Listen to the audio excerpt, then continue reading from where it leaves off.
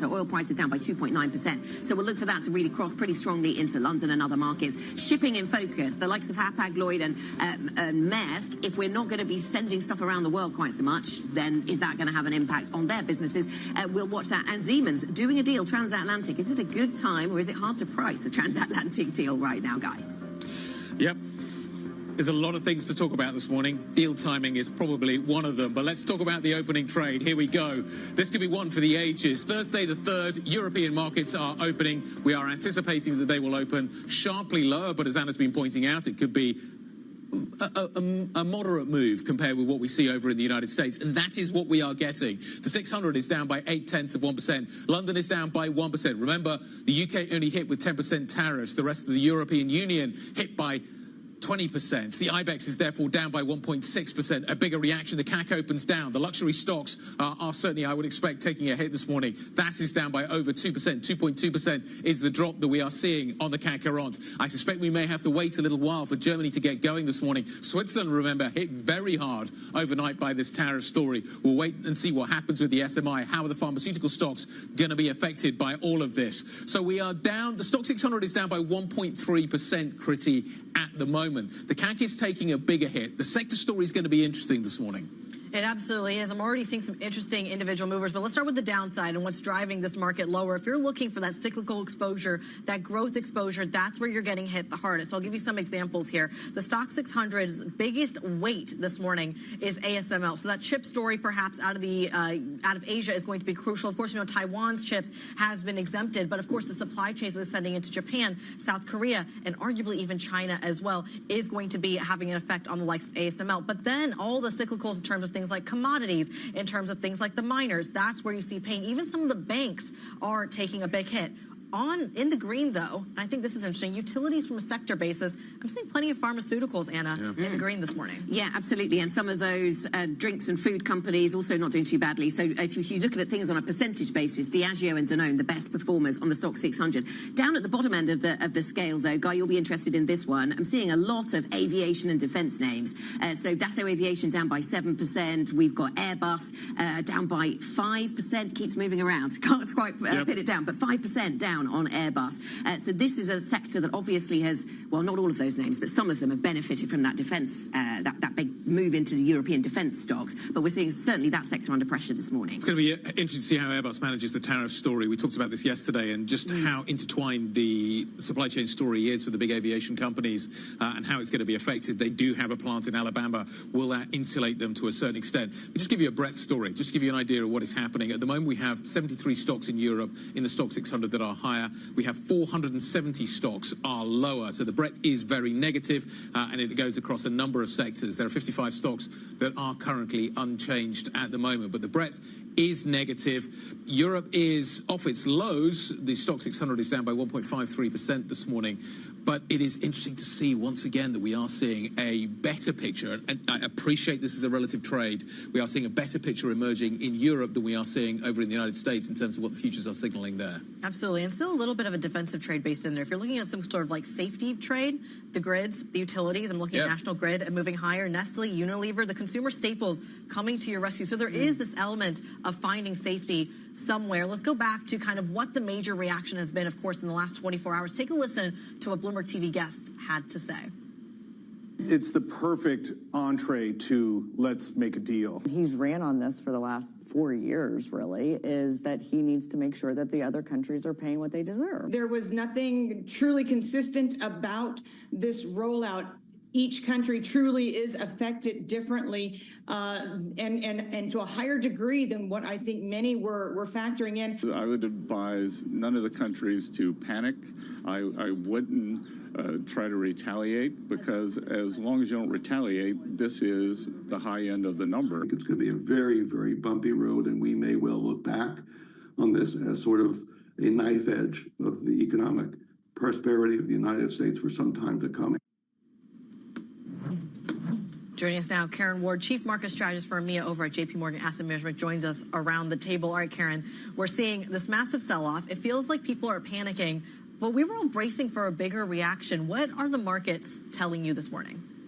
Well, I think there's no doubt that what's been announced is on their larger end than what was expected. And I think as well, perhaps the consensus or hope was that there would be clear conditionality, which would, if you like, set the stage for how, as long as you do this, you won't be faced by this, maybe some staging, some further deadlines. Whereas I think what's clear is that the absolute numbers are higher.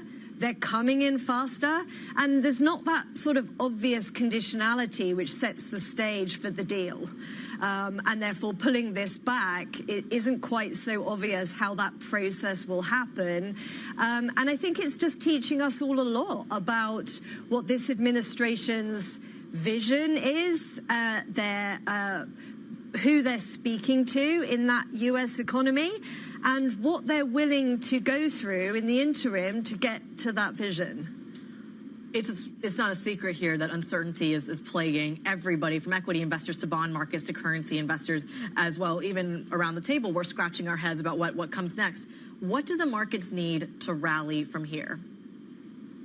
I think a clear sign that we're going to change direction. And I think we are far from any point at which we will see that. I mean, we've just seen, as I said, that it's not as if there's a number of staging posts for how these numbers can be walked back. So I suspect over the next few days, the story is going to be about retaliation, how bad it's going to get.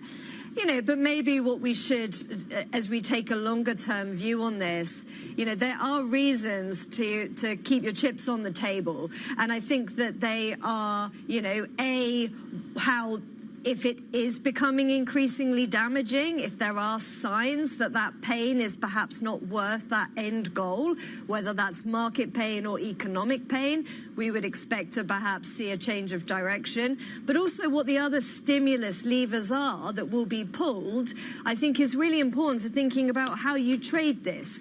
Because, for example, let's think about what we're seeing at the moment, the rush into bonds, the rush into that safe haven asset.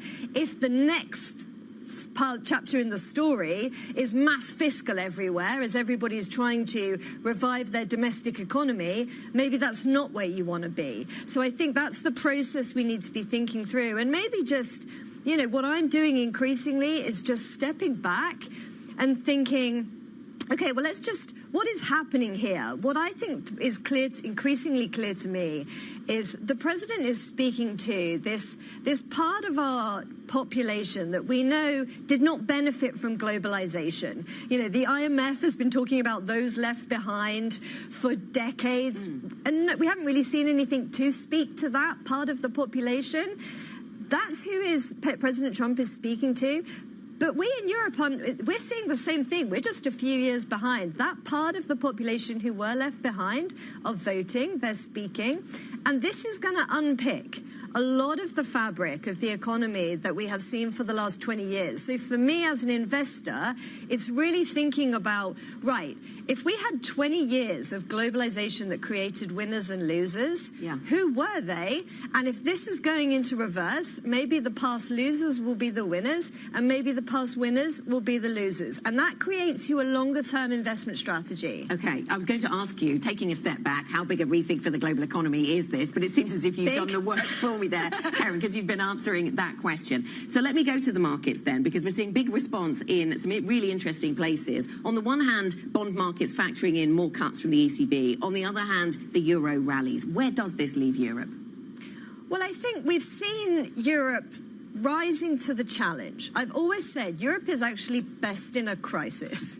It's when there is a common adversary that Europe galvanizes together and usually puts in place some pretty meaningful steps in terms of how the region is institutionally set up. The pandemic gave us the recovery fund, the first stage towards a fiscal union.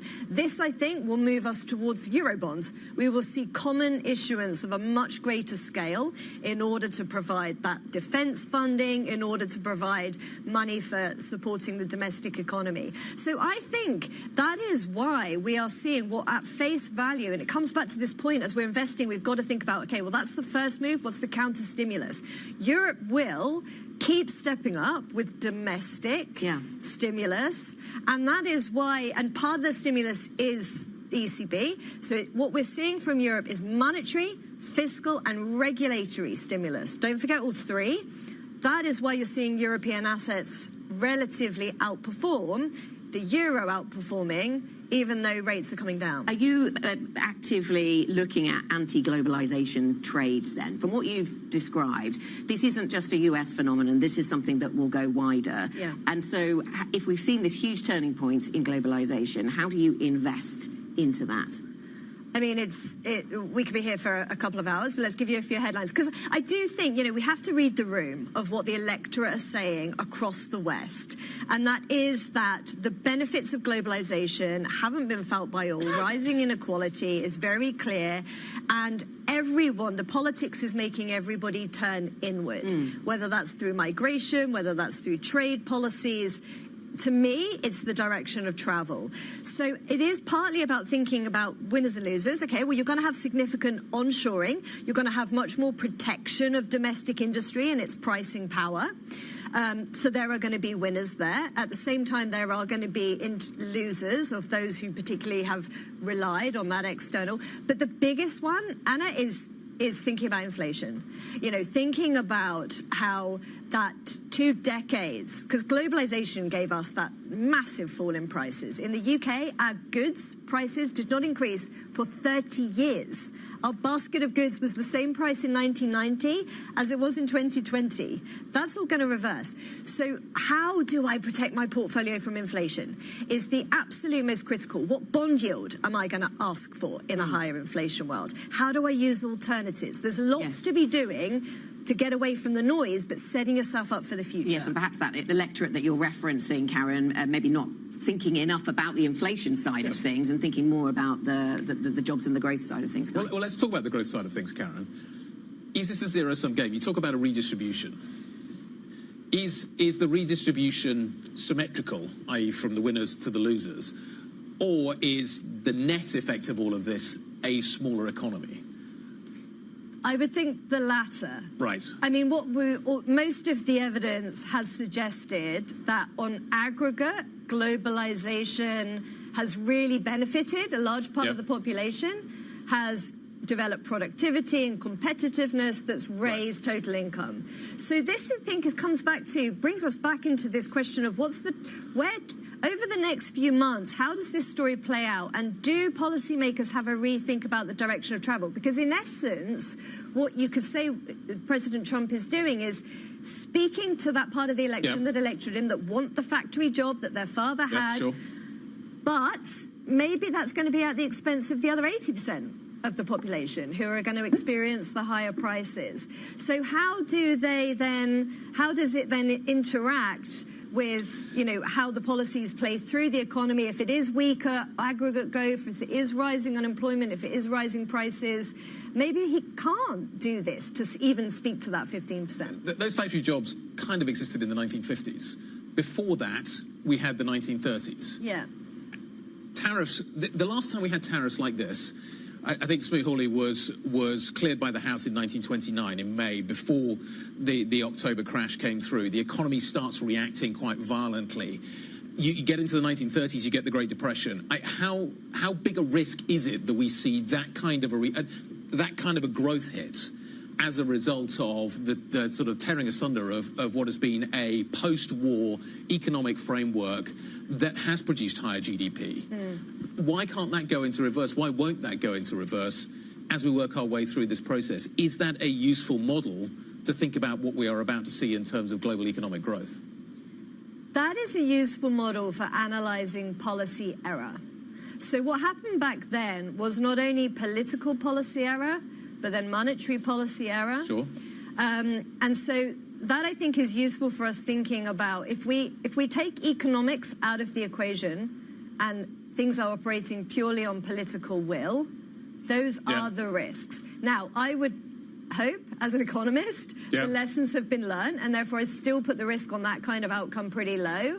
But you've flagged inflation. If the ECB cuts, isn't there a danger that that provides some cyclicality into that inflationary narrative? So I think what we're working out on the inflation front and whether the central bank should be reacting is this a one-time supply shock which is going to raise inflation but ultimately damage growth they should look through and be cutting? Or are we going to see a supply shock coupled with fiscal, giving us the demand shock we saw in the pandemic, much higher inflation, in which case the central bank should be hiking? At the moment in Europe, we're looking at the former, but we need to be very careful about thinking when we transition to the latter. Very quickly, you talked about this deglobalization trade. There's a question if the rally we've seen in periphery bonds and periphery equities in Spain and Italy is over. This quarter was kind of a one-time exception. Does deglobalization create a case to be long that part of the world? That and many others, Kriti. I would say that if we think that what's happening, and this isn't going to happen today, this is a multi-year process. But if we really think that what the world is doing is fragmenting, really, into friendship groups, alignment groups, there are going to be significant winners. It's not going to maybe just be the South. It might be Eastern Europe. It will be in Asia. Again, those that will benefit perhaps from trade links changing with China.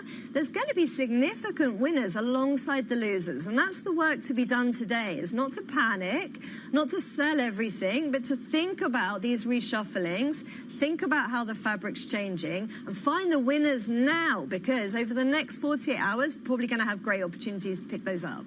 Friendship groups. Different friendship groups. Falling out with all our friends, it seems, all over the place. All kinds of things are moving at the moment. We've got a friendship group here. We definitely have. We're very happy around this desk. Yeah. Karen, Thanks, Karen. Nice to see you. Thank you very much indeed for coming to see us. Karen Ward, Chief Market Strategist for EMEA at JP Morgan Asset Management. Let's take a look at the core six in Europe and figure out what is happening here. You are seeing certainly a defensive bid coming into names like Nestlé this morning. As you can see, it is rising in this down market, up by 0.5%. Novo's also catching a bid. Farmers broadly are being perceived this morning as a place to hide out, as is Ferrari, which is interesting as well. Chips under pressure, Schneider's definitely under pressure, luxury certainly not having a good day as well. That is where the weakness is percolating in this market. Individual stock moves, let's get a few more. Joe, what do you got? Another area not having a good day, guys, is the shipping stock. We're seeing big moves lower in the likes of also Hapag, dropping pretty simple trade on this. A lot of reduced demand. Okay. You're probably hearing Joe on my mic because his mic doesn't appear to be working. That's how these things work. Yeah, precisely. We'll try and fix that little technical glitch this morning. We're running with a number of issues. Yeah, he was talking us through the shipping stocks, which are obviously weaker because, as we were just discussing with Karen, if you're going to be less globalised than you were, then maybe you ship fewer goods around the world. As a result, we are seeing maybe also some of the luxury names coming down as well. Yeah. You're going to be shipping some of those goods a little less. It's interesting to see what's happening with Adidas and Puma. Puma, I think, is now down 50%. The banking sector, the worst performing, actually, which is probably a rate story. Yeah, if you're worried about any sort of cyclical exposure, today is not the day to be looking at the markets. Okay, we will fix Joe's mic. We'll bring him back with all of those crucial details about where the market is moving. We will also take another look at what's going on in terms of winners and losers. We'll be looking at that coming up next in the wake of President Donald Trump's tariff announcements. We'll bring you that shortly. This is Bloomberg.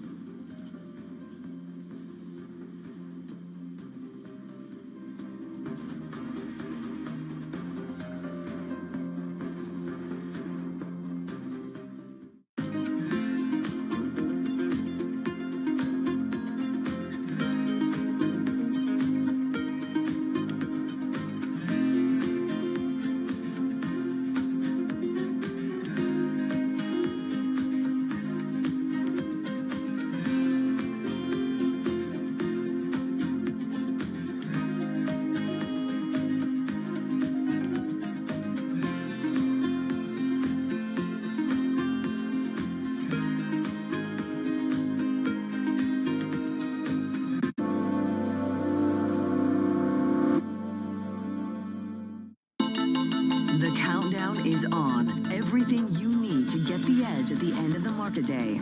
Big tech earnings kick off later this afternoon. Gilead is coming out right now. We have Take-Two numbers. Back to the markets, right? Our bread and butter. NVIDIA is one of the best stories in the tech space. That actually matters a whole lot more. It might shock some of your viewers. You're watching The Close. Get ahead of tomorrow's trading with The Close. Weekdays on Bloomberg. Context changes everything. Bringing you up-to-the-minute economic news whenever and wherever it happens. I'm Jennifer Zabasaja in Cape Town, South Africa, and this is Bloomberg. Bloomberg has the Fed decision under surveillance with the fastest coverage and exclusive analysis, including Powell's press conference. Nobody covers the Fed like Bloomberg.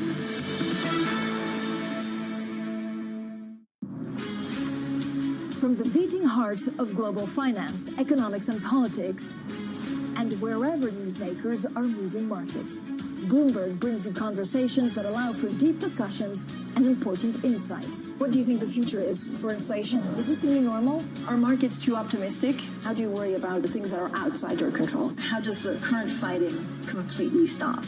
I'm Francine Lacroix, and this is The Pulse, every weekday only on Bloomberg. Bloomberg Surveillance covers the latest in global markets and the political events that influence your world. Join Jonathan Farrell, Lisa Abramowitz, and Anne-Marie Hordern, only on Bloomberg. Context changes everything. Listen carefully. Can you hear the rhythm in the markets? Not just in the syncopations triggered by inflation, but in the preludes leading to global elections, in the dissonance that moves the Nikkei, and the rising course conducted by AI. There's music in the markets, and if you want to learn to listen for it, we'll show you how. Get your fixed income fix. Watch Bloomberg Real Yield around the world right here on Bloomberg. Context changes everything.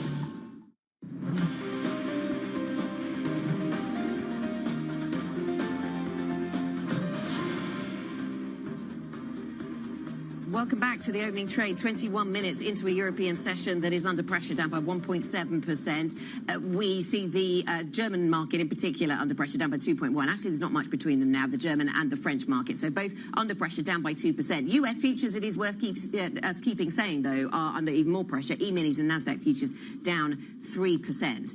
Let us check in on some of the individual stocks that are on the move, because there's some really interesting moves beneath the hood. And Joe Easton is back with a mic and can talk us through some of those movers. Joe. So one sector hit hard, Anna, is the shipping sector today. We are seeing significant weakness in the likes of AP Moller Maersk, also Hapag-Lloyd hit at the open of trading. It is a simple trade on that one. A lot fewer goods potentially moving around the ocean in freight shipping, and therefore reduced demand. Potentially that means we're going to see freight rates coming back down once again. We can clearly see that some of these tariffs potentially bigger than expected, given the moves we've seen in those drops in those shipping companies. Really interesting there. Then one luxury stock catching my eye at the open. A trader flagged this one to me, Pandora. Now Pandora makes a lot of its charm bracelets and other jewelry over in Thailand, and Trump slapping a 36% tariff on Thailand, really hitting that stock. We can see that was one of the worst, if not the worst performer across the European market today. Pandora hit as those goods coming out of Thailand going to be hit really hard by those tariffs from Trump, and we can actually see a broader move lower in luxury. Remember, some of these stocks, including LVMH, was already weaker on the year to date, but potentially this does mean fewer demand from the US for these goods, for all these handbags and other jewelry, watches, that kind of thing. So we're seeing significant losses across luxury today. And then just to finish on energy, because we did see that 2.6%, almost 3% drop in the crude price overnight when we came in this morning, that feeding through into the large cap names today. We can see BP coming down around 2.8%, Shell, Total Energy, Eni, all of them hit, potentially just tied to the impact on GDP, on economic growth because of these tariffs, and therefore lower demand for energy. Lots of red on the screen. I got there eventually, and we are seeing energy stocks dropping. Thank you very much, Joe Easton from our equities team. So that's the movement on the day, Guy. Taking a step back then, we think about winners and losers. We do. I think it's quite hard at this point to really determine exactly what the longer-term picture is going to look like. But we do know clearly that there is going to be a big shake-up, that things are going to change significantly. Joe was talking about Pandora. We're even going to see divergence within sectors, and I think that is quite interesting as well in terms of the narrative that we are going to be talking about. Charlie Wells is here, maybe to think about all of this. Walk us through what you've seen. Yeah, Guy, we're just a few hours in, but really the theme that is kind of screaming out this morning is the geography plays that people thought might work maybe aren't. And so you can see that if you look at some European beverage companies, for instance. So we've got Diageo and we've got AB InBev. And you would maybe think that Diageo, 39% of their sales are from the US, AB InBev, it's 25. You would think that, you know, Diageo might be more exposed there, but they seem to be performing pretty well on the stock market today. And so that may come down to a different geographic element, which is not necessarily U.S. exposure, but what country is that company in? Diageo here in London, AB InBev in Belgium, of course, subject to different tariffs. So it's just feeling like 3D chess. It's fascinating that we talk about this kind of geographical breakdown because the last Trump administration, the playbook was very much Buy America. Is that still kind of vaguely true today? Yeah, so I mean, Buy America seems to be helping some companies, but you talked about that kind of previous Trump playbook. And if we think about the kind of European retail, European athleisure space, this is where that new playbook needs to be even newer because a lot of companies, I'm thinking about Puma, I'm thinking about the likes of Nike, obviously that's American, Adidas, instead of making their products in China, they moved to Vietnam thinking about Trump. What did we see yesterday? 46% new tariffs on Vietnam. And so that in the market is looking like it's taking a lot of these sportswear companies down. They thought they could geographically diversify. And actually that play that was supposed to help them, at least right now, is looking like it could bite them. Autos also in focus for you, Charlie. I mean, it's been such a mixed picture here, and I think that geographic spread is something that a lot of these companies thought could potentially benefit them. So you think about Tesla, you think about Ford, less exposure there to these tariffs because they do make a lot of parts in the U.S. They do construct a lot of their vehicles there. But even Tesla in recent weeks was urging caution. And of course, you could say that potentially these autos kind of came out winners because they weren't subject to new tariffs, but those 25% tariffs came into effect at midnight. All right, Bloomberg's Charlie Wells walking us through the sectors and maybe how they're digesting them. This is just part one. This is just country tariffs. We're still expecting the sector tariff to come within the next few weeks. Of course, we've already gotten a taste of that, as Charlie mentioned, in the auto space. Coming up, we're going to talk about this tariff reaction through a different lens, this time through the currency markets, and specifically how they may be reacting or maybe not reacting. If we're talking about these geographical borders, both Karen Ward and Charlie have mentioned, is that where it shows up the most? Sonia Martin from DZ Bank is going to be joining us next. We'll talk to her a little bit about maybe where Eurodollar, where cable is going to be headed next, and how long this dollar weakness will sustain, not to mention some of the Asian currencies that are very much in focus as well. That conversation next. This is Bloomberg.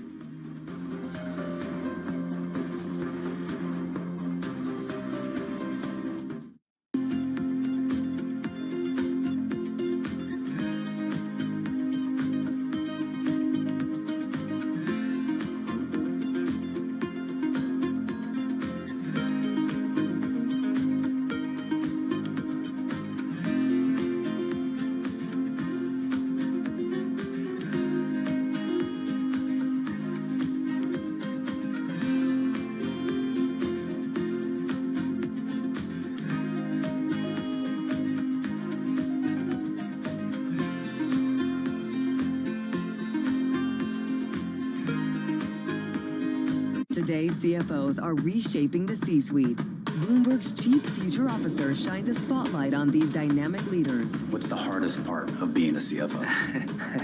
It's hard to come up with that. It's the vast responsibilities, the need to be engaged in different topics. It's remembering which audience I'm speaking to and what I can say in that context. The job is not just being the executive of the finance function. It's being an executive for the company. I would say it's prioritization. Complete the sentence. The hardest part of being the CFO is? Telling people no. It's hard. It's the right thing to do, but it's always hard. So being just like a touch of a heartbreaker, basically. Yeah. We have a plethora of good opportunities. Some are really, really good. But as we strive for the great ones, sometimes those really, really good ones have to be left behind. New episode premieres April 23rd, only on Bloomberg. Africa, a region rife with potential for growth and opportunities, but not without its challenges. Bloomberg highlights the biggest stories, interviewing key players, and reporting on the issues impacting the region. Join us as we get to the heart of African business, politics, and economics, and ask the question, what's next? I'm Jennifer Zabasaja, and this is Next Africa. New episodes every month, only on Bloomberg. Asia is at the forefront of some of the world's biggest stories. I'm Sherrian in Tokyo. And I'm Heidi Stroud-Watts here in Sydney, where the trading day begins. We're here in the center of all the action to get you set up with the numbers, news, and knowledge you need for the day ahead. The demand is indeed recovering. We've been waiting for this moment. The opportunity of a century. Join us on Bloomberg The Asia Trade. Weekdays only on Bloomberg TV. Context changes everything. Good morning. This is Bloomberg Surveillance. Welcome back to the opening trade. This is Bloomberg Technology. This is The Asia Trade. This is Wall Street Week. Welcome to Balance of Power. This is Bloomberg Television.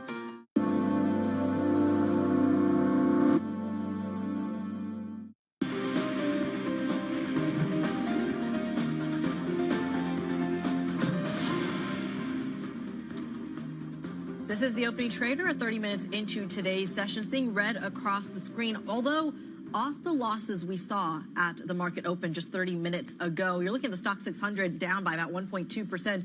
The underperformer of the morning is France, which is not how the markets opened in terms of market performance just 30 minutes ago. The DAX was the major underperformer, now down only 1.5%, so pairing some of the losses. So that's going to be certainly something that we watch. When we talk about this from a sector breakdown perspective, it is very clear that the lines are drawn around cyclical versus defensive. Some of the banks are the underperformers, whereas some of the consumer staples, some of the kind of utilities, and even the real estate story are your outperformers. So people are seeking safety and not selling off as aggressively as perhaps earlier thought. At least that's my takeaway from the story this morning. Yeah, the other takeaway I had on the sector side, real estate at the top, banks at the bottom. So there's a rate story writ large. The market's assuming that the rates go lower here. Yeah. We were talking about inflation earlier on. That's the bit of the puzzle that I'm not sure is a fully formed thought yet. The moment the market is reacting to the growth story, and we'll talk about oil in just a moment, that's definitely reacting to the growth narrative. That seems to be the overriding fear at the moment, that we get a big growth slowdown. But does it come with a pickup in inflation? I think is the big fear. So let's talk about that now. Brent's currently trading 72.43. It's down by 3.3%. TI is down 3.5%. US gasoline is down by 4.5%. It's rallied so far this year, but it's coming off the pace fairly quickly right now. Stephen Stepczynski joining us to discuss. Stephen, this is the growth fear. Is that what we're seeing here? Is that what is happening in terms of the narrative? Crude is lower. Are we just extrapolating the tariff story into a slower growth story into the crude price? I think one thing that the market is looking at is probably China specifically. They're the world's biggest crude importer. And when you see tariffs on top of previous tariffs of 50, 60%, that's going to take a hit on the Chinese economy. That's going to take a hit on their energy demand. Now, more broadly, if there is a trade war, if there are retaliatory tariffs from other countries, you see them also potentially consuming less. I think one of the outliers, look at U.S. gasoline demand. That shows that, or rather U.S. gasoline prices. Lower prices indicates that the market thinks that the U.S. will consume less. The economy will contract, and that's playing out in the mind of the traders as they see Trump roll out these tariffs. So overall, while energy was exempt actually from these tariffs, energy imports into the United States weren't touched, it does still show that the wider economic impact, the market, at least oil traders, are expecting a slowdown in demand, and I think in particular that of China. Well, Stephen, speaking of China, when we're already seeing kind of headlines across the wire and across the Bloomberg terminal around the idea that oil traders are avoiding China-made ships, that was something that was mentioned when Donald Trump talked about China. I think he's very specifically said one Chinese shipyard is able to make more than all of the American shipyards. He very specifically made that reference. Talk to us about how that dynamic, among others, impacts the oil market moving forward. Well, I mean, I think the one thing that you have to focus on with that is that it could change the flow of where exports come from, where you're picking up your crude and where you're traveling. I do actually want to focus on liquefied natural gas in particular, because that might actually be one of the larger impacts. Citi had an interesting note overnight illustrating that potentially this could add the cost for exporting LNG from the United States. The U.S. is the world's biggest LNG exporter, and if this becomes a costly sort of gambit, if this becomes an issue, then that could actually force some buyers, some traders, to look elsewhere for their LNG. This could essentially reduce what they call the ARB for American gas. It's one of these unforeseen circumstances or sort of hits to the U.S. energy sector that they probably weren't thinking about when they decided to implement this sort of policy. But it's one of the areas that could be sort of an issue going forward. So I think that's one area in particular that you should keep an eye on, is the impact that this has for LNG exports, especially the cost of getting it out of the United States, and what happens with trade partners. Are they going to look elsewhere, or are energy companies going to stick with it and just take that hit and pass that cost on to consumers? Yeah, it's interesting, and Guy was just, as you were speaking, Guy was just noting the weakness in the dollar as well, and of course that's important when you talk about global trade of commodities. Thinking about that some more then, we've got gold prices actually a little bit weaker today, but we saw gold hit a new all-time high as a result of what market nervousness, tension, risk haven seeking, I suppose. What are you hearing about the gold price, Stephen? Yeah, I mean, it's been on an absolute tear over the last several months, and it keeps rising higher. And I think it sort of plays to, as you were saying, that safe haven aspect. Going forward, we could see more upside. I think as the world kind of rolls out these tariffs against the United States, the EU has said that they could enact something. China has also said that they could enact something. You're going to see perhaps more of a flight to gold and other safe haven assets going forward. Silver has also been pretty punchy. Now, I think it also depends on how long the market expects this to go forward. You know, I've been talking to traders today who are bringing up the idea that, you know, these tariffs are going to go into effect this weekend, and then the ones on top of it, the larger tariffs, going into effect next week. There are some who actually expect that this might not follow through, that this could be Trump bluffing. Now, whether or not you want to talk about the validity of guessing Trump's moves and predicting what he's going to do, I think if this does move forward, you could see more of a sort of hastening or more of a push into gold, and seeing prices continue that record-breaking streak over the next several weeks and months. Stephen, thank you. Stephen Stapczynski with a host of energy moves for us this morning. As he was talking there, he was mentioning China and the retaliation that has been pledged. Well, China has vowed to retaliate against President Trump's biggest tariffs yet. The Ministry of Commerce urged the US to, quote, immediately cancel tariffs and resolve trade differences through dialogue, hours after Trump hiked levies on China to 34%, and that's on top of other tariffs, takes some measures of the tariff to above 60%. Bloomberg senior reporter for Chinese economics and government, James Mager, joins us now. So the burden on China is huge, isn't it, James? The Chinese government has just finished speaking on tariffs. Add up all of the response so far that we've seen from China. We've only really seen a verbal response so far. You know, you mentioned the Ministry of Commerce's comment. The Ministry of Commerce spokesperson, Hu Yadong, just finished speaking, but really he just repeated the things that were in the statement earlier today. And the Ministry of Foreign Affairs, again, they just repeated that statement. So far we haven't seen any retaliation from the Chinese side. And really the expectation was that, you know, they would do something symbolic, probably based on past events that will actually happen when the U.S. tariffs come into place, so which is on April 9th, not today.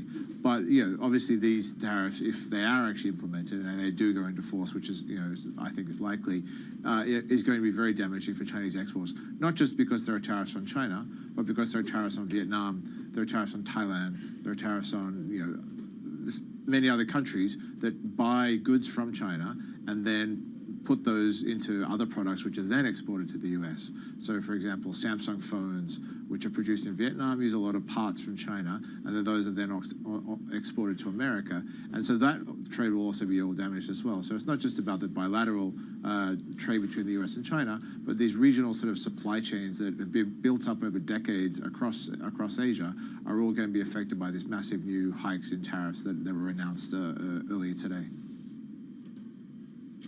James, broaden this out when it comes to the other economies of Asia as well. We've seen tariffs slapped onto the likes of Vietnam, Cambodia, et cetera. Walk us through the impact there. Is it as similar to the China story you've just laid out? I think that the damage is going to be largest for those economies. You know, you're looking at Vietnam. The amount of exports that Vietnam sells to America is not as high as for China, but it's it's a bigger portion of their total trade. You know, they're much more dependent on exporting products to America, and that's partly because of the first trade war.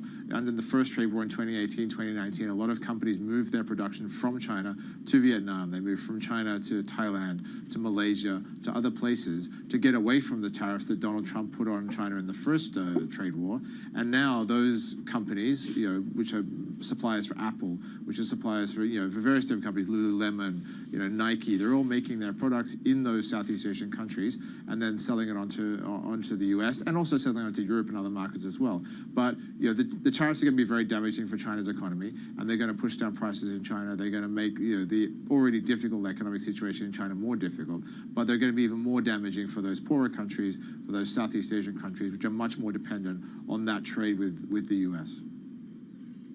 James, great to catch up. Thanks for the insight. Really appreciate it. James Mager joining us on what we're seeing in China and across Asia in response to the tariffs announced last night by Donald Trump. Let's get the FX take on all of this as well. Sonia Martin, head of FX and monetary policy research at DZ Bank, joins us now. Sonia, good morning. Thanks for your time. The dollar is down. The Bloomberg Dollar Index is down circa 1% this morning. Why is the dollar not a haven in this world that we now find ourselves in? Uncertainty used to equal buy the dollar. Why does that no longer apply?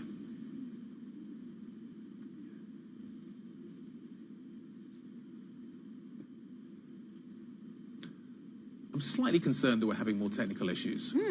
I wasn't hearing anything. I was looking around the table to see if anyone else I could see her speaking. Yes. And I know that I spoke to her during the break, so I know that it works. Oh, there she goes. You're back. Sonia, we apologize. There was some muting that I think may have happened at some point. We definitely want to hear what you have to say. So, sorry, carry on with what you were saying. Yes. Yes, the narrative has absolutely changed. So when you look back a few months, everyone assumed that the tariffs would be worse for everyone else. They would also hurt the U.S., but the main damage was expected to be elsewhere, and that was the fact that, you know, people looked at possibly stronger dollar. Now, what we're seeing right now is a reversal of that narrative. So people are now focusing on the economic fallout these tariffs can have on the U.S. itself, and that's what we're seeing, you know, weighing on the dollar right now. I mean, as you said, we've seen quite a significant move overnight, and pretty much across the board. I mean, some emerging markets currency have been a bit weaker, but generally the dollar has been the big loser of last night's events. So where is the safe haven? What is the currency du jour? Well, when you look at what's happened overnight, then definitely we've seen the yen benefit, we've seen the Swiss franc benefit. You could argue that that's maybe a safe haven situation, but equally, you know, it's just a weak dollar across the board. So it's a bit difficult to pick out safe havens. When you look at the yield situation, I mean, when you look at UST yields, Bund yields, they have fallen. So you could obviously see some demand there, but it's not very clear cut. And I think ultimately what's going to happen now is the question is going to shift to, you know, are these tariffs going to be implemented in full? And maybe who's going to be able to negotiate a deal with Donald Trump? And maybe those are the currencies that we're going to have to look out for in the coming months. Yeah, it seems we're getting mixed signals around the euro right now, Sonia. Euro resilience, but as you say, a lot of that's just dollar weakness this morning. Then you look at bond markets, and we're seeing bond markets factoring in cuts from the ECB. Where do you think the euro goes from here? You know, if I had a dartboard right now, that would be useful. Currency markets have been incredibly volatile these last few months, and it's very difficult. You know, we keep making forecasts, things happen, everything changes. Definitely, we've had a few significant changes that have happened in recent months. And one is the narrative vis-a-vis the US has been shifting towards a more negative outlook. And at the same time, we obviously have a more positive outlook when you look at Germany in particular, given the big fiscal spending plans of the new government. So all of that does, you know, obviously support the euro. euro, the big question will be, well, how is the Eurozone going to react to those tariffs? For one, what's the economic impact? How much damage are these tariffs going to do? And are they going to be retaliatory measures? And what are these going to do? So that's going to be the big question in terms of the growth outlook for the Eurozone. But the euro is definitely looking a lot more solid today than it did earlier this year. Yeah, the euro is looking solid. I wonder which currency pairs are you looking at then? Sticking in the European region, I'm going back to the Brexit favourite, euro pound, euro cable, and wondering whether you see any opportunity there given the different rates of tariff that the US has imposed on those different geographies. Or where do you look to interesting currency pairs? No, I think, to be honest, I think right now it's too early to say that simply because we don't know how this tariff conflict is going to play out, right? As I said, I think the focus is going to be on which countries can maybe negotiate a better deal with Trump. And obviously the UK government is trying to do that. And which countries are going to fail in doing that and therefore be hit much harder economically by these tariffs. And that's going to be the big sort of deciding factor. And I think right now everyone's just scrambling to keep up with what's happening in Washington and trying to figure out how to best move forward from here. So I think we're just going to have to wait and see a few more days what happens next.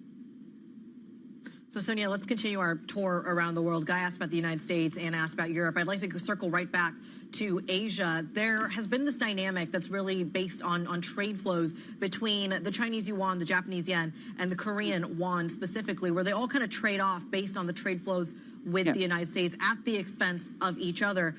What drives those currencies if U.S. trade flows maybe don't?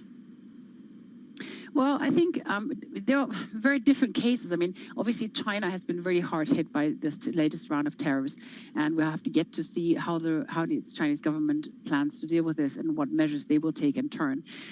When you look at Japan, we have a big domestic issue in terms of what's happening with monetary policy there.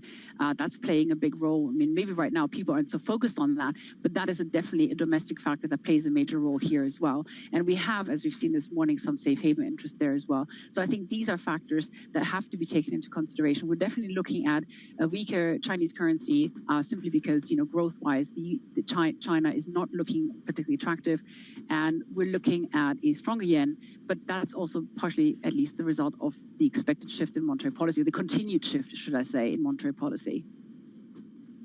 Well, Sonia, talk to us a little bit about that yen story, because, of course, as you're speaking, we're seeing that divergence in front of us in those Asian currencies, where every other Asian currency is weaker right now, except for the Japanese yen. I understand that part of it is from the BOJ. Is there also that safe haven aspect of it, this repatriation theme that may be coming from Japanese creditors? I'm curious if it's something that we see, for example, in the Swiss franc as well. Yes, I mean, that's been an ongoing story for some time, right? I mean, the question of whether Japanese investors are taking money back home as well, because, obviously with rates rising in Japan, the yield difference maybe has shrunk, but the US still remains much more attractive. And I think it's a political situation as well. People have to make a decision, I think, on the US. Do they trust, which is a difficult word with Donald Trump, do they trust the US to continue to have responsible fiscal policies? So that's going to be a big question there. But I think, yes, there is some repatriation. There is some interest to take money back home. And, with the BOJ on a path to hike rates further, and obviously they have withdrawn from the JGB market or withdrawing from that market, that's definitely a prospect, and that is driving the yen. But I think there's also a safe haven argument to be made here this morning. Sonia, what does that do to the carry trade? I mean, it feels like after the carry trade kind of unwind of last summer, people were hesitant to touch it for a while. Does this dynamic that you just laid out with the Japanese yen and the tariff pain potentially for a lot of Latin American countries, bring back the carry trade between, say, the Japanese yen and the Mexican peso? Obviously the yield differential is really attractive. The problem is that, especially when you look at Mexico, with Trump, being as unpredictable as he is and his trade policies being as erratic as they are, I think these trades have an incredibly high risk factor. I mean, the volatility in these markets can be massive. And I think for investors that are willing to go there, yes, the yield differential is attractive. However, you have to be able to sustain some short-term pain if you're going to be in these trades, because it's literally impossible right now to predict with any accuracy what's going to happen in the next few months. So it's a very high risk trade at this point, I would say. Dartboards. We're all going to need dartboards. Sonia, is the pound a safe haven? Yeah, I'm not. No, I don't think so. I think with the fiscal policy situation in the UK, there is too much at risk here. I mean, they're really struggling right now to get things in order. And we've, obviously saw the budget last week. It's all a bit chaotic right now. I don't necessarily see the pound as a safe haven design environment unless Keir Starmer manages somehow to make a great deal with Donald Trump, in which case, yes, maybe. But otherwise, I don't think so. I think we've covered maybe every currency in the world with Sonia Martin this morning. We thank you so much for your time. Head of FX and Monetary Policy Research over at DZ Bank, right on the back of those tariff announcements coming out of the United States. In the meantime, let's get a quick check on these markets here because the sell-off continues. Euro Stoxx 50 down about 1.8%, off the lows that we saw earlier in the session, but still certainly seeing underperformance here in Europe. The CAC 40 seems to be getting the brunt of it, down about 1.7%. The FTSE 100 not selling off as much, only down 1%. We're going to keep you apprised of these market moves. Stick with us. This is Bloomberg.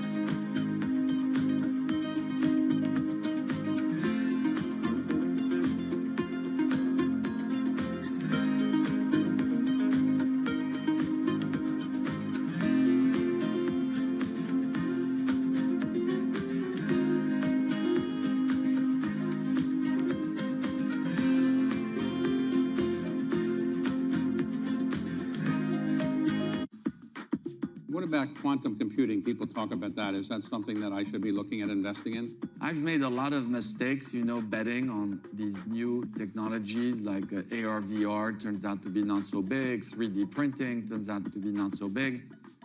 My estimate is $100 trillion was invested in today's dollar in the PC, CPU-based infrastructure. All this is going to get ripped out to put $100 trillion or more in now a GPU-based infrastructure. In that sort of quantum of numbers, I feel that the quantum computing is going to be very small. You always are worried about, I presume, geopolitical events. So are there some geopolitical events you're worried about right now? Yes. I don't know why, but for some reason, I love thinking about black swans. And at the office, everybody thinks I'm weird because I'm always thinking about what can go wrong. But underpinning the AI is the chips. And the chips, despite the CHIP Act, which I think was a good idea for the US, I still think like 80% or so of the capex of TSM is in Taiwan. And so at the leading edge, a lot of capacity is in one very small area. Forget that it's just in China, it's in a very small area. I think that's very risky. US tech is influencing global markets. Technology is driving business across Europe. Companies in Asia are betting on tech. It's a multi-trillion-dollar industry. We'll show you what's happening in ETFs like no one else. ETF IQ, only on Bloomberg.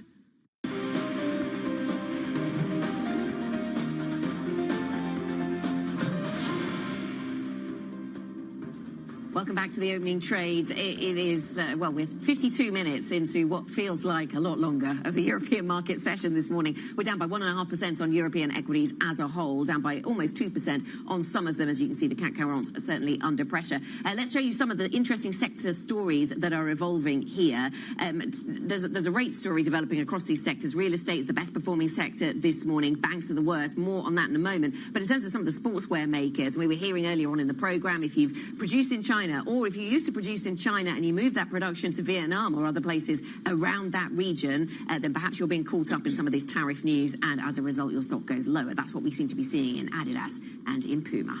Some continued pain in the banking sector as well. Basically, I think the takeaway here is that if you are banking in a country, or if you're headquartered or at least have multiple exposure in a country that's getting hit hard by the tariffs, you are seeing the most pain. So I'll give you an example. Standard Chartered, which of course has that major Asia exposure, down a whopping 8%. It is your biggest banking underperformer this morning. Commerce Bank as well, right on its heels, down about 6%. Those Swiss tariffs potentially not helping UBS either. I think about UniCredit also. I should mention that the Spanish stocks, which have exposure to a lot of Latin America and Mexico as well, Santander, BBVA, they're down, but they're only down about 1%. So that, I think, really tells you about the dynamic you're seeing in the banking space.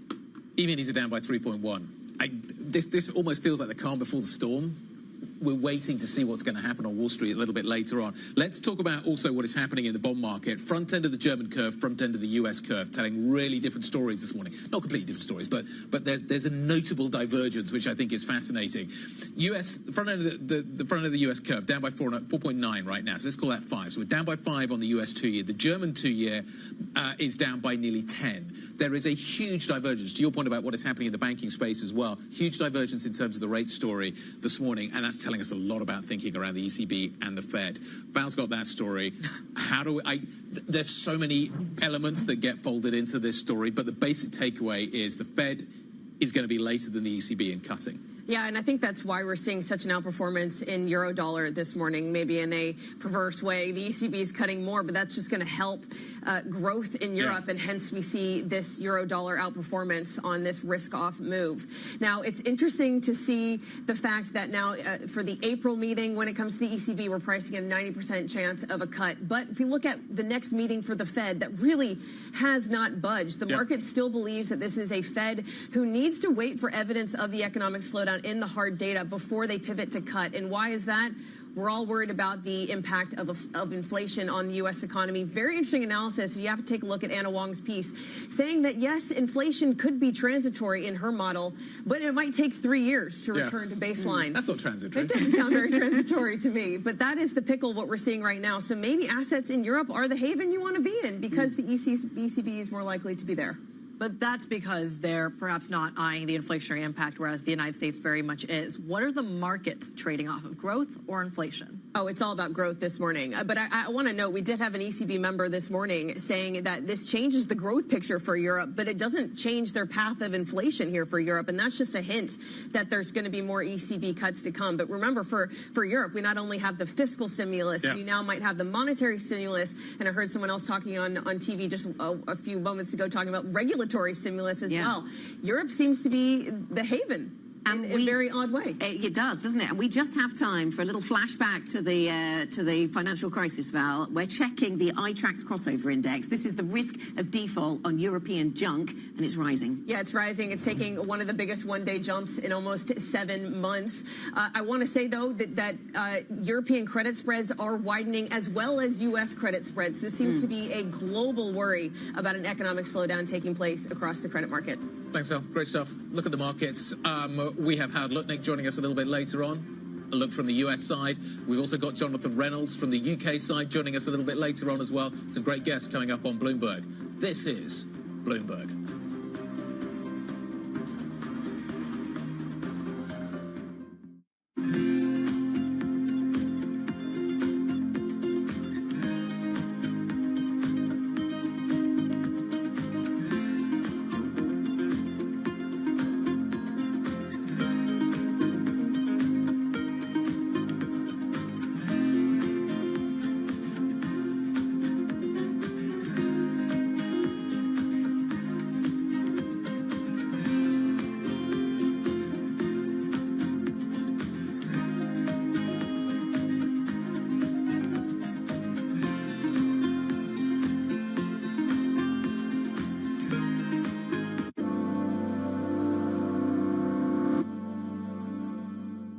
From our studios in New York and San Francisco, our expert hosts have the data and analysis from the companies you know and the startups to watch, plus the interviews you don't want to miss.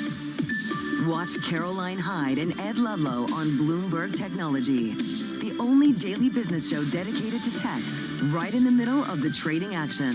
Live every weekday, only on Bloomberg Television. Context changes everything. Bloomberg loves earnings. I know it's like your Super Bowl, right? I can't wait. It's like opening presents in the morning. All right, it will be exciting. Nobody covers earnings like Bloomberg. Always on the heartbeat of the tech spread across global markets. The real-time data aspect is going to be important. We're going to bring you expert analysis on that. Sure. Don't miss Bloomberg's interview with the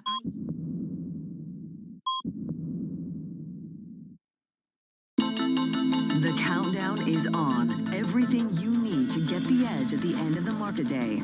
Big tech earnings kick off later this afternoon. Gilead is coming out right now. We have take two numbers. Back to the markets, right? Our bread and butter. NVIDIA is one of the best stories in the tech space. That actually matters a whole lot more. It might shock some of your viewers. You're watching The Close. Get ahead of tomorrow's trading with The Close.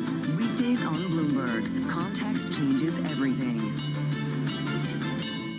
From the world of politics to the world of business, Joe Matthew and Kaylee Lines deliver news, insight, and analysis live 2 times a day, every trading day. Balance of Power at 1 and 5 Eastern, only on Bloomberg. From the beating heart of global finance, economics, and politics, and wherever newsmakers are moving markets, Bloomberg brings you conversations that allow for deep discussions and important insights. What do you think the future is for inflation? Is this new normal? Are markets too optimistic? How do you worry about the things that are outside your control? How does the current fighting completely stop? I'm Francine Lacqua, and this is The Pulse, every weekday only on Bloomberg.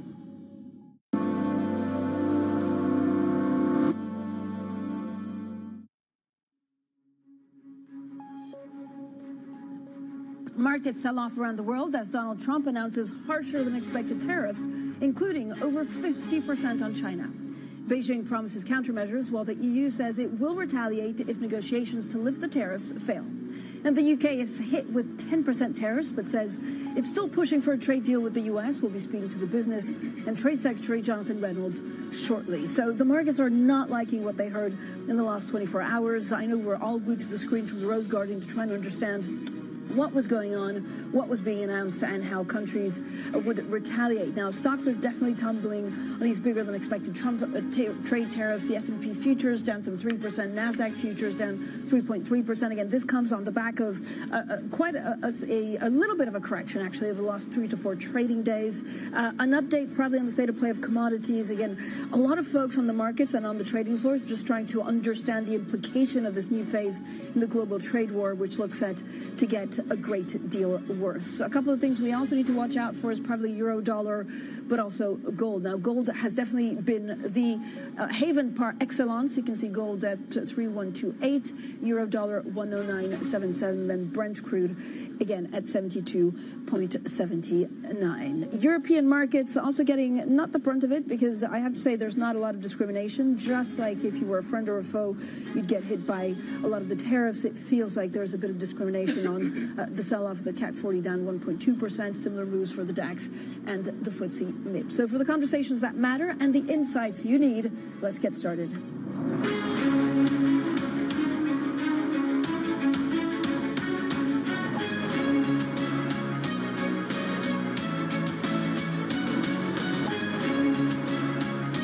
Newsmakers and market movers. This is The Pulse with Francine Lacqua. Good morning, everyone, and welcome to The Pulse. I'm Francine Lacqua here in London. Now, Donald Trump's so-called reciprocal tariffs are triggering a global market sell-off. The president announcing the U.S. will apply a minimum of 10% tariff on all trading partners and additional duties on around 60 nations.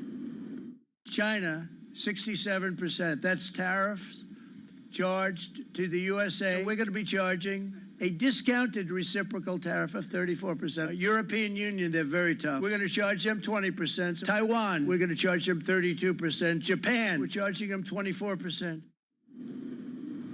With us now, Brendan Murray, who leads Bloomberg's trade coverage, Rachel Evans, our managing editor for FX and Rates, and Leslie Vinjamuri, director of the U.S. and the Americas program at Chatham House. So we have good team coverage. Thank you all for joining us. Brendan, I mean, at parts it actually felt a little bit like it was The Price is Right.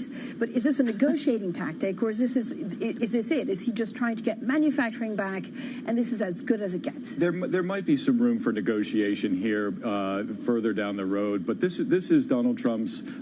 This is the culmination of something that Donald Trump has been complaining about since the 1980s, that America, doesn't get a fair shake in the global economy, and in true Trump fashion, he didn't give us the nice round number. He gave us, many dozens of different numbers for different economies. We're 12 hours later, and we're still trying to parse through what exactly it means and for the global economy. Yeah, so we'll talk about markets in a second, but again, yesterday you said, what China? I mean, China has a really raw deal here. Yeah, 54%. So we've gone in the past 2.5 months from, Trump putting, there being no tariff on China to 54%. So, and not only that, but the countries in South Asia where, where Chinese companies had set up to get around the first round of Trump tariffs in his first term, they're getting hit very, very, very hard too. So the Trump administration is trying to sort of block that end run that Chinese exporters tried to make around the original tariffs. Now, the concern for the markets is that this also, let's go to Scott Bessent, who Anne-Marie Horgen spoke to yesterday, because he says, look, everyone cool off, don't retaliate yet. This is as bad as it could get. But let's listen to him. I would advise none of the countries to panic. I wouldn't try to retaliate, because as long as you don't retaliate, this is the high end of the number. And I think the market could have certainty that this is the number barring retaliation. So this morning we heard from Germany warning of a clear and decisive response if no compromise is reached. And we heard also from France saying that the EU may retaliate against trade measures as soon as the end of April. Rachel, this is the problem, is that the markets don't really know what they're looking at. So there's a sell-off today around 3%, but could it actually get a lot worse? Yes, in a word. I think that's exactly it. And I think, to Brendan's point, the market is still behaving as though this is kind of the beginning of a negotiation. And I think that, yes, there may be some deals carved out. We may see some of these being pulled back a little bit with much fanfare and talks of victory and concessions. But this is kind of the base for things going forward. And I think the market is still a little bit optimistic about the scope of those negotiations. So, yes, we're seeing a sell-off today. There was a sense that things could have been sort of less severe, and that really kind of turned through the course of that press conference in the Rose Garden from, 10% base, that sounds all right, to, actually, that's just the beginning. There's a lot more on top of that. So we're seeing kind of the reaction to that in markets. But as over the next few weeks and months, it becomes clearer to what degree there are, as you said, retaliatory efforts, to what degree there are deals to be made or not, then I think the market is going to gradually start to price that in, particularly as it starts coming through to the data and we really see the impact of this. So that will, I imagine, change actually everything for bonds, given what the Fed will or won't do. Yeah, and I think, there's a really interesting question now for markets about whether you think about the hit this will have to growth or whether you think about the potential spur of this to inflation. And it's interesting when you look at kind of the divergence in reaction between Europe, for example, and the US. It seems like there is a very kind of clear sort of concern about growth in Europe. We're seeing more rate cuts being priced in for the ECB, an expectation that they will have to come in to support growth. On the US side, that is still the case, but it's a slightly smaller reaction because the Fed is going to be stuck in this position whereby they need to boost growth, but they also need to make sure that inflation doesn't take off. So, Leslie, this is 100% a new phase in this new global economy. What surprised me was that whether you were a friend or a foe, it didn't really make a difference. It was almost like they were looking at the numbers and they want to get their money's worth. That's right. This is a radical shift from how America behaved for more than 7 decades, even with all the exceptions that we know of. It is Donald Trump saying, with a very serious team around him, he has planned this out, plotted it out. It is not the normal, sort of fly by the seat of one's pants. It is very systematic, saying that non-tariff barriers, tariffs that you've levied, we are factoring that in, and we are calling you to account adversaries, allies, and I think what the Trump administration is missing and what it's hitting, it's missing what America has benefited from when it comes to its allies, the ability to put bases across the world. That sort of ability to amplify its power by having alliances is really fundamental, and opening America's market has underpinned those security relationships. What it's hitting is that there is extraordinary, there's a high level of support for the line, for what he is saying, not only amongst his base, but amongst the non-economists, of which there are many in the United States of America. When he says America's been taken advantage of, when he says China's doing better, when he said our market's being flooded, there are a lot of people that right now support him. How are they going to react when suddenly cars are 25% more expensive and any number of goods are more expensive? That is the political calculation. I do not see how this president navigates that, and that's why I'm not persuaded that there isn't room for negotiation. Leslie, it's also really interesting, like if you're the European Union, we know they're looking at a package of retaliatory measures.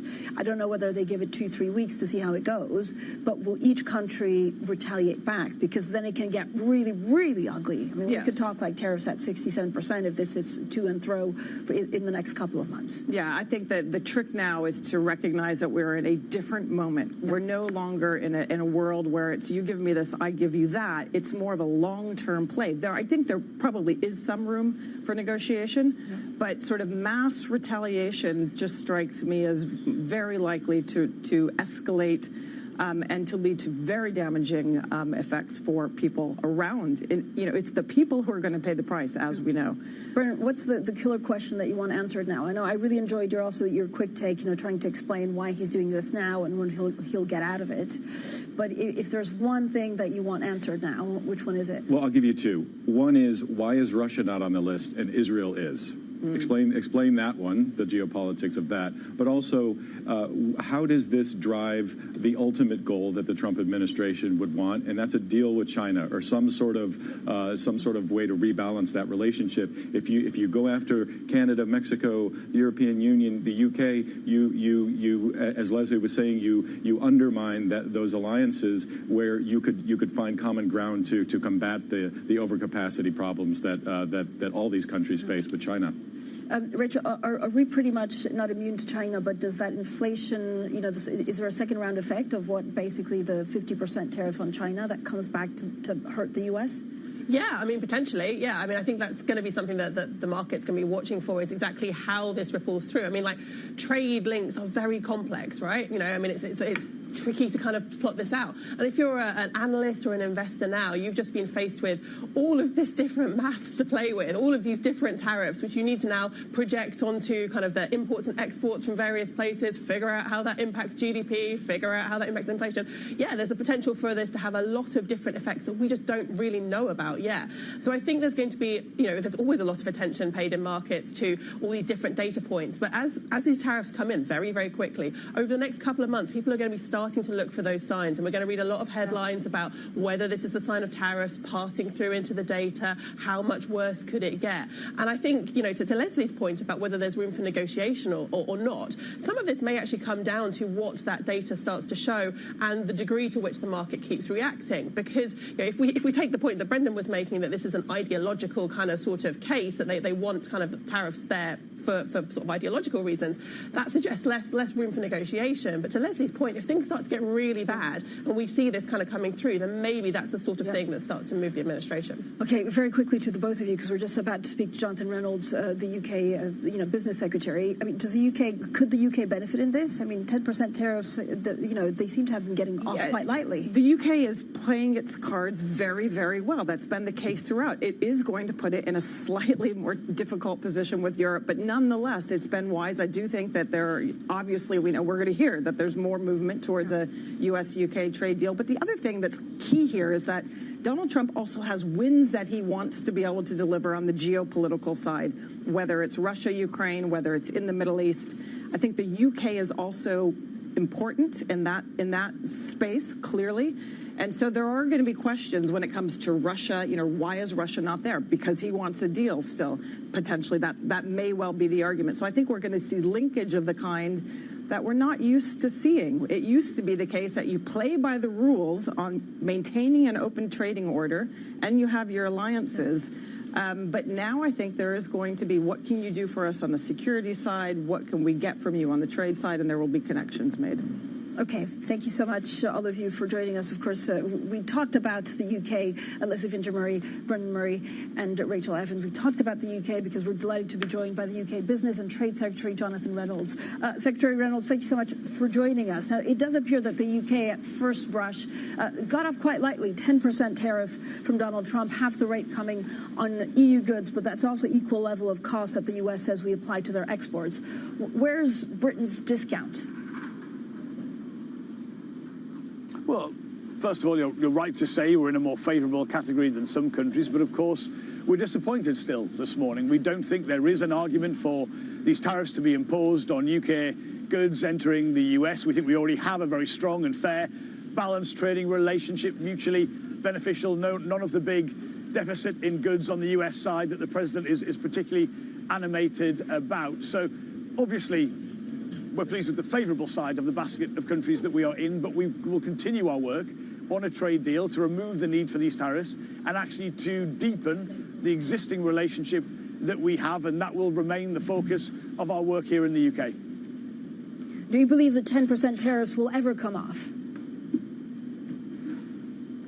I believe they can do. I believe they can do. If you look at the existing relationship, extremely mutually beneficial. I think that is widely recognised on both sides. I think there's more we can do together, more than I want to do together. I mean, I want businesses based in the UK to have more market access to the US, and I want that alongside improving that EU relationship, improving the relationship with India, with the Gulf, all part of our trade negotiations, which I lead on for the British government. And I think that is possible. There's a conversation here about goods, about services access, about regulation, about economic security, all things that matter a great deal to us. And the plan for change the UK government is committed to has that economic security at the heart of it, and working with the US on a way forward is a very good way to deliver upon that. And the message I have to say I get from businesses here in the UK is, look, of course we're worried, who could not be with announcements of this kind, but we support the British government remaining calm and engaged and trying to find the right way through this.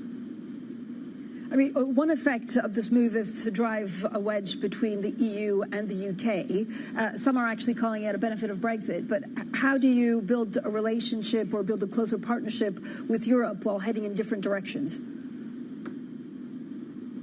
Now, look, I do not accept the case that's sometimes made that the UK has to pick between our two most important trading partners. There's a whole set of things I know we could work more closely with the US, a whole set of goods and services and market access regulatory changes that would really improve that. And I believe that can be done whilst maintaining the space we need to do what we call the EU reset, the focus on improving the trading relationship with the EU, recovering some of the damage that was caused to the UK economy by the way that Brexit was handled. Those are not mutually exclusive. They're really not. We can do that in a way which gives us what we need and actually helps the EU and helps the US with that strengthened trading relationship, and to build on the opportunities around the rest of the world. I'm really excited by the work I've done with my counterparts in India and with the Gulf. I think there's a really exciting position. And what I want is to be able to say, in a difficult world, a challenging world, if you come to the UK, if you base yourself from the UK, we will be the best placed jurisdiction to do business with, no matter where that business is. But what do you think is the next step in negotiating with the US? Look, I've already been in touch with my counterparts. Actually, this morning, already before I came on the media, I have to thank Commerce Secretary Howard Lutnick and US TR Ambassador Jameson Greer for their engagement, for their availability. A lot of countries in the world will clearly be wanting to speak to them, but we built a relationship where I think it gives us the space to have this serious conversation about a good way forward in both of our countries' interests. And of course, my Prime Minister and the relationship he's built with the President has been an important part of that. And indeed, the approach of the UK government around economic security, rebuilding the headroom in the public finances in the spring statement, all of that has been essential to giving us the platform we need. I believe that platform is definitely there.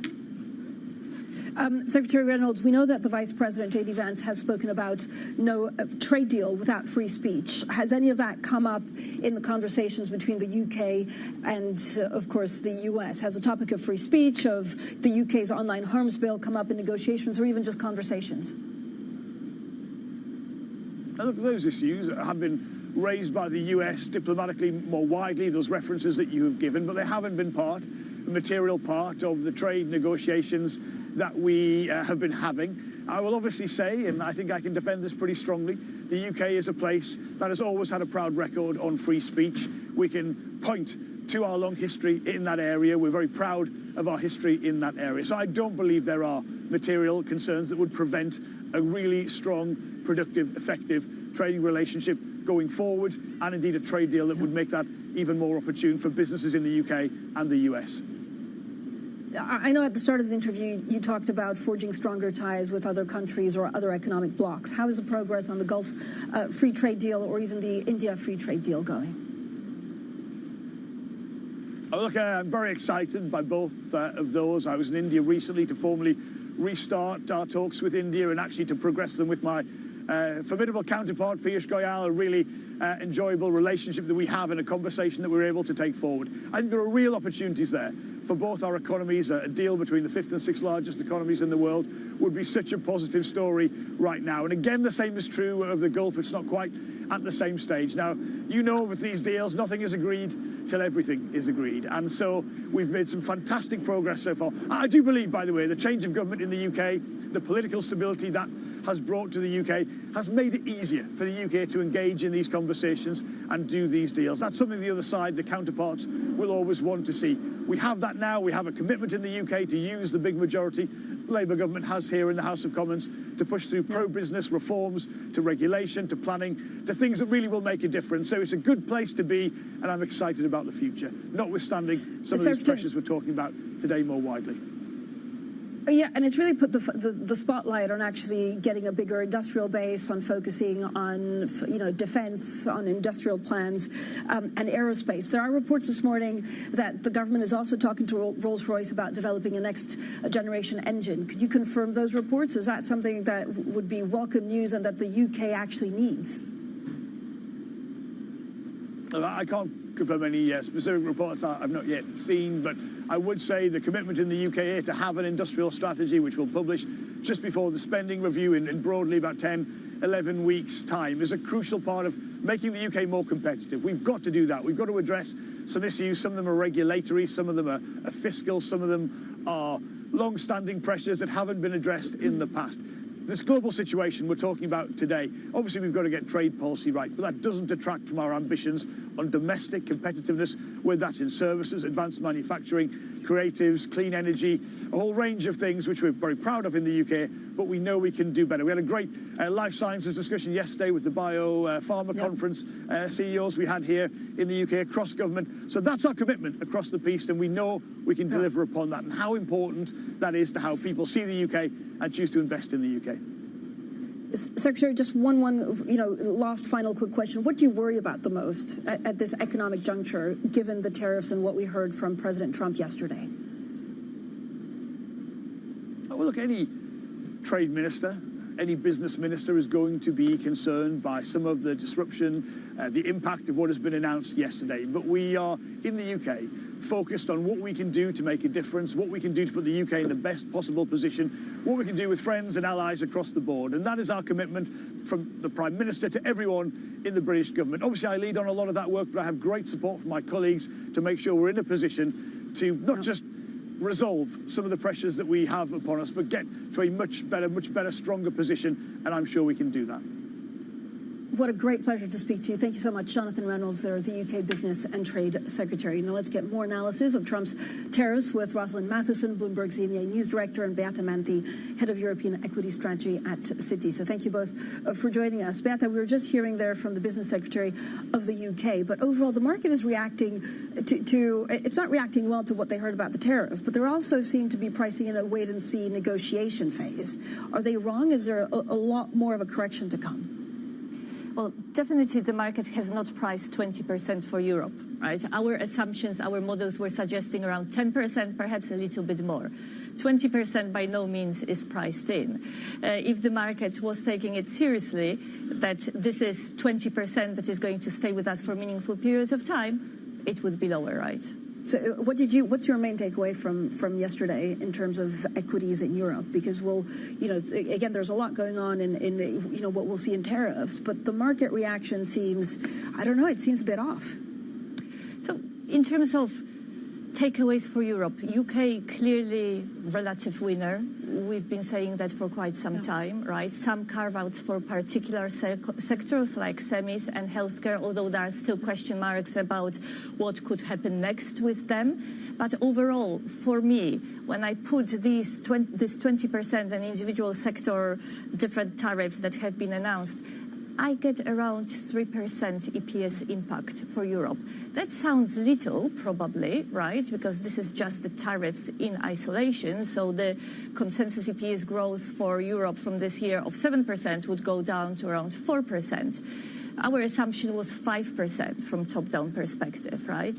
But now the biggest worry is, of course, the second-order effects on the economy, because we are not talking tariffs only, right? We are talking, if tariffs stay there, we are talking slowdown in the US, slowdown in the global economy. There would be no winners from that situation. So just to put it into numbers perspective, let's say 50 basis points lower GDP in Europe would take away around 5% EPS growth, right? So with meaningful impact on Europe, which our economists are saying, well, if that stays, we could have even up to 1% hit on European GDP growth.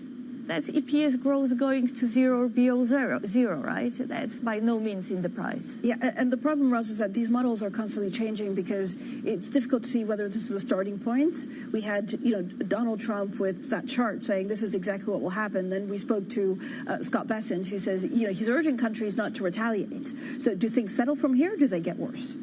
Well, you can see the reaction across the board. Some countries are saying they're not even going to retaliate at all. Others saying, obviously, this is bad, but no one's rushing to respond, even the EU. I mean, there are those, the comments from a French official, possibly a throwaway line, saying it might be that the EU comes in an asymmetric way, which is with a digital tax on big US tech companies, which would be significant if true. But it does seem that they're waiting in the water a little bit to see how this washes out. And again, the sense is, from what we've seen so far, in only what's really been a bit over 2 months of this administration, but does feel like a long time, is that everything is a jumping off point for negotiations with Donald Trump. And it does seem as though he's giving leeway here. His press secretary yesterday saying he loves taking a phone call. He loves negotiating. So, come and give us what you got. But, Ross, my biggest surprise is that, the tariffs were bigger than expected, that there's a big sell-off, and he's looking through any kind of market reaction, and he's willing to put the economy at risk. Well, yeah, but again, he started big so he can whittle that down, potentially. If you started too small, you don't give yourself a lot of wiggle room to negotiate, because it's clear he does want to show the US people that he's delivering on what he said he would, which is, tariffing other countries. It's now a verb, by the way, tariffing people, and that he's going to make good on that. The impact on the US is a different question, because what he says is going to be the impact is probably different from what economists are saying could be the impact. I mean, there's the impact on growth and inflation, but there's the broad impact just on sentiment. If you're a US consumer or a US company, you can see that already, deferring decisions around hiring. So even if some of these tariffs do get walked back, there has been a sentiment impact in the meantime, and that does flow through. Yeah, and Beata, you've always been great at basically breaking down, the sectors. I know you like luxury stocks for a long time because Europe was doing it very well. If you look at these tariffs, they could really be hit. So do you have to reimagine, sector by sector, the implications in Europe? Also, China, because a lot is still being sold to China, so there are second-round effects. Absolutely, lots of moving parts. And yes, we've been overweight luxury until the beginning of February. We downgraded, worrying about the tariff risks and uncertainty in the market, adding a bit of defensive tilt as well to our strategy in the short term. Luxury goods is an interesting one because it has meaningful exposure to the US, and of course everything gets produced here. So in theory, big at risk. However, from its recent peak, it's down 15%. Our analysts actually say that the market is pricing in around 10% of the EPS already. So this is already ongoing. Beata, thank you so much. We'll break down further sectors. Ross Matheson, thank you. And Citi's Beata Manthi stays with us. We'll talk a lot more about the tariffs and what it means for earnings per share. This is Bloomberg.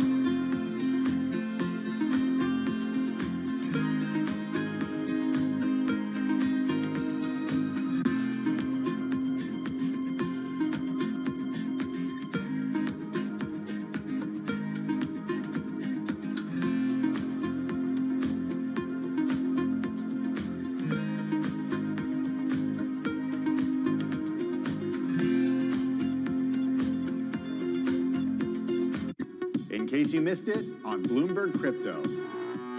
You have sell-side analysts taking a look at what you're doing and starting to compare you to Coinbase. Are you after their business? Well, I think we compete in the general sense of offering crypto to customers, but also this is a nascent industry and not very many companies have entered yet. Even though Bitcoin has now been around for 15 years, institutions and other companies have been waiting for signals to enter the market. There are a lot of financial firms that are looking to tokenize private funds also. Yeah.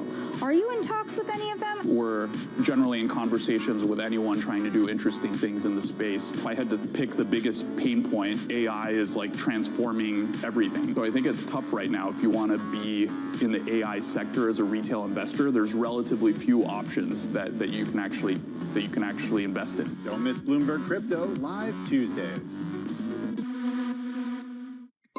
Asia is at the forefront of some of the world's biggest stories. I'm Sherrian in Tokyo. And I'm Heidi Stroud-Watts here in Sydney, where the trading day begins. We're here in the center of all the action to get you set up with the numbers, news, and knowledge you need for the day ahead. The demand is indeed recovering. We've been waiting for this moment. The opportunity of a century. Join us on Bloomberg The Asia Trade. Weekdays only on Bloomberg TV. Context changes everything. Key investors, top executives, global innovators. Join me for in-depth conversations with the biggest newsmakers on the day's top stories. Insight with Haslinda Anand, only on Bloomberg.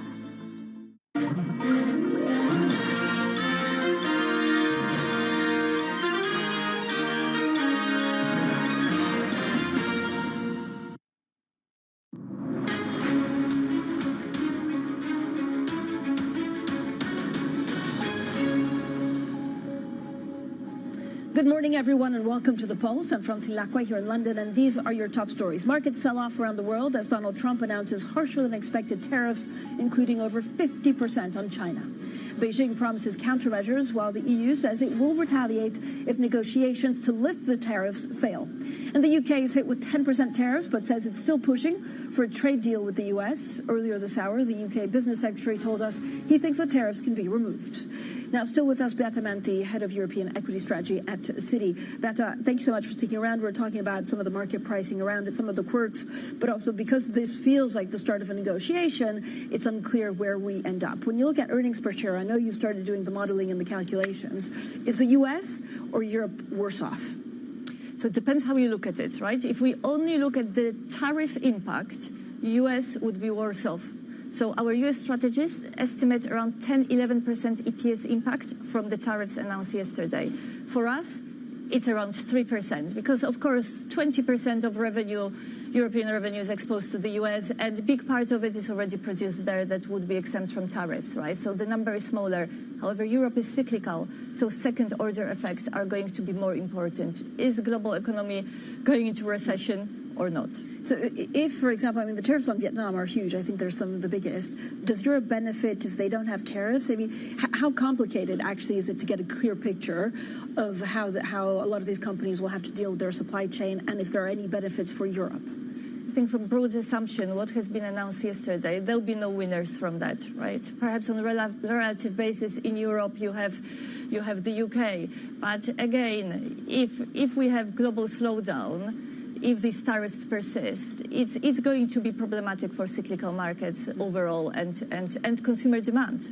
Beata, thank you so much for joining us today. That was, of course, Citigroup's Beata Manti, head of European equities. Now, the European Union has vowed to retaliate after Donald Trump announced a 20% tariff on imports from the EU. The European Commission President Ursula von der Leyen said the move is a major blow to the world economy. We have always been ready to negotiate with the United States to remove the remaining barriers to transatlantic trade. At the same time, we are prepared to respond. We are already finalizing the first package of countermeasures in response to tariffs on steel. And we're now preparing for further countermeasures to protect our interests and our businesses if negotiations fail. Well, Bloomberg's Oliver Crook is in Brussels. So, Ollie, take us through the EU response so far. It's been one of the most robust responses.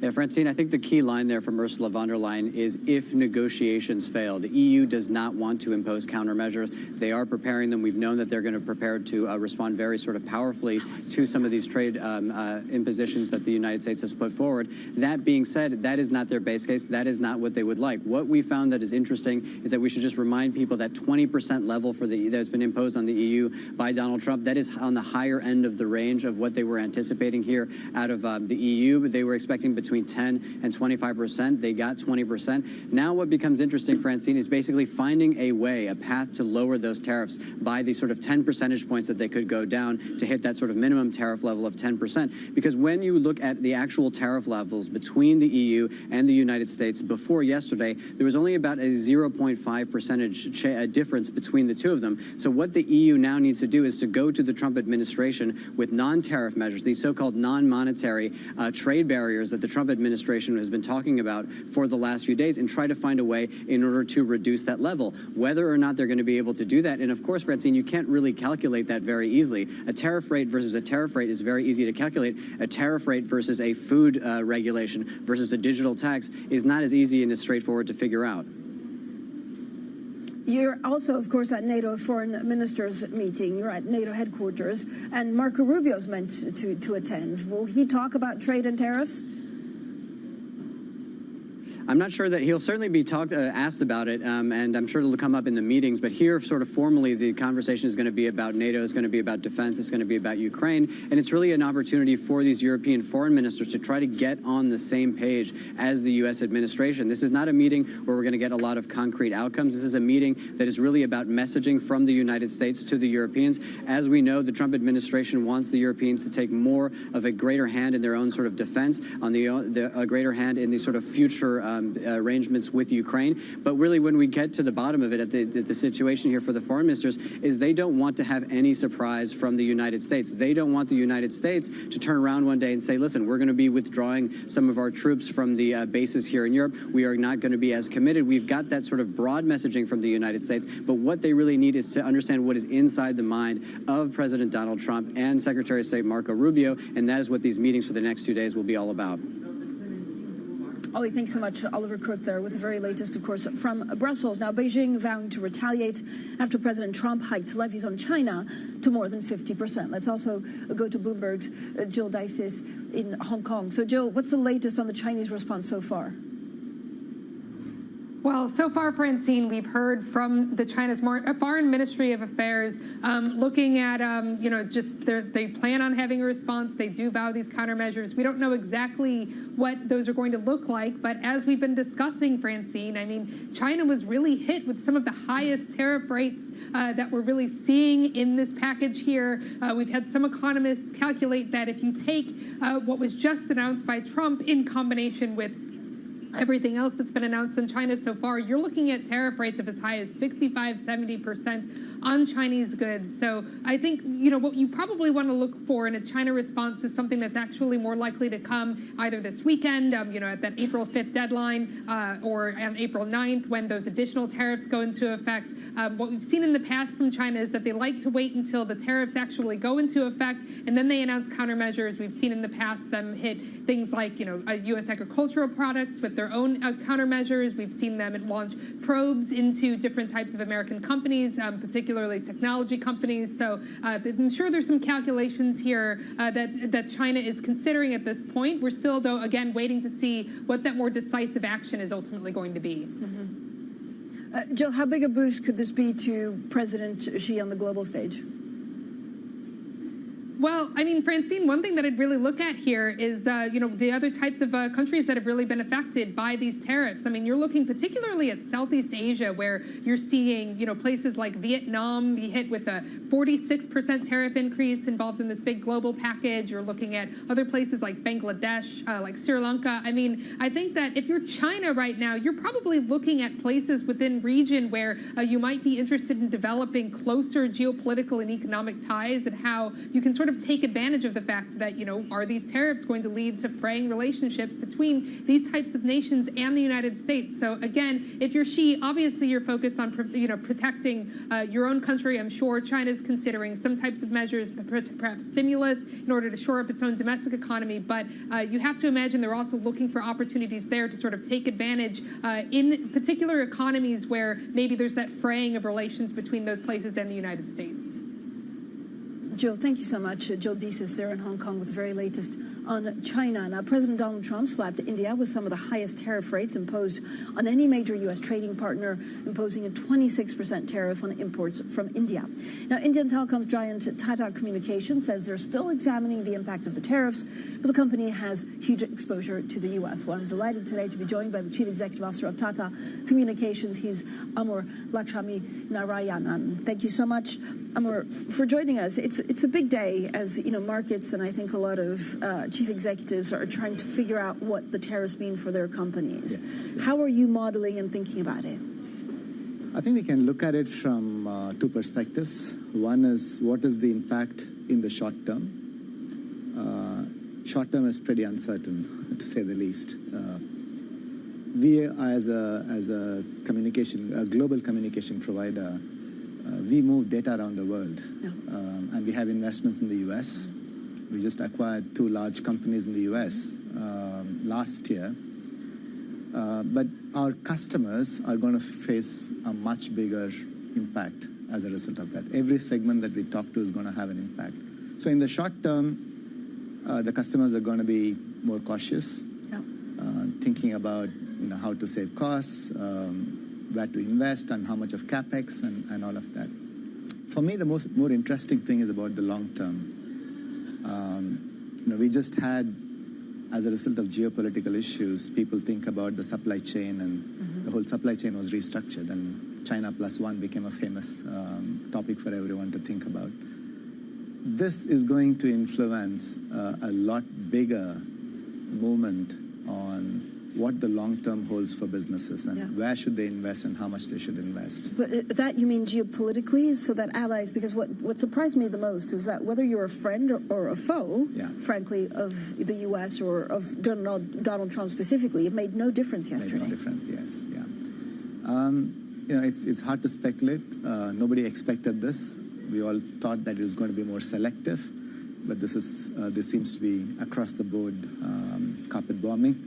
So I guess people would still want to strike deals bilaterally. I think certainly India was hoping that the focus would be more on the trade deficit and find ways and means to bridge the deficit and be a home. I guess most countries would work along those lines. As I said, short term is going to be very, very uncertain. I think the good thing about the long term is, in our business, for example, when we are going to customers to talk about, your network needs to be transformed because you are with old technology and old architecture. People who think about that in the long term benefit a lot more and structurally alter their technology foundation, alter their cost structures, and so on. I believe this is going to give them such opportunities to think about more long term. I mean, I know you mentioned 2 acquisitions, and this is basically also to scale up. How's the integration going? Great. Actually, the acquisition of Switch, which is in the media side of the business, we carry all major sporting events, right from Formula 1 to NFL in the US and others. We acquired a major production capability which we did not have. And as a result, we are able to win new opportunities. So recently we announced that the World Athletics, that's going to happen in Tokyo.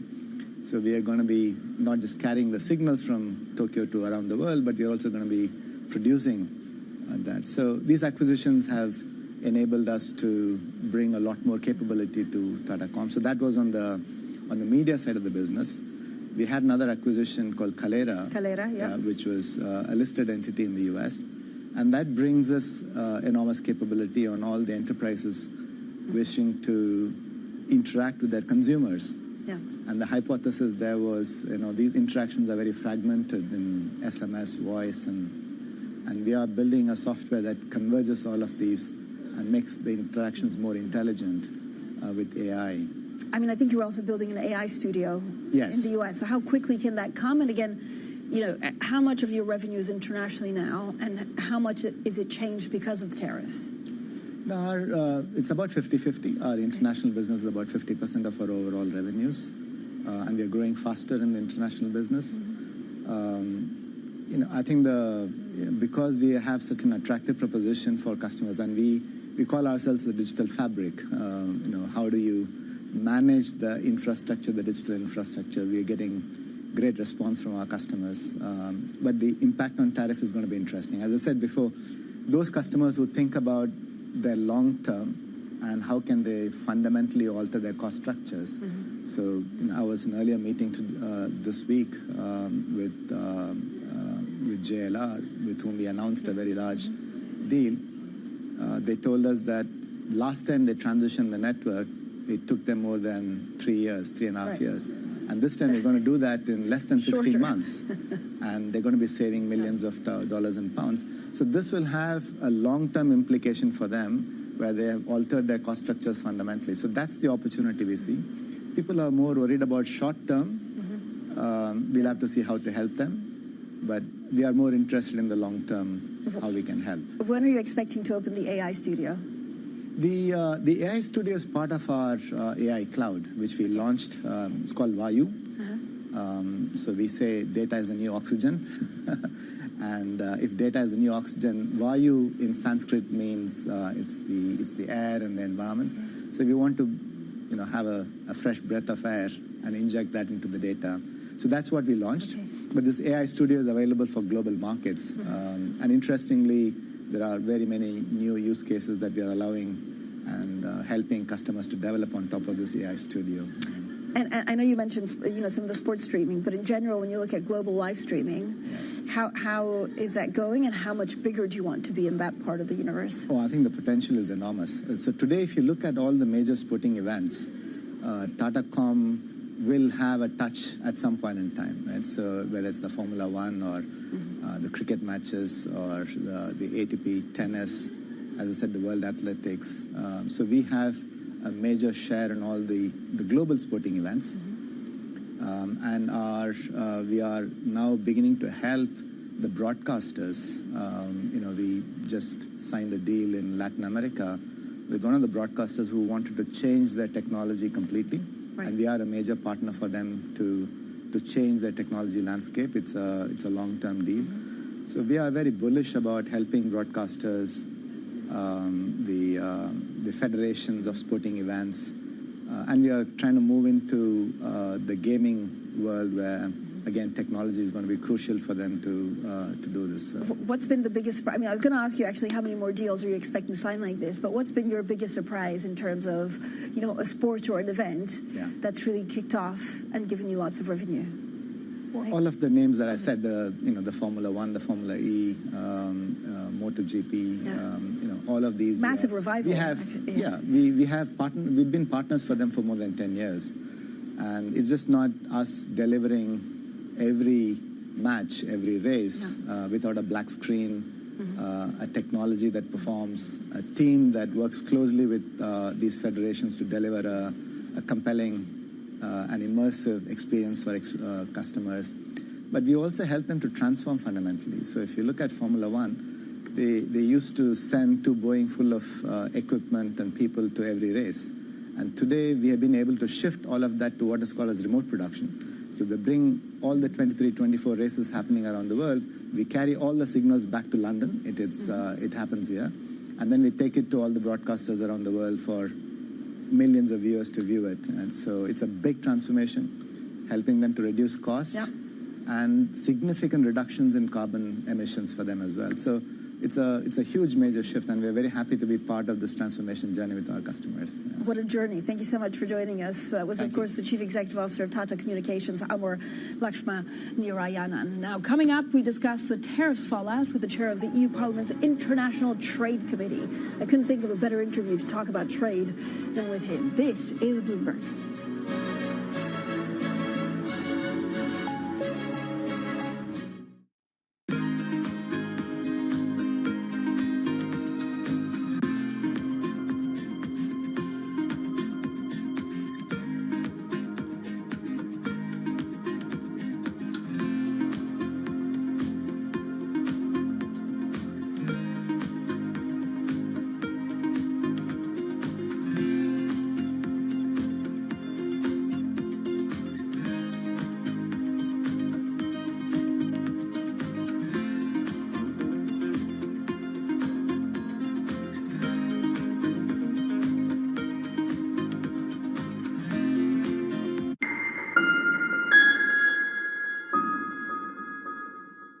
From our studios in New York and San Francisco, our expert hosts have the data and analysis from the companies you know and the startups to watch, plus the interviews you don't want to miss. Watch Caroline Hyde and Ed Ludlow on Bloomberg Technology, the only daily business show dedicated to tech, right in the middle of the trading action. Live every weekday, only on Bloomberg Television. Context changes everything. Bloomberg has the Fed decision under surveillance with the fastest coverage and exclusive analysis, including Powell's press conference. Nobody covers the Fed like Bloomberg. The countdown is on. Everything you need to get the edge at the end of the market day. Big tech earnings kick off later this afternoon. Gilead is coming out right now. We have take two numbers. Back to the markets, right? Our bread and butter. NVIDIA is one of the best stories in the tech space. That actually matters a whole lot more. It might shock some of your viewers. You're watching The Close. Get ahead of tomorrow's trading with The Close. Weekdays on Bloomberg. Context changes everything.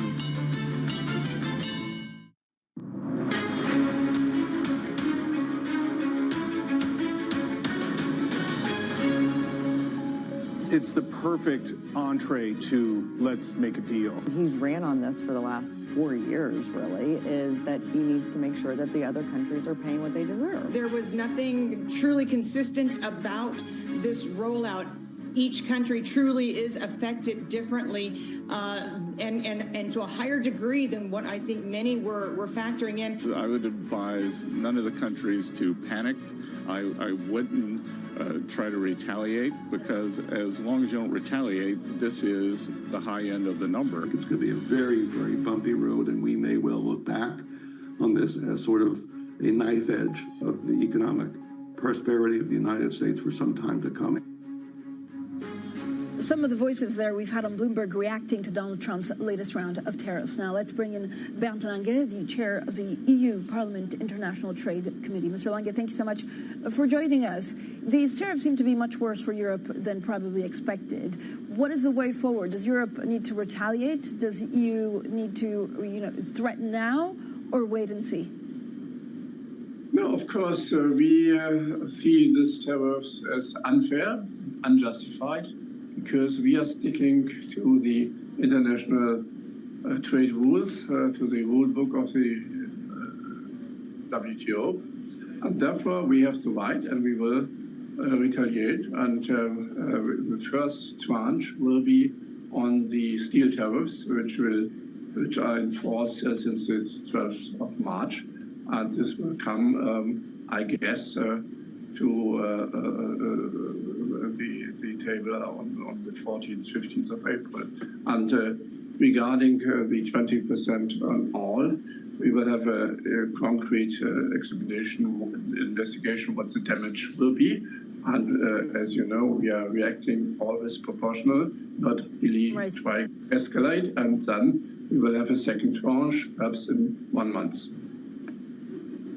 But what do you see as your biggest concern? I know we were talking with, our EMEA news director, Ross Matheson, and she was saying, look, the concern at the moment, which it hasn't been quite fully appreciated, is that you also have countries telling their companies to go and find other markets. If every country in Europe is telling their companies to go and find other markets, there's going to be a scramble to try and sell in some of these alternative markets. Yeah, of course, we are looking to reliable trade partners, no doubt about. We have a network at the moment from 44 trade agreements with more than 70 countries. We are negotiating and concluding an agreement with the Mercosur countries. We are negotiating with Indonesia, with Australia. Yeah, we want to have a stable network with reliable partners so that at the end of the day, the dependency to the United States is not so big anymore, because we can't really trust the future in our trade relations. And look, we have in average 5% tariffs between European Union and United States. And if you put the average formal tariffs on the volume of trade, we have maximum 2% tariffs on the trade relation between European Union and the United States. And therefore, this figure of 39% and even this 20% tariffs is totally unacceptable and gives really insecurity. But do you think, Mr. Lange, that actually these tariffs will stay? Will they get better? Again, it feels like the next couple of weeks are very crucial in terms of negotiation. Do you think they could actually be lifted? Let's see. So our problem at the moment is not really knowing exactly what is the aim of this whole exercise. And of course, we are ready to negotiate, and we offer a lot of possibilities to talk on our bilateral tariff system, to talk about additional possibilities of buying goods in the United States, also regarding investment opportunities. So, but it needs two for tango, and we are waiting of a concrete possibility to negotiate with the US administration. What do you think they want right now? Is there something that the EU could offer them to try and temper the blow? First of all, we have to identify the areas of negotiation. At the moment, we are not offering anything because we are threatened by this tariffs. Sir, what do you think is very critical at the moment? Who will reach out to the Trump administration? Do you know of any phone calls happening today, any communications? And if Donald Trump likes to speak to individual heads of state, how difficult is that for the EU and the EU Parliament? It's totally clear that trade policy is an EU-only competence, and the responsible body for dealing with trade issues is the European Commission, and we are really backing in a good cooperation as European Parliament with the European Commission and in dialogue with member states, that's for sure. And at the moment, I feel also really united Europe, because we have 450 million people, we have a really big developed GDP, and even US companies are earning a lot of money inside the European Union, and therefore our negotiation position is quite strong and united. Mr. Lange, I mean, there's talk a lot about going after tech giants in the US. Do you think that would be counterproductive? Pardon?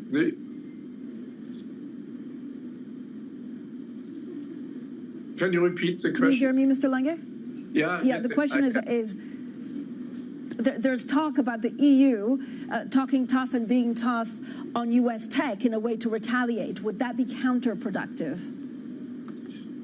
We are looking, of course, to the measures, and we, as once again, we won't escalate, and therefore we are looking quite carefully what we are doing. And this is really depending on the pressure we are getting. At the moment, we are looking to specific goods, and you know the list, and this is not covering services at the moment. All right, thank you for joining us. Bernd Lange there, the chair of the EU Parliament International Trade Committee. U.S. futures, you can see, are down. We're seeing a big market sell-off, around 3% lower. Also, Tesla, Amazon, Apple, all also feeling the pain in today's trading session. This is Bloomberg. Bloomberg Surveillance covers the latest in global markets and the political events that influence your world. Join Jonathan Farrell, Lisa Abramowitz, and Anne-Marie Hordern, only on Bloomberg. Context changes everything. Are you worried about your borders because of what's going on in Russia and Ukraine? Is that something you worry about in terms of the impact of Russia, Ukraine on your investment appetite for things like that? I'm not worried about Russia invading Norway anytime soon. We are a member of NATO.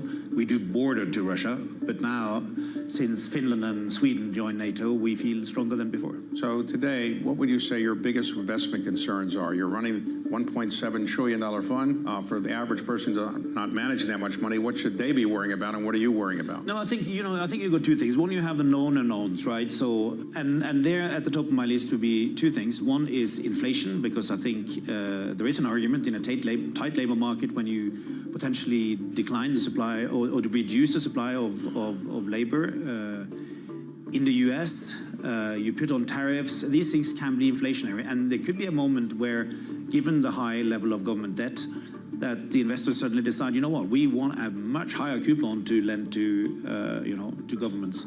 And so you could see a step up in interest rates, which could be negative for financial markets. Then, of course, all the AI-related stocks, the epicenter here is Taiwan, so you need to watch that. The thing that really scares us when it happens is the unexpected, you know.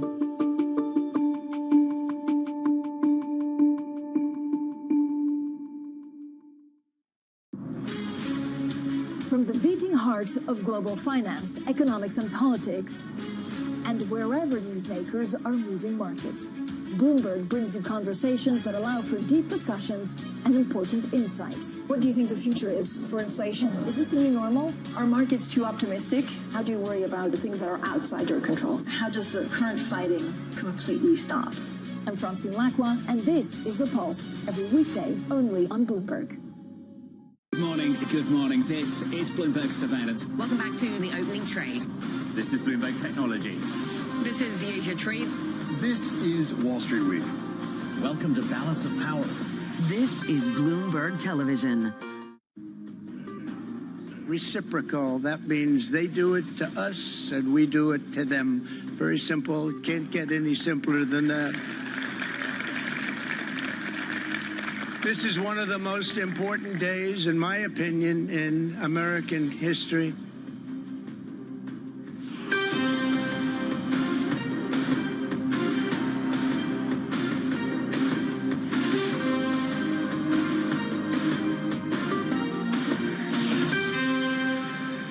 Good morning from our global headquarters in New York City. I'm Matt Miller in for Danny Berger. Welcome to Bloomberg Brief. Let's set your agenda for the day. Tariffs rattle markets with a sweeping sell-off in global stocks. 10-year yields drop towards 4%, and the dollar dips the most since 2023. Leaders from Europe to China vow to respond with countermeasures to President Trump's levies, and don't miss our interview with the foreign minister of Finland as the NATO summit kicks off in Brussels. First off, let's get a check at what's going on in markets this morning. As I said, a big sell-off globally, but it's hit the U.S. hardest. S&P futures down about 2.8%. NASDAQ futures off more than 3%. And the problem is a lot of those tech stocks that Francine was just talking about with the EU parliamentarian are the biggest losers. In terms of what's going on with other assets, you can see bonds price up, yield down. So the 10-year yield at 4.0757, right now off 5.5 basis points. And then take a look at what's going on in commodities. We saw a surge initially in gold. Right now it's back down, but at $3,127, not far off from the all-time record it hit just a couple of days ago. Brent crude off 3.5% as the global benchmark sells off $2.64, now trading for $72.28 a barrel, and NYMEX crude well under $70 at 69 even. We're also keeping an eye on Lululemon sinking as it's just one of many retailers getting hit by President Trump's tariffs, which will raise costs on apparel makers. You can see the drop there, more than 10%, so that stock getting absolutely decimated. And wherever you look across retail, that's the case. Deckers, Ralph Lauren, Restoration Hardware, all getting hit hard. Tesla, you can see, down more than 3%. Other car makers are not taking quite as hard a hit as the president's auto import tariffs take effect today. However, many thought the EV maker may be one of the few winners when the tariffs were announced, as a substantial portion of its components are made right here in America. You can see Amazon falling after the Mag 7 gets dragged down by the tariff announcements. Amazon off almost 5%. The tech giant has submitted a bid to the White House to buy out TikTok before its April 5th deadline, which you'd think is unrelated to tariffs, but the president himself has tied the two together. And coming up this hour, we have a conversation with Rabobank's Jane Foley right around the corner, plus Frank Munkham of Buffalo Bayou will join us later this hour to talk about the tariff effects on global markets. Now, Donald Trump's announcements yesterday triggering the global market sell-off. The president announced the U.S. will apply a minimum 10% general tariff on all trading partners, as well as additional duties on around 60 nations. China, 67%. That's tariffs charged to the USA. So we're going to be charging a discounted reciprocal tariff of 34%. European Union, they're very tough. We're going to charge them 20%. Taiwan, we're going to charge them 32%. Japan, we're charging them 24%. The higher tariff rates that the president has billed as reciprocal will kick off on April 9th, according to the White House. U.S. Treasury Secretary Scott Bessent told Bloomberg that America's trading partners should not respond in kind for now. I would advise none of the countries to panic. I wouldn't try to retaliate, because as long as you don't retaliate, this is the high end of the number. And I think the market could have certainty that this is the number barring retaliation. For more, we're joined by Bloomberg's Brendan Murray, who leads our global trade coverage. And Brendan, let's start with the numbers the White House gave us in terms of tariff and non-tariff trade barriers, as well as currency manipulation that other countries essentially charge us. Are those numbers in the ballpark of what economists believe to be true? I mean, does Europe really have 40% trade barriers on our goods going into the EU?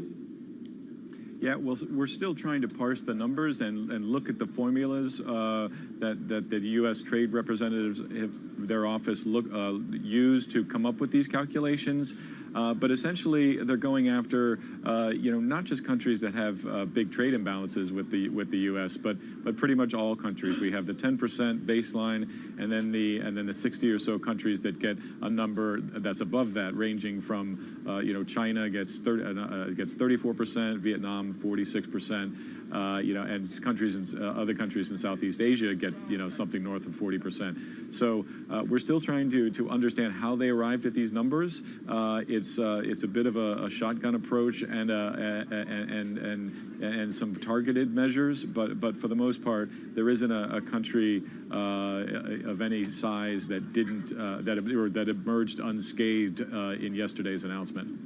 Brendan, the EU chief Ursula von der Leyen said that they are already preparing countermeasures, as she called them, if negotiations fail, she added. So are we to understand, especially since these tariffs don't kick in immediately, as we were originally led to believe, but on April 9th, that the president, that the White House wants other countries to negotiate with him? Yeah, I mean, there's very little time to negotiate out of the tariffs that the Trump administration is putting into force over the next few days. There could be some hope that you could make your case to the administration. But by and large, these are going to take effect by early next week, and we're going to be in a global trading dispute situation where countries are going to have to decide: do I want to retaliate and risk a further escalation by the U.S., or do I want to try to play the long game here and see if there is room over the medium term to get those tariff levels down? At this point, it seems like some countries got a bit of a break. The U.K. wound up with only a 10% tariff. But as I said, some of these countries in Asia, longtime U.S. allies, Japan and Korea, they're looking at rates of about 25%. Brendan, thanks very much. Brendan Murray there covers global trade for Bloomberg News out of London. Very busy day, obviously, for you, so appreciate your time. Joining us now to talk further about this is Jane Foley. She's the head of FX strategy at Rabobank. And we did notably, Jane, see the dollar drop, the biggest drop, at least in terms of the Bloomberg Dollar Index, since November of 2023. What do you make of the headline announcements out of the Trump White House? Well, of course, they were generally worse than the market had anticipated. Of course, we knew that there were going to be tariffs, but these are at the top end, really, of many market forecasts that we had. So hence the very significant market reaction. I mean, there had been many analysts over the last couple of months thinking, these tariffs, they're up for negotiation. They may not happen. They may be temporary. But certainly the tone of what we got yesterday suggested that Trump very much wants to use these tariffs to try and relocate manufacturing back to the US, and that means heavy tariffs. Now, we did hear, of course, that the UK, Australia, for instance, got let off relatively lightly, but some countries, Japan, South Korea, China, of course, as well as the EU, have been extremely hard. And that, of course, is exactly why we're seeing stock markets falter so much, and why the reaction in the dollar has been so large as well. What do you make of the reaction from Ursula von der Leyen and others? It seems they're preparing countermeasures, looking to retaliate rather than lowering their trade barriers in an attempt to negotiate. Is that, you think, going to be the case for everyone? Can we assume retaliation? Well, we've got to remember that politicians need votes, and of course, many of the people that vote for them, want to be seen as standing up firm, and they don't want to be seen as cowering to what they may perceive as bullying by the Trump administration. So politicians are caught between that and the fact that they are still reliant on this relationship, particularly, say, in Europe with respect to defence, for instance. They do need to preserve that relationship as well. So it is interesting that although Europe has already prepared counter tariffs to the aluminium and steel Trump tariffs that were announced earlier on, that they haven't yet been enacted, and yet we've still seen von der Leyen, for instance, say that counter tariffs, that these tariffs, the latest tariffs, will only be put on if talks falter. So they still want to push the fact that they are the ones that want to talk, but they will, and they are prepared to stand up firm if needs be. Okay, Jane, you're going to stick with us here. We want to talk with one of those politicians right now. Rabobank's Jane Foley will stand by. Tariffs have been obviously unveiled. Markets are responding rather negatively, but so are nations. Let's go to Brussels, where Bloomberg's Oliver Crook is live at the NATO Foreign Ministers Summit. Oliver? Yeah, good morning, Matt. Listen, it's a NATO Foreign Ministers Summit. The focus here is really supposed to be Ukraine and the future of European defense, but we cannot really avoid the question of tariffs, just given what we've seen over the last 12 hours. I'm very pleased to be joined by Elina Valtonen, who is the Foreign Minister of Finland. Thank you so much for your time this morning. I'd just like to get your reaction from what we got from the Rose Garden yesterday and the United States and its trade barriers, now 20% with the EU. I so hope this is just an opening to fruitful negotiation, which will lead to a situation where we actually have less trade barriers, especially between friends and allies. Because the only thing that tariffs and trade barriers achieve is that essentially the purchasing power of people goes down on both sides of the Atlantic, or essentially in this case in the entire world, but most notably that of the Americans. And this is certainly not something we want for our American friends. And in this sort of conversation around tariffs, again, he's trying to seem to solve certain problems. It's not really the tariff level between the EU and the United States, but it's sort of these non-tariff trade barriers. Do you have a clear idea of what the United States wants, and do you think the EU is going to be able to provide that and get those tariff levels down? The reason that the United States is the most prosperous and the most powerful nation in the world is because of a transparent market economy. A market economy that all of us in the rest of the world have been very envious about. In Europe, we have come very close to achieving that, and of course, we have had significant successes also in our transatlantic trade. Essentially, we are the biggest trading partners, the US and the European Union. And this is exactly the path that we should be continuing on, I think. And I hope that we will come to a stage where essentially we will slash everything that hinders the trade between us. And just a final question on trade before we get to the business at hand here at NATO. The other sort of consequence of these trade barriers is between the United States and China, huge amounts of overcapacity now threatening to come into the EU market. Do you think that trade barriers between the EU and China will have to be elevated to basically prevent that from happening? We'll see about that. And sure, the European Union will react. But the main thing is that, again, at the core of a functioning market economy is each and every individual, the consumer, who has the freedom to choose. And this freedom to choose also in the United States has led to the fact that yes, there are some trade deficits, some trade surpluses, depending on which country you look at. But at the same time, this has exactly given the people the prosperity and the purchasing power which they deserve. And this is something we will also be cherishing in Europe. And again, we hope that we can go back to normal as soon as possible. And so Finland, with sort of the biggest NATO border with Russia, obviously front and center, defense, Ukraine, this is going to be the sort of main object of conversations here at NATO. What do you need to hear from Secretary of State Marco Rubio, who will speak in just a few minutes' time? What are you hoping to hear from the Americans here?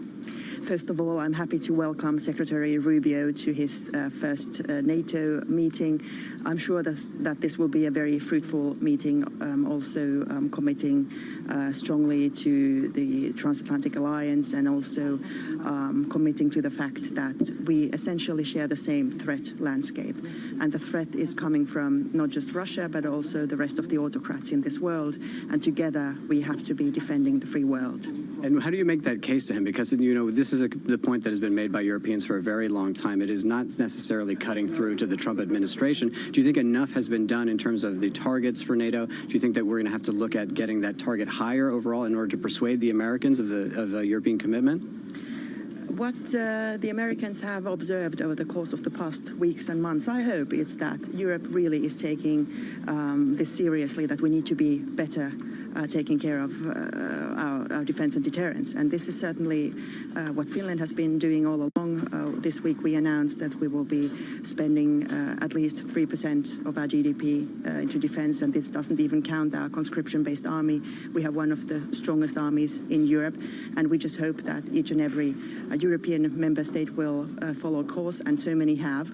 And together we will make the transatlantic bond stronger. And are you willing to go to that 5% figure that Trump has been talking about for the last few months? See, if we enter a recession now, which means that the GDPs of both sides of the Atlantic will go down, it will be easier to reach any share of the GDPs, of say 5% of the GDP if the GDP falls. But this is not what we need, because we need true capabilities, and true capabilities need, of course, the euros or the dollars to fund them, but also the industry behind it.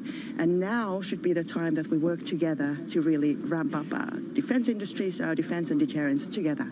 Well, Elina Valtonen, thank you so much for your time here from NATO headquarters. That is the Foreign Minister of Finland. Just moments before we'll hear from the U.S. Secretary of State Marco Rubio speaking here in Brussels.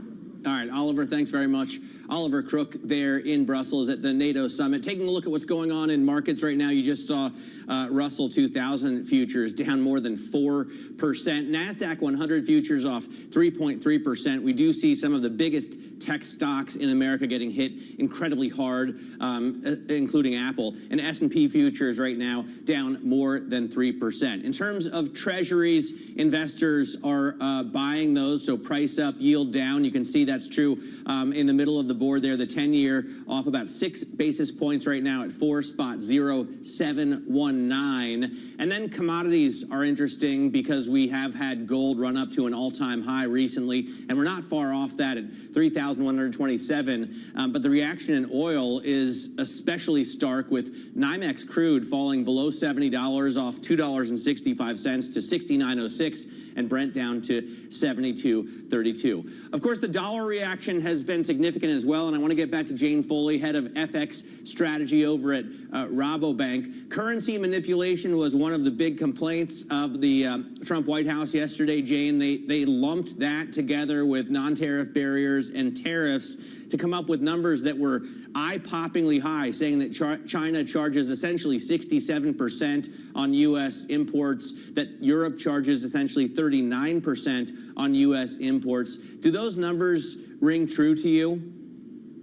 Well, certainly we've seen the animosity between Trump and China for so long. Now it is, of course, an exchange rate or a regime which isn't freely floating, so there is a little bit of credence through there. But some of Trump's accusations about currency manipulation, for instance, haven't necessarily fallen on sort of agreeable terms. For instance, if we look at Japan, the last interventions that they were doing in the currency market were to strengthen, not to weaken their currency. So those accusations perhaps don't play true. Now, of course, what is perhaps ironic in this is that in currency circles, there is a discussion about whether or not Trump's administration would try and move towards trying to fix the US dollar at a weaker position in order to try and tackle the US trade deficit. And that perhaps is still going to be something that the market is going to be keeping at the back of its mind if these tariffs perhaps aren't working as quickly as Trump wants. We do see the dollar weaker against all major trading partners, even though expectations are for the Fed to hold pat and for the ECB to cut sooner. Why do you think we see this movement in currencies, and what do you expect from central banks? You know, I think it's really interesting. I mean, clearly, since the beginning of this year, the majority of the reason that the dollar has fallen is because the market has thought that the Fed would come in and cut interest rates. Now, that, of course, sort of looks through the fact that tariffs are also being inflationary, and that stands true for the other G10 central banks, and the possibility that reciprocal tariffs on the US could also raise inflation projections elsewhere as well.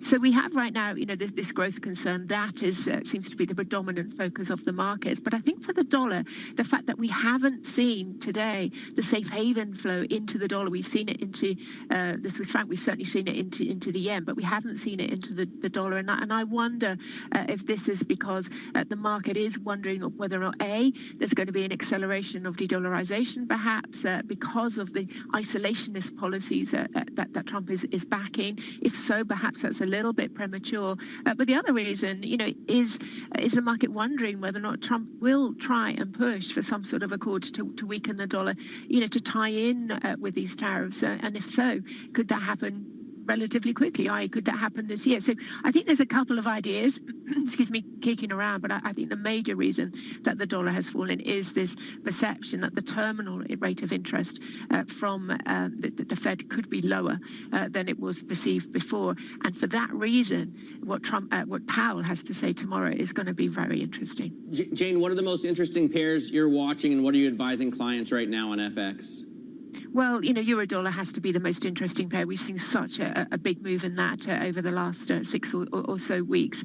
Now, we do think that euro-dollar will go higher, you know, on the 6-12 month view, but I do wonder if today's reaction, today's sell-off in the dollar is a little bit too rapid. So I think we're going to see certainly some choppiness. The yen, I really like the yen, you know, for some time, and I think that's got further to go. But again, what I think what the market must face today is the reality that huge 25% tariffs on Japanese auto imports into the US, plus, you know, the other tariffs could slow the recovery in the economy, and therefore could slow the pace of interest rate hikes from the Bank of Japan. So again, I think the yen is perhaps a little bit overextended, even though I think the trend is in the right direction.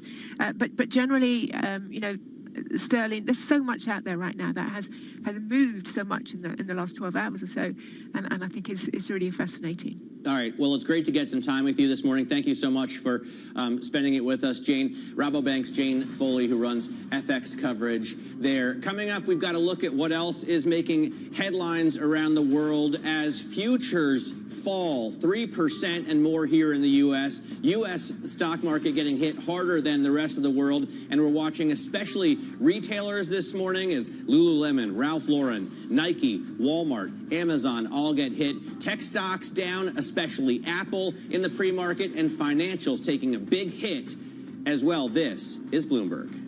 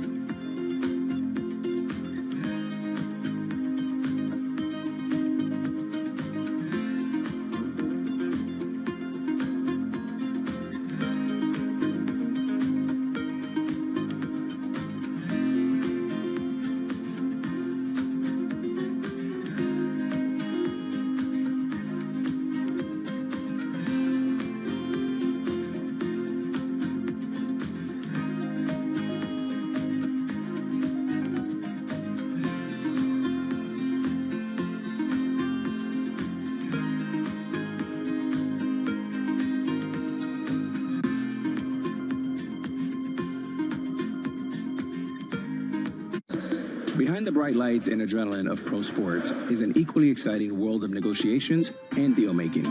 That's what we cover each week on our podcast, The Deal. I love the fact that you have, we say the cojones, but we can't say that in Bloomberg. Maybe moxie? Yeah, moxie. I'm Alex Rodriguez, former baseball player turned business executive.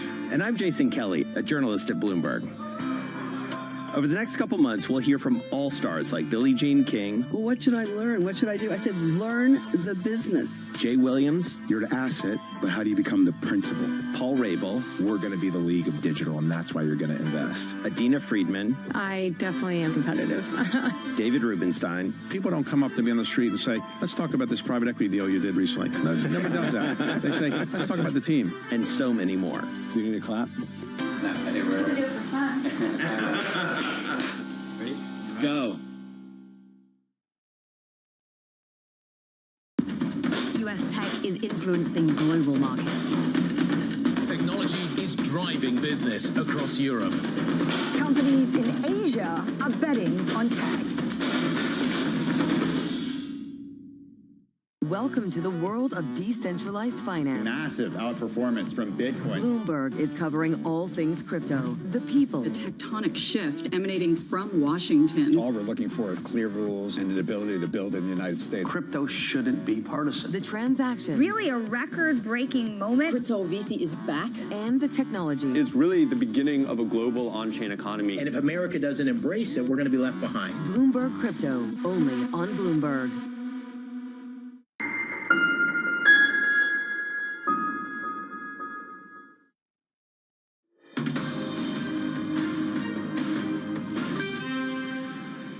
This is Bloomberg Brief. I'm Matt Miller in New York City. Time now for our front page news. First up on Bloomberg, Senate Republicans unveiled a budget blueprint designed to fast-track a renewal of President Trump's tax cuts and a debt limit hike. The plan would allow for a $4 trillion extension of the tax cuts and an additional $1.5 trillion in more tax reductions. Republicans say they are assuming that extending the expiring 2017 Trump tax cuts won't have any cost at all.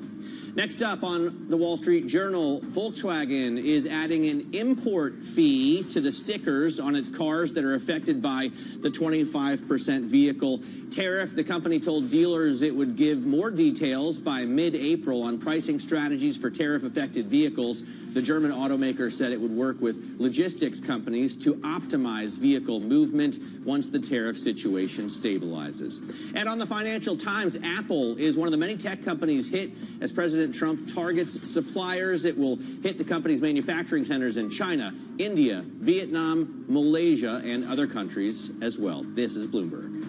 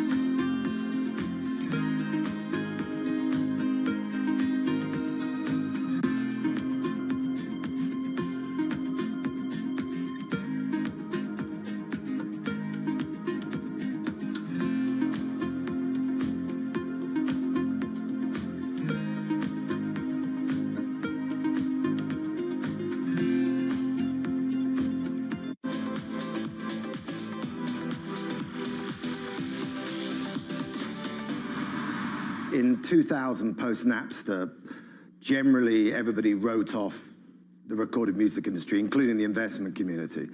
And I didn't mind that chapter because then I got left alone. And actually, I think out of that period, we started to create better art because the pressure wasn't on from the technology to be the most powerful chapter.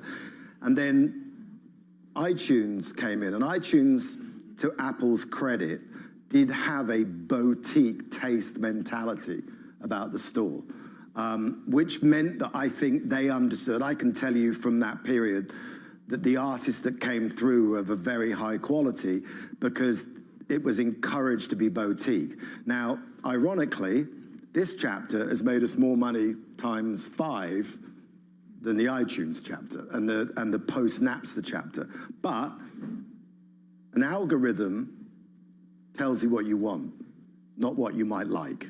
And there's a difference between what you want, but with streaming, the downside is you have incredible penetration, and we have hundreds of millions of people around the world. And so that has been very lucrative to us as a business.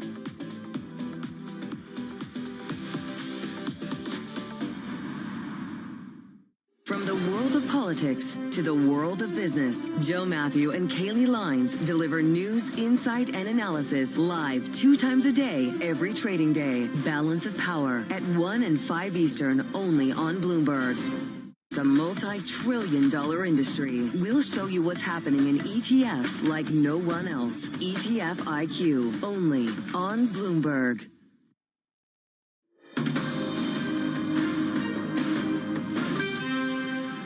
From our global headquarters in New York City, welcome to Bloomberg Brief. I'm Matt Miller in for Danny Berger. Let's set your agenda for the day. Tariffs rattle markets with a sweeping sell-off in global stocks. 10-year yields drop towards 4%, and the dollar dips the most since 2023. We have seen bigger moves in the U.S. than elsewhere, and we've also seen some big moves in commodity with oil falling down below $70, at least on the NYMEX. Volkswagen plans price hikes following the tariffs. We'll look at the impact on sectors from autos to retail. Retail getting hit the hardest. The numbers are eye-popping in the pre-market.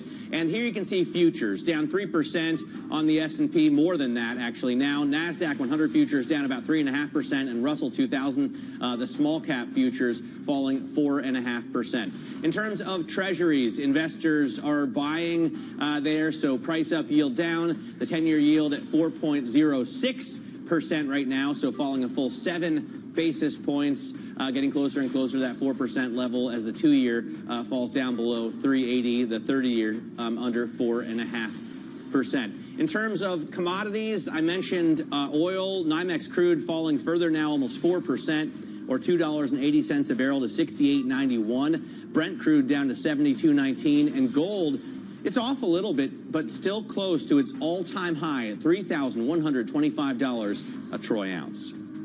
President Trump announced the U.S. will apply a minimum 10% general tariff on all trading partners, as well as additional duties on around 60 nations. Markets are reacting, and so are world leaders.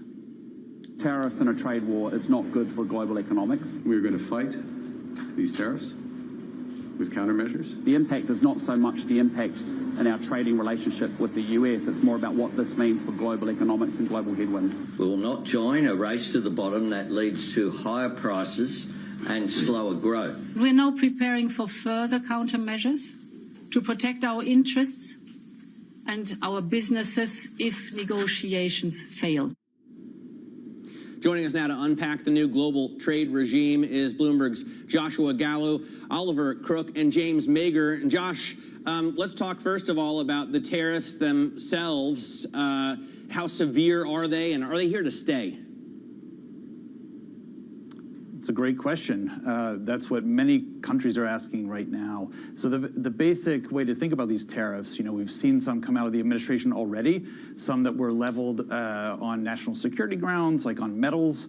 There were others that were trying to prod countries to do something about the fentanyl crisis. These are ostensibly to address trade deficits, which are something that have bugged Donald Trump since his first term, and it's a blanket 10% tariff on all exporters to the U.S. And then on top of that, of course, he's taken a deeper look at which countries have the biggest trade surpluses with the United States, and top those off with another bit that's meant to even it out. At the top of the list, you have China, of course, is the biggest one, and they're going to suffer the most. They have an effective rate that's now going to be on average above 60%, which Bloomberg Economics estimates could wipe out a lot of the trade between the two countries by the end of the decade if it does stay in place. So you can imagine that with all the South Asian countries that are at the top of the list, as well as the European Union, a lot of goods are going to be much more expensive for Americans going forward. Oliver Crook, let me get to you. You're in Brussels at the NATO summit. What kind of reaction are you hearing from world leaders? Are they looking to retaliate or potentially lower trade barriers and negotiate? Listen, we have the unified voice of the European Commission, Ursula von der Leyen, basically saying that they'll only retaliate if they cannot negotiate an outcome. So really the preference from the European Commission and the EU is to figure out a way to get past these tariffs, to get into these negotiations and try to bring that level down from that 20% to, I guess, the lowest they can get is 10%. The issue is, Matt, is that when you actually look at the tariff rates between the EU and the United States before yesterday, there's only about a 0.5 percentage point difference, right? So what the Trump administration is looking for is non-tariff measures, the so-called non-monetary trade barriers that Trump was talking about yesterday, and that is what the EU needs to figure out how to basically present that to the United States and to Donald Trump. The question is, what is the equivalent to a sort of a tariff rate for something like, in terms of food quality regulations or potentially digital taxes or VAT? What is the equivalent there? And that is the equation that the European Commission needs to figure out. And we should say, Matt, that within the EU, there's going to be different views on this, right? Germany is super exposed when it comes to the export market. There are other parts of the EU that are more concerned with Russia and want to keep the U.S. on board in terms of NATO and defense. So it's a complicated equation as ever for the Europeans here. Fascinating stuff out of Brussels there, Oliver. Let's get to James Mager right now in Beijing. James, these are some of the highest tariff levels that we're going to see because, as I understand it, they all add up. How are the Chinese responding, and what about Chinese businesses? Yeah, as you said in the introduction, the actual tariff on Chinese goods now is more than 65%, and this is going to be very, very damaging both for Chinese exporters, but also for U.S. importers. iPhones are only made in 2 places in the world: it's China, vast majority are made in China and in India. Also just been hit with U.S. tariffs. So if you're a Foxconn making iPhones in China, this is going to hit the number of people who can afford your phone. And if you're an American consumer, it's going to hit the number of people who can buy the phone. But it is going to be very damaging for Chinese businesses and for foreign businesses in China. So far, the government hasn't done anything. As I would expect, based on previous actions, they'll wait till the tariffs actually come into place, either this weekend or early next week. And then once the U.S. tariffs actually are put in place, they will respond with some kind of retaliation. But I think what we've seen so far is China does want to talk about these things. They have the retaliation to the previous rounds of tariff because of fentanyl were quite limited. They were much smaller than the U.S. action. So I think there is still a desire to talk, but the kinds of demands, or even the lack of demands that the U.S. is making on some countries, make it very, very hard for them to discuss these things. If the problem is the massive trade surplus that China runs with the U.S., this is not something that can be renegotiated and changed overnight. There is, it's taken decades of building up supply chains to get to the point where they have this huge trade surplus. It's going to take a similar amount of time to reduce that, or to change where companies make things, to change this surplus that everyone in Asia runs with the U.S. James, thanks very much for joining us. James Mager for the day in Singapore, looks like normally based out of Beijing. Josh Gallo out of Munich, and Oliver Crook currently in Brussels. Joining us now is Frank Monkham, head of macro trading at Buffalo Bayou. Frank is here with me in studio. Thanks for getting up early and coming in. Pleasure. What do you make of the headline announcements out of the White House? Do they seem to be worse than many had anticipated? Yeah, thanks for having me, by the way. And just want to start by saying that, maybe just to put a bit of context around this, I was on this very program late last year around Christmas, and basically saying that I don't think it's anybody's ready to have an investment outlook for this year until we get through the first 100 days of Trump, because we just don't know what a policy agenda is going to look like, the sequencing of it, the content, et cetera. So we're here today, and what's transpired out of D.C. over the past, 13 hours, 13 hours ago from now it's just nothing shy of a grand opening of, volatility season. I think nobody really saw this coming. We knew tariffs were going to come. I think a lot of the, market participants believed that it was going to be something akin to what we saw in Trump 1.0, but it's completely different. I think it's important for investors to really step back and kind of think about this holistically and realize that these tariffs are just a piece of the bigger puzzle.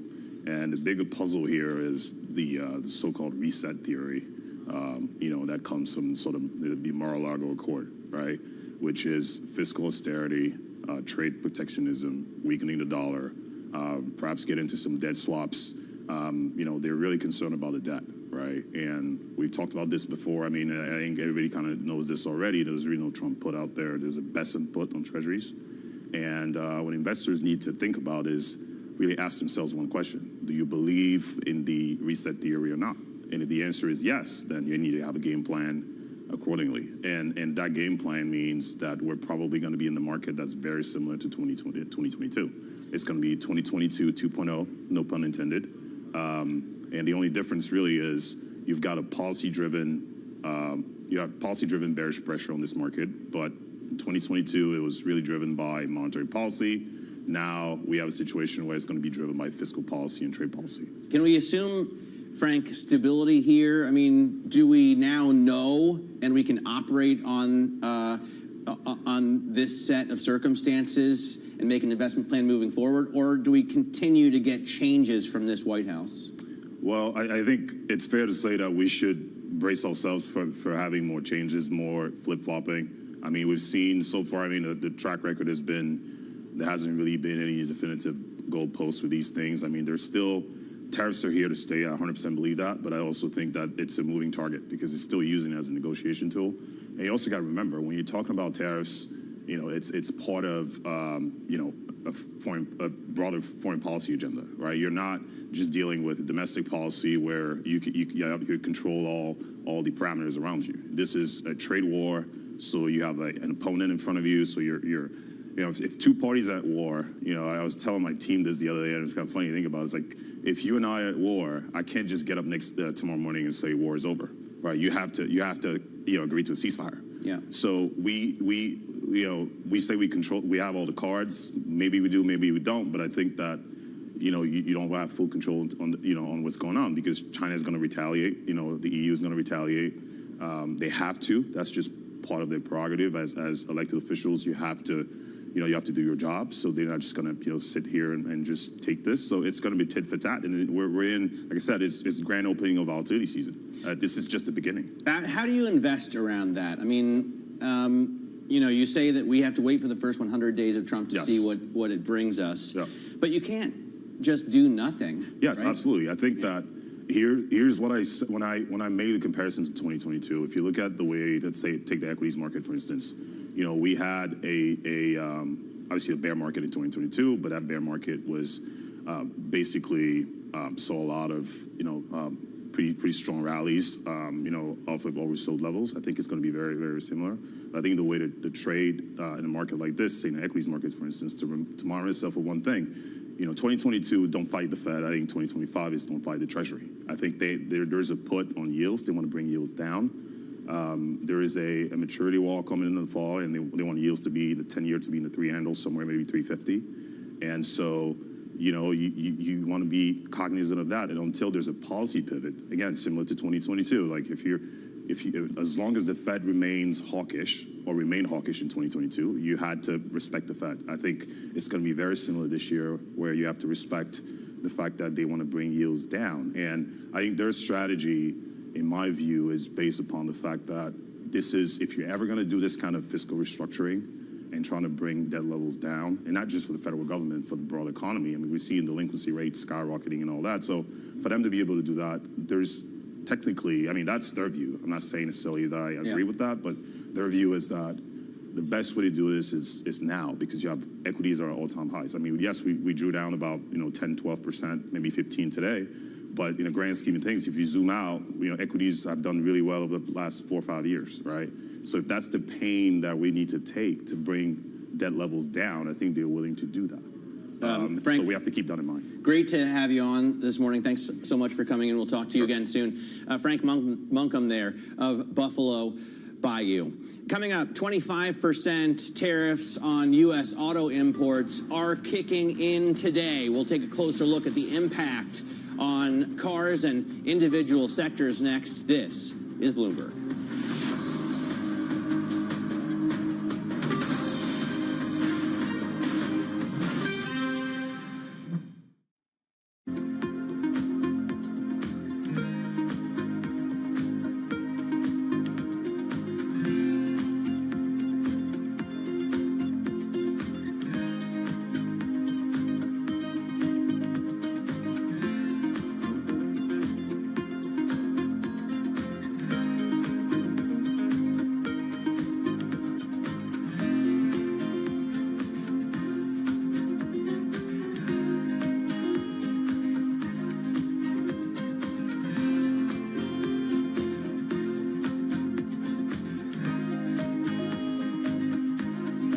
David Weston. Join me for the next generation of Wall Street Week, telling stories of capitalism from business, markets, economics, tech, and climate.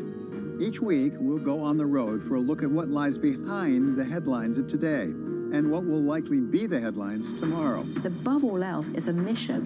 Done nothing but grow immensely. To me, that's an extraordinary sign. We can be the change that we want to see. Watch the all-new Wall Street Week. More than what you need to know, it's what you need to think about.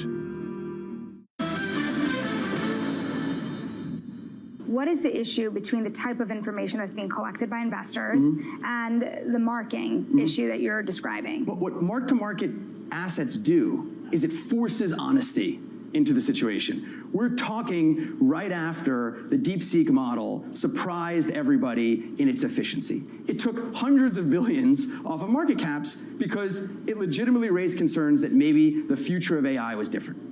I guarantee you that if you look at other portfolios that aren't marked, they didn't move. If private assets are going to eat the world, as they say, with the equity market halving in the number of names, you come to a world that is increasingly an echo chamber. Imagine you have a firm that has some public assets and some private assets. If you see your public assets in AI going down by 20%, you're going to be thinking very, very deeply about what your private assets are worth differently than someone who just has the latter. From our studios in New York and San Francisco, our expert hosts have the data and analysis from the companies you know and the startups to watch, plus the interviews you don't want to miss. Watch Caroline Hyde and Ed Ludlow on Bloomberg Technology, the only daily business show dedicated to tech, right in the middle of the trading action. Live every weekday, only on Bloomberg Television. Context changes everything.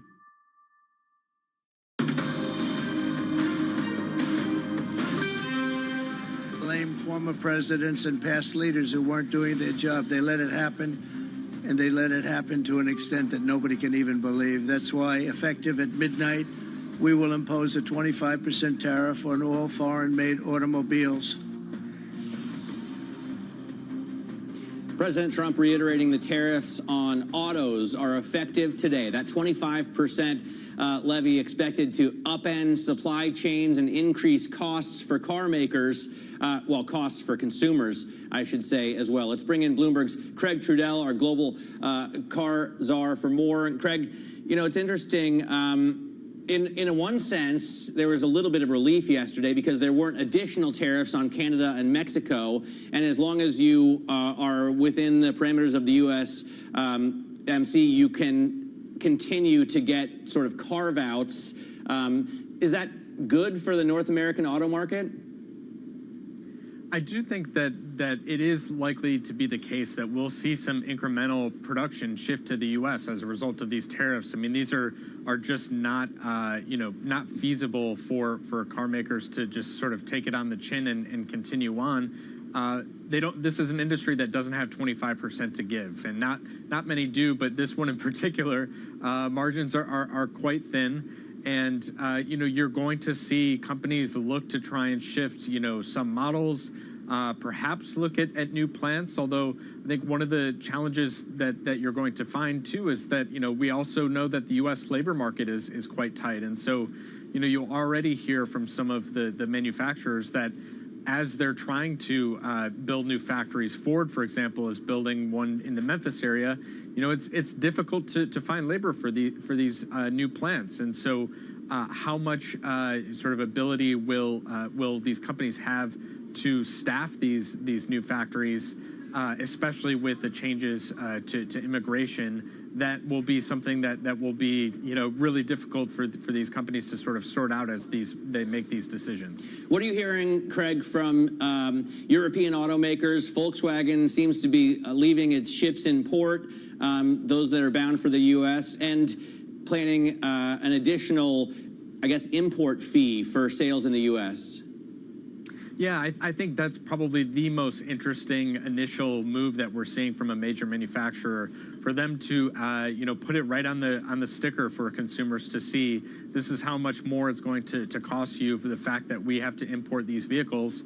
And I can't imagine this will go over particularly well with the administration, because we have seen some members of this administration talk about this idea that the company should sort of absorb this and not pass this on to consumers.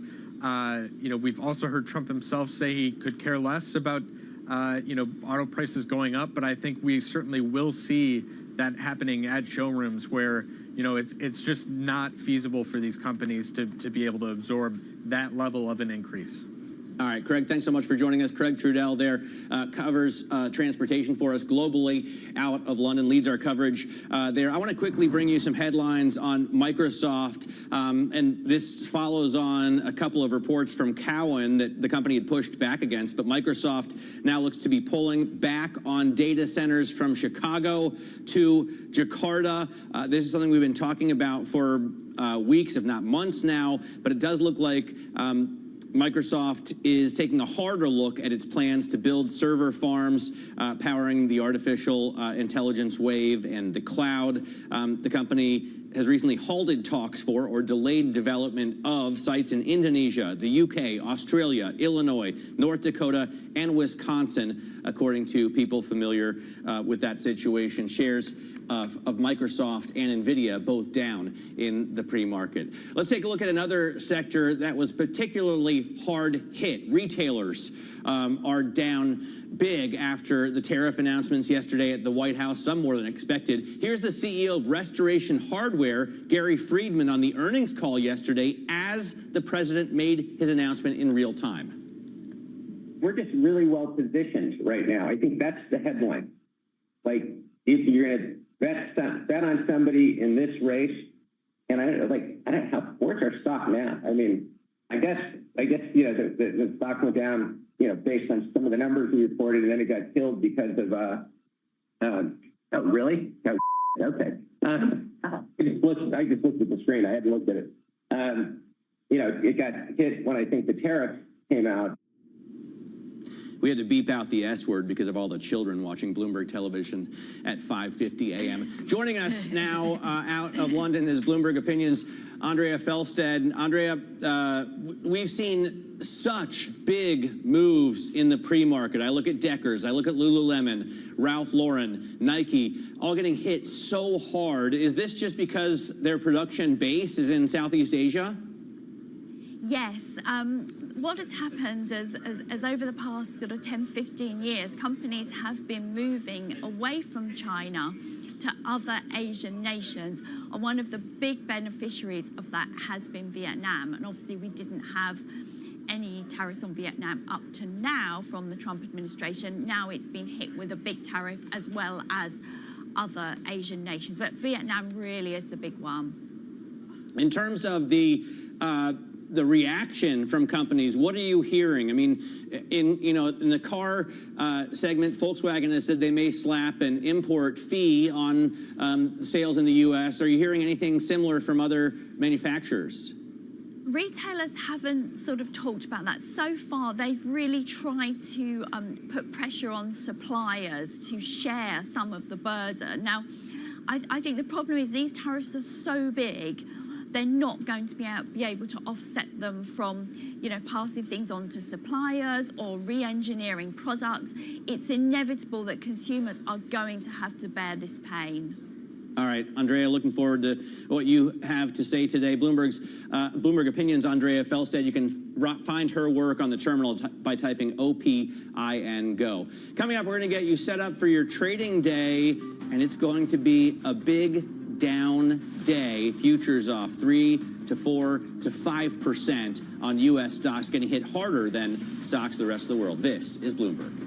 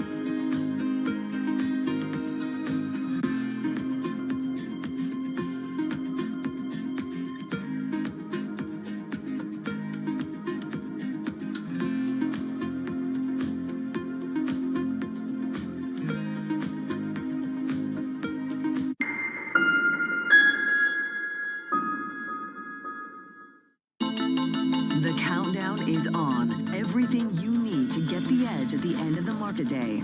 Big tech earnings stick off later this afternoon. Gilead is coming out right now. We have take two numbers. Back to the markets, right? Our bread and butter. NVIDIA is one of the best stories in the tech space. That actually matters a whole lot more. It might shock some of your viewers. You're watching The Close. Get ahead of tomorrow's trading with The Close. Weekdays on Bloomberg. Context changes everything. Bringing you up-to-the-minute global news whenever and wherever it happens. I'm Joanna Versace in Davos, Switzerland, and this is Bloomberg. Middle East and Africa. Vibrant resources and high-yield investment opportunities abound. Join me on Horizons Middle East and Africa for the stories, newsmakers, and insight from this exciting region. Now weekdays, only on Bloomberg. Africa, a region rife with potential for growth and opportunities, but not without its challenges. Bloomberg highlights the biggest stories, interviewing key players, and reporting on the issues impacting the region. Join us as we get to the heart of African business, politics, and economics, and ask the question, what's next? I'm Jennifer Zabasaja, and this is Next Africa. New episodes every month, only on Bloomberg. Get your fixed income fix. Watch Bloomberg Real Yield around the world right here on Bloomberg. Context changes everything.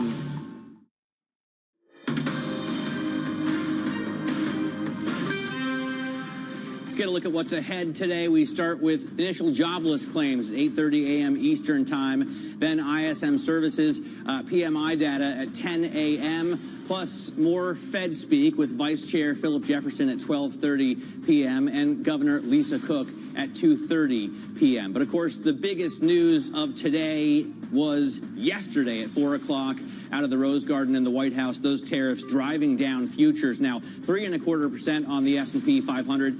NASDAQ futures down 3.7%. And you can see the 10-year yield at 4.05% continues to fall. This is Bloomberg.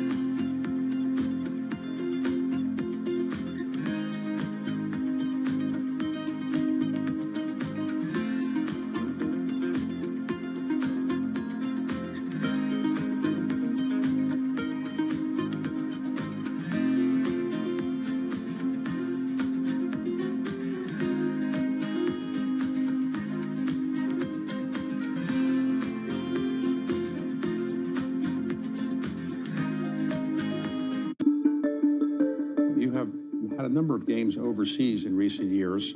And in fact, you opened the season going to the opening game in Brazil. So do you expect to do more overseas games, and is that a part of your strategy? It is. We had 5 last year. We expect to have 8 this year, which will be the highest we've ever had. Our hope would be at some stage to get to 16 games in the next few years. We think we can do that. I think it's an indication of the popularity of our game. Every time we take our game to a new market, Brazil's a great example of it, the fans go crazy for it. They sold out the tickets in less than 90 minutes. People had a wonderful time. It was the talk of the town. And I think it will be the basis and the sort of the match that lights the excitement and the popularity of the game in that market, as well as what we're doing around the world. So we're very excited by it. It's just one element of that strategy. You need to have television. You need to have activity and participation in the sport, and flag football is a big part of that. So all of those factors, I think, are going to be what we think will be a very successful formula to be a global sport. Do you ever envision having a team that's based overseas in Mexico City or in London? Listen, we've talked an awful lot about it, and I think there are markets that could, without question, support an NFL franchise. Key investors, top executives, global innovators. Join me for in-depth conversations with the biggest newsmakers on the day's top stories. Insight with Haslinda Anand, only on Bloomberg. Bringing you up-to-the-minute financial news whenever and wherever it happens. I'm Michael McKee at the Federal Reserve, and this is Bloomberg.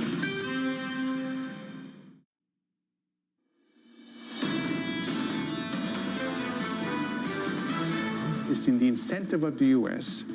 to maintain ambiguity, to play a multi-round game. Everything here in the U.S., we have the strongest hand. The United States is a big, important country. That gives us leverage in the world, but we are not infinitely big and not infinitely important. We have been in the process of destroying the American brand, and this hope that country after country would come and beg for a deal is changing rapidly. This kicks off a negotiation. This is not the end. This is Bloomberg Surveillance with Jonathan Farrow, Lisa Abramowitz, and Anne-Marie Hordern. Live from New York City this morning. Good morning, good morning. For our audience worldwide, Bloomberg Surveillance starts right now. Coming into Thursday with promises made, promises kept.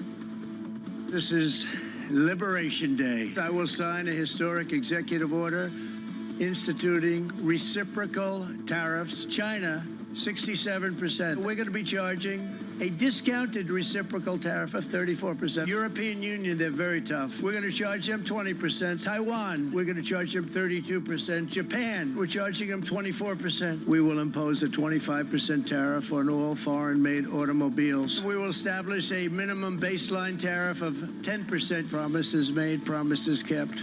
The president unleashing a major tariff push, 20% on the EU, 24% on Japan, 34% on China, and trade partners worldwide preparing to retaliate. President Trump's announcement of universal tariffs on the whole world, including the European Union, is a major blow to the world economy. We're now preparing for further countermeasures to protect our interests and our businesses if negotiations fail. So for markets, it's Liberation Day for the Bears. Equity futures cratering overnight, well on course to snap a 3-day winning streak as the uncertainty persists and the negotiations begin. So today is a question of how much is it a game changer for the United States' position in the global world trade order. There has been a whole slew of different responses from Wall Street, one person after another. I was looking for one positive note out there. I couldn't find it. Neil Dutta of Renaissance Macro kicked it off with Happy Obliteration Day, and that seems to be what a lot of people are asking.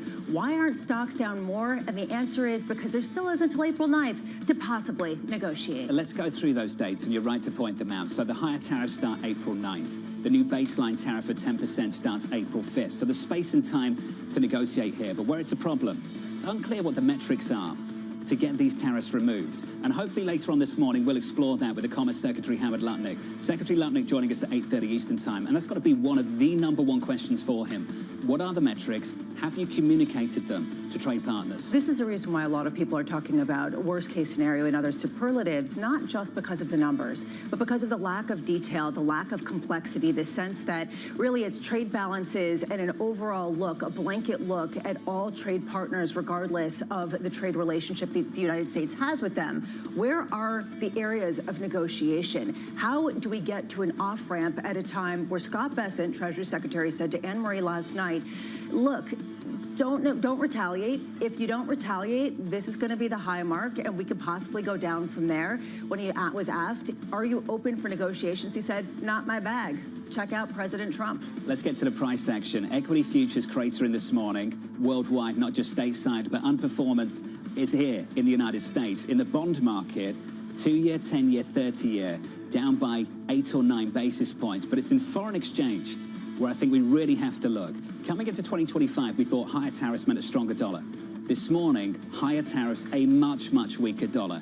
Euro dollar, 110. Dollar yen, a move of 1.9%. Sterling not alone. Strength for sterling, weakness for dollar, 131.70. To me, this is the most important move right now in markets. George Saravelos of Deutsche Bank came out this morning and said, we have been warning about the importance of the correlation breakdown between the U.S. risk assets and the dollar for a while. We are now looking at underperformance for U.S. assets by European investors that rival anything we've seen in the past number of years. A real question about whether this truly is a test of U.S. exceptionalism. We've got a lot to get through. Coming up on this program, Dan Greenhouse of Solis Alternative Asset Management as global stocks sink. Terry Haynes of Pangea Policy on the steepest American tariffs in a century, and Bob Michael of JP Morgan Asset Management on the probability of recession. We begin this hour with our top story. President Donald Trump slapping a minimum 10% tariff on all U.S. trading partners and even higher duties on 60 nations. Anne-Marie joins us now in Washington, D.C. Anne-Marie, the negotiations begin.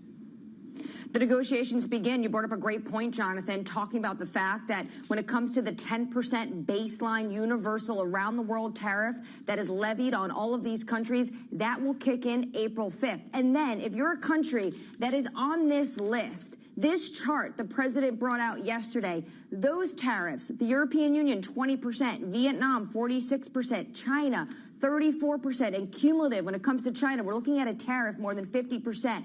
That'll kick in April 9th. The key question I have today is that timing, that gap we have, the 5th, the 9th, is that to just get customs and the border prepared to change the computers to make sure they are bringing in these tariff dollars? Or is that the start of negotiations? Scott Bessent, the Treasury Secretary, told me yesterday a number of countries have already called. It is up to the president now how he wants to negotiate. Anne-Marie, do you have a sense of who around him has the biggest heft when it comes to influencing these decisions?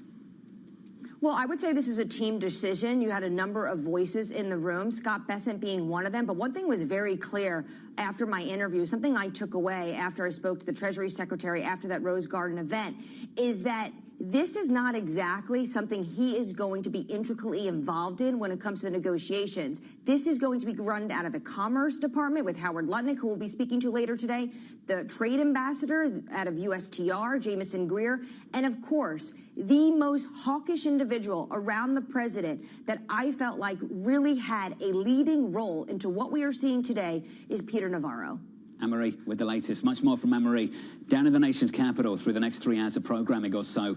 Equities are down by more than 3 percentage points on the S&P 500. AMH catching up with Secretary Bessent just yesterday following the decision. Asked about the equity market sell-off. He pointed to the NASDAQ, pointed to when it peaked, DeepSeek, and said this looks like a Mag 7 problem, not a MAGA problem. It felt rehearsed, and they clearly are going to address the drop that we're seeing in stocks. This drop is much broader based than simply big tech.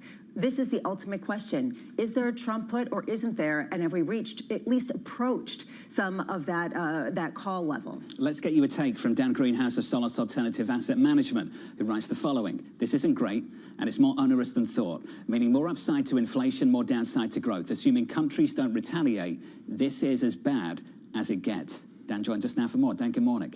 Thank you for having me, sir. Is this the clearing event people were looking for? This is the conversation everybody keeps having. I don't think so. I haven't thought so, and I don't think now. I do want to echo Anne-Marie's point. We've moved from one uncertainty to another. We didn't know what would be implemented, when it would be implemented, how large it would be, et cetera. We've dispensed with that uncertainty, and now we're in, to Anne-Marie's point, is this a negotiating window? I think it is, but perhaps it's just simply a mechanical window to allow the border and customs agents to get their ducks in a row, so to speak. So now we have an idea for what's going to be implemented, but who's going to come to the table? We've already seen Israel say, we're taking off all of our tariffs in the United States. Obviously, that's not a particularly large trading partner for the U.S., but it is indicative of the type of response that you'd like to get from other countries if you're Donald Trump and the administration. We are learning something about how the market's responding to this. U.S. equity underperformance has dominated 2025, continues this morning. When we came into the new year, we thought the dollar would strengthen off the back of announcements like these. It's weakening. What's the signal that you take from that? Well, I mean, listen, I'm looking at the dollar right now. Depending on whether you use the DXY or the trade-weighted index, it's still higher than it was prior to the post-COVID rally. It's still obviously much higher than it was pre the taper tantrum in the middle of the 2010s. Kids, Google it if you don't know. So there, in that sense, we do have a relatively speaking strong dollar. But I mean, the answer to this question is the same answer to a number of questions, which is I don't know. Because there is a worst case, to Lisa's point earlier about looking for positive takes around the street, everyone's going to assume the worst case outcome right now because that's all we really have. However, if in 2 days, to Scott Besant's point about countries calling and willing to make some agreement, if you start getting some headlines that, okay, well, Germany or China or Mexico or whomever has decided to come to the table and meet some of the president's demands, then some of these worst-case outcomes are going to come off the table very, very quickly. I think they already should, but even more so. Do you think the worst-case scenario is actually being priced in right now? Well, no. The worst-case scenario is a recession, and if I tend to look at this purely through the prism of the stock market, and the stock market's off, call it 8% from a high, add in 3% now, you'll be down 10, 11% or so. A recession's a 20% drop in the stock market, at least, if not a third. So you're probably calling it pricing in half of a recession right now through this simplistic framework. So there is more downside if things get worse. And to a point a number of people have made, this isn't really going to start hurting until the middle of the year. And so there is plenty of time to deal with those worst case outcomes. But at the same time, there's plenty of time for them to come to fruition. At the same time, person after person who's come on this show has said that the uncertainty alone has been such a drag on growth, has been such a drag on confidence among consumers as well as corporations. And the longer this goes on, the more the damage will become entrenched before you get the inflationary one-time pop or maybe longer from tariffs. At what point can we say uncertainty is policy? Well, listen, you've seen, obviously, consumer confidence crater, CEO confidence has come down, investor confidence is not good at all. The AAI bear survey is basically at its highest level. However, when you listen to a number of earnings from retailers, I think they've been, on balance, to my ear, pretty good. Obviously, that's not to say there aren't companies that have specific issues. Lulu is dealing with some specific issues there. But then you have Dick's Sporting Goods and Walmart put up pretty good comps, mid-single digits. There has not yet been a meaningful impact to larger consumer behavior, at least as far as I've seen. Obviously, you had the weather issue in the first quarter, particularly in January, but when I listen to the companies that reported most recently, on balance, it seems still pretty positive to me. So, plus you've had egg prices come down, and don't discount the importance of that. But crisis over. That's right. Crisis over for eggs, at least, but from one into the frying pan into the, what is it? But is that the most optimistic point that you can come up with, is that eggs have prices going down? For the viewers, I was telling Lisa before I came on. Scrambling. I'm sure the next 3 hours is going to... I went there. I want to get to the data. Let me jump in. Please. ISM services later this morning. We get payrolls tomorrow. Get jobless claims too in between. How useful is that economic data? I mean, it's very useful, but the idea that tariffs are somehow going to influence jobless claims this week is obviously not a thing. So we'll ignore strength. That's kind of what I'm getting at with the data over the next few days. Are we just going to ignore strength, but if it's weak, it's got to be really weak? Well, I don't think you should ignore strength, but I think clearly the issue in the market right now is about what happens over the next 3 months, 6 months, 9 months. And I think there's an issue around the middle of the year if prices start going up, if you start getting some additional job losses, real personal income growth might be slowing down, in which case consumer spending is going to slow down, and then you're going to start hearing people talk about more recessionary conditions, legitimately recessionary conditions around the middle of the year. I'm not sure that's exactly what comes to pass because, again, I continuously come on here and try to make the optimistic take on things, if only because everyone else is going to come on and do the exact opposite.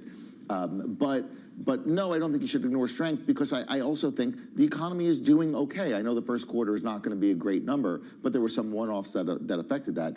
But this idea that you should bet against the U.S. consumer has been wrong time and time again. And I'm not saying that I should ignore what's happening, but I also think we underestimate the U.S. economy's strength. And we have done over the last 5 years, repeatedly, and you're right to point it out. I'm hearing this from economists this morning, I'm sure you're hearing the same, that these tariffs, if they stick, regardless of whether people retaliate, could lead to an additional 1 percentage point to core inflation this year. Yeah. Chairman Powell speaks on Friday.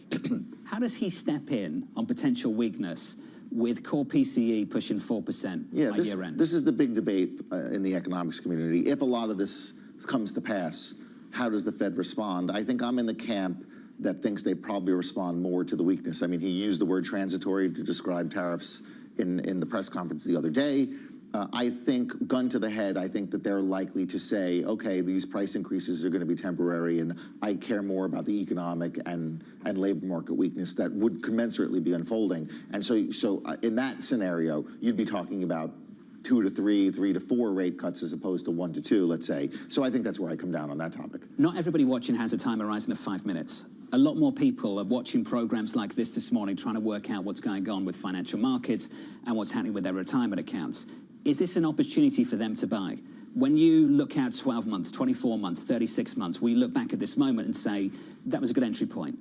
Almost always the answer is yes. There's a book out there called Just Keep Buying, and on balance, if you're talking about your retirement account and this is, listen, we're a hedge fund, we're not a financial advisor, but we're an IRA. But listen, on balance, the market goes up, and I think to the extent that one believes, as I do, that some of these worst-case outcomes are not going to come to pass because there's a negotiation that's going to take place over the next couple of hours, days, and weeks, in which case down 10, 15% for the S&P 500, then on balance, you do want to buy that. But there's a separate issue here. I know the conversation today is going to be all tariffs, but there's another headline about Microsoft pulling back from some AI data centers. And heretofore, there have been very few headlines that have contradicted the AI narrative, the CapEx investment, the demand, the growth, et cetera, et cetera. You're starting to see cracks in that window. And those are the types of things you want to pay attention to, because there's been two driving factors for U.S. equity markets over the last couple of years. It's been U.S. growth exceptionalism relative to the rest of the world, and it's been the AI story, both of which have boosted risk assets in the United States commensurately, when compared to around the world. Both of those issues are being challenged right now. The U.S. growth exceptionalism, obviously, and increasingly the AI data story. And so it is down 10 to 15% when you're supposed to buy. Almost invariably, the answer is yes, unless you're going into a recession. But with both of these stories being challenged right now, it might not be so simple. It's the Max 7 problem the Treasury Secretary was talking about with Anne-Marie yesterday afternoon. Which has been a huge component of it, and there's one reason why it's not just the tariffs. That said, if you're talking about a sea change in trade, and suddenly recession calls screaming across the street, that's the reason why you have a lot of negativity right now. Fair to say this morning, this is an everything problem. Yes. Equity futures at the moment down by 3.4%. Dan, it's good to see you. Thank you, guys. Thanks for dropping by. Dan Greenhouse there of Solace Alternative Asset Management with an update on stories elsewhere this morning. If there are any stories elsewhere this morning, with your Bloomberg Brief, here's Yahara Hackett. Hey, Yahara. Hi, John. We start with the big story. President Trump is raising tariffs on countries around the world. He announced at least a 10% tariff on all exporters to the U.S., with about 60 nations seeing even higher duties. Bloomberg Economics estimates the effective tax rate on more than $3 trillion in imported goods could rise to about 23%, the highest in more than a century. In Washington Senate, Republicans unveiled a budget blueprint that would fast-track a renewal of President Donald Trump's tax cuts with an additional $1.5 trillion in tax reductions, and it would increase the debt ceiling by up to $5 trillion. The Senate plans to vote on the budget outline in the coming days. And Dan mentioned this story. Microsoft is pulling back on data center projects around the world as uncertainty grows over investments into AI and cloud computing. According to people familiar, the company has recently halted talks for sites in Indonesia, the UK, Australia, Illinois, North Dakota, and Wisconsin. It comes as analysts have ramped up their scrutiny of heavy data center spending by Microsoft and other hyperscalers. That's your Bloomberg Brief. John? Yahara, thank you. More from Yahara later on this hour. Up next on the program, promises made, promises kept. I campaigned on this policy throughout last year, and today that promise was made, and it was also a promise, as you know, that was kept. Promises made, promises kept. This is not full reciprocal. This is kind reciprocal. Terry Haynes of Pangea Policy joins us next, and later we'll catch up with Jim Zelter of Apollo, the former Trump White House trade official Katie Kalukowicz, and Commerce Secretary Howard Lutnick. Live from New York City this morning. Good morning.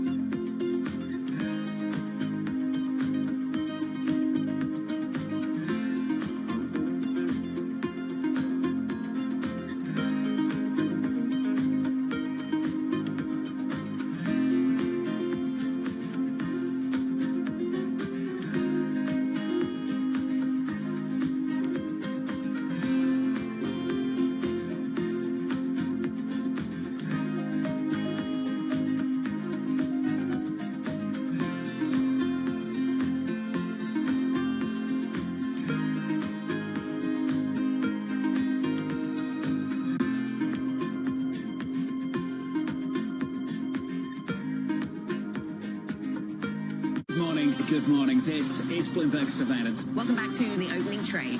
This is Bloomberg Technology. This is the Asia trade. This is Wall Street Week. Welcome to Balance of Power. This is Bloomberg Television. Asia is at the forefront of some of the world's biggest stories. I'm Sherrian in Tokyo. And I'm Heidi Stradwatts here in Sydney, where the trading day begins. We're here in the center of all the action to get you set up with the numbers, news, and knowledge you need for the day ahead. The demand is indeed recovering. We've been waiting for this moment. The opportunity of a century. Join us on Bloomberg The Asia Trade. Weekdays only on Bloomberg TV. Context changes everything. Bloomberg has the Fed decision under surveillance with the fastest coverage and exclusive analysis, including Powell's press conference.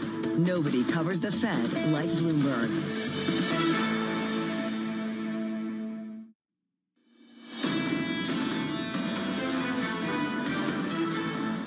Neil Dutter, Renmac. Perhaps investors assume cooler heads will prevail. I wouldn't hold your breath. Equity futures down 3.4% on the S&P. The Nasdaq down by close to 4%. In the bond market, a rally. Yields on a 2-year, 10-year, 30-year down across the board. But check out foreign exchange. The euro, looking at the biggest one-day move going back to December 2015. Euro dollar 111.18. Under surveillance this morning. Promises made, promises kept. We will establish a minimum baseline tariff of 10%. That'll be on other countries to help rebuild our economy and to prevent cheating. I campaigned on this policy throughout last year, and today that promise was made, and it was also a promise, as you know, that was kept. Promises made, promises kept. This is not full reciprocal. This is kind reciprocal. If they complain, if you want your tariff rate to be zero, then you build your product right here in America. So here's the latest this morning. The president slapping a 10% tariff on all exporters to the United States and higher duties on dozens of nations, including the EU, China, and Japan. Anne-Marie joins us now from Washington for more. Anne-Marie, massive moves. Massive moves when it comes to what's going on in the fallout in the equity market, Jonathan, following the massive tariff walls that the president put up last night. He's calling it Liberation Day, promises made, promises kept. The key question now is, will there be negotiations? And for that conversation, I'm pleased to be joined by a friend of the show, Terry Haynes of Pangea Policy. Terry, you put out a note last night. You said Liberation Day tariffs now watch for many, quote, path-dependent negotiations. Do you think all of these rates that the president outlined yesterday can come down? I think a lot of them can, sure. The one reason I would say that is that Secretary of Commerce Lutnick has been kind of preloading everything over the past days and weeks with a lot of different countries, saying, you know, here's what we'd like on tariffs, here's what we'd like on tariff barriers, you know, here's the realm of things we want to talk about. Those other countries have already been discussing that internally, and they'll have internal politics as well as external politics, things they can do, things they can't.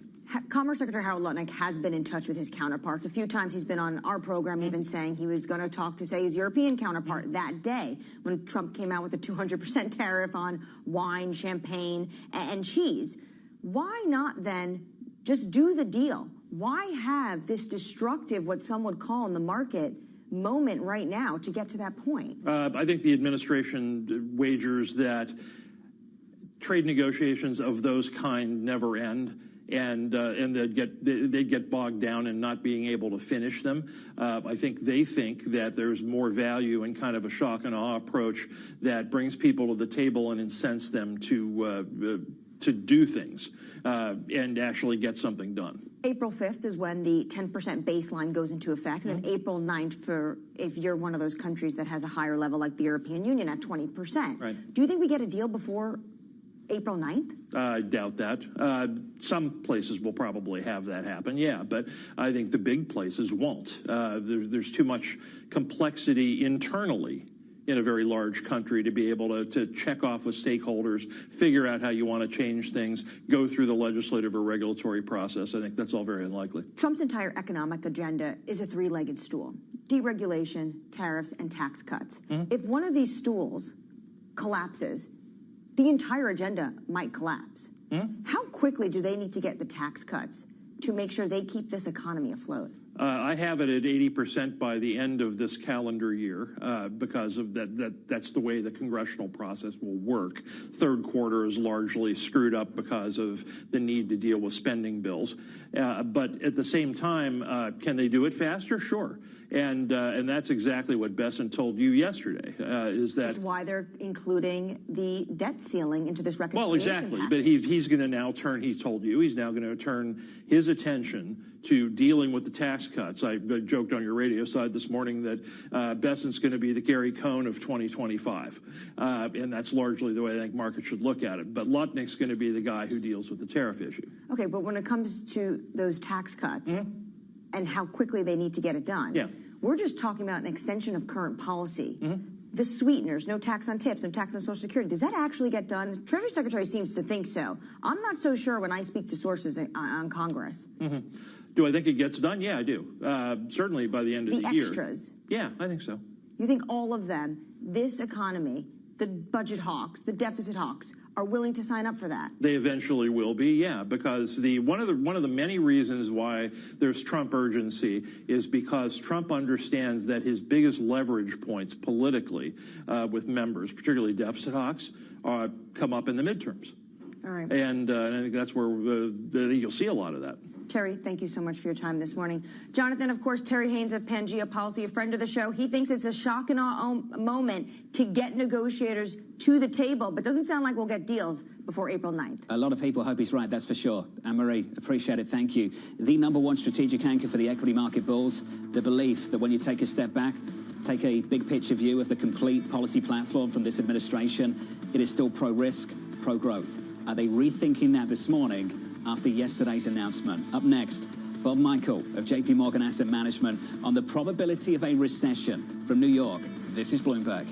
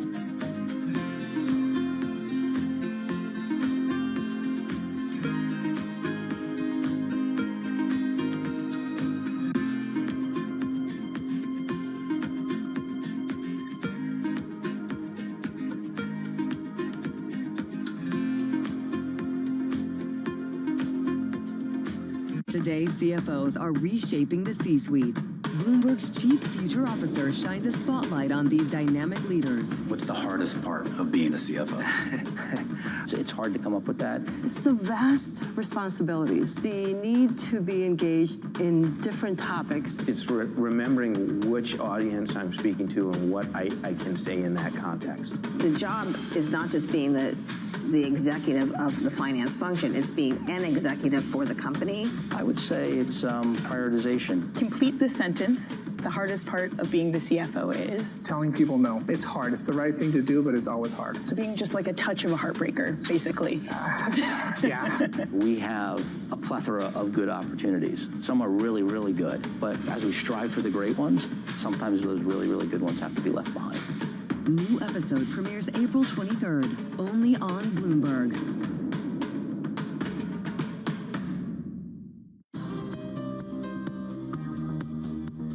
It's the countdown to the market open as we bring you the first trades across Europe. We'll debate the most important stories and what will drive the big investment decisions throughout the morning. I'm Guy Johnson. I'm Kriti Gupta. And I'm Anna Edwards. Join us every weekday morning for the opening trade, live at 7 a.m. here in London. Only on Bloomberg. Context changes everything.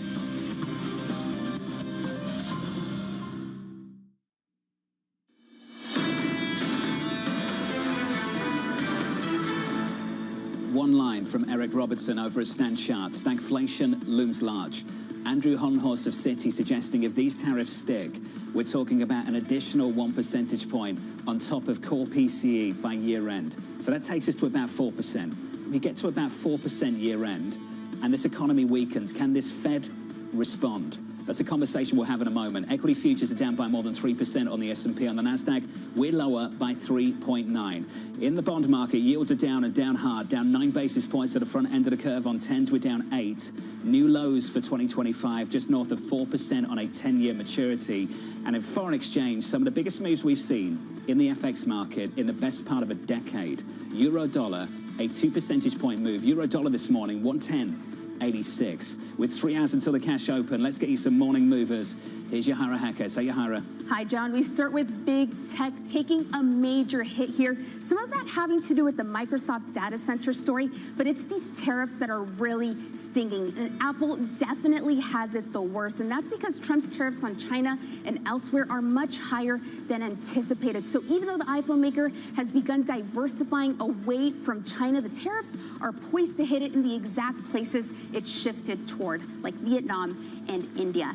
Next up, we have the chip stocks also getting pummeled here, and that's because the tariff on Taiwan is much, much higher than anticipated at 32%. A big problem since all these three companies, NVIDIA, AMD, and Broadcom, rely on Taiwan's TSMC to produce some of those most sophisticated chips.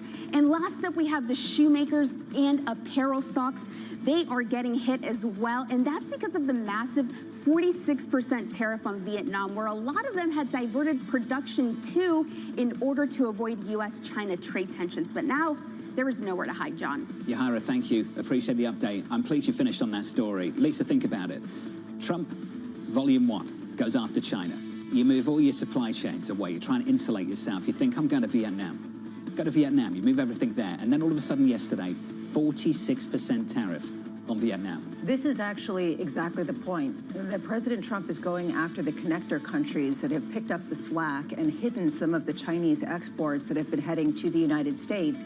Key question for me is this is choosing Taiwan, Vietnam, Malaysia, the Philippines to choose between China and the United States as trading partners, and it puts them in a really precarious situation given both the U.S.'s track record and their geographic proximity to China. That has major foreign policy implications as well, which is what you're alluding to. On our radar this morning, President Donald Trump slapping a minimum 10% tariff on all U.S. trading partners and higher duties on 60 nations, including 20% on the EU, 34% on Japan, 34% on China, 24% on Japan, rather. And the targeted tariffs, they'll kick in on April 9th. How will people respond? China and Europe vowing to retaliate against Trump's tariffs. China's Ministry of Commerce urging the US to, quote, immediately cancel the tariffs. European Commission President Ursula von der Leyen saying the EU is preparing countermeasures if, and I think this is a really important if, Lisa, if negotiations fail. And this really opens up the question that a lot of people are grappling with this morning, which is how much room is there for negotiation before April 9th? Do we get some sense that this gets walked back in a massive way? One aspect of the response that's very important is fiscal stimulus, and it's not just coming from Europe, but also from China. If there are major fiscal injections in those regions, that just amplifies this idea of exceptionalism, leaving the United States with fiscal retrenchment and heading overseas. Some confusion yesterday regarding China. It was a question I had when this was all unveiled. Is this inclusive of or in addition to the tariffs that have been announced in the last few weeks? And we found out it's in addition to. So the number you saw there for China, that's the reciprocal push. Put that on top of the fentanyl push, and you end up with a number of 54% in total.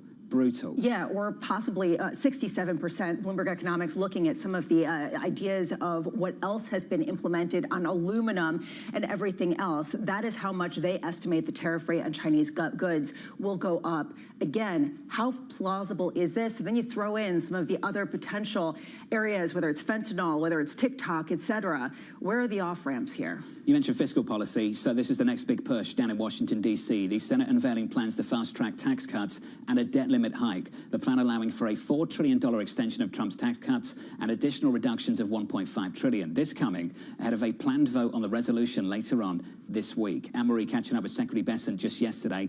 He was really trying to push that story forward at a time when this equity market is cratering for different reasons. And this is the ultimate sweetener that people have been looking for, the second half story. Neil Dutta, I want to go back to what he said of Renaissance Macro initially. There is no offset from the tax law. That is, at best, an extension of what we already have in place. The tariff stuff is what is new, and we are talking about from Trump. You can't root out retaliation later. People are not looking at this as an incredible fiscal expansion. They're looking at this as simply extending the tax cuts that would have been put in place. On the retaliation, the EU vowing to retaliate after President Trump's 20% tariffs on imports. The European Commission President Ursula von der Leyen saying, quote, we're preparing for further countermeasures to protect our interests. Bloomberg's Ollie Crook joins us now for more from the NATO headquarters in Brussels. Ollie, we'll get to why you're there in just a second. Just outline for us, please, for people waking up in the United States, how has Europe responded to this push?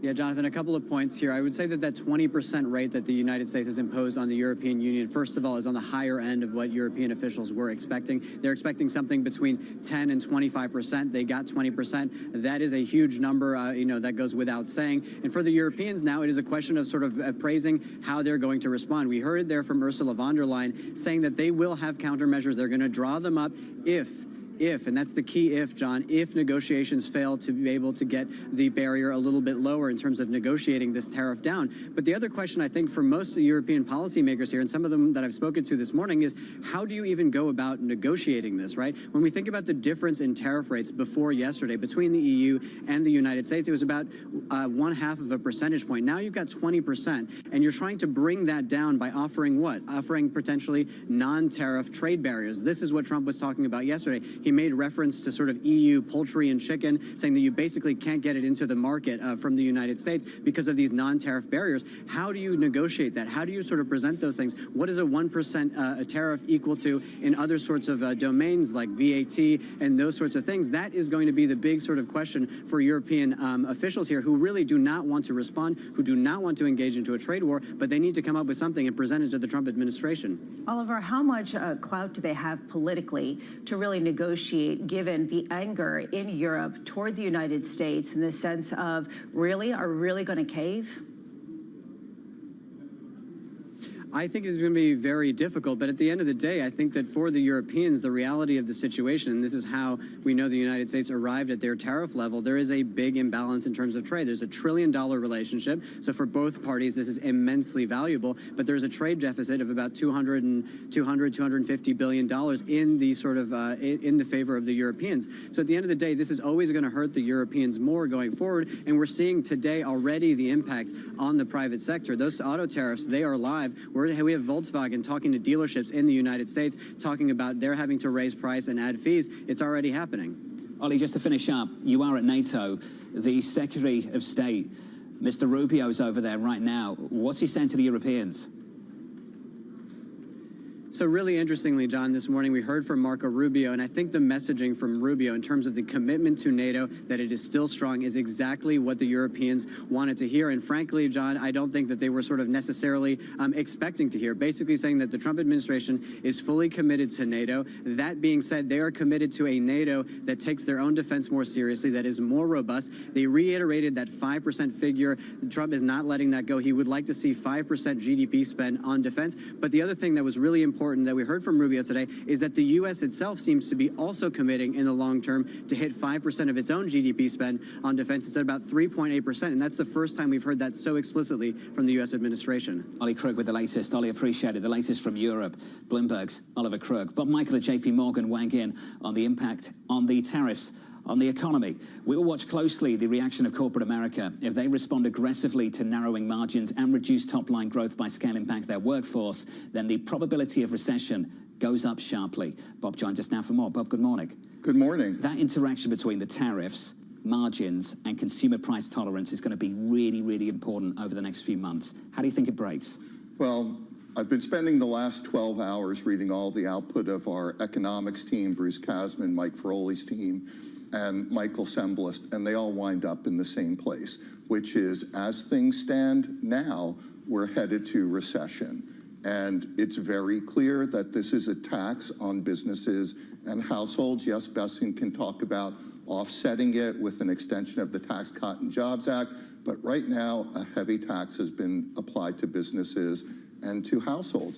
Businesses have to decide how much they're going to absorb and how much they're going to pass through. The one thing they can plan on is that top line will come down. They're going to see a reduction of sales, their input costs will go up, and they're going to look at narrowing margins. And if their sales drop enough, they are going to have to lay people off.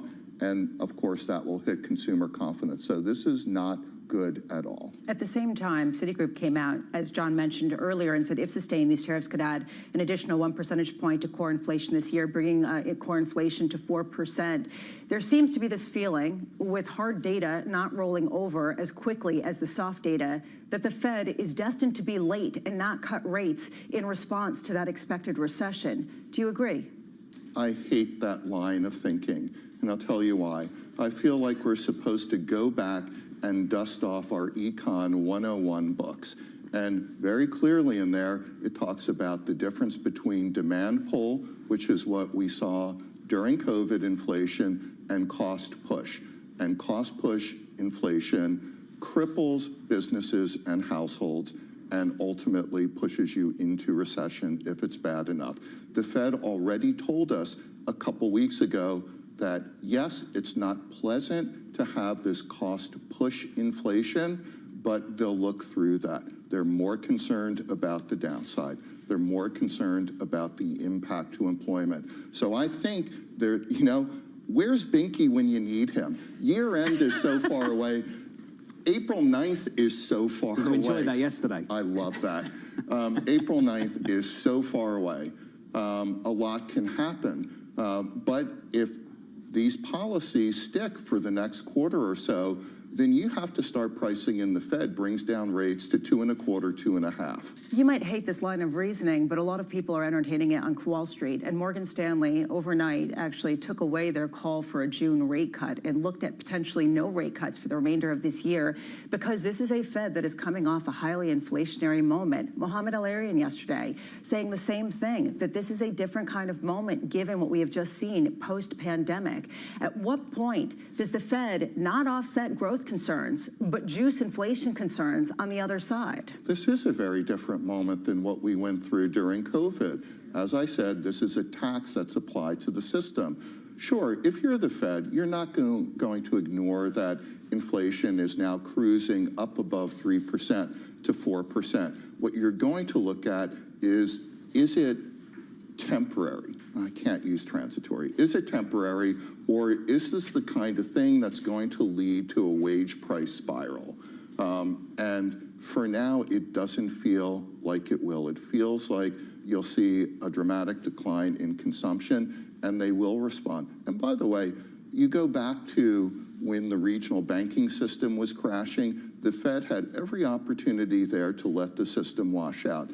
Did they? No, they stepped in. So yeah, it looks like we're cruising to recession now unless things change, but both COVID and the regional banking crisis tell us you've got to watch the policy response.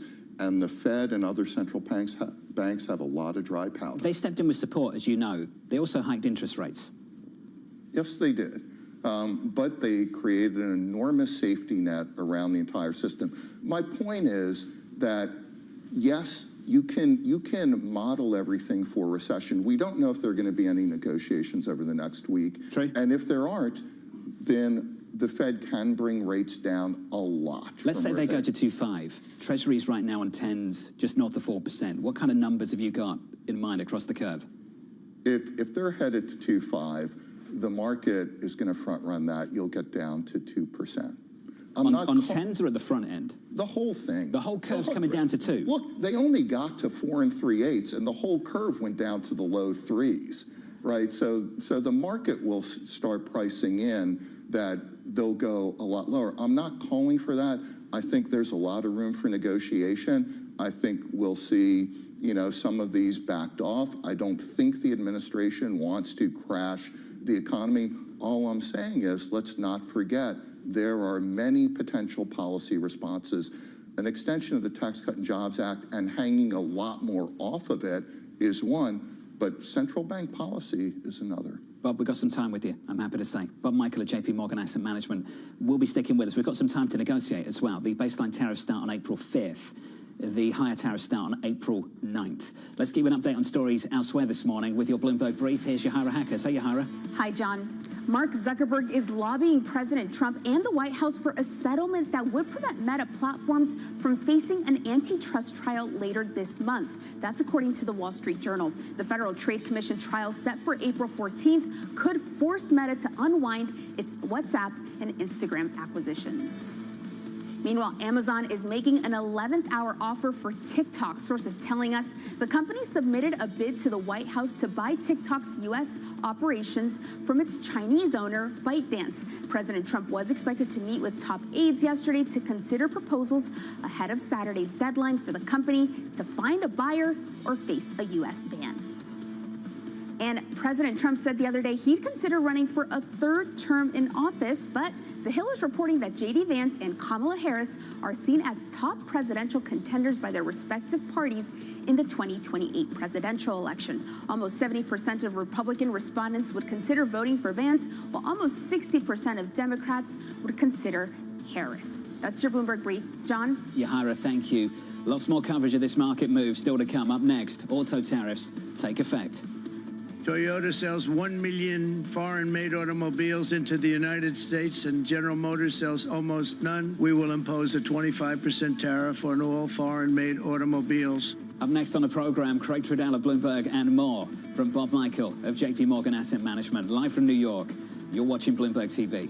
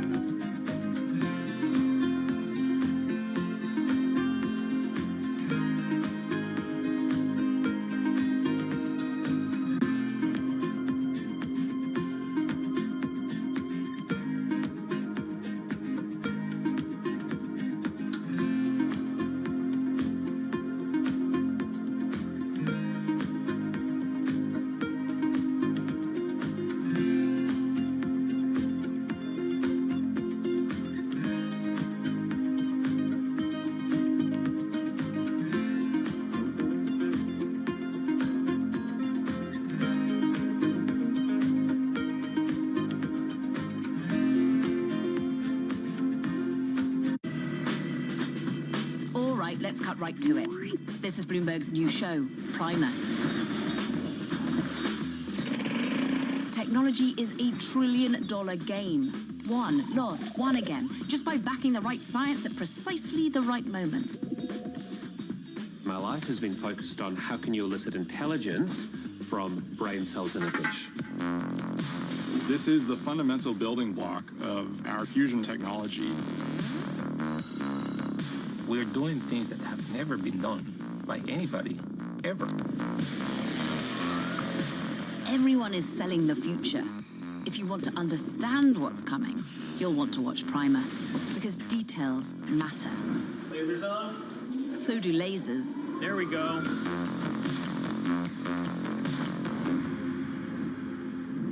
Oh, and it's on all these lovely channels. Hope you're jotting this down. Listen carefully. Can you hear the rhythm in the markets? Not just in the syncopations triggered by inflation, but in the preludes leading to global elections, in the dissonance that moves the Nikkei, and the rising course conducted by AI. There's music in the markets, and if you want to learn to listen for it, we'll show you how. Bloomberg brings you breaking news 24 hours a day. Powered by more than 3,000 journalists and analysts in more than 100 bureaus across the globe. Bloomberg Television. Context changes everything. U.S. jobs numbers are released. Bloomberg has the report under surveillance with crucial data and expert analysis at terminal speed. Nobody covers Jobs Day like Bloomberg.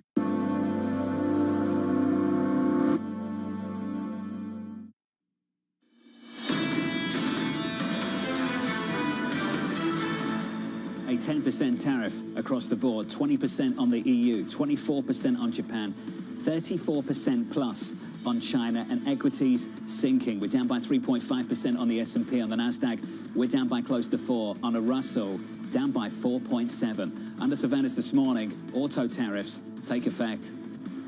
Toyota sells 1 million foreign-made automobiles into the United States, and General Motors sells almost none. Blame former presidents and past leaders who weren't doing their job. They let it happen, and they let it happen to an extent that nobody can even believe. That's why, effective at midnight, we will impose a 25% tariff on all foreign-made automobiles. So here's the latest this morning. President Donald Trump's 25% tariff on U.S. auto imports taking effect shortly after midnight, as promised. Bloomberg's Craig Trudeau joins us now for more. Craig, welcome to the program. What changed for these manufacturers at midnight last night? I think this is going to be hugely disruptive for this industry. And just to correct what the president just said, if you're defining imports of vehicles from foreign nations, as he put it, as including Mexico and Canada, GM is importing a lot more than almost none from the U.S.'s neighbors. This is going to affect GM. It's going to affect Ford. And also, Jeep and Ram and Chrysler maker Stellantis. So this will have an impact even on Tesla, which, I think everybody sort of views as a potential, winner, at least in terms of getting hit the least. But even Elon Musk has talked about the idea that, tariffs on imported parts will also hit his company, even if he's somewhat insulated by the fact that he makes his electric vehicles in the U.S. for the U.S. Craig, just quickly, is there space to negotiate here at all?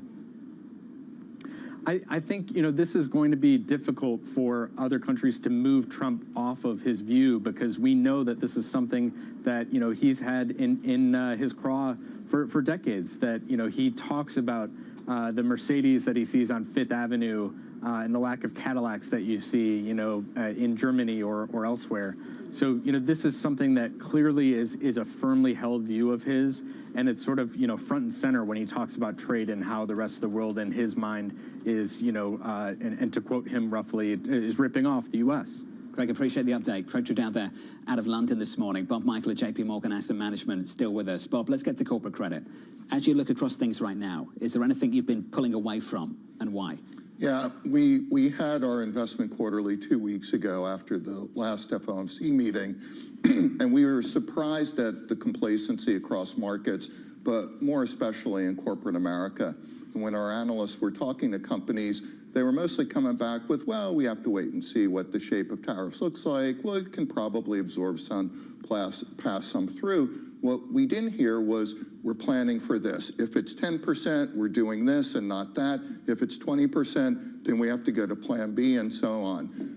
So we came back and reduced our exposure pretty dramatically and added Treasury exposure. Is it just U.S. corporates, or is this a global phenomenon at a time when places like Europe and China are planning fiscal responses?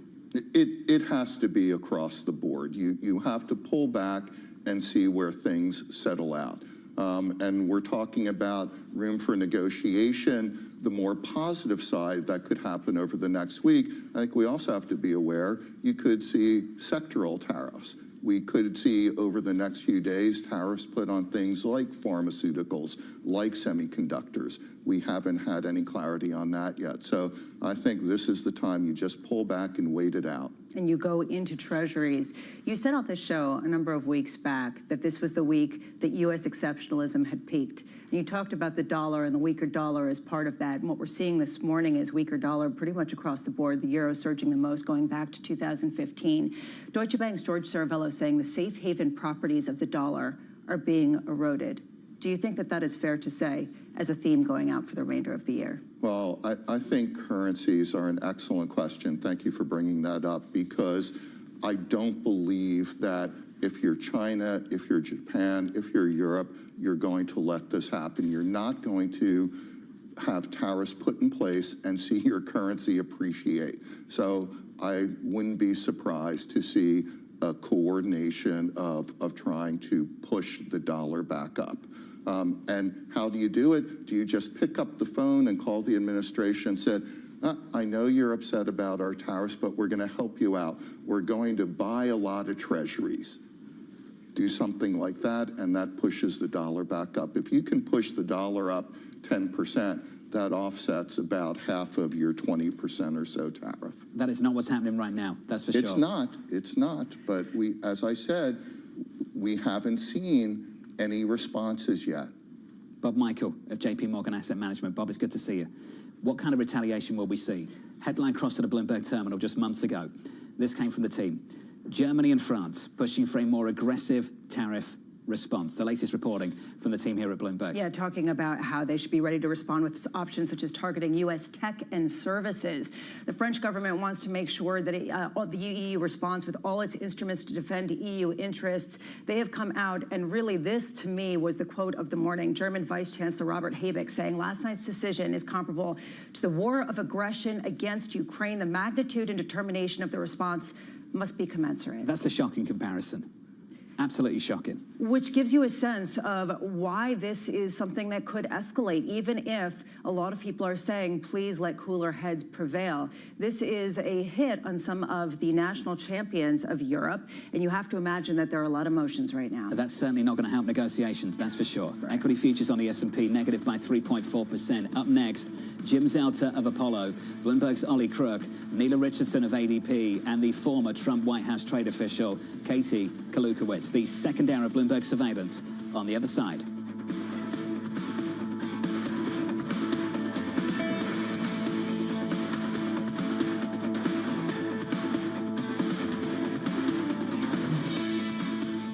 Welcome to the world of decentralized finance. Massive outperformance from Bitcoin. Bloomberg is covering all things crypto, the people. The tectonic shift emanating from Washington. All we're looking for is clear rules and an ability to build in the United States. Crypto shouldn't be partisan. The transactions. Really a record-breaking moment. Crypto VC is back. And the technology. It's really the beginning of a global on-chain economy. And if America doesn't embrace it, we're going to be left behind. Bloomberg Crypto, only on Bloomberg. Literacy is a big problem in the United States. I think 14% of adults are functionally illiterate, which means they can't read past the 4th grade level. That's a large percentage of the population. Nothing the Library of Congress can do can completely solve that problem, but are you surprised at how many people still cannot read in this country and how many people have another problem called illiteracy or illiteracy, which means they can read, but they don't choose to read. It's a challenge with the digital age because they're reading on tablets, so we do count that as reading. If you have an e-book, you're reading the book, and I've been often asked if I'm listening to a book, are you reading? Does that count? But there is a concern that the amount of reading, actual text that people are doing, is diminishing. And so how do you work with other organizations? So the Library of Congress connects to public libraries, school libraries, and we do joint programming with them. Why do we actually have all these thousands of libraries anymore when people are often doing things digitally and they don't need to go to a physical place to get a book? People are using public libraries and someone has said, as opportunity centers. And libraries are offering collections that are beyond books. So libraries are circulating and responding to communities in so many ways. David Weston. Join me for the next generation of Wall Street Week, telling stories of capitalism from business, markets, economics, tech, and climate. Each week, we'll go on the road for a look at what lies behind the headlines of today and what will likely be the headlines tomorrow. Above all else, it's a mission. It's done nothing but grow immensely. To me, that's an extraordinary sign. We can be the change that we want to see. Watch the all-new Wall Street Week. More than what you need to know, it's what you need to think about. Always on the heartbeat of the tech spread across global markets. The real-time data aspect is going to be important. We're going to bring you expert analysis on that. Sure. Don't miss Bloomberg's interview with the...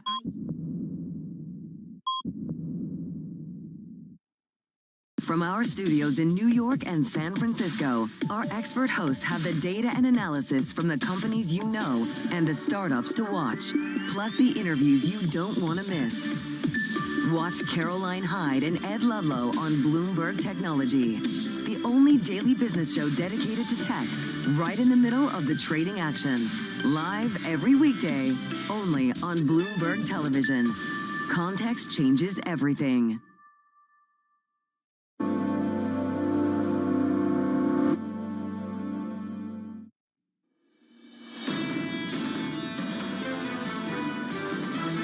It's in the incentive of the U.S. to maintain ambiguity, to play a multi-round game. Everything here in the U.S., we have the strongest hand. The United States is a big, important country. That gives us leverage in the world.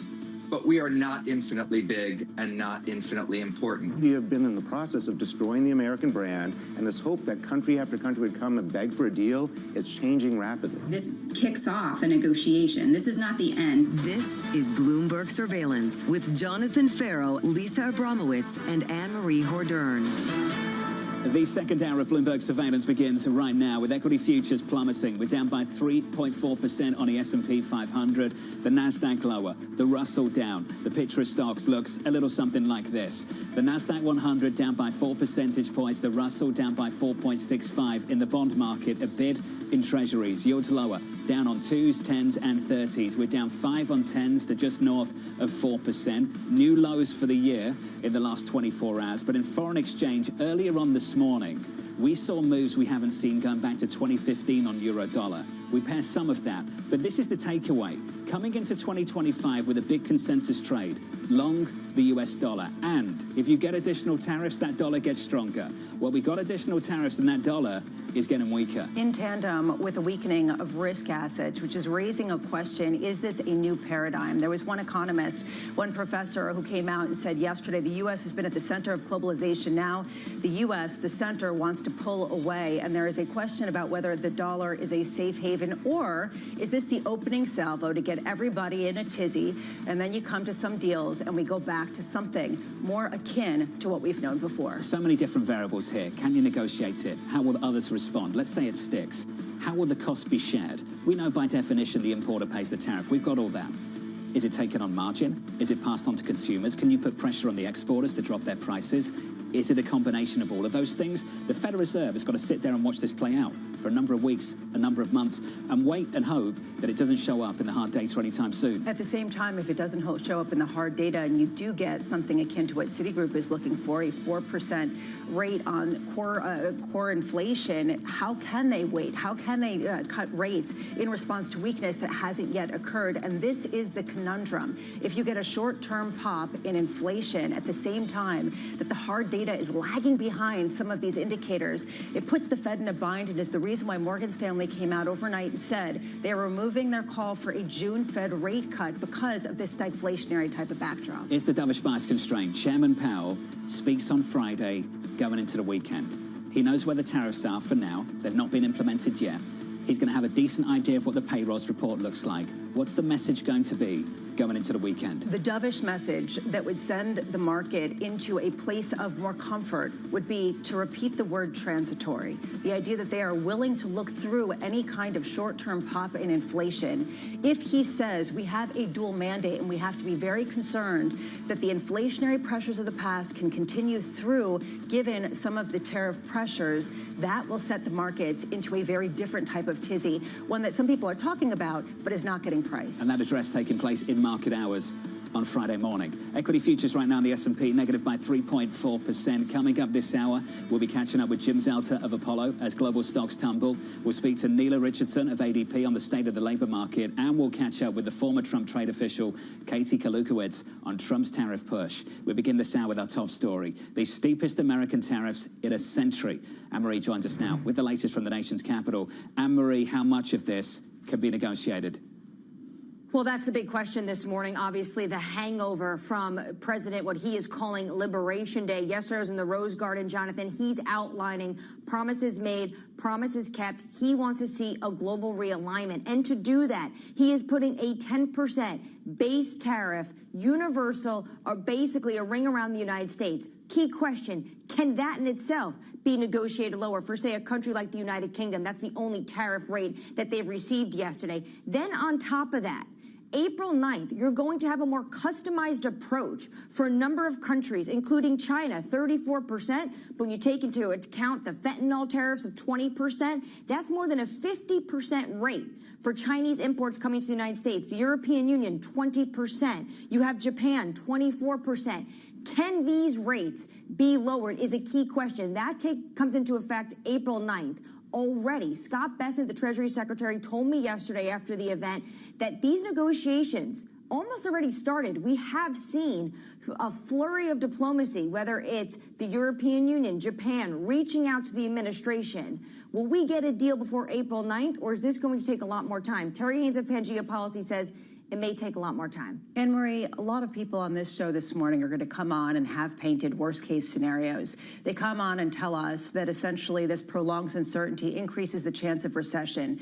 In Washington, D.C., among your sources, how different is the tone? Is there a sense of this is what we want? Well, I think yesterday, just hours after the president unveiled these tariffs, you saw a number of Republicans, a handful, join with Democrats and push back on what the president did with Canada, using IEEPA, an emergency authority, to put tariffs on Canada, the U.S. neighbor in the northern border, the likes of Senator McConnell and Susan Collins. So you already see some pushback and some concern. I would say something is very key, and something I really picked up from my interview with Treasury Secretary Scott Bessent yesterday. Trump's agenda is a three-legged stool. You have deregulation, tax cuts, and tariffs. Right now, the tariff leg is what is crippling this entire agenda. And it is why you see the Treasury Secretary want to push ahead and try to get this tax deal done by the middle of the summer. Anne-Marie, appreciate the update. We'll catch up with you a little bit later this hour. Joining us now for the next 30 minutes or so, the perfect guest, Jim Zelter, the president of Apollo Global Management. Jim, it's good to see you. Good morning. Good morning, as always. Congratulations on the new title, because I haven't spoken to you for a number of months. Thank you. It's been a long journey, and I appreciate the note. Well, let's get straight into it. You've called it macro paralysis. What is it now? Well, it is. I mean, I sit here this morning, and this really can't be a surprise. The reality of the surprise is a little bit more painful for everybody to digest, but this administration was very clear during the campaign what their objective was. They really wanted to revitalize American industry. They wanted to bring back manufacturing, focus on energy, focus on industrial renaissance. And tariffs, as Amrita said, tariffs, taxes, and deregulation were the three-legged stool. And right now, the focus is on tariffs. They have been probably signaling, I know you're having Secretary Lutnick on later on this morning, but they've been signaling this was the dialogue. This is obviously a long negotiation, but again, this was part of the administration's agenda.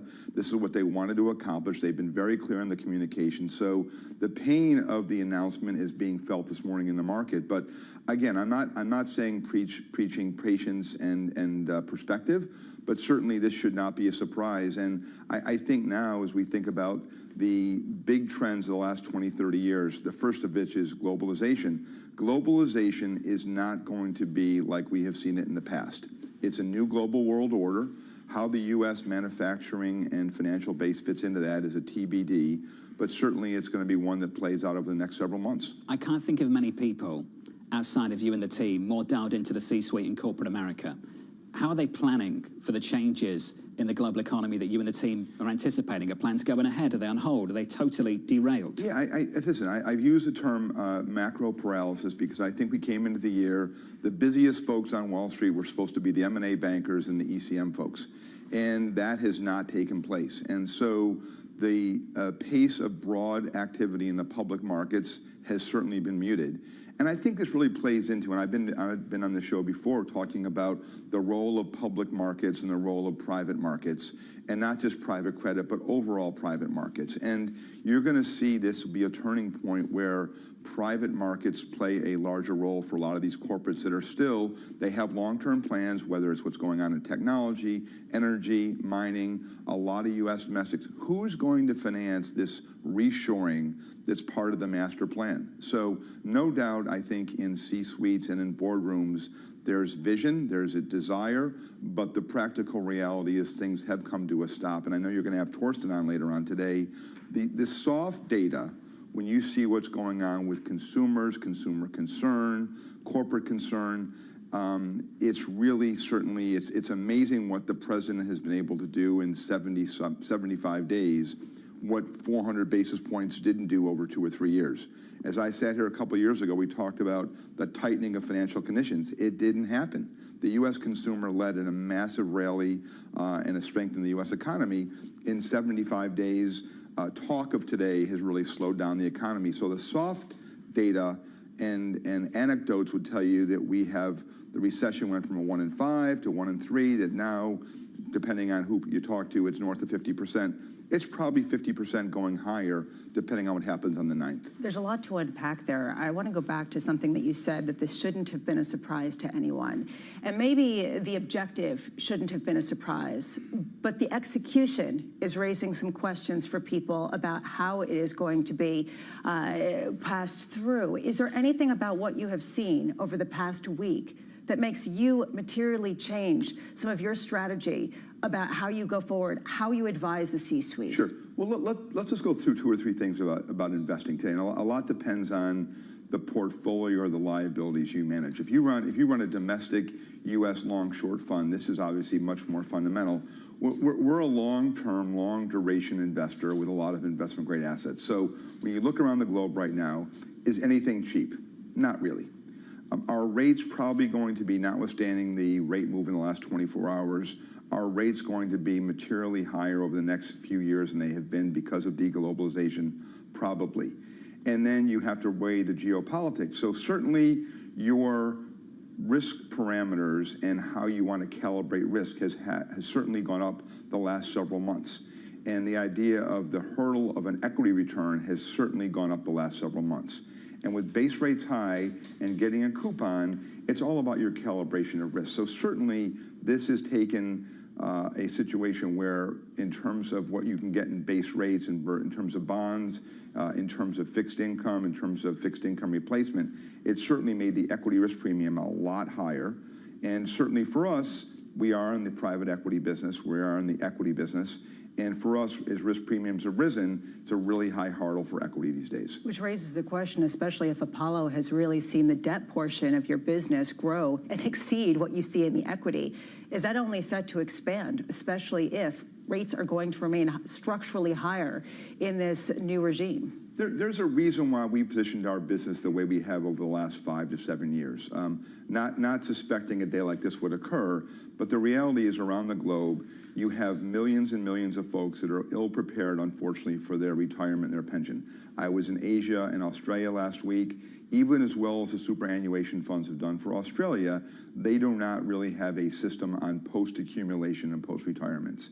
And so around the globe, and even in this country, 11,000 people a day are becoming 60 or turning 65. We're ill-prepared for the pension system of tomorrow in terms of the needs. And that's why, listen, what's being written recently about private markets, certainly in Larry Fink's letter, it's a tune that we've been talking about the last several years, about changing market structure, the role of private markets with retirement systems, financing what this administration is putting forth. We think we're primed to be in a position of first in main in what's going on right now, but certainly it's a wake-up call for retirees around the globe. We've got a lot to get through. I'm pleased to say that Jim Zelter, the president of Apollo Global Management, will be sticking with us. Let's just take a moment to check out the market. Equity futures down by 3.4% with an update on stories elsewhere with your Bloomberg brief. Here's Yahara Hacker. Say, Yahara. Hi, John. We start with outgoing German economy minister Robert Habeck reacting to President Donald Trump's tariffs. This is an extraordinary day for the world economy, comparable with the situation after the Russian aggression on Ukraine. And I think a similar reaction is necessary now from the European Union and its partners. EU trade ministers will meet on Monday to discuss their approach and are preparing for further countermeasures if negotiations with the U.S. fail. Meanwhile, China also vowing to retaliate against Trump's new tariffs, which raise average U.S. levies on Chinese imports to at least 65%. The tariffs are expected to shrink Chinese exports to the U.S. by 80% and result in a 1 to 2 percentage point loss to China's growth. Economists are now predicting Beijing will ramp up stimulus to offset the impact.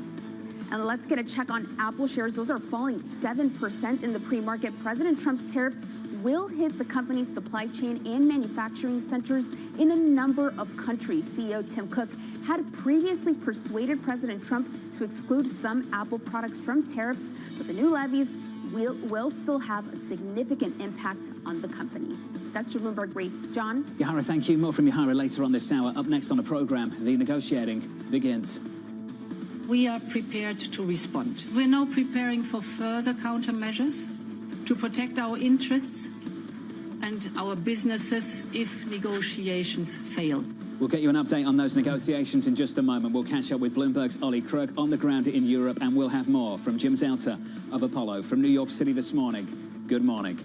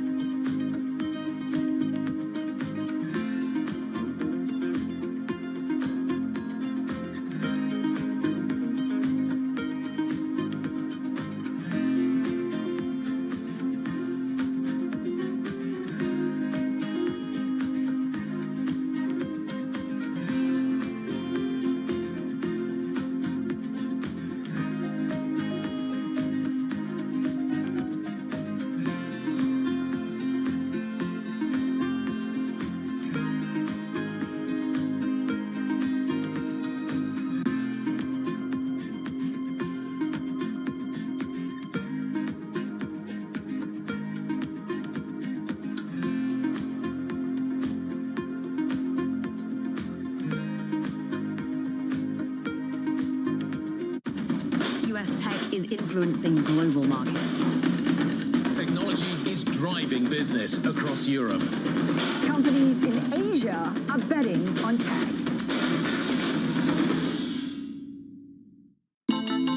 The countdown is on. Everything you need to get the edge at the end of the market day.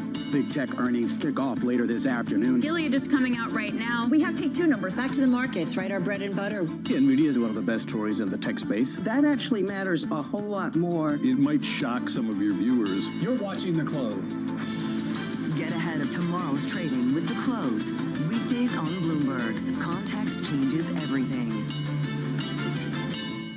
From the world of politics to the world of business, Joe Matthew and Kaylee Lines deliver news, insight, and analysis live 2 times a day, every trading day. Balance of Power at 1 and 5 Eastern, only on Bloomberg.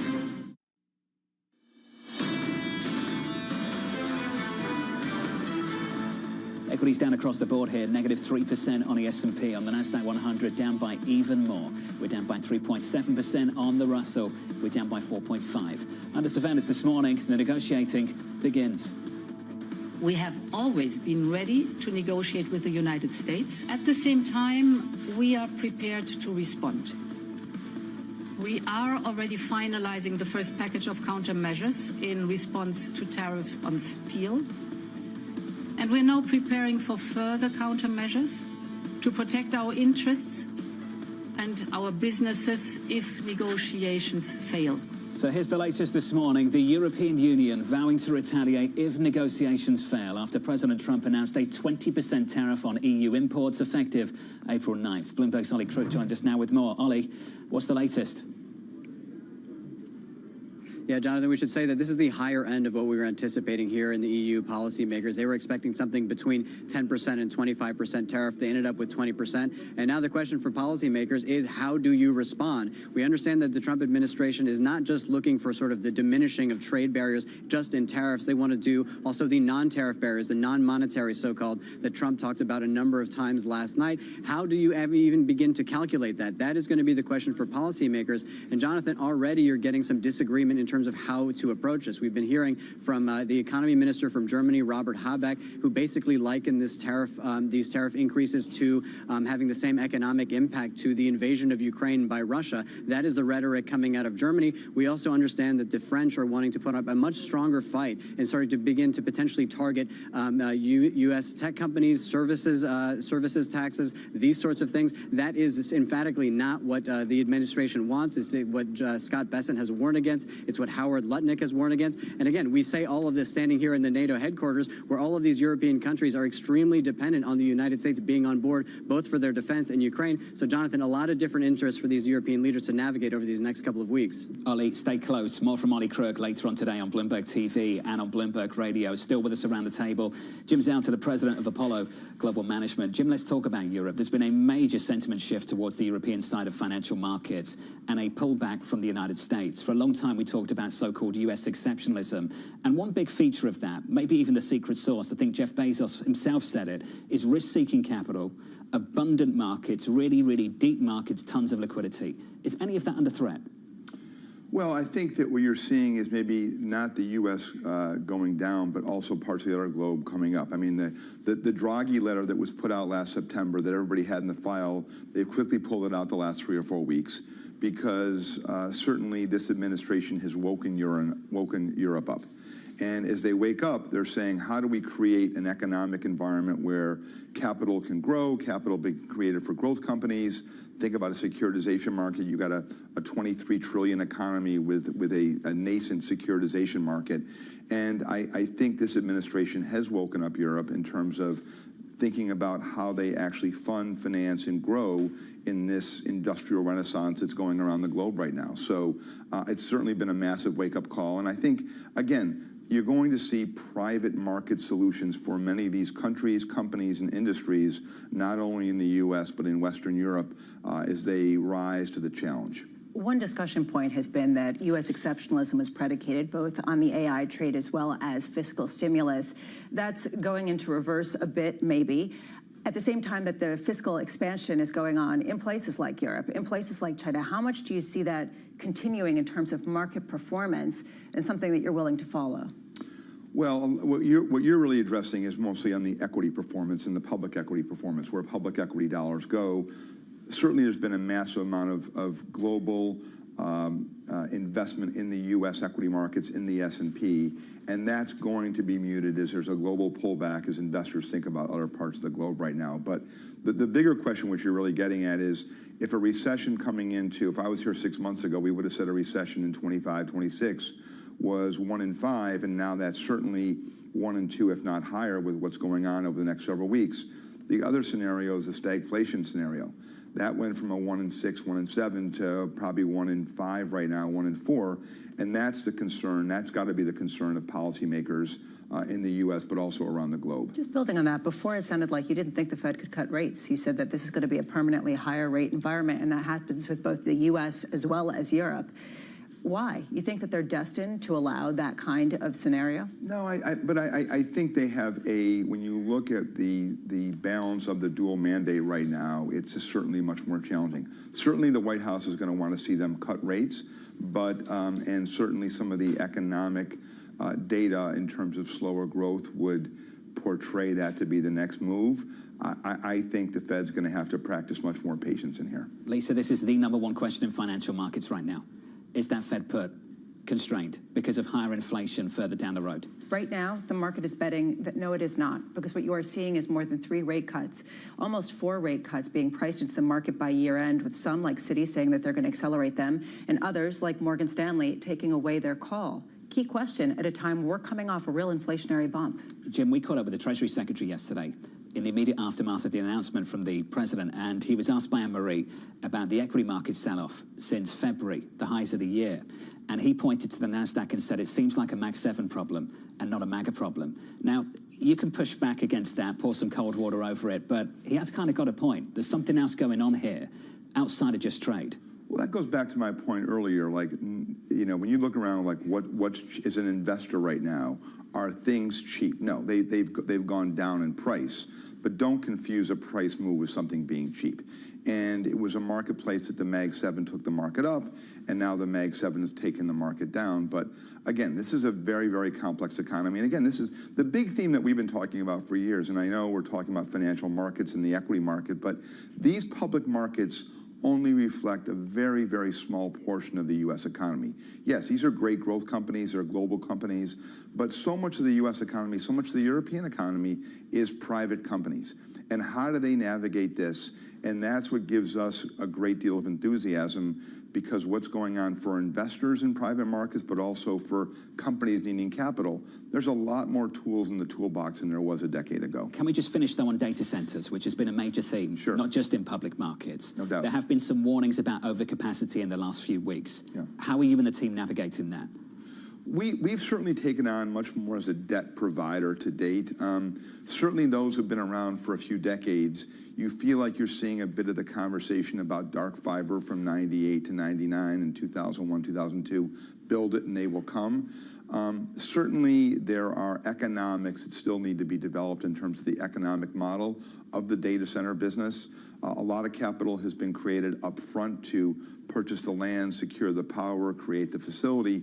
But who is the long-term offtake of that? Who is the long-term capital? And again, this goes back to the conversation I had earlier about the pension deficit issue. There's a tremendous amount of long-term capital that wants to be matched up with that opportunity set. But to date, we've been much more of a debt provider. But I certainly think that questions that were raised last week by Joe Tsai, pretty legitimate questions about the long-term economics and the short-term supply-demand mismatch about how these things come online and what the economics are. Jim, we could talk to you all morning. I know you've got a job to do, though. We appreciate your time. Always a pleasure. Thank you, Jim. Jim's out there, the president of Apollo Global Management, covering some major themes in financial markets worldwide. At a time when suddenly the chances of recession, he said 1 in 2 from 1 in 5, and the chances of stagflation 1 in 3. This is the new discussion on Wall Street. Equity markets colliding with that discussion. We're down by 3.4% on the S&P. Up next, Neil Richardson of ADP on the U.S. labor market. Payrolls just a day away from New York. This is Bloomberg.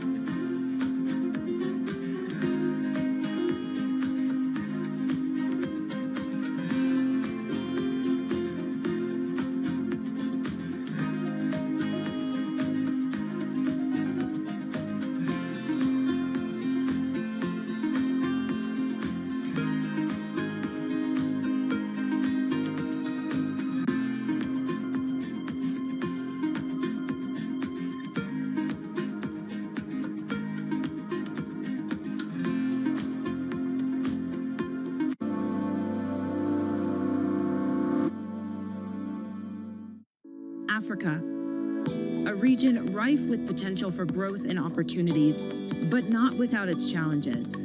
Bloomberg highlights the biggest stories, interviewing key players, and reporting on the issues impacting the region. Join us as we get to the heart of African business, politics, and economics, and ask the question, what's next? I'm Jennifer Zabasaja, and this is Next Africa. New episodes every month, only on Bloomberg. Middle East and Africa. Vibrant resources and high-yield investment opportunities abound. Join me on Horizons Middle East and Africa for the stories, newsmakers, and insight from this exciting region. Now weekdays, only on Bloomberg. Bloomberg loves earnings. I know it's like your Super Bowl, right? I can't wait. It's like opening presents in the morning. All right, it will be exciting. Nobody covers earnings like Bloomberg. Asia is at the forefront of some of the world's biggest stories. I'm Sherrian in Tokyo. And I'm Heidi Stroud-Watts here in Sydney, where the trading day begins. We're here in the center of all the action to get you set up with the numbers, news, and knowledge you need for the day ahead. The demand is indeed recovering. We've been waiting for this moment. The opportunity of a century. Join us on Bloomberg The Asia Trade. Weekdays only on Bloomberg TV. Context changes everything.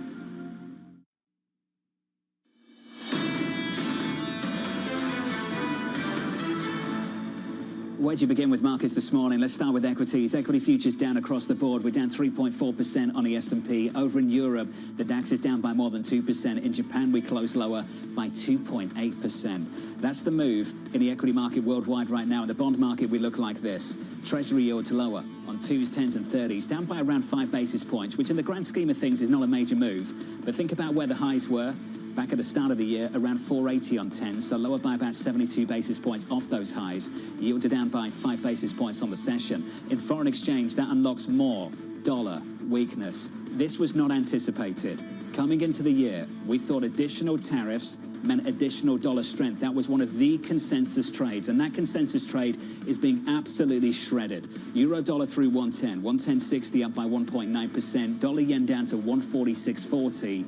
That currency pair seeing a 2 percentage point move. I want to finish on crude. Haven't talked much about it this morning, but I'm sure it's on your radar. Crude down by more than 5%, Brent to 71, WTI to 67, and Lisa, moments ago, this headline from OPEC is going to hike output more than expected. Yeah, they're expected to make a larger than expected supply hike in May, which will add to this decline that we're seeing in prices, adding to supply, adding 411,000 barrels a day. Key question here is how much will they try to lean into this to try to take the mantle away from the United States, given the fact that sort of OPEC plus and then the U.S. has really made up the difference for the past number of years. Crude lower, Brent and WTI down by more than 5 percentage points. We're 2 hours away from the opening bell. Let's get you some morning movers. There are many. Here's Yahara Hacker. Say, Yahara. Hi, John. We start with the retailers, both Walmart and Target getting hit, and Restoration Hardware absolutely plunging down 28%. And this is because so many of these retailers source their goods from China, and with a tariff rate of at least 65%, something's gotta give. Either their margins will take a hit or consumers will have to pay more at a time when they're already feeling the pinch. Next up, we have the automakers also falling here. Yes, they were spared from additional tariffs in this latest round, but that 25% levy on all vehicles imported from overseas is on, and it starts today. And I will note that, interestingly, Ford just announced that it's extending its employee discount to all customers as it tries to keep business humming. And last up, we have travel stocks also sinking here. The fear here is that tariffs will raise prices for consumers on goods, and they won't have any extra money or the confidence to travel. And apparently, no one wants to visit us here in the U.S., John. Yahara, I'm sure many people do. Come on. Ramo. You know, it's interesting. I was actually talking to somebody in the travel industry yesterday, and they were saying that Canadians are not. I know, I've seen the numbers. That's the big difference, is that Canadians are saying absolutely not, and they're looking at local resorts, but everybody else still is. What's going to beat it? What else have you got? Well, I mean, what, the United States? Nothing better, Bramo. Oh, my goodness. On our radar this morning. Who are you? President Donald Trump announcing the steepest tariffs in a century, apart from Italy, slapping 10% levies on all exporters to the US and even higher duties on around 60 countries, just for vacations. But we can talk more about this. The surprising thing wasn't just the Europe, Japan, China story. It was the places like Vietnam, which is what Yahara has been covering this morning. To see numbers north of 40% for Vietnam when you'd seen companies try and insulate themselves from the tariffs on China a number of years ago, this is becoming incredibly disruptive. And based on the numbers we saw yesterday, there's nowhere to hide. I was also discussing last night, why start with Mexico and Canada, Mexico in particular, before getting to this level? And it is tied to the story of Vietnam, Malaysia, Philippines, the question of what are the backdoors that China's been using to get products into the United States. A real question here, and I mentioned this earlier, and this I think is going to become an growing theme. How much is this the United States forcing the likes of Vietnam, Malaysia, Philippines, Taiwan to choose between the United States and China in terms of their major trade partner at a time when they have benefited from being the connector country between the U.S. and China? The Treasury Secretary, Scott Bessent, was doing the interviews yesterday after this announcement, catches up with Anne-Marie. Why isn't Mexico and Canada there? Don't know. I'm not part of the negotiations. Didn't seem willing to engage in this conversation about trade at all, and wanted just to talk about taxes. And taxes is where the focus of this market is going to be potentially over the next several months if we can negotiate those tariffs. Senate Republicans unveiling a plan to fast-track the renewal of President Trump's tax cuts. The plan would also increase the debt ceiling by up to $5 trillion. The Treasury Secretary wants us to talk about this morning, and not the tariffs. As Anne-Marie said, it's the three-pronged stool, and this is a major prong of it. And if you just have the tariff prong, you end up with the recession calls and the stagflation calls that people are talking about. The new conversation, though, and I think Neil Dutta did a great job of Renaissance Macro overnight, is are these really tax cuts, or are they just simply an extension? Are they the sweetener or simply the expected status quo? And is there something that this Congress can do, given also what Scott Bessent said about the importance of fiscal restraint and paring back some of the government debt overhang?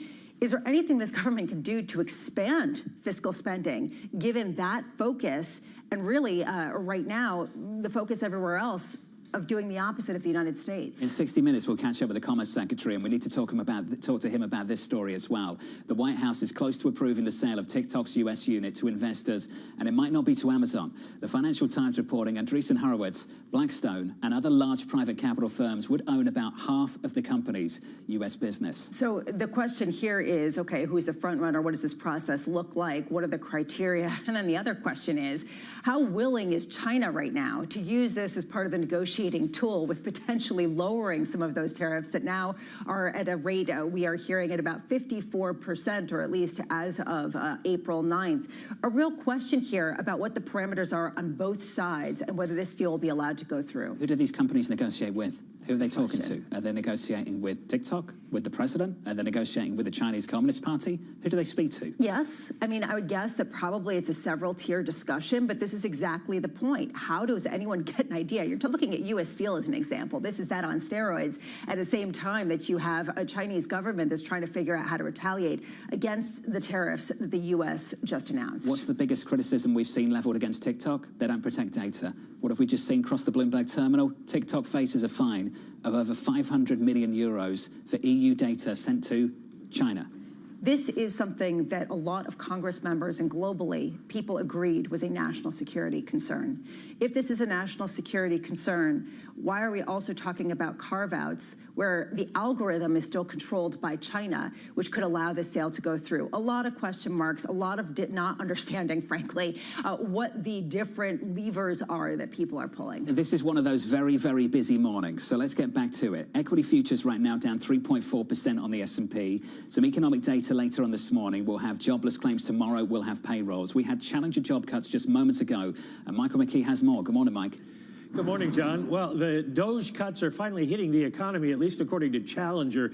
We have an increase of 204.8% in job cuts announced for the month of March. Remember, last month it was 103%, and that sent markets spinning. This is the biggest increase since May of 2020, and of course we remember what was happening then. You have to caution, of course, that Challenger, all the job cuts don't usually work out, and it isn't a completely accurate barometer, but it does suggest that we do have some trouble ahead, and Challenger says this is mostly DOGE cuts in the private sector. It's not just government workers, it's also the contractors and people like that who are being laid off. So some sobering news about the labor market this morning, you could call it. Mike, that's before we even get to tariffs. 20% on the EU, 24% on Japan, an additional 34% on China. Mike, we've seen sentiment crater.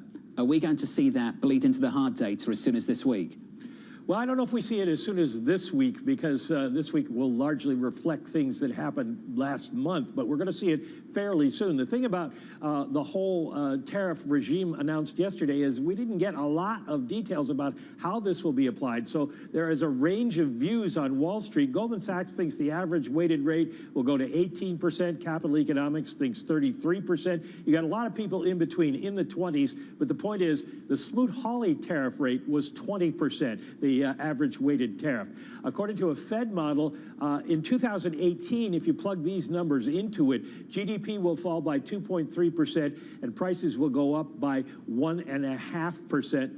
Then you ask, what is the effect on the individual? And it is, according to the Wall Street economists' overnight penciling, fairly substantial. Import taxes will rise somewhere between $400 billion and $600 billion.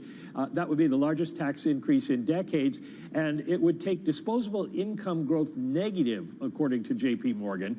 ING says tariffs will cost Americans an average of about $1,400, and the impact is going to be much worse on the bottom 60% by income. So you can see why Yahaira is looking at the retailers. There's a real feel here that Americans are going to stop spending, and that's why you see all these people talking now about the possibility of recession increasing a lot. Mike, thank you, sir. Appreciate the update. Michael McKee with the latest economic data with more. Nita Richardson of ADP. Nita, good morning. Good morning. Starting points matter.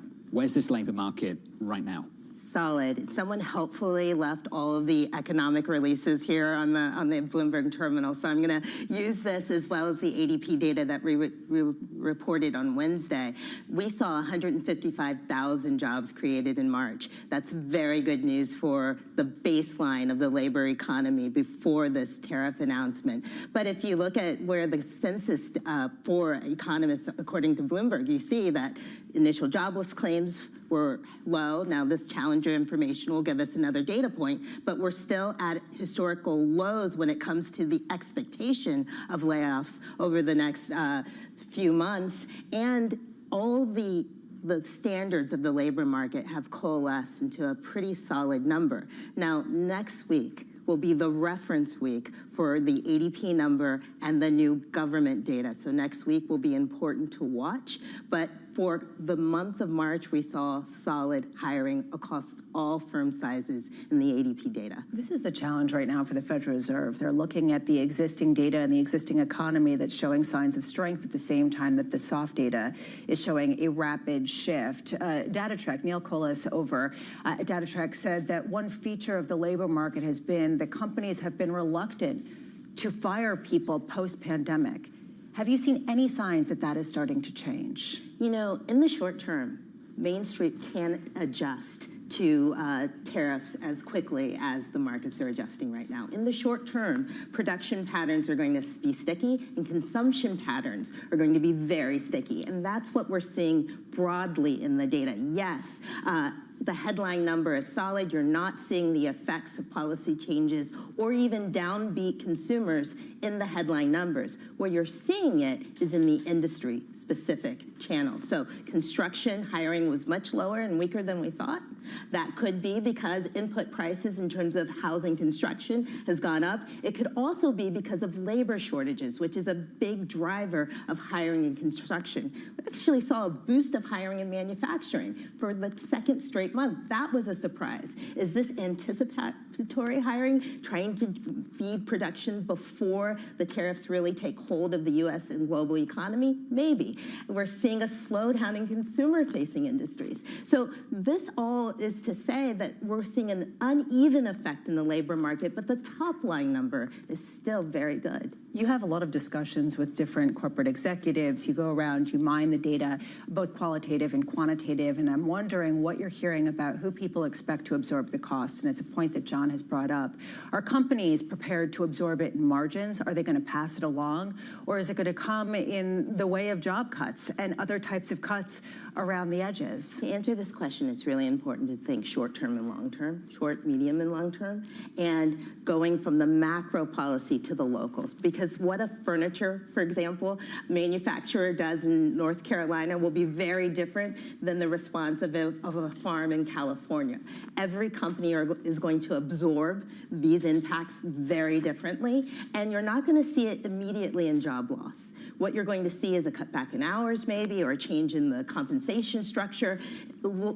Jobs will be the last to respond. So in the short term, I think companies are holding the line in terms of their headcount because it's so hard and so costly to make changes to their labor force. In the medium term, and I'm talking after the next 6 months, maybe a year or two, when these new policies really are cemented broadly, that's when you're going to see changes that are more permanent in terms of headcount, compensation, and hours. So right now, I think in the next couple of months, the labor market still stays okay. You might see a pickup in initial jobless claims as companies tweak around the edges, but they can't make big changes in a short period of time. Macro paralysis, Jim Zauter, Apollo, it's the wait and see mode. The chance of it breaking adversely, though, from now, based on those policies that we saw yesterday, went up. And that's the problem this market's got this morning. The bigger problem for the Federal Reserve, if it doesn't break for 6 months or 12 months, how do they justify cutting rates at the same time that inflation is picking up on the heels of ongoing robust consumer spending? Nita, it's good to see you. To remind us that payrolls is tomorrow morning as well. Nita Richardson of ADP. Payrolls tomorrow morning, 8:30 Eastern Time. Equities lower with an update on stories elsewhere this morning. With your Bloomberg Brief, here's Yahara Hackers. Hey, Yahara. Hi, John. President Trump's tariffs on auto imports are already shaping pricing decisions for car makers. Volkswagen is planning to add import fees to sticker prices of its vehicles shipped into the U.S. Europe's largest automaker told dealers it would give more details by mid-April on pricing strategies for tariff-affected vehicles. Shares are lower 2%. Meanwhile, the White House is ending de minimis tariff exemptions, which allow packages worth less than $800 from China and Hong Kong to enter the U.S. duty-free. Ending the loophole is expected to have major impacts on discount marketplaces like Temu and Shein. The change, which takes effect on May 2nd, is part of an effort to prevent illegal or dangerous goods, including opioids, from being shipped into the U.S. And New York City Mayor Eric Adams is leaving the Democratic Party and running for re-election as an independent. Politico is reporting that Adams plans to mount a campaign tied to his voter base outside Manhattan, with an emphasis on ethnic minorities who helped elect him in 2022. The announcement comes after a federal judge dismissed corruption charges against him. That's your Bloomberg Brief. John? Hey, Yahara, thank you. Thank you very much. The latest accounts out from the last ECB meeting. This is helpful.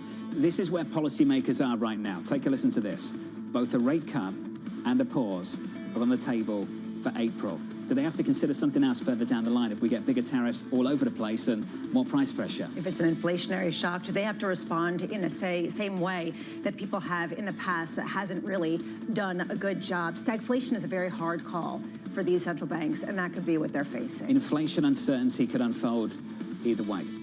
Tell me about it. Helpful. Up next on the program, the risk of retaliation. I wouldn't try to retaliate, because as long as you don't retaliate, this is the high end of the number. So we've got a ceiling, and then we can see if there's a different floor. Up next on the program, the former Trump trade official Kate Kalukowicz joins us next from New York City. This is Bloomberg.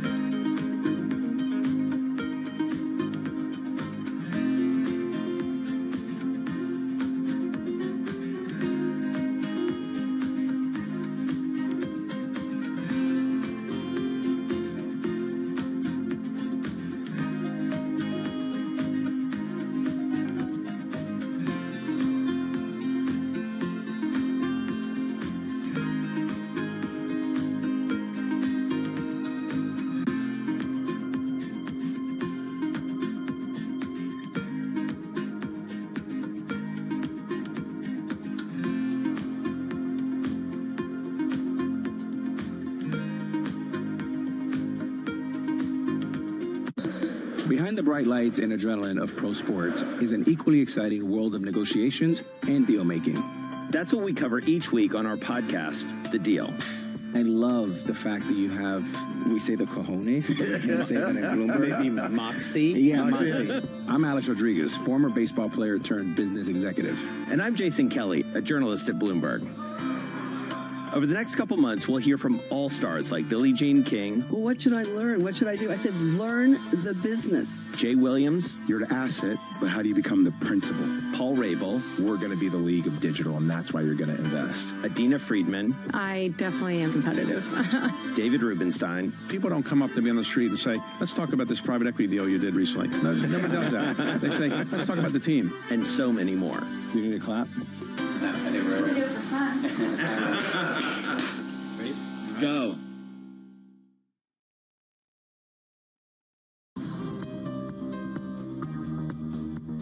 It's the countdown to the market open as we bring you the first trades across Europe. We'll debate the most important stories and what will drive the big investment decisions throughout the morning. I'm Guy Johnson. I'm Kriti Gupta. And I'm Anna Edwards. Join us every weekday morning for the opening trade, live at 7 a.m. here in London. Only on Bloomberg. Context changes everything. Key investors, top executives, global innovators. Join me for in-depth conversations with the biggest newsmakers on the day's top stories. Insight with Haslinda Anand, only on Bloomberg. Bringing you up-to-the-minute economic news whenever and wherever it happens. I'm Jennifer Zabasaja in Cape Town, South Africa, and this is Bloomberg.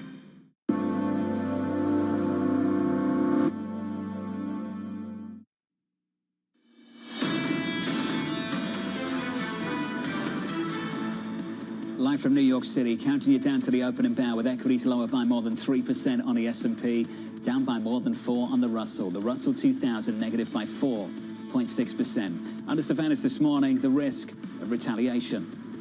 I would advise none of the countries to panic. I wouldn't try to retaliate, because as long as you don't retaliate, this is the high end of the number. And I think the market could have certainty that this is the number barring retaliation. So we've got a ceiling, and then we can see if there's a different floor. The mindset might be to let things settle for a while, so we'll see where it goes from here. So here's the latest this morning. Treasury Secretary Scott Bessent telling Anne-Marie the tariff rates announced by President Trump are the ceiling as long as countries don't retaliate. Anne-Marie joins us now in D.C. And Anne-Marie, that's where things could get complicated. Certainly can, Jonathan, because these tariffs come into effect April 5th for the baseline 10%, and then April 9th for the reciprocal, more nuanced version, depending on the country, say the European Union, for 20%. But what you heard there from the Treasury Secretary is that potentially this is the opening of a door for a negotiation. And for that conversation, I'm very pleased to say we are joined by Kate Kalukowicz. She is a former Trump White House trade official, and she was a trade negotiator in 1.0. So you understand exactly what's going on. I want to understand from you, is this really, truly the start of a negotiation? Well, it depends, because, of course, if I'm on the other side of the table, I'm asking, what do you want from me? I mean, in some cases, it's black and white. It's a tariff reduction. But when we talk about these non-tariff barriers, or as the president calls them, non-monetary tariffs, it's much more challenging to imagine what that negotiation could look like. When you look through this list the president presented, how did they get to these rates? Where's the data behind this? Well, this is the question. What is the modality of how they calculated these rates? There's quite a lot of speculation that they're related to deficit numbers. The president, of course, cited tariffs, these non-tariff barriers, VAT rates, currency manipulation. So I think we have to dig into that a bit more. Do you think we will, in the interim, if this is a true negotiation, I'm not sure it can get done by April 9th, maybe it could, but in the interim, will there be carve-outs and exemptions? Well, there were a number of exemptions allowed under these tariffs. So the White House last night issued pages and pages of exemptions, notably for products that are likely to face other tariffs because of a national security exemption. So we have new tariffs on cars, of course, but steel and aluminum are captured by new tariffs. And then the president has indicated new investigations into pharmaceuticals, semiconductors, ships, copper, lumber, timber. So these are all exempted at the moment until they have their new tariffs. When you look at this list, China, #1 on the list, USA discounted reciprocal tariff 34%.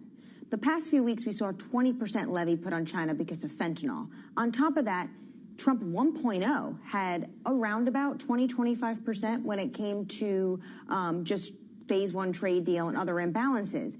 What is the tariff rate at this moment if you're importing from China?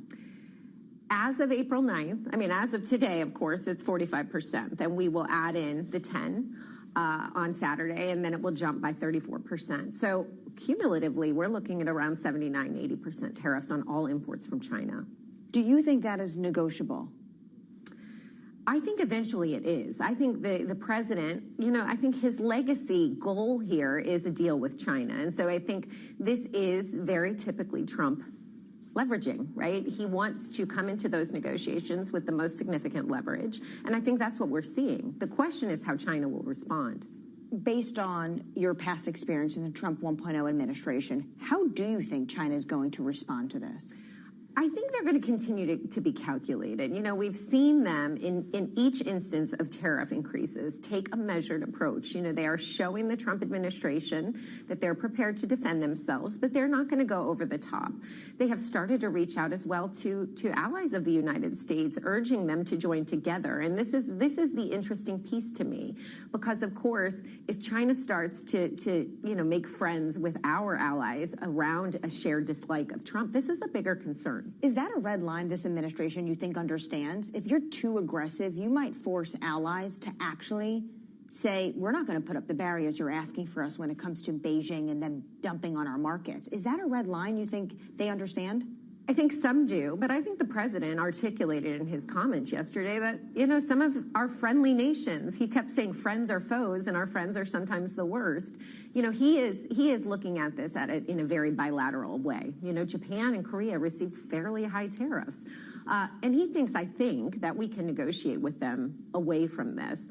I don't think he's focused at the moment about the inroads China might make. Kate, thank you so much for your time this morning. That was Kate Kalukowicz, of course, a former USTR trade negotiator, so understands exactly how the next few weeks may be playing out. What caught my attention from that conversation just now, the rate she's anticipating, accumulative, when it comes to China, Jonathan, 79%. Amazing. Anne-Marie, thank you. A lot of confusion around that yesterday afternoon, Lisa, just how big these tariffs actually are. In addition to, inclusive of, and we're finding out it's in addition to. And so suddenly you're talking about rates that would really decouple the biggest economies in the world. Up next on the program, Alex Altman of Barclays, Tom Naran of RBC, and the U.S. Commerce Secretary, Howard Lutnick from New York. The third hour of Bloomberg Surveillance, up next.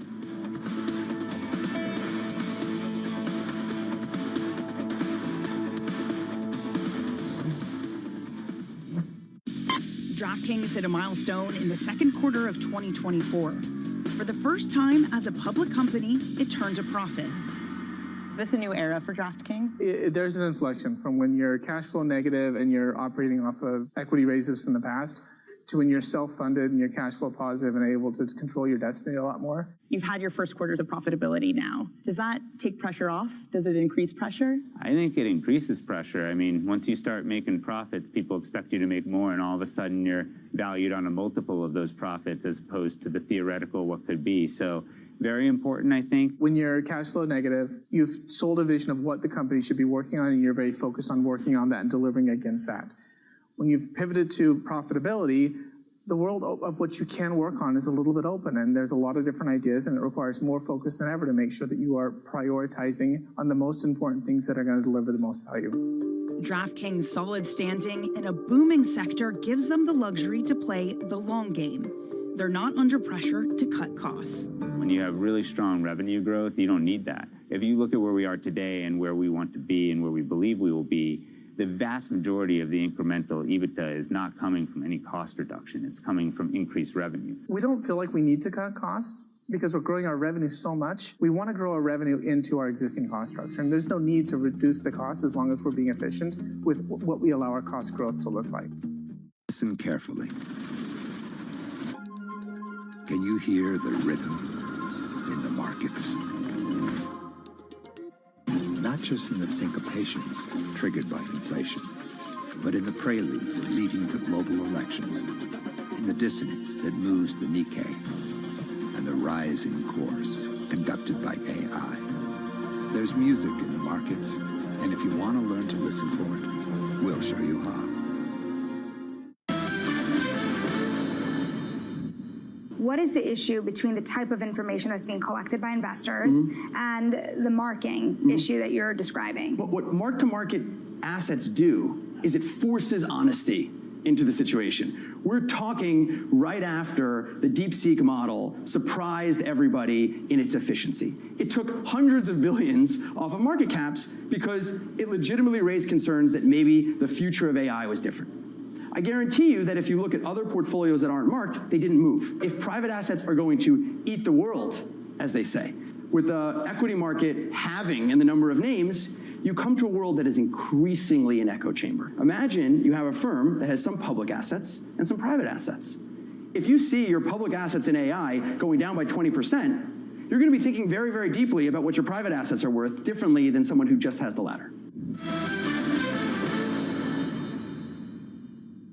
Welcome to the world of decentralized finance. Massive outperformance from Bitcoin. Bloomberg is covering all things crypto, the people. The tectonic shift emanating from Washington. All we're looking for is clear rules and the ability to build in the United States. Crypto shouldn't be partisan. The transactions. Really a record-breaking moment. Crypto VC is back. And the technology. It's really the beginning of a global on-chain economy. And if America doesn't embrace it, we're going to be left behind. Bloomberg Crypto, only on Bloomberg.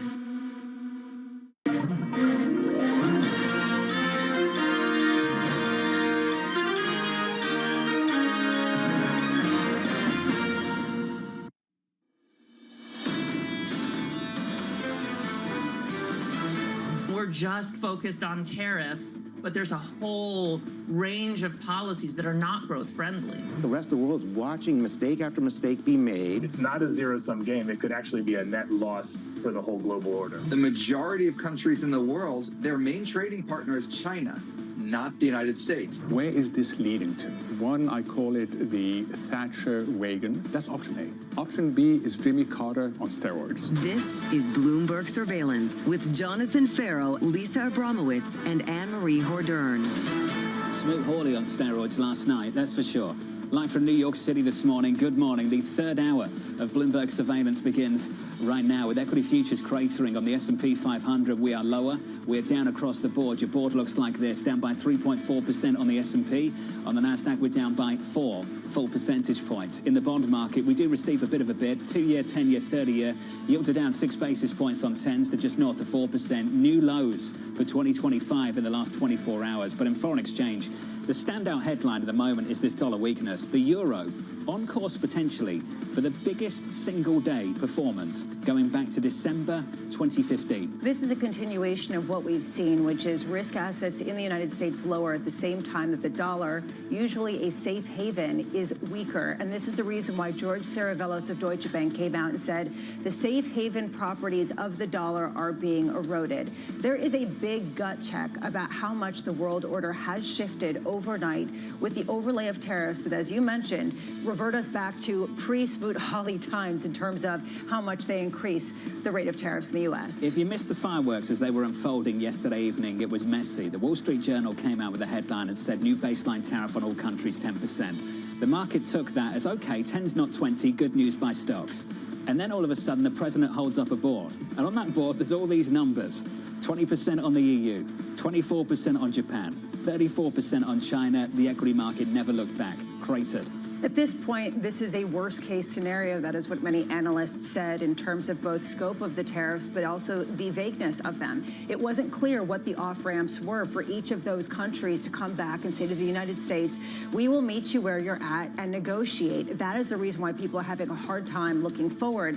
Key questions here, there are a number of them. One, what kind of policy responses are there, both from the White House and the Federal Reserve? And two, at what point, when people came up this table and said uncertainty itself is cratering expectations and confidence. At what point is that now the new policy that people can factor in that will suppress risk appetite on a prolonged basis, even if there are some deals created? So let's unpack some of that. So number one, sentiment hammered. Let's see if it spills into the hard data. We get payrolls tomorrow morning. 1, 2.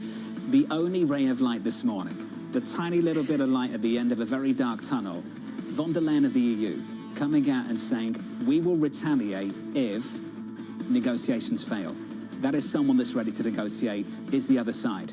Yeah, and does she have enough of a quorum, given the fact that we also heard some pretty harsh words from Germany, for example, over in Europe? If that is a ray of silver lining, that gives you a sense of the tone on our show this morning. And, you know, there are people who are in the consumer sector who do raise the point about how globalism left a lot of people behind. At the same time, from a business perspective, to unwind all of this in a couple of days is leaving people wondering how you do this and how you even begin to negotiate. And that, I think, is the reason why people are having a hard time understanding the off-ramps from this particular tariff policy. We've got some space and time. April 5th, baseline tariffs start. Higher tariffs begin on April 9th.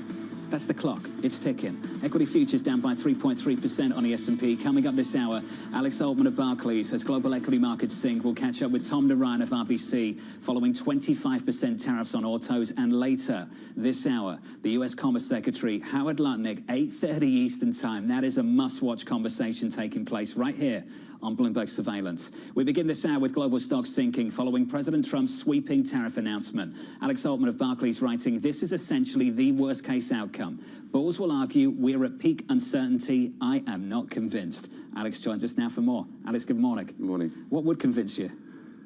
Well, I think that we would need to see, quite frankly, a lot of evidence that it really is a negotiating ploy. And I don't really think that that's the case. I mean, the perfect case in point is from tariffs 1. We had China, which was only, remember, 3% of goods.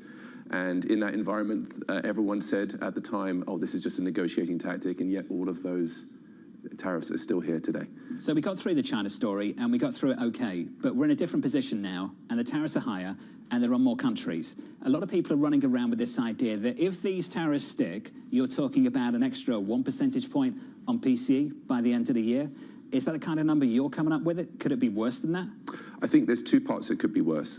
So I would actually look at it, really think from the economic growth perspective. So we've already taken down, we being Barclays economists, we're now forecasting negative growth in the fourth quarter of this year. So it's 150 basis point, 160 basis point swing in the GDP trajectory. But I think that the bigger thing, which people aren't factoring in, is the wealth effect.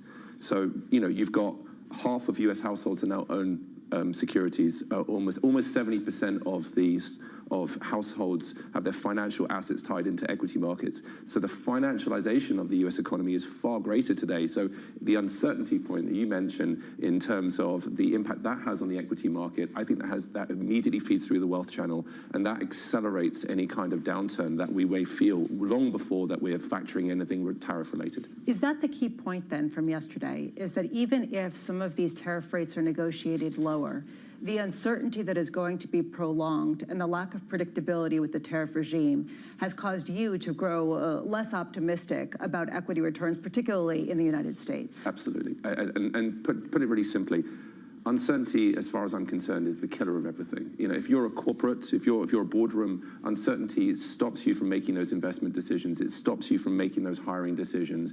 Sure, of course, from a tariff perspective, we can say, okay, I'm being incentivized to bring manufacturing onshore and so on and so forth, but that doesn't happen overnight. And we could actually see again from the first experience under Trump with certain corporations, they promised a lot and actually ended up delivering a lot less. I think Hon Hai being a case in point, Ford being another case in point. And so this uncertainty to me just is going to weigh on that consumer sentiment. We've already seen it so far this year, and I just think that what happened yesterday will make it a lot worse. The assumption coming into this year was that the United States would get hurt less than the rest of the world. What we have seen so far this year is anything but, is sort of the opposite trade, with Europe outperforming the United States by more than 17 percentage points. I'm talking about the equity markets.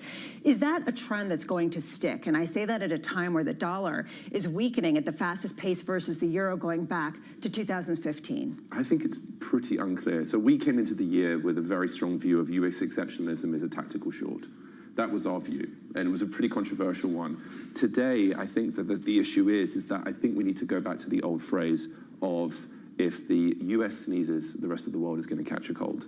And so if the US is going to be in a waning economic environment, then it's most likely going to drag the rest of the world with it. And so I think that the interconnectedness, we can sort of say that we want to go back to a Smoot-Hawley environment of higher tariffs of the 1930s, but the world is much more interconnected today. And so what my concern is that people talk about repatriation flows back to their respective countries, but the interconnectedness of the US and how important it is from a capital markets perspective means it probably will drag along everyone for the ride. I'm pleased you brought this up because we've started to see this weakness develop elsewhere. In Japan, again, overnight, the Nikkei down by 2.8%. As we speak, the DAX is down by 2 full percentage points. Are you saying those European longs that have accumulated over the last few months should probably get a little bit more uncomfortable in the weeks to come? So in the answer, yes. And I think there's a couple of reasons for that. Number one is that the opportunity set of that big valuation gap between Europe and US is contingent upon that opportunity set, i.e. the valuation gap being sufficiently attractive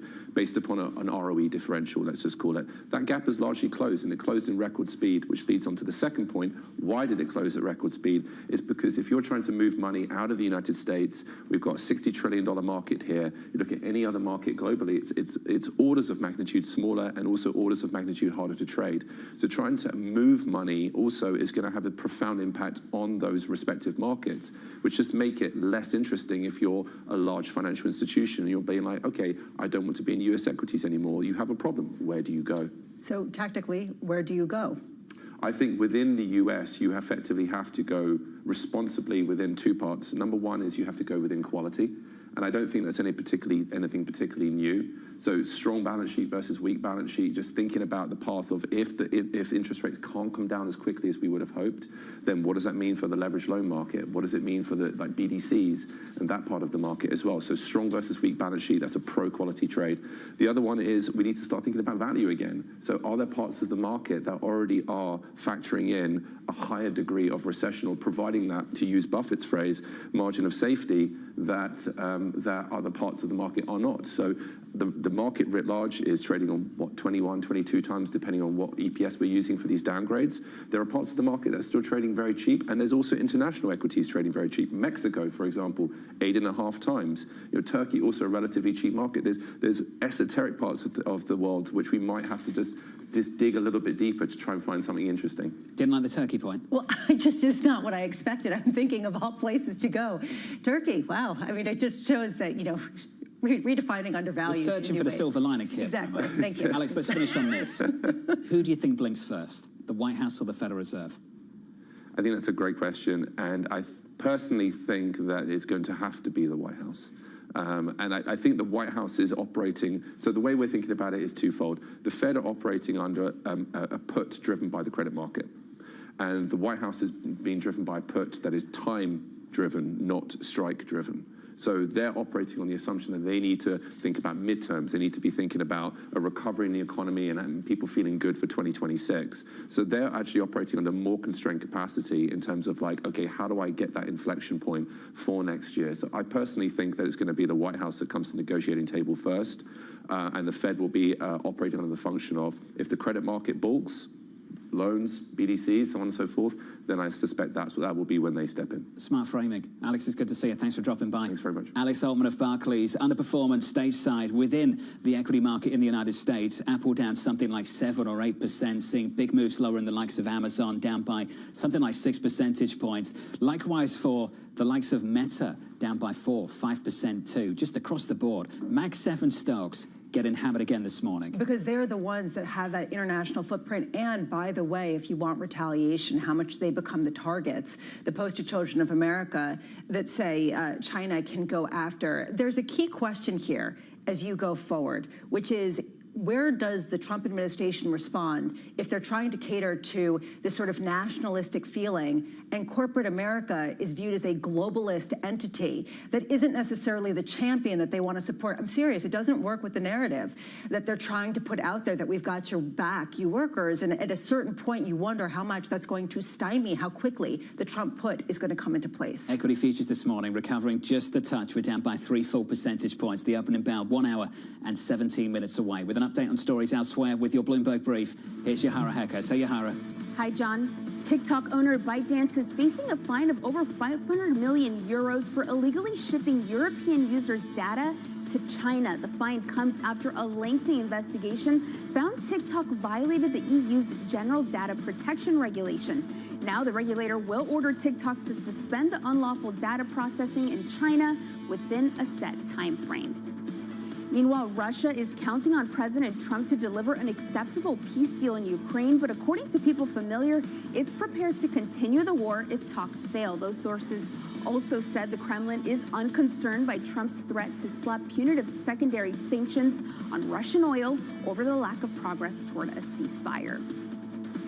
And U.S. crude futures are falling nearly 6% now, trading at $67 a barrel following President Trump's tariff announcement. And OPEC Plus deepened the slump, saying it would lift output by 411,000 barrels a day in May, more than previously announced. That's your Bloomberg Brief. John? Yahara, thank you. More from Yahara a little bit later. Up next on the program, the Morning Calls Plus, Tom Naran of RBC on the impact of the 25% tariffs on autos. That conversation up next, live from New York.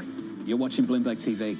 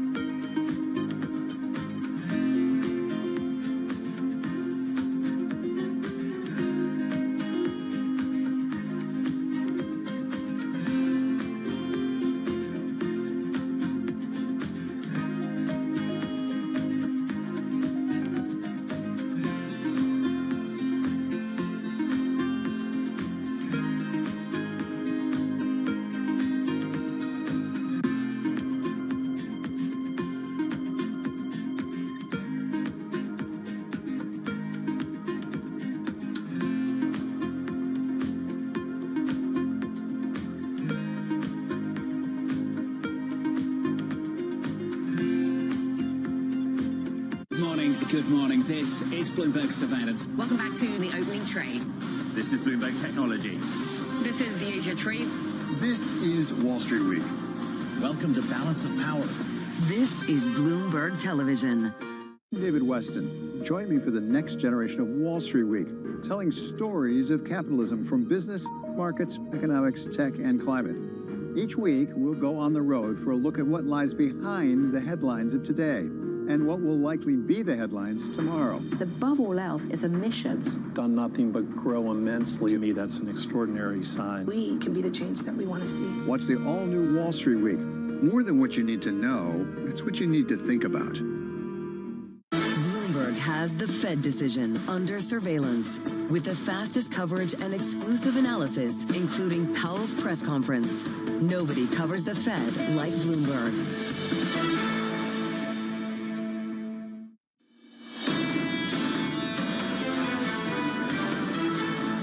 So many different calls so far this morning. One of the standout calls that we've had, Bob Michael, JP Morgan Asset Management. If these tariffs stick, this Fed will cut. That's his view. This Fed will cut down to a 2 handle from the 4 it's currently at. Lisa, that's what this market is wondering, whether they can, whether they will. Bob said this is not your Volcker's Fed. This is a very different Fed that is clearly attenuated to the risks of a downturn. This is the reason why Fed Chair Jay Powell is going to be so important to listen to. On tomorrow, actually, after the jobs report, he repeats the word transitory. Well, that Fed put just got reinstated. I imagine that's what the market wants to hear. Will it hear it? Equity futures right now in the S&P down by more than 3%. On the Nasdaq down by 3.7. The Russell negative 4.5. Let's get you some morning calls. First up, Citi upgrading TJX to buy, saying discount retailers will benefit from tariff disruption. The stock is down by 0.8%. Your second call, Bank of America lowering its price target on Apple to $250, pointing to steeper tariffs on China, on India, And on Vietnam, that stock is down by 7.5%. And your third and final call from JP Morgan, cutting its price target on Wells Fargo to 73.50, expecting banks to be impacted in numerous ways by tariffs. That stock is lower by more than 4%. Let's head down to Washington, D.C. and catch up with Anne-Marie. Anne-Marie, you know the dates. We've talked about them repeatedly. Baseline tariffs start on April 5th. Higher tariffs start on April 9th. Auto tariffs have already started. That's right. Auto tariffs, those take effect today. And one thing to note, though, given the fact that we are talking about the baseline 10%, the reciprocal tariffs the White House announced yesterday, those auto tariffs will not be on top of that. They won't hit also the reciprocal tariffs. We're talking about a 25% when it comes to auto imports. Few things to note.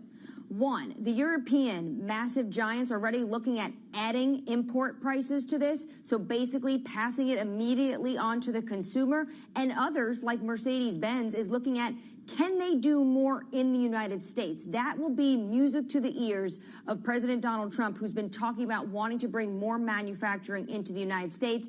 I will say, though, we also have the likes of Ford, GM. The lobbying effort continues in Washington, D.C. They are calling the administration and trying to get carve-outs and exemptions for some of the components that go into these cars. AMH, more from Anne-Marie coming a little bit later. Anne-Marie, thank you. We'll be catching up with the Commerce Secretary, Howard Lutnick, in about 12 minutes' time, so look out for that. Let's stick with autos. 25% tariffs on imports taking effect shortly after midnight last night. Tom Naran of RBC writing, we have more clarity we didn't have before, but the market is not pricing in permanent tariffs. The scenario makes us like Ferrari more, while we think Tesla benefits on a relative basis. Tom joined us now for more. Tom, welcome to the program. Is that our performance in a down market, or are those stocks actually going to finish the year higher? It's probably more a relative call. I mean, the tariffs will be a net negative across the board. It's undoubtable. But if you look at how these stocks are trading, it would appear, certainly, especially the D3, they're not pricing in permanent tariffs. How much, Tom, do you think that there is a message in the fact that Mexico and Canada were not included yesterday in the retaliatory tariffs, opening up maybe room for negotiation with some of what's going on in autos today? Exactly. We think that's actually very true. And obviously, I'm not a political analyst. I'm an autos analyst. I can tell you what investors are saying, and they certainly think that this is potentially opens up room for renegotiating USMCA. Recall, the D3 is already largely USMCA compliant, which means North American content.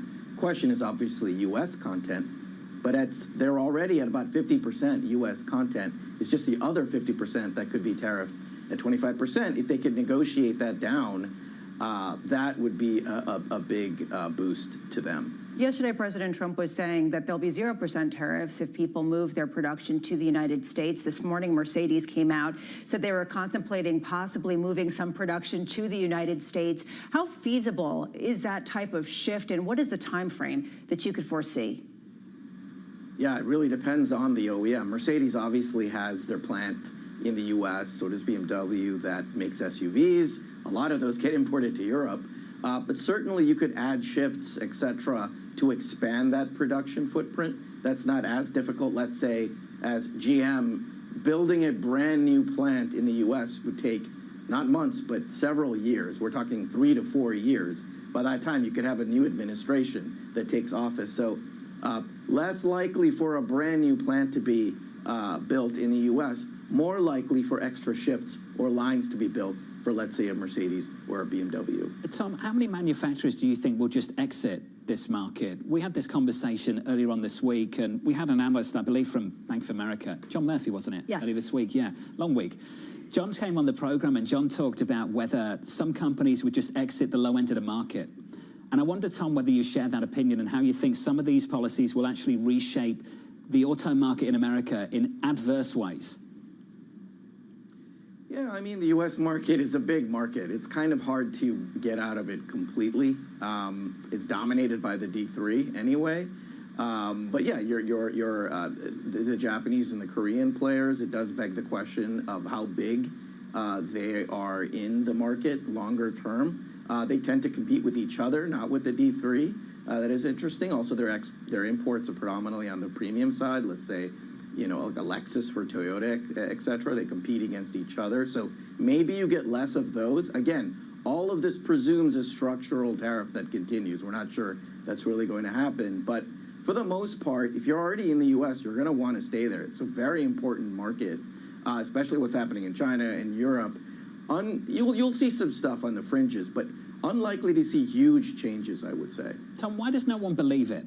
I think that's what's interesting about this morning. Very few people have come on this program and said it is their base case that these tariffs actually hold. Where does that belief come from, Tom?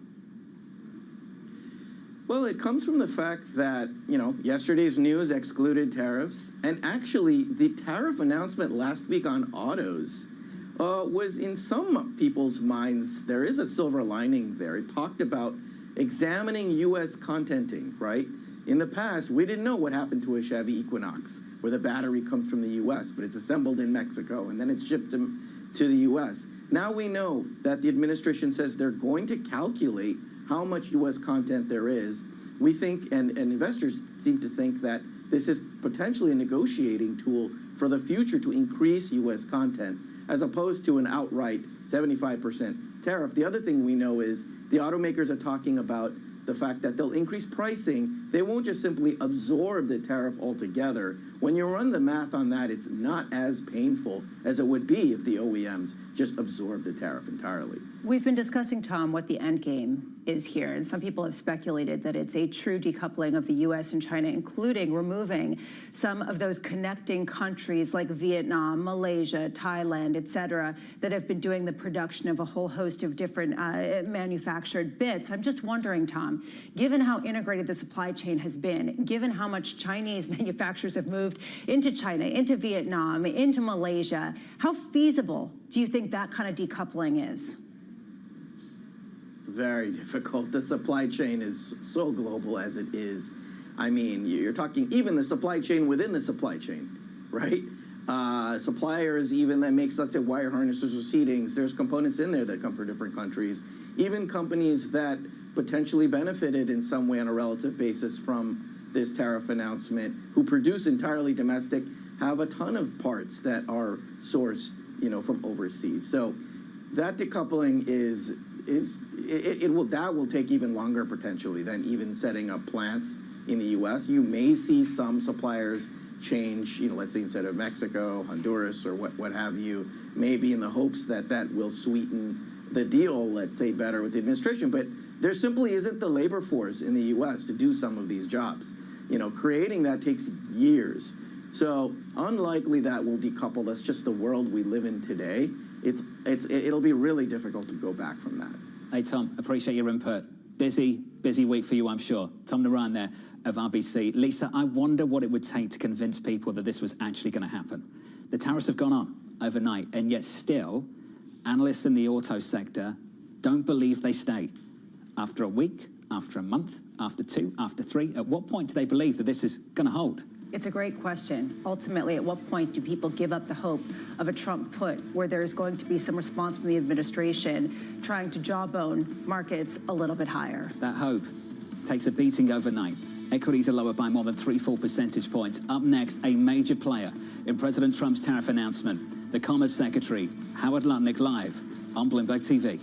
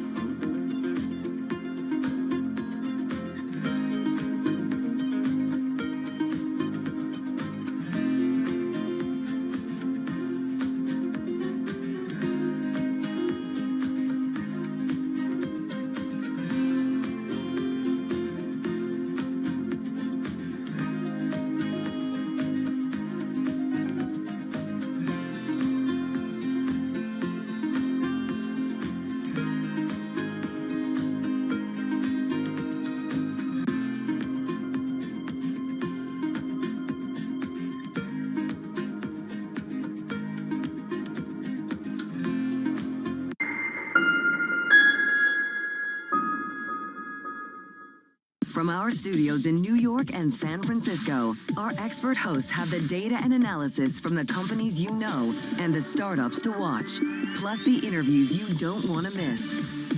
Watch Caroline Hyde and Ed Ludlow on Bloomberg Technology, the only daily business show dedicated to tech, right in the middle of the trading action. Live every weekday, only on Bloomberg Television. Context changes everything. Bloomberg brings you breaking news 24 hours a day. Powered by more than 3,000 journalists and analysts in more than 100 bureaus across the globe.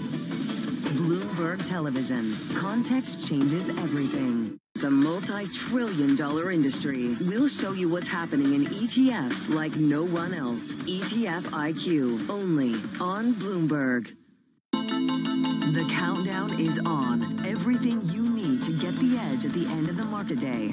Big tech earnings kick off later this afternoon. Gilead is coming out right now. We have take two numbers. Back to the markets, right? Our bread and butter. NVIDIA is one of the best stories in the tech space. That actually matters a whole lot more. It might shock some of your viewers. You're watching The Close. Get ahead of tomorrow's trading with The Close. Weekdays on Bloomberg. Context changes everything.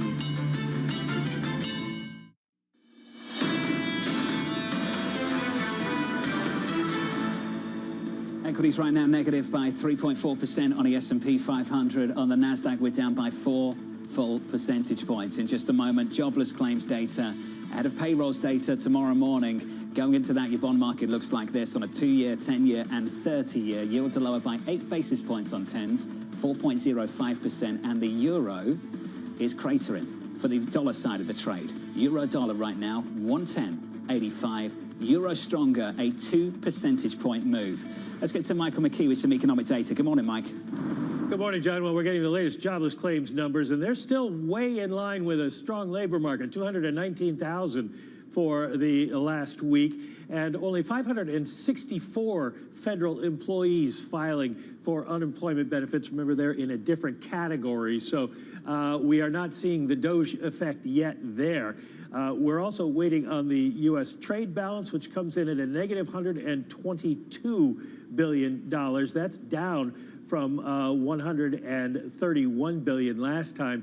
We'll have to get the breakdown of the imports and exports and the trade balance for various countries, but I'll send that along as soon as that gets parsed out. So, Mike, good news. 219 is not terrible. The starting point going into these tariffs, the labor market still looks okay. Going into tomorrow morning, Mike, what do you expect to see at 8:30 Eastern Time? Well, right now we're not expecting to see a whole lot of change, maybe a slight decline in hiring, but the government numbers aren't expected to fall for the same reason we're not seeing a big change in government jobless claims. It's just very confusing as to who's got a job and who doesn't. Challenger just taking the announcements from the federal government about how many jobs they're going to cut as opposed to the actual number of jobs. So it may happen, but it's going to happen perhaps next month rather than this month. Mike McKee, thank you, sir. The latest with claims. Lisa, no bad news there on jobless claims going into tomorrow morning. The only negativity that you could really find there is that continuing claims rose to the highest level since 2021, but pale in comparison to what we saw in the aftermath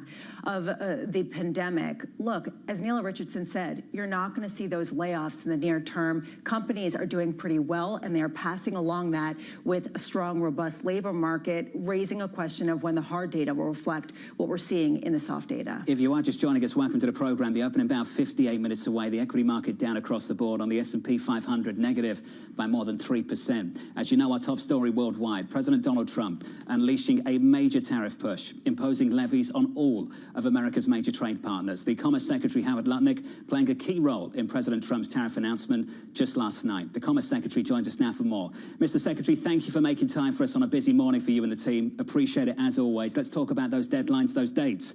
Baseline tariffs start on April 5th, higher tariffs start on April 9th. What happens between now and then? Well, we are talking to all the trade ministers, but nothing really happens between now and then. What CEOs are thinking about is finally, let's think about building in America. You've got almost $5 trillion of commitments coming to America to build their factories. That number's only going to grow as people realize it's time to bring manufacturing home to America, where the greatest economy and the greatest market in the world is. It's time for America to stop taking care of every other economy in the world and building them up. Let's build the American economy up. Let's build American GDP. And you're going to see great growth from America. Mr. Secretary, as you know, capitals around the world watching this program right now want to understand what they can do between now and then to avoid those tariffs. What do they need to do? Have you communicated any metrics to them whatsoever? Well, we've been talking to the trade ministers of the major trading partners for more than a month, and we've been talking to them. And so you have to understand, and this is what's difficult for your audience to understand, that tariffs are easy to understand, right? We have a 2.5% tariff on autos, and Europe has a 10% tariff, and other people have a 20% or 15% tariff. And that's sort of easy, so they can all come down. But it's the non-tariff trade barriers that are the difference. Some countries have a VAT, and they take that VAT tax of 20%, and they use it to subsidize the production of their domestic industries. That's why we can't sell cars there, because they give a rebate.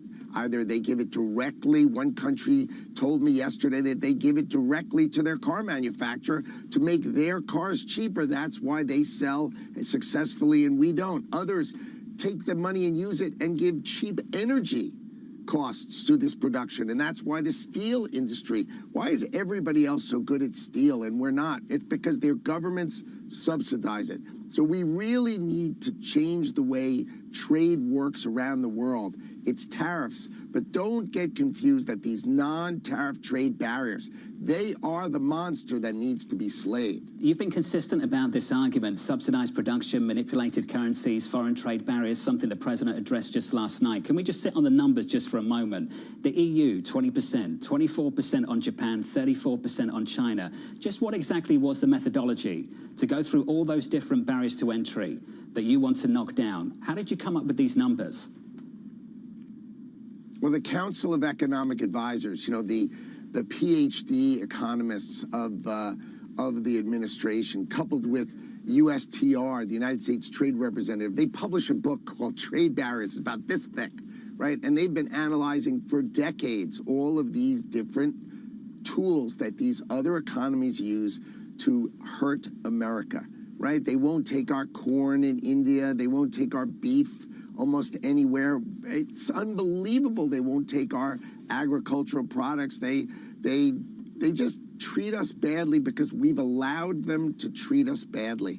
And when you finally go back at them and say, this has got to end, it's going to be tough for them because they've built their whole social network, their whole economies on basically exploiting America. And Donald Trump has said, it's time for America to change that.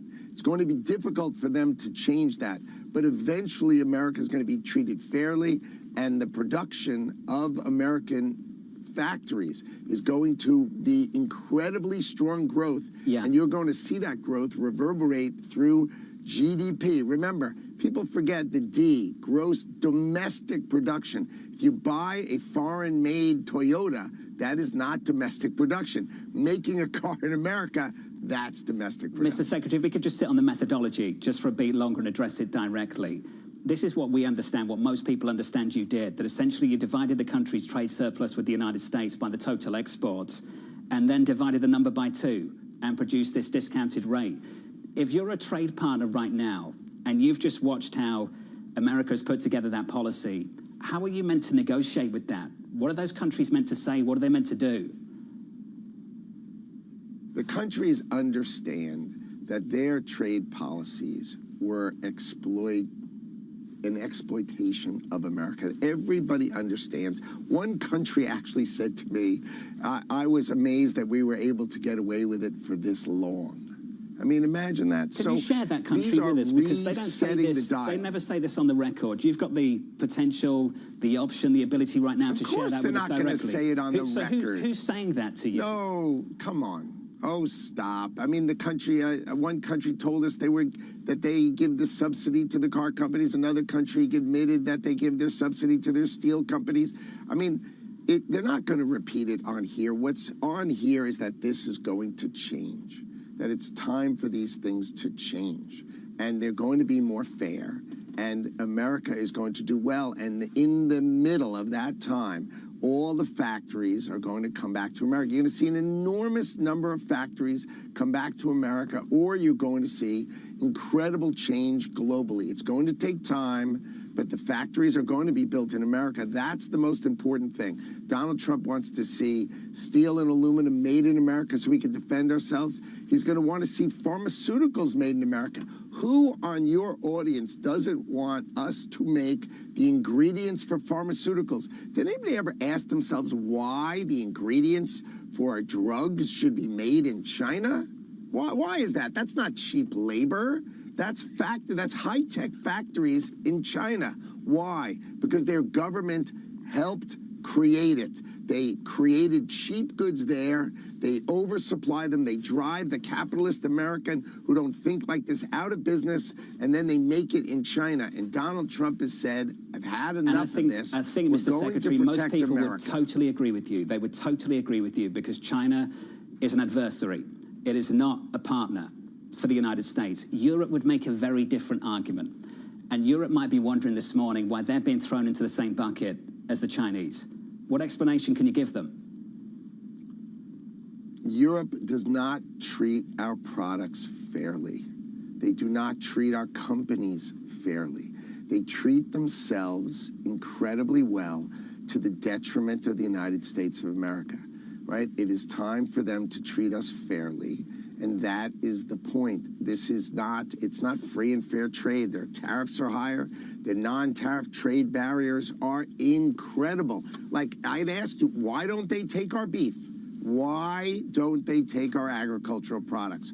Why? Because they don't want them, because they want to make the money themselves. Why is it okay for every other country to feel this way, and it's not okay for America? I tell you why. Because we were the world's piggy bank, and Donald Trump has said our $36 trillion deficit, our $1.2 trillion trade deficit, $1.2 trillion. We buy other people's things more than we sell them ours. Has got to be rebalanced. It's a national emergency. Let's fix America, and we can. Mr. Secretary, for you it's beef, for the president I know it's Ford and Berlin's, but there are products that Europe takes, things like LNG, things like Microsoft services. Do you want to see balanced trade product by product? No. It's not product by product. It's a big macro issue, okay? Fairness comes when one decides that they can stop, they can't get away with it any longer. So let's make a great deal with the United States of America, okay? They've got core issues. They have a VAT tax of 20% or 20. Europe has 21%. I mean, so when our goods are sold there, we pay 21%. They say everybody pays that. And then they use that money to beat us down in other ways. I mean, come on. We need to have fair trade macro, not product by product. But I think that the way Donald Trump looks at it is country by country. And what's going to happen is you're going to see domestic production grow. You're going to see interest rates come down in America. You're going to see growth in America, great jobs in America. Robotics is going to come to America. It's going to replace cheap labor overseas. Robots can make things. And you know what the job is? There's going to be mechanics who fix robots, kind of like a high-end BMW. Robots are going to need to be fixed, and those jobs are going to be high-paying jobs, and they're going to be here. We're tired of them being overseas. For some countries, there's the 10% base, and that's the only levy that they were hit with yesterday. I'm thinking of the United Kingdom. I think of Australia. But those countries have a trade surplus with the United States. So why put the tariff on? Well, I think the president understands that all of these countries, even if they have a trade surplus, if you dig into it, like, for instance, the UK, their trade surplus counts that they have this London Metals Exchange, and so gold and silver bullion going in counts. I mean, Come on, that doesn't really count. So, and Australia, which is a wonderful partner of ours, they buy a lot of our planes, right? And if you buy our commodity gas, I mean, that's really what you need, not really what we need to sell you. It's not the same. So the president decided, why don't we have a baseline of 10%, okay, to really understand that everybody needs our economy. Our economy is the magnet of the world. Everybody needs our economy. Let's them pay coming in, and let's change that deficit of $1.2 trillion, and let's make America's economy grow, and let's balance that out. Let's fix that first, and then we'll go readdress the rest of the world. But we need to fix our trade deficit. $1.2 trillion. It's unbelievable why we don't have those jobs and the rest of the world does. Treasury Secretary Scott Bessent told me last night this is a ceiling. Potentially we can see a different floor. Are you prepared to negotiate all of these rates? Is this truly the start of a negotiation? Well, it's a start of a rebalancing of the way the world works. I agree with the Secretary that our view is that the only way these rates are going up is if countries decide to retaliate. But why would you retaliate against your biggest client? Your biggest client says, I want to reorder things. I mean, the United States of America is the largest client in the world. And yes, of course the countries are going to talk to us, but they talk too casually. They always talk about their tariff rates. I mean, it's like they say, oh, I'm going to cut my tariff rate. You think the reason we don't sell a car is because Europe charges a 10% tariff and we were only charging 2.5%? That was outrageous, but the key is they have all these rules. Like one of my favorites is the Koreans. When we made a deal with them in 2012, we took their cars, right, Kia and Hyundai, and we were going to sell agricultural products to them, right? And when McDonald's went to send in French fries, they wouldn't let them go in because we couldn't prove the origin of the potato. I mean, you don't understand the scale and depth of how they keep our products out. And Donald Trump has said, I've had enough. We are going to be treated better. America is going to be treated better. And that starts today. Mr. Secretary, why exactly wasn't Russia on that list yesterday? Because we have sanctions against Russia, North Korea, Belarus, and Cuba. And so we're not supposed to be trading with them. Thanks for clearing that up. The additional question that other people had too about Mexico and Canada, they were also noticeably absent. Why were they absent? Well, they are operating under a rule that was set for fentanyl, right? That they needed to close the border and stop fentanyl. And what that rule is that USMCA, right, the major trading is exempt, right? And the other products that they do have a 25% tariff. When that is resolved, so we're not going to double count it. That's just not the way it works. When that's resolved, they will fall into a model like this. But I think USMCA, in the order, USMCA continues to be exempted. So car parts, for instance, don't come with a tariff if they end up being finished in American cars. So if you're building your car in America and you're getting parts from Canada and Mexico, that's fine. The American cars still come with no tariff. Okay, that's helpful. The additional question we had on just a few numbers, because we're all trying to make sense of this in real time, and you've got the numbers.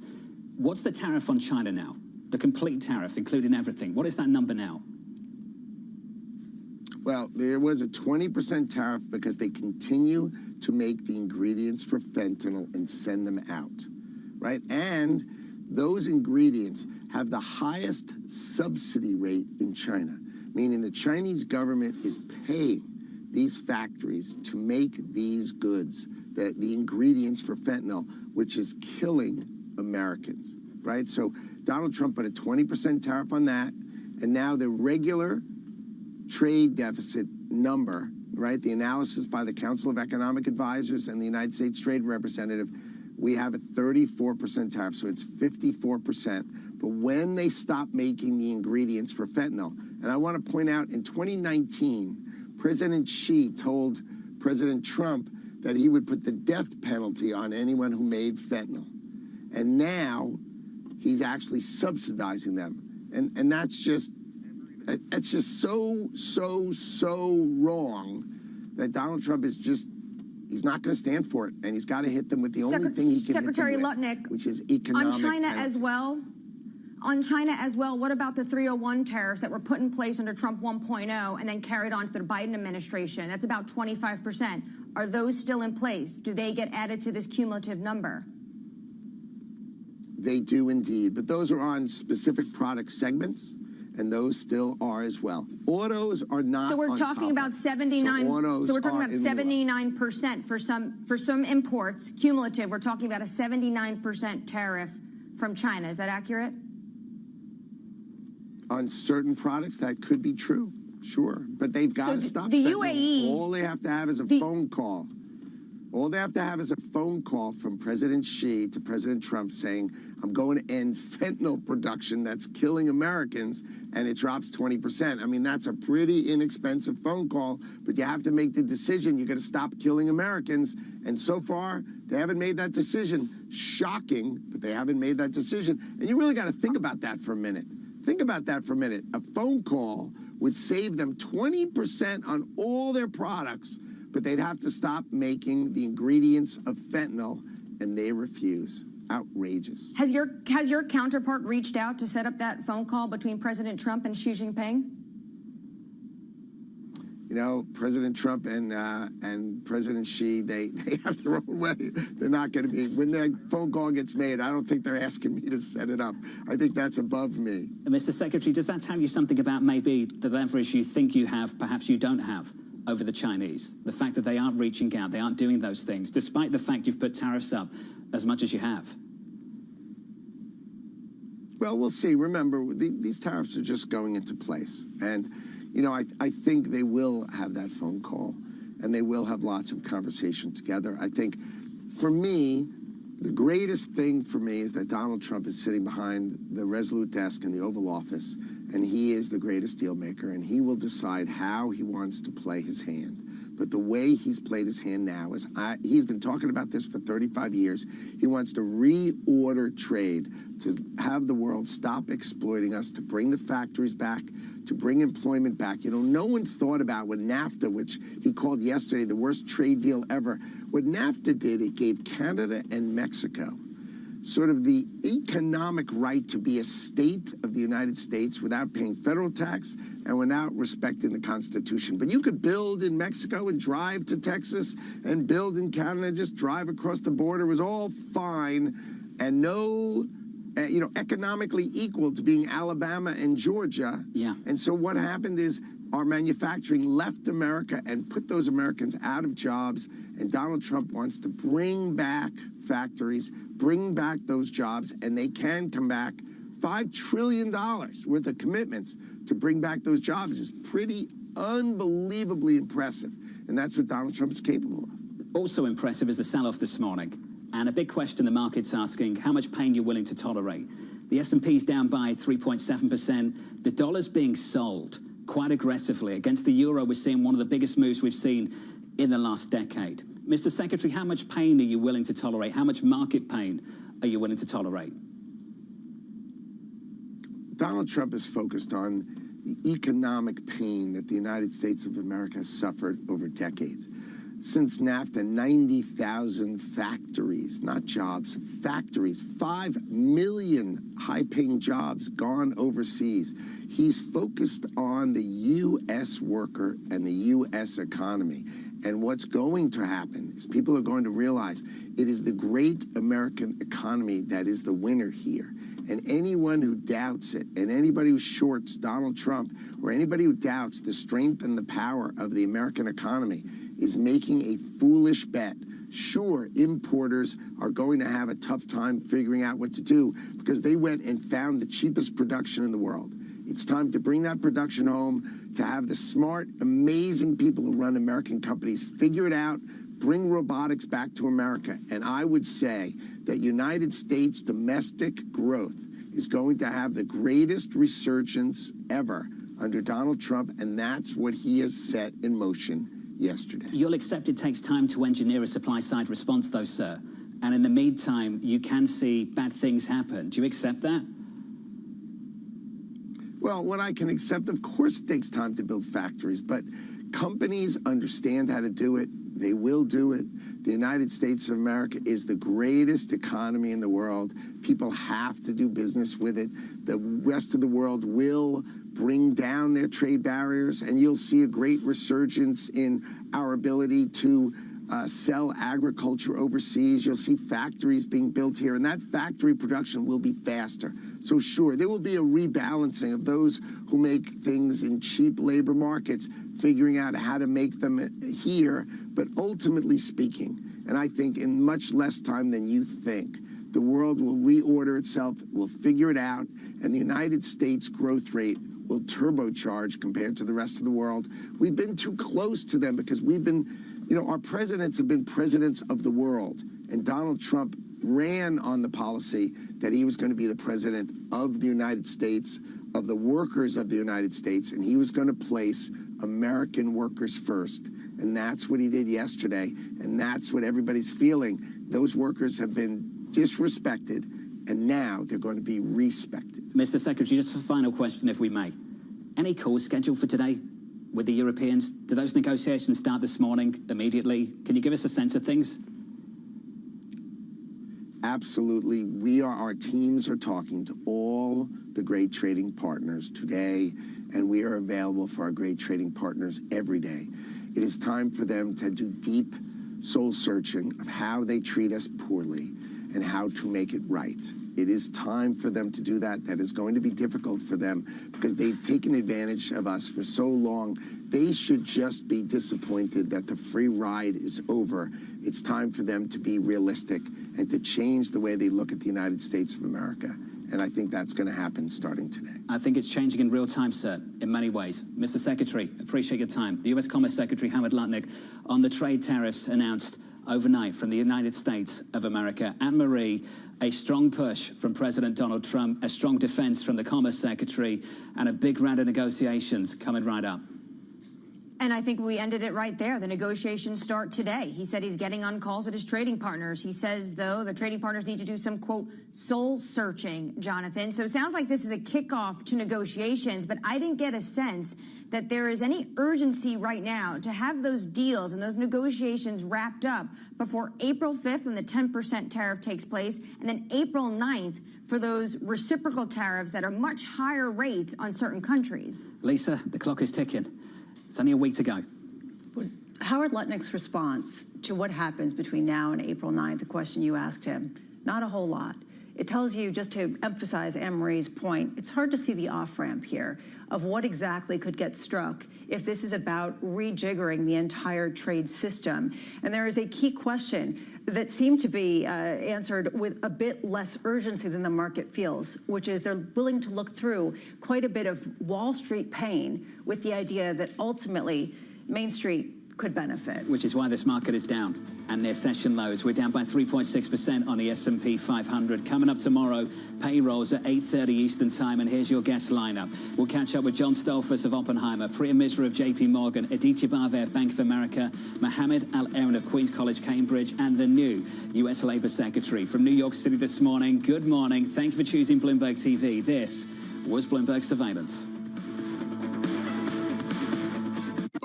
Asia is at the forefront of some of the world's biggest stories. I'm Sherrian in Tokyo. And I'm Heidi Stroud-Watts here in Sydney, where the trading day begins. We're here in the center of all the action to get you set up with the numbers, news, and knowledge you need for the day ahead. The demand is indeed recovering. We've been waiting for this moment. The opportunity of a century. Join us on Bloomberg The Asia Trade. Weekdays only on Bloomberg TV. Context changes everything.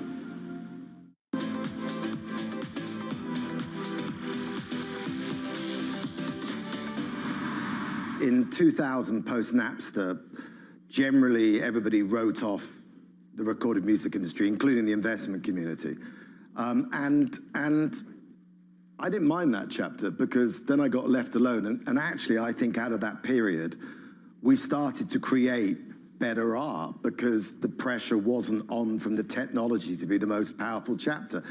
And then iTunes came in, and iTunes, to Apple's credit, did have a boutique taste mentality about the store, which meant that I think they understood. I can tell you from that period that the artists that came through are of a very high quality because it was encouraged to be boutique. Now, ironically, this chapter has made us more money times 5 than the iTunes chapter and the post-Napster chapter.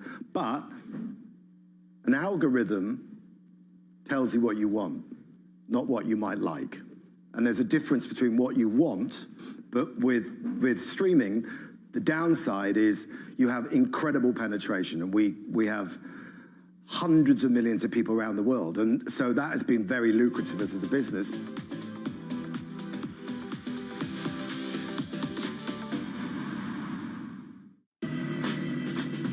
All right, let's cut right to it. This is Bloomberg's new show, Primer. Technology is a $1 trillion game. Won, lost, won again, just by backing the right science at precisely the right moment. My life has been focused on how can you elicit intelligence from brain cells in a dish. This is the fundamental building block of our fusion technology. We're doing things that have never been done by anybody, ever. Everyone is selling the future. If you want to understand what's coming, you'll want to watch Primer, because details matter. Lasers on? So do lasers. There we go.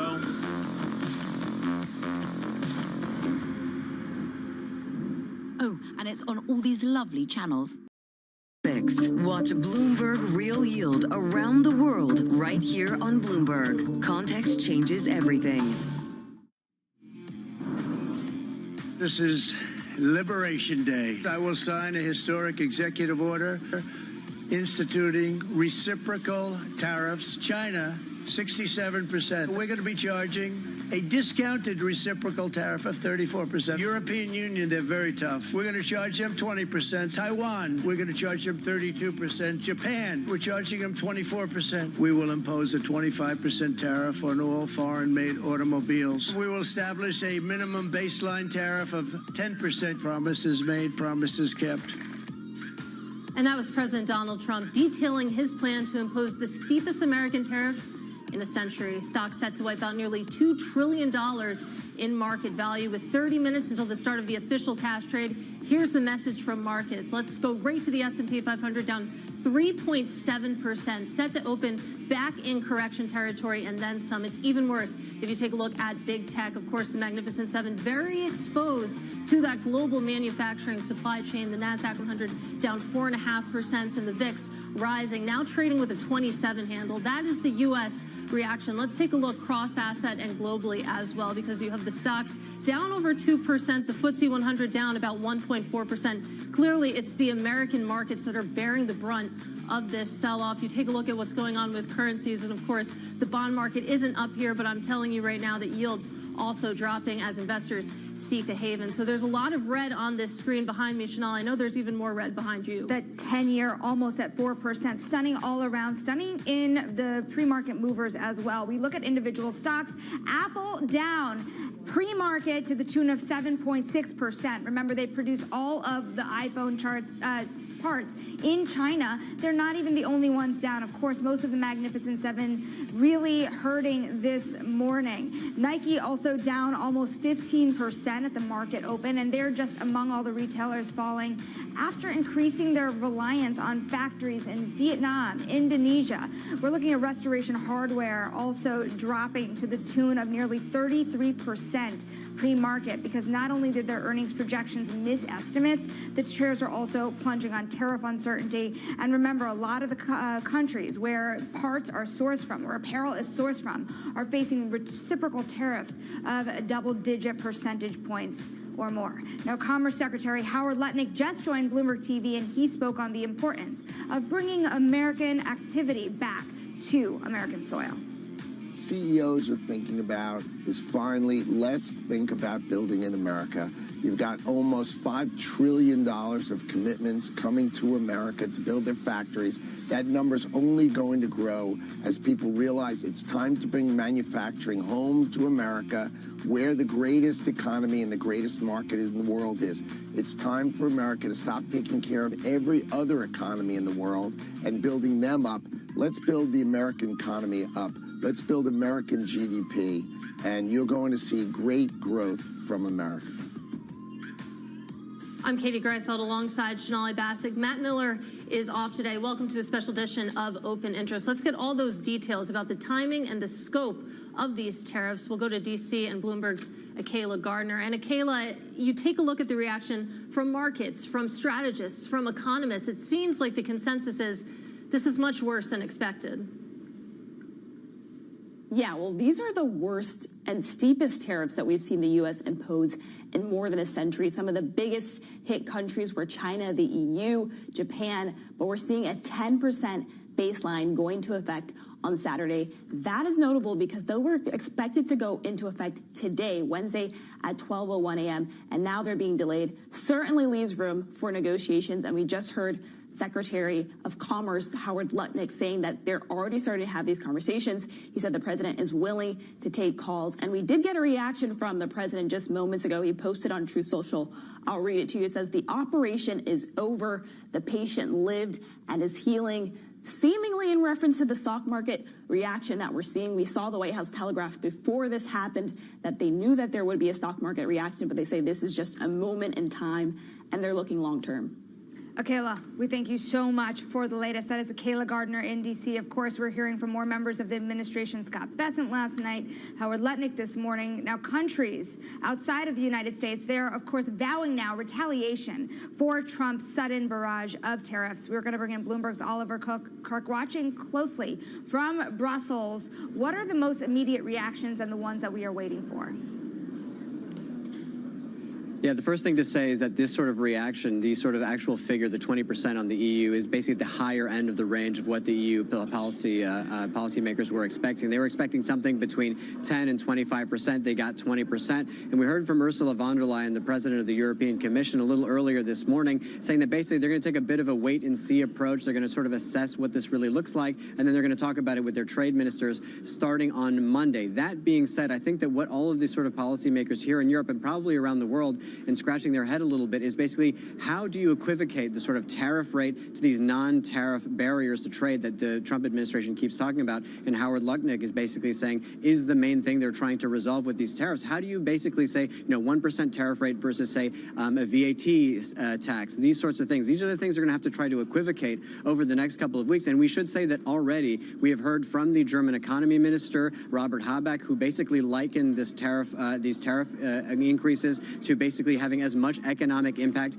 as Russia's invasion on Ukraine on the European market. We've heard from the French, who also want to take a much more aggressive approach. So for the Europeans, it's going to be about building consensus, which is going to be pretty challenging as the sort of stresses rise. And we've already got the companies across the world, Volkswagen, talking about raising prices in the U.S. already. It's already happening.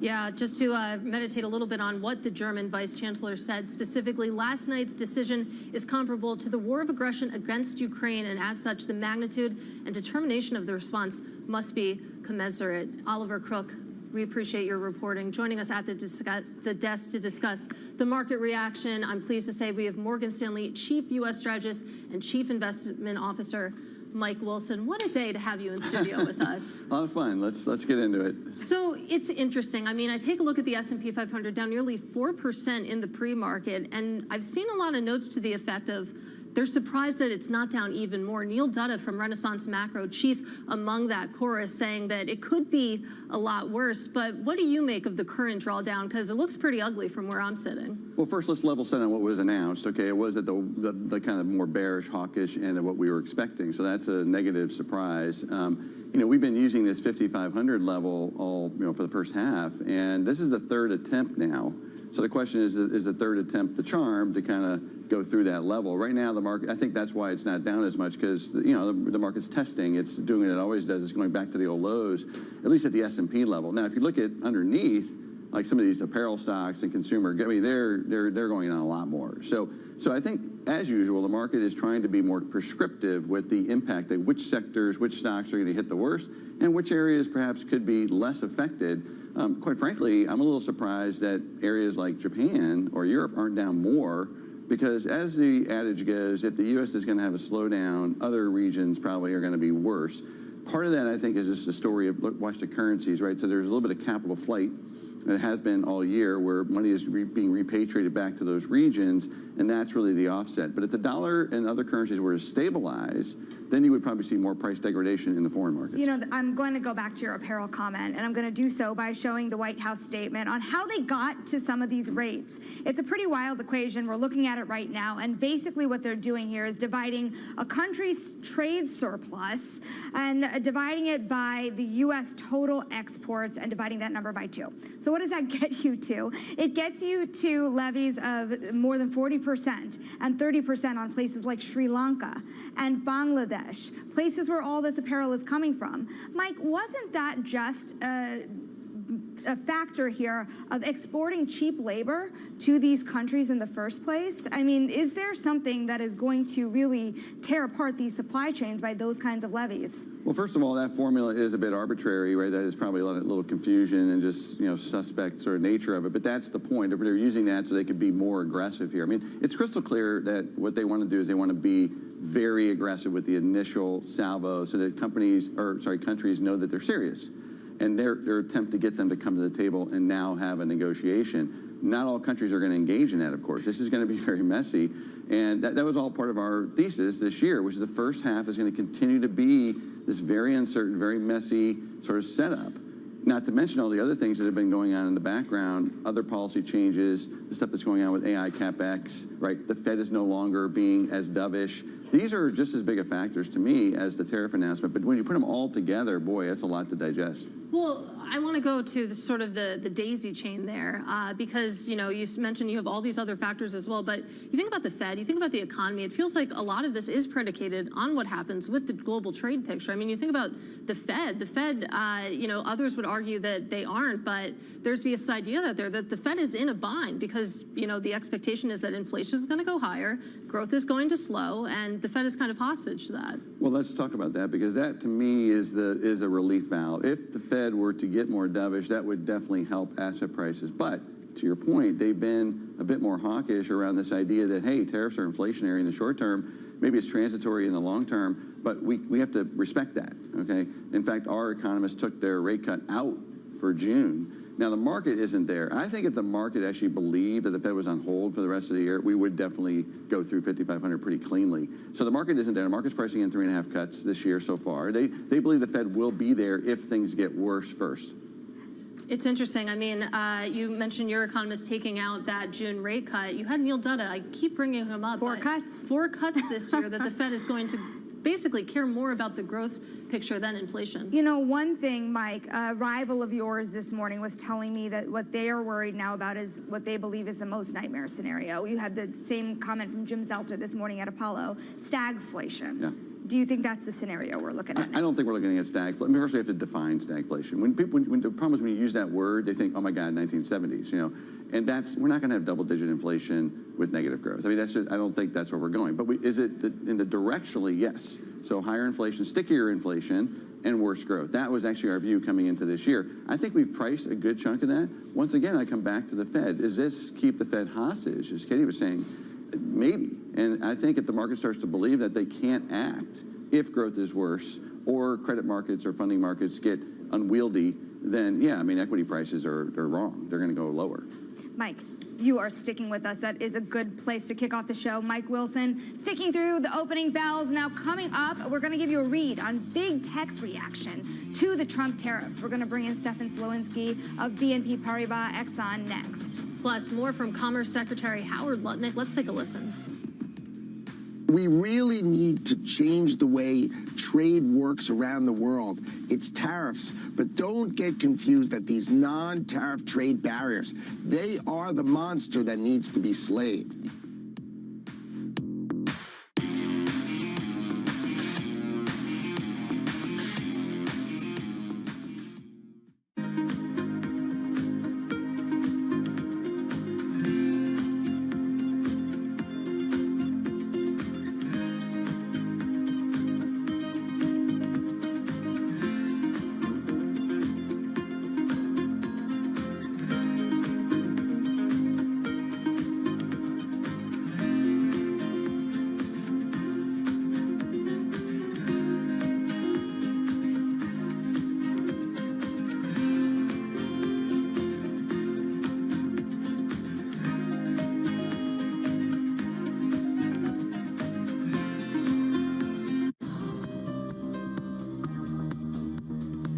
countdown to the market open as we bring you the first trades across Europe. We'll debate the most important stories and what will drive the big investment decisions throughout the morning. I'm Guy Johnson. I'm Kriti Gupta. And I'm Anna Edwards. Join us every weekday morning for the opening trade, live at 7 a.m. here in London. Only on Bloomberg. Context changes everything. In case you missed it on the China show. Compared to a 10% tariff on Chinese export to the United States, I mean, even the entire determination of the fentanyl industry in China is totally worth it. I think this is a monumental moment for global AI development. DeepSeek was not only just make the products free, but also they released the entire research open source so you can see how they did it. This has forever democratized this current most advanced version of AI. How do your students feel about their jobs prospects? There are a lot of opportunities in this AI application fields. On the other hand, if you look at traditional manufacturing, I think the main problem is that there's a lot of mismatches between supply and demand. Don't miss the China show live every weekday. Bringing you up-to-the-minute geopolitical news whenever and wherever it happens. I'm David Gura in Rio de Janeiro, Brazil, and this is Bloomberg. Middle East and Africa, vibrant resources and high-yield investment opportunities abound. Join me on Horizons Middle East and Africa for the stories, newsmakers, and insight from this exciting region. Now weekdays, only on Bloomberg.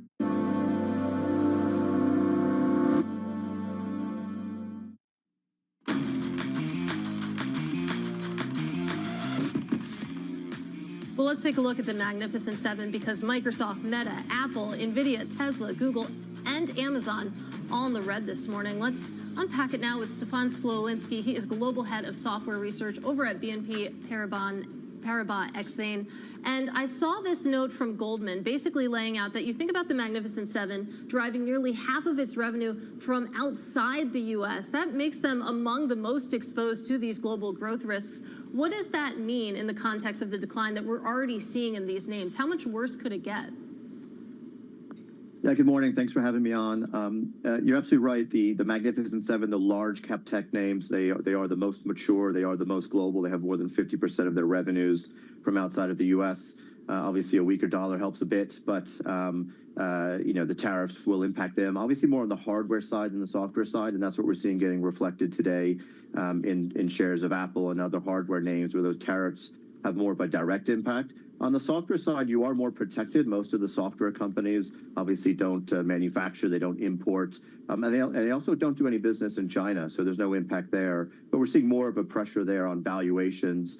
We did publish today our BNP Paribas software technologists looking at valuations across the sector. Valuations are kind of in line with kind of historic averages right now, but we still do think you could see 15% downside on some valuations if we continue to see multiples compress towards the lower end of their historic ranges. 15%. Now, one thing I can't understand is why is it, Stefan, that at this juncture, so many analysts, investors are only looking at the input costs, where these big tech giants source their materials from, for example? Because if you are Amazon, right, or if you are Apple, then don't you have to start worrying about consumers? If you're even Microsoft, don't you have to worry about B2B spending slowing down?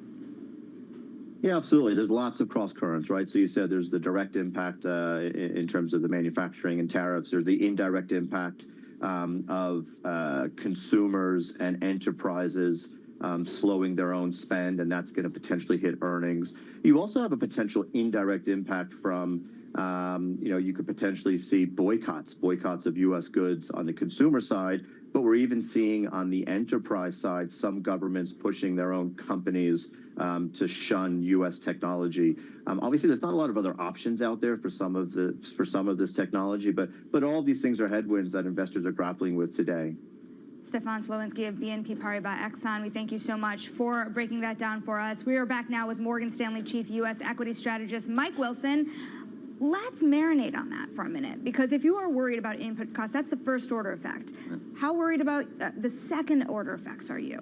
Yeah, so the 5,500 was based exactly on the first order effects, which is it's a 5 to 7% hit to earnings, and that gets you to kind of that level. The second order effects are confidence.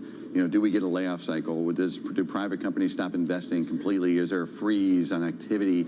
And that's, you know, sub 5,000. You know, that's a recession, basically. That's the market going to the recession call. You know, the hard data is held up. We'll see. As I like to say, the hard data for the economy is held up. However, the hard data for earnings have not been holding up.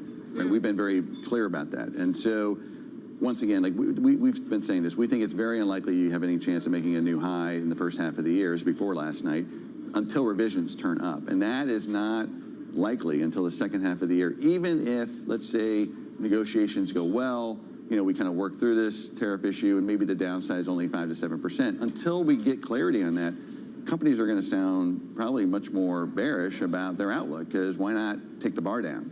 So that's what I'm most worried about now, is that in the first quarter earnings season, companies are going to just say, hey, let's just be conservative here. Why not? Let's lower the bar. Then the revision factors go even lower, and then all of a sudden the market starts thinking about 0% growth. Okay, that's the chain effect here that we're thinking about. And I think when I was on last week or 2 weeks ago, I said I thought that maybe this event could be relief, but ultimately we still got to get through earnings season. So obviously this wasn't relief. This was the opposite. This is really more of a sell the news as opposed to buy the news. And now we're going to chop around, I think, until earnings season. Then we'll get more clarity.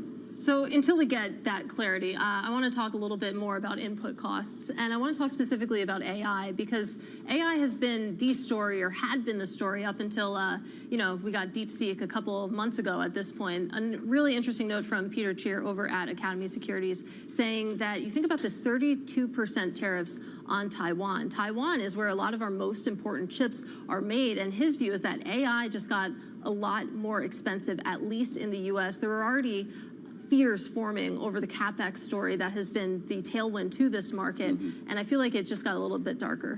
Yeah, I mean, it definitely doesn't help. But let's recall that semiconductors have been, maybe other than autos, the worst performing sector for the last 8 months. Okay, they peaked in the summer of last summer, and that's been a function of, I think, this constant calling of the bottom that has just not been there. That's a demand problem. It has nothing to do with tariffs, nothing to do with where things are being manufactured. And of course, AI kind of kept things propped up. So, you know, we've been underweight, you know, semiconductors versus software for 8 or 9 months. And, you know, this is just another kind of reason why we're not going to see a recovery in that space. So, you know, once again, I think that the market, as usual, has figured this out. It's been trading poorly for a while, internally and at the index level for 3 or 4 months. Tariffs is something that is galvanizing. You know, it's controversial. Like, why are we doing this? You know, the plan. Everybody's arguing about why we're doing it, how we're doing it, et cetera. That's messy. That's policy. Policy making is messy. And remember, in any administration, you come in, you do the policy, you see how the market reacts, and then you adjust. The Fed does the same thing. So that's how I'm viewing this. They're gonna watch the market today. They're gonna watch the response from the trading partners, and then they'll adjust how they're going to implement it. I want to pull up some headlines for you, too, to speak to what you're saying here, Katie. You have Microsoft pulling back on data centers from Chicago to Jakarta, halting or delaying projects. Then also from the information, NVIDIA facing a big dilemma. Chinese firms rushing to order 16 billion in new chips that now they have to struggle to try to meet that demand for, to get ahead of. And also, I'm looking at the banks here this morning, too, because they're dropping as well as people start to get more and more about what you started to say about those recession odds. Mike, what are your recession odds? Well, our economists have that number. It's probably 30-35% in their mind. It's gone up from 20. You know, I think if I talk to clients, it's probably closer to 50. And then some clients are, you know, even higher than that. And then there are people who are still holding out, saying, well, you know, we can muddle through here. We don't know. I mean, let's be honest. I mean, the curve, just to be clear, the bond market and the curve is not as recessionary as it was last summer. So this has been one thing that's been kind of absent in that storyline. Stocks have been trading very defensively. That's how we came into this year. Defenses over cyclicals. That has been portraying a much more high recession likelihood than the bond market. Now, maybe that changes today over the next week, but that's what we'll be watching. We'll be watching how is the bond market trading? Is the 2-year really coming in hard and putting pressure on the Fed, saying, hey, you guys are way behind the curve again, like last summer, which then got the Fed to do what? Cut 100 basis points. Right. So the Fed does watch the bond market, they watch credit markets, they watch funding markets. And that's the other thing that could happen here that could get the Fed to really come off. It doesn't have to be a recession. It could just, or even a labor cycle. It could just be the credit markets, funding markets start acting poorly, and the bond market screams at them with the 2-year plummeting, saying you guys are behind. So those are the things we'll be watching over the next 2 weeks: earnings revisions, labor market data, and then credit and funding markets. Well, Mike Wilson, I'm thrilled to say that you are staying with us through the opening bell, which we will get to next. We have just a few minutes to go, and I will note that the 10-year Treasury yield still holding above 4%, but getting very close. You take a look at the S&P 500, now down 3.8%, not quite cracking that 4% level, but we'll keep a close eye on that next. This is Open Interest.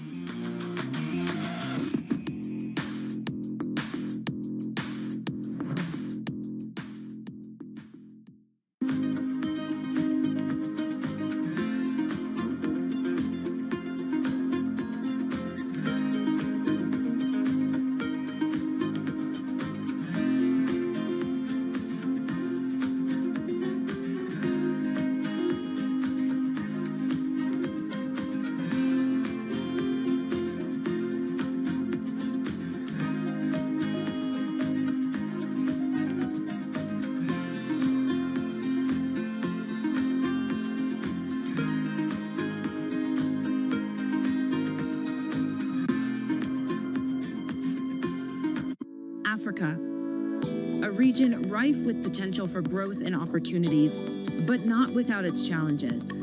Bloomberg highlights the biggest stories, interviewing key players, and reporting on the issues impacting the region. Join us as we get to the heart of African business, politics, and economics, and ask the question, what's next? I'm Jennifer Zabasaja, and this is Next Africa. New episodes every month, only on Bloomberg.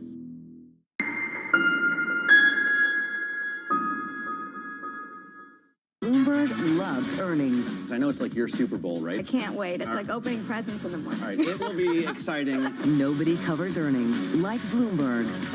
From the world of politics to the world of business, Joe Matthew and Kaylee Lines deliver news, insight, and analysis live 2 times a day, every trading day. Balance of Power at 1 and 5 Eastern, only on Bloomberg.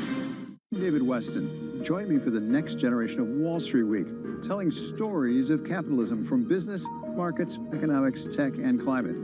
Each week, we'll go on the road for a look at what lies behind the headlines of today and what will likely be the headlines tomorrow. Above all else, it's emissions. Done nothing but grow immensely. To me, that's an extraordinary sign. We can be the change that we want to see. Watch the all-new Wall Street Week. More than what you need to know, it's what you need to think about. Good morning. This is Bloomberg Surveillance. Welcome back to the opening trade. This is Bloomberg Technology. This is the Asia Trade. This is Wall Street Week. Welcome to Balance of Power. This is Bloomberg Television.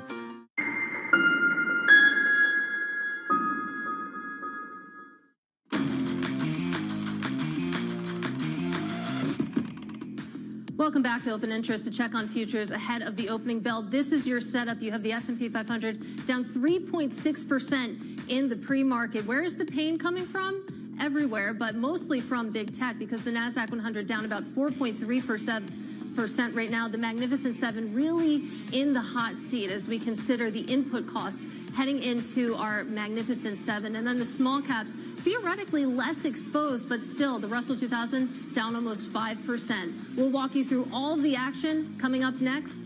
This is Open Interest.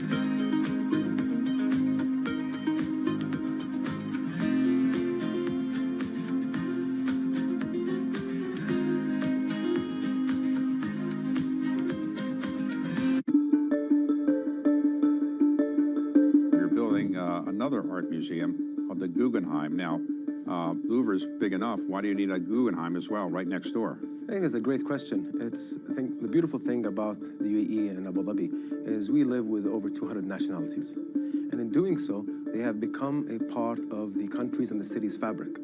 And we need to celebrate that. So we need to celebrate everybody's identity, everybody's background, everybody's heritage, everybody's history. And what a beautiful way in doing so in these beautiful institutions. These museums are educational institutions and they're community institutions. So we wanted to curate really a story where you come to Saadiyat Cultural District and you, if you allow me to curate the story, you start off at the Natural History Museum. And at the Natural History Museum, you get a glimpse and you get an understanding of how we came to be, how our Earth came to be, how our universe came to be, from a scientific perspective. Once you leave the Natural History Museum, you go to our National Museum, the Sheikh Zayed National Museum. There, you understand the history of this great land, not just the history of the country, but the people of this land that have been a part of this land for over 300,000 years. You get a glimpse of what the past and the present and the future looks like here in the UAE. From there, you maneuver yourself to the Louvre Abu Dhabi, which is a beautiful universal museum. It is universal in its thematic approach. So there, you basically see a part of you on an equal pedestal with the entire world. Asia is at the forefront of some of the world's biggest stories. And we're here, where the action starts in Sydney. And in Tokyo, get ahead as the global trading day begins. The Asia Trade, weekdays only on Bloomberg. Bringing you up-to-the-minute financial news whenever and wherever it happens. I'm Michael McKee at the Federal Reserve, and this is Bloomberg.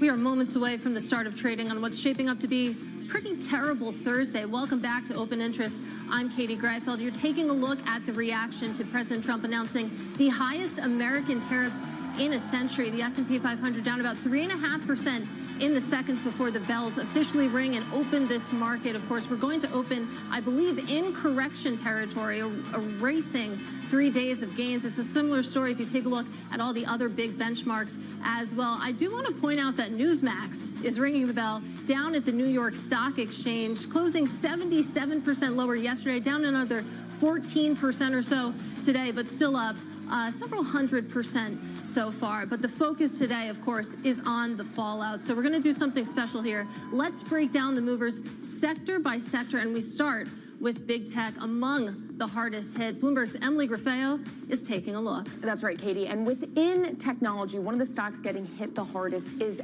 Apple.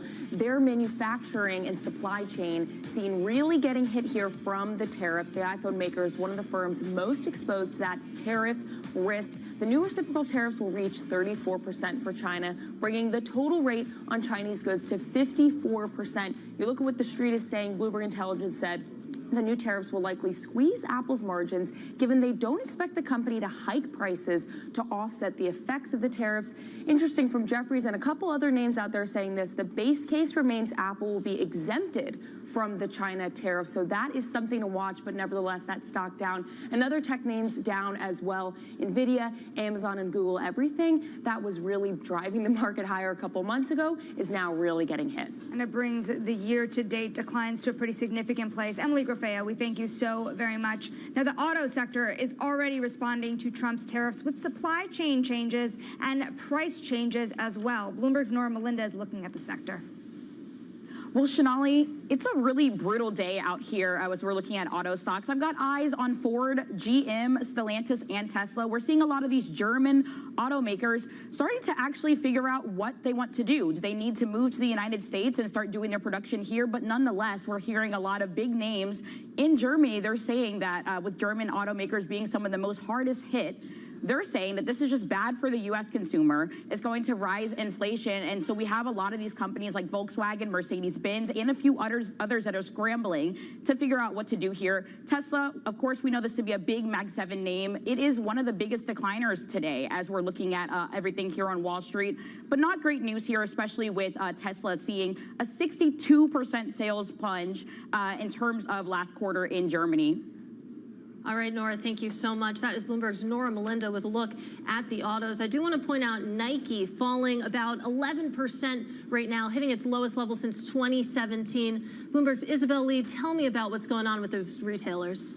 It's not looking good here also with the retailers. We have European sneakers, clothing, and jewelry really taking a hit. Nike, for instance, to your point, it's now edging lower by 13%. They've increased their reliance on factories outside of China to Vietnam and Indonesia after President Trump's first term, when he said he's moving away from China. And now Nike produces 50% of their goods in Vietnam. And while now the U.S. is imposing reciprocal tariffs of 46% in Vietnam and 32% in Indonesia. And really, sports companies will struggle on how to find a better place of production, and they may just pass on the cost to consumers. Lululemon also produces around 40% of their goods in Vietnam, and you see shares also edging lower double digits. And RH shares, it tumbled 26% in pre-market trading. It's now down even lower by 35%. We have the luxury home furnishing company reporting earnings that really was underestimated and below Wall Street's expectations. And we have analysts noting that the new round of tariffs will significantly add more uncertainty.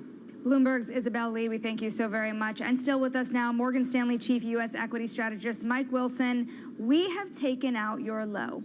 We are below that 5,500 level on the S&P 500. So what is the new low to look for as traders try to assess here the bottom line, where they can finally get back in with some comfort? Yeah, I mean, we're technicians. I mean, we definitely use that. It's worked well for us. I mean, the 5,500 we put out before we got there, it was support, but now it may be resistance. So what we're watching for today, if the cash market makes new lows, which looks like it is, and we kind of stay there, the next levels are low 5,000. So at 51, 5,200, we probably can get there fairly quickly, probably through earnings season, and then we'll see again, okay? The real support, okay, like the longer term support is 200-week moving average. That's like 4,700, but it's rising, okay? So it's a timing question. Now, do we have to go to the 200-week moving average?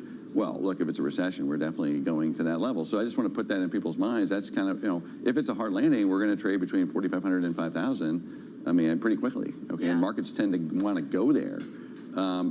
Obviously it's not doing it today, but things can change quickly. We're in fast-moving markets. And I guess the advice to, people is, it's fast-moving markets. So that means unless you know what you shouldn't be trading these unless you're a professional, right? There are things you should be rotating out of potentially that maybe you have too much exposure. That's what we were doing earlier in the year. I just want to put this out again. We were very defensively positioned at the beginning of the year. Like, our portfolio is up 14% relative to the S&P. Right. That's pretty extreme. And what I'm saying is, I'm not bragging about it. What I'm saying is, like, it's kind of happened, Right. So you have to be a little bit on alert. Like, you don't want to be the person pressing on the trade that has already worked so much. Like, for example, consumer discretionary. We've been under Waitlist for 2 or 3 years. I mean, these stocks are getting, hit really hard again. Then you look at something like autos, those stocks are down less than the S&P, that's what we're going to be watching over the next few days. Like, what areas that have already been pummeled are now actually maybe not going down as much as the market. And those are areas for longs. And of course, areas to be underweight or relieving are areas that have not corrected enough yet and are now going down even more. I just want to go back to 4,700. That is the 200-week moving average? Roughly, yeah. So draw that on your charts. That's a level to look out for. We were talking a little bit in the break. You mentioned defensives, and it's notable that gold has been having a really tough time, even as you see bonds rally. And I want to get your thoughts, and we talked about this a little bit already, but what are the hallmarks of a disorderly sell-off? The narrative so far has been this is pretty much proceeded as usual, no panic here, but what would disorder look like in this market? Well, I talked about it already. I think credit markets and funding markets would be something that would get the Fed's attention as well. Like, if you start to see those markets trade in a, disorderly, or just, not the way they've been trading, which is pretty solid, that's, I think, warning number one. Gold is an interesting asset, right? I mean, it's been a spectacular asset, not just this year. It's been a spectacular asset for 25 years. I mean, I would like to point this out to people. Gold has outperformed the S&P 500 by almost 100% over the last, 25 years. It's a little known fact.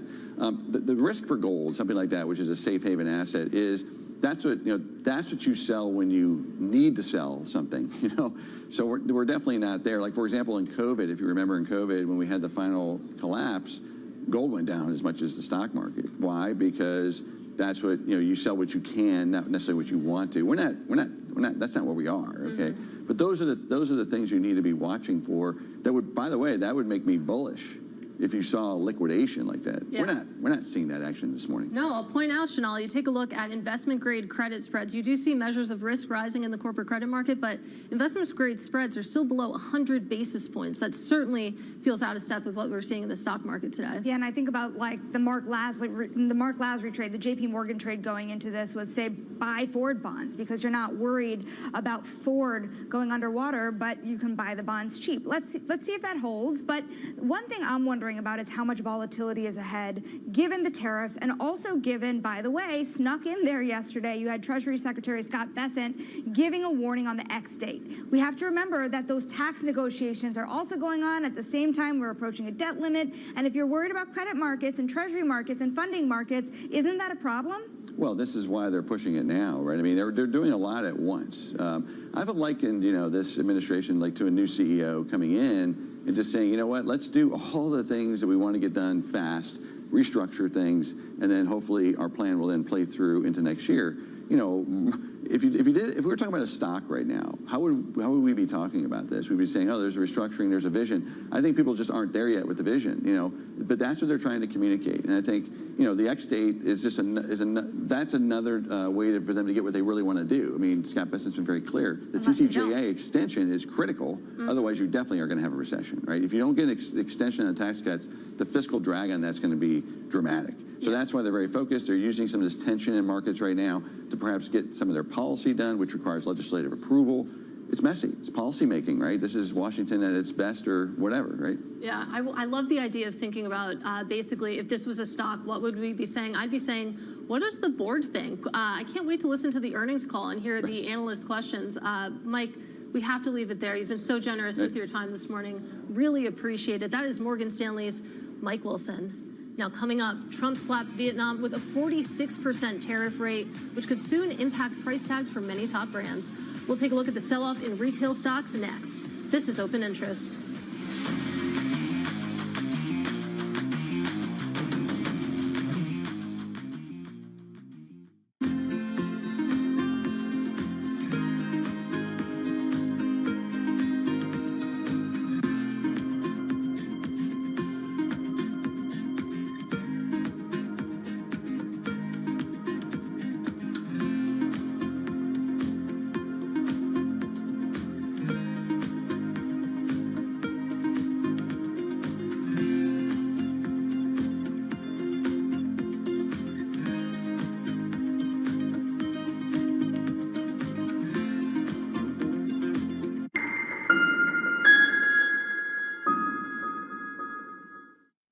In case you missed it, on Bloomberg Crypto.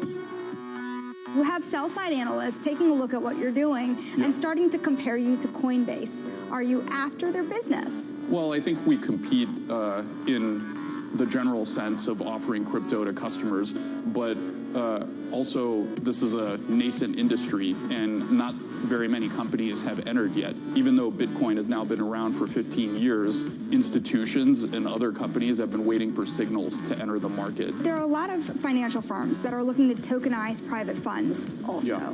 Are you in talks with any of them? We're generally in conversations with anyone trying to do interesting things in the space. If I had to pick the biggest pain point, AI is like transforming everything. So I think it's tough right now if you want to be in the AI sector as a retail investor. There's relatively few options that you can actually invest in. Don't miss Bloomberg Crypto live Tuesdays. Listen carefully. Can you hear the rhythm in the markets? Not just in the syncopations triggered by inflation, but in the preludes leading to global elections, in the dissonance that moves the Nikkei, and the rising course conducted by AI. There's music in the markets, and if you want to learn to listen for it, we'll show you how.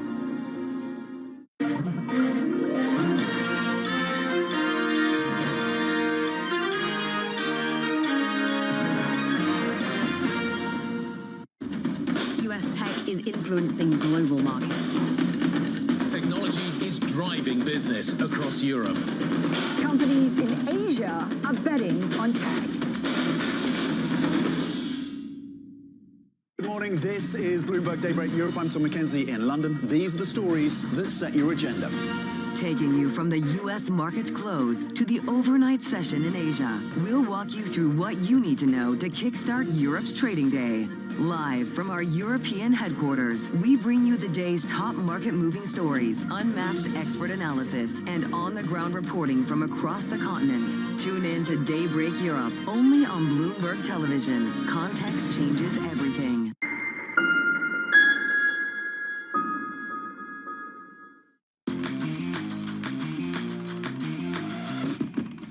Welcome back to Open Interest. A quick check on stocks. 13 minutes into the session, I just want to show that the S&P 500 loss is lessening right now. The S&P 500 down about 3.2%. Remember, we were close to a 4% drawdown in the pre-market, so we'll continue to keep an eye on that one. But it's time now for our top calls. Some of the analyst action in focus this morning, and first up, Bank of America double downgrading Lyft to a sell as its rival Waymo expands in California.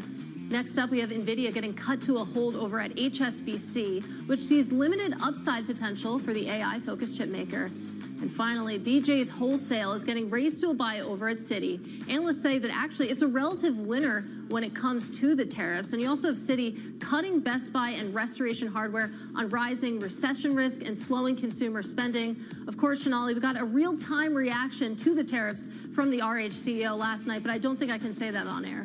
Certainly, we will talk more about that. We're going to stick with retail, that sector taking a big hit from those newly unveiled tariffs. There are a lot of these companies that are particularly exposed to high levels on Vietnam and China. We're going to bring in Bloomberg's Romaine Bostick to take us through what's happening with the sell-off. And you spoke to at least the Citi analysts, I know for sure here. Yeah. What is the read-through on what might not be immediately obvious to investors here? Well, I think a lot of people just got a little bit caught by surprise, Shanali, in terms of the scale and scope of the tariffs, particularly when it comes to the retail space, where a lot of these companies, of course, still source a lot of their materials from overseas. Let's take Best Buy, for example. One of the parts of the downgrade that we saw from Steven Zaccone over at Citi. We're talking about a company that sources more than 60% from its external suppliers are from overseas here. And this is a big part of the reason why you saw the stock open lower, in fact, down the most going back to 2020, basically the onset of the pandemic back in March of 2020. You take a look at the XRT, the Spider Retail ETF, that opened in bear market territory, the worst day,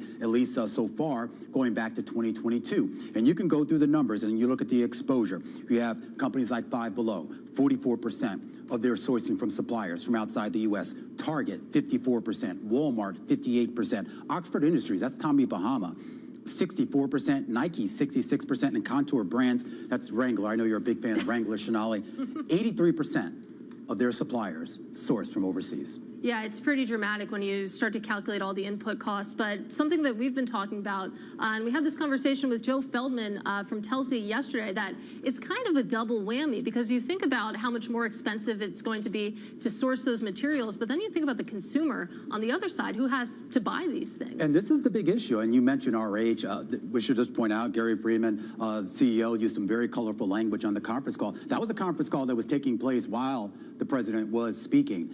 So they had to address this, and I will give you the family-friendly version of what he said, which was, we were surprised. He used a curse word in saying that. He said, quote, "We thought we saw it all until today." So this is a new one. He did also say, though, Katie, that he doesn't necessarily think the tariffs would stick, but he raised a lot of concerns about economic conditions, and that's a big part of the reason why you saw some analyst upgrades in the discount space. Think TJX, BJ's Wholesale, the idea that if there is an economic slowdown, those names would do better. You know, Romaine, this is a lesson I learned from you. You can say anything on TV once. Once, yeah, you may not have a job the next day, but, you know, look, I think the fact, and RH, we should point out, RH has always been very colorful in talking about macro and economic conditions, so that wasn't really unusual. I think it will be interesting to see what we hear from some of these other CEOs and C-suite executives, whether they articulate the potential pain in the same way that we heard from Friedman. Right now, we're just talking about an industry that tried to sort of adjust to those big tariffs that we saw back in 2017, 2018, pivoting away from China. You had Isabel Lee talking a little bit earlier about that pivot to Vietnam, about that pivot to Indonesia, about that pivot to Cambodia. Sorry, folks, but that's not going to help. Now it's going to cost you. You know, it's interesting, Katie. The other thing I would add to all this, too, talking about the consumer, you've seen estimates all over the place. You could have anywhere from $1,000 annually to, if you're Larry Summers believes $300,000 could be wiped out from the consumer wallet. The budget lab over at Yale says it'll amount to $3,300 annually per household wiped out annually. Yeah, and then it gets to this idea too of, are those retailers in a position where they can pass those costs on? The answer probably is going to be no. And I think a lot of them are going to have to wrestle with that. Yeah, it'll be fascinating to watch sort of these dynamics we're talking about play out. I will note that the U.S. consumer has surprised to the upside. We'll see, of course, what the pain threshold looks like going forward. Our thanks, of course, to Romain Bostic. He is the co-anchor of The Close. A lot of programming coming up later today, and we'll see what the market including The Close. 3 p.m. Starts at 3 p.m. I am really, for that promo. I'm really interested to see what the market looks like when Romain comes on air, because I was talking about this sell-off lessening. You have some of those dynamics still at play. The S&P 500 down about 3.5%. A look under the hood, if we break it down by sector, mostly in the red, as you can see, but you do have some bright spots, and it's basically what you would expect. Very defensive. Consumer staples is your leader, up 1.4%. Utilities and healthcare also seeing a bit of a bid, but again, we'll just have to see how this trade develops. This is Bloomberg.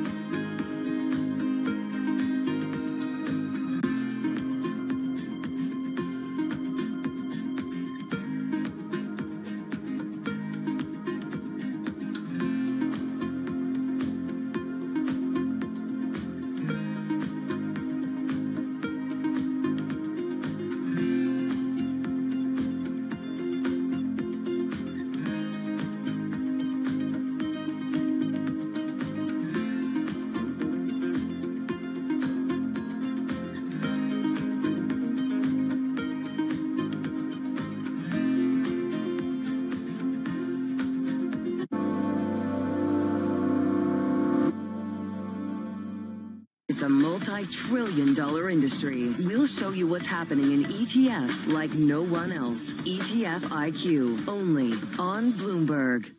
Bloomberg Surveillance covers the latest in global markets and the political events that influence your world.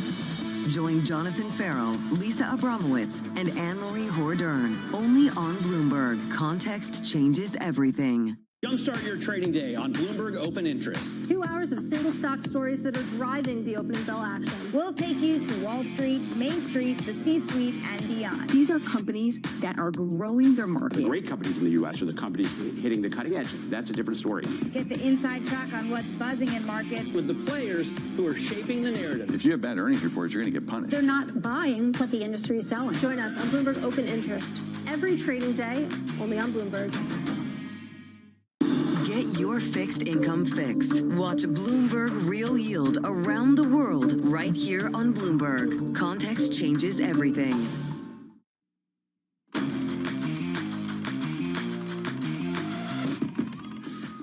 Welcome back to Open Interest. Let's take a look at the stock market. About 20 minutes into the session, the lessening continues. The pairing continues on the S&P 500. Still down over 3%. Again, we were closer to 4% in the pre-market.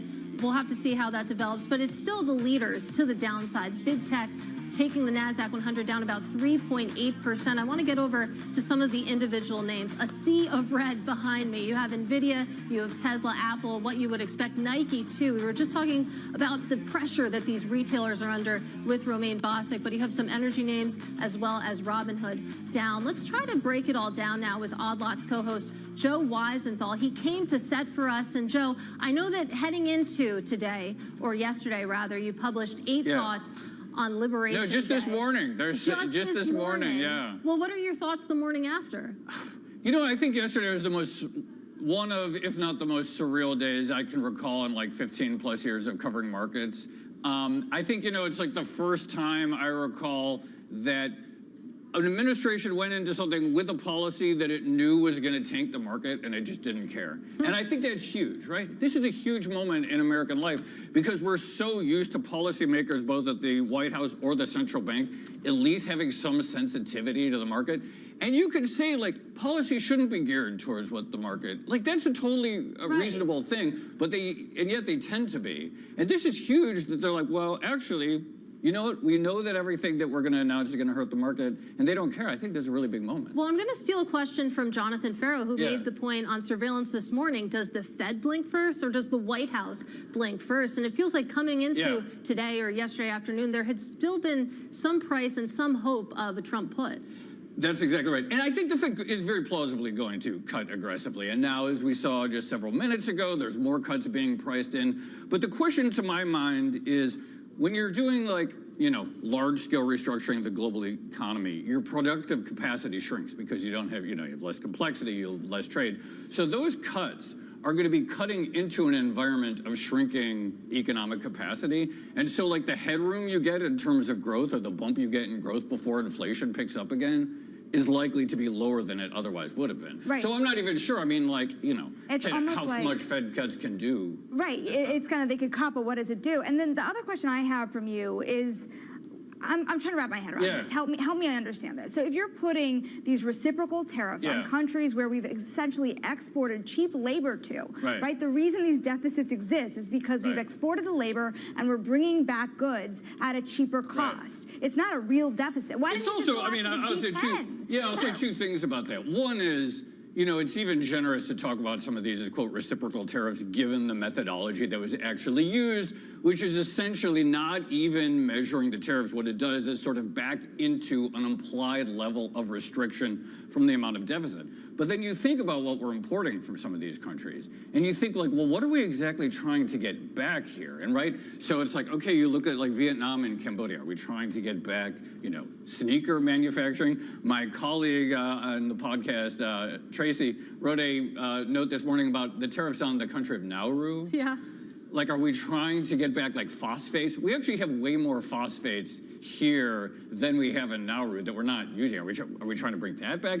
So it's like, there are certainly arguments that can be made, particularly in areas that are sort of like national security related, high-tech related, where it's like, we have to think about our vulnerability to, like, other countries and so forth, about the fact that we don't produce something here. And the canonical example is semiconductors, which incidentally was exempted from the Taiwan tariff. So even that is sort of funny. But I think what's missing here from a sort of like markets econ standpoint is like, what does that end state actually look like, right? What is the good thing? Because the idea of like, okay, we're going to have some short-term pain, we're going to have a hit in the market, we're going to restructure, but for something good down the line, a lot of people are probably into that conceptually, but what does that thing actually look like? Because if it's trying to like get back textile manufacturing, do we have hundreds of thousands of people who want to work It sort of strikes notes similar to what we were talking about with Stefan Seelig, basically. What is the goal? And that hasn't quite been articulated. To your point, I heard Howard Lutnick talking this morning again about fentanyl. So clearly this is still a drug war in some senses. Joe, we have 30 seconds left with you, but you end your note by talking about American exceptionalism. I know there was a stirring note from Deutsche Bank on Stirring note from George Sarvel. No, this has been the question for a while, because the U.S. has outperformed every other asset in the world in a straight line for 15 years.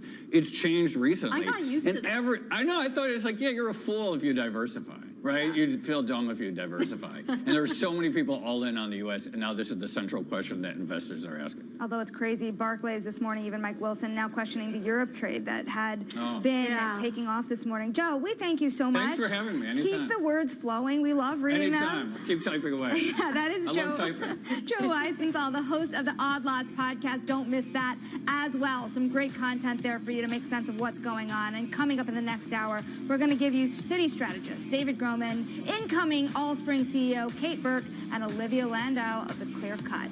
Stick with us. This is Open Interest.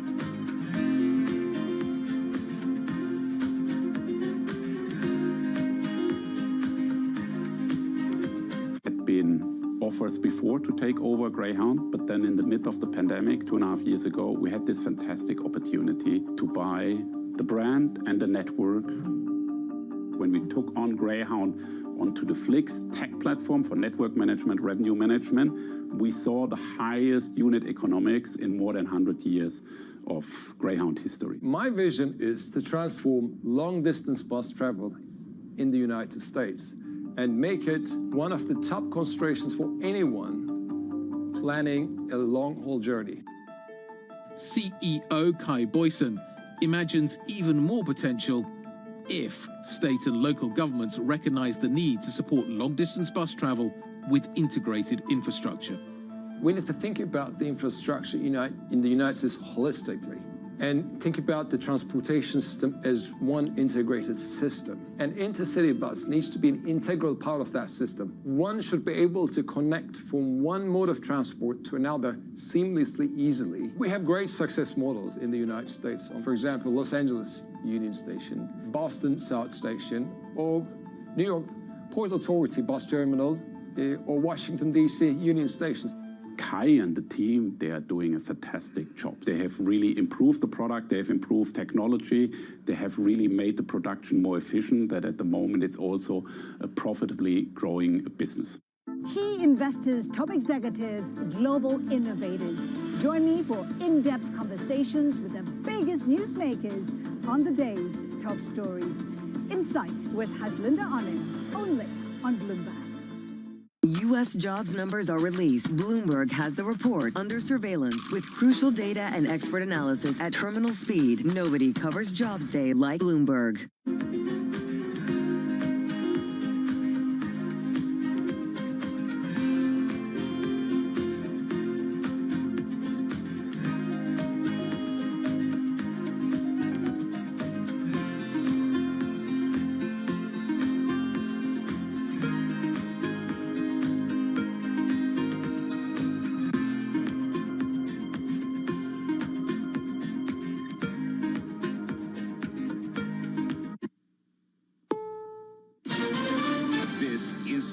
News on the Hour, sponsored by Progressive Insurance.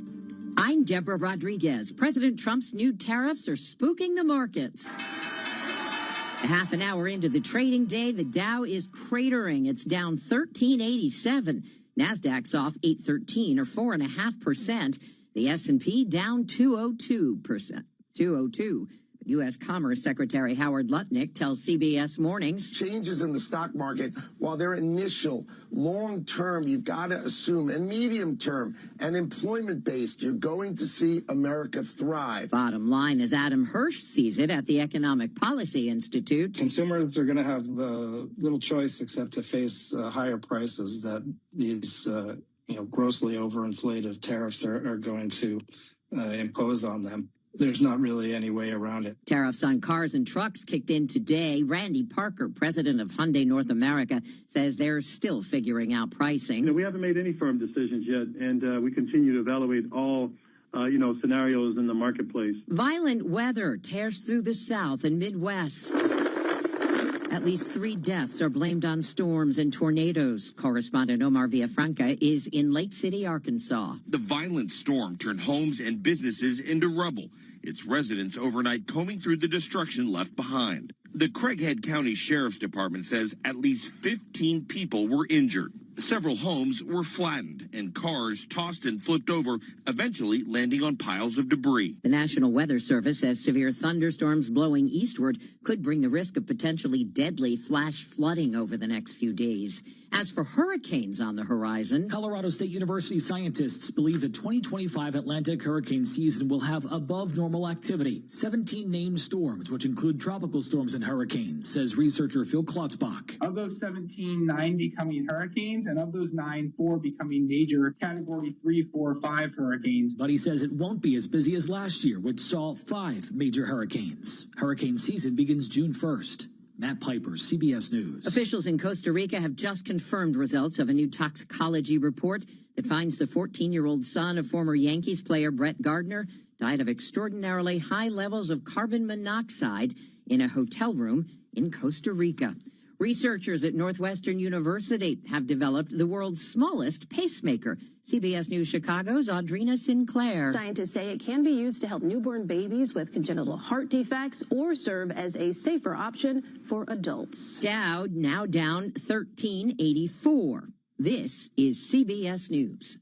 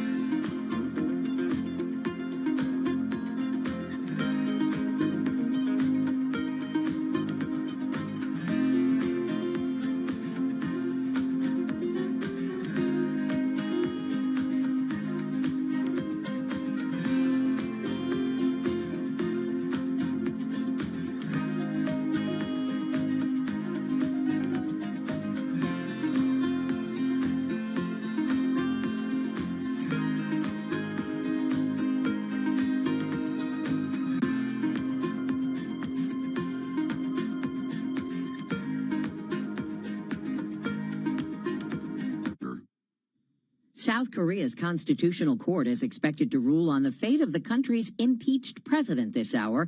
Local police are on high alert. Reporter Alex Jensen from Seoul. Whether Seoul's Constitutional Court decides to restore President Yoon to office to serve out his term until 2027 or trigger a snap election by upholding his impeachment, there's potential for unrest given the deep political divisions made clear by many thousands of protesters gathering around the court itself and beyond in recent months. How's this for a mama and dog reunion? Astronaut Sunny Williams says it was the best homecoming ever. After 9 months in space, she's posted video to X of her two dogs, Cutter and Gunner, greeting her enthusiastically at her home in Houston. The video has gotten more than 415,000 views. Deborah Rodriguez, CBS News.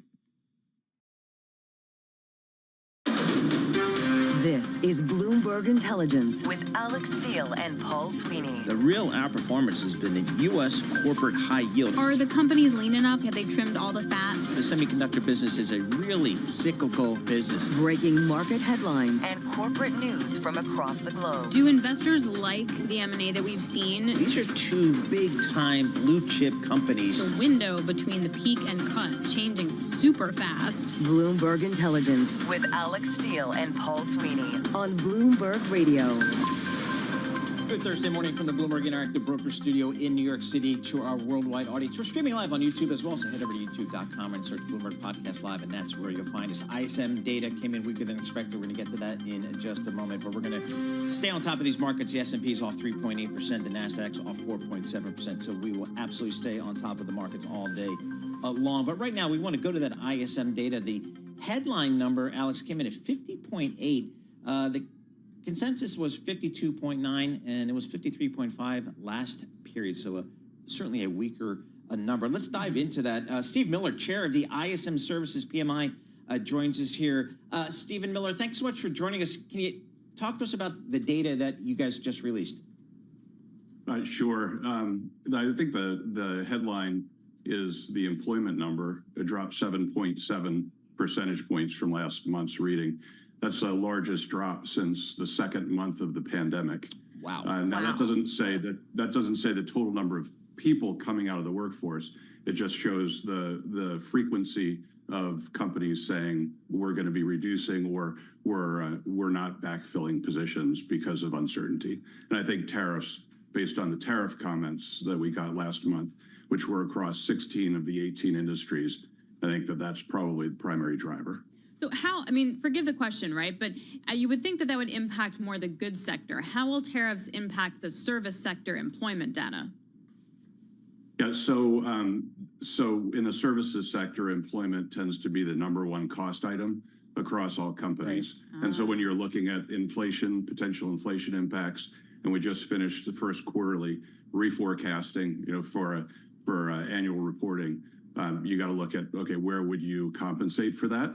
the comments weren't saying that we're reducing people across the industries, but that we're not backfilling positions. There's some reluctance to hire, other than those industries that are being impacted by the DOGE-related cuts in the federal government. They are actually seeing programs canceled and laying off and reducing staffing.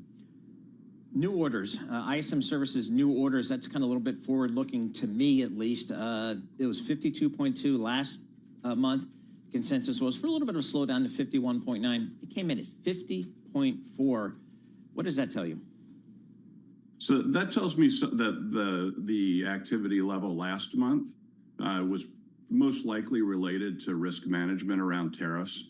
We saw in the commentary this month as well as last month that there was pulling ahead of purchasing, not increased orders, but pulling ahead. So from the business activity standpoint, and then on the new order standpoint, we saw people taking positions to mitigate their risk for potential tariff impacts.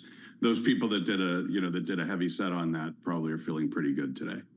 So wait, this is where we set up right now, and then only yesterday we got even more additional tariffs. Do you think the services sector front-run that, or do you think there is more pain now to come? I think that there's more pain to come in particularly the utilities and the construction industry.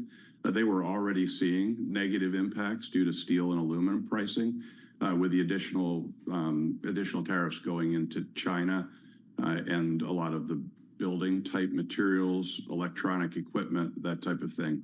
I would expect to see some additional impacts there. All right, very good. Steve Miller, thank you so much. We appreciate that. Steve Miller is the chairman of ISM, zooming in from Aledo, Texas, which I just popped it up on the Google Maps, a little west of Fort Worth, Texas. Fort Worth is one of my favorite towns in Texas. It is cowboy country, cool. Big time. Do you have a cowboy hat? I do not have a cowboy hat. I do not have a cowboy. I have both. Oh, you do? That's pretty sassy.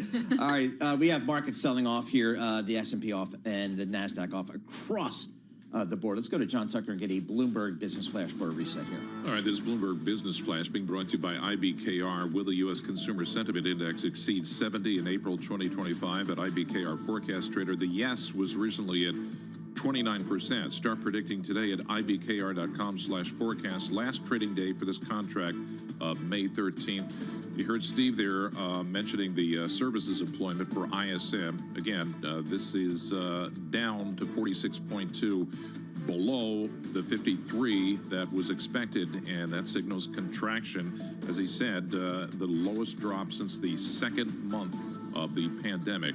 Right now, I'm going to start with the Russell 2000. It is down 5.3%, and when you chart it out from its peak, it is in bear market territory, down close to 21%. Remember, these are the small, medium-sized enterprises, the publicly traded companies. It's the company down the street, on Main Street from you. The Dow Jones Industrial Average down 1,500 points. This is down 3.6%. The S&P 500, 4% lower, down 223 points. Tech-heavy NASDAQ 100, down 853 points. That is down 4.4%. Among the most actively traded, some of the stocks that are getting hit the hardest, those that rely on Asia for their supply chain. Right at the top, Apple, those shares, they are down 9%. Nike makes money at many of its sneakers in Vietnam. Nike shares right now down over 13%. You guys earlier today did a terrific interview with Bob Michael. He's the Chief Investment Officer, JP Morgan Investment Management. And Paul, he was pretty blunt about the impact of the tariffs.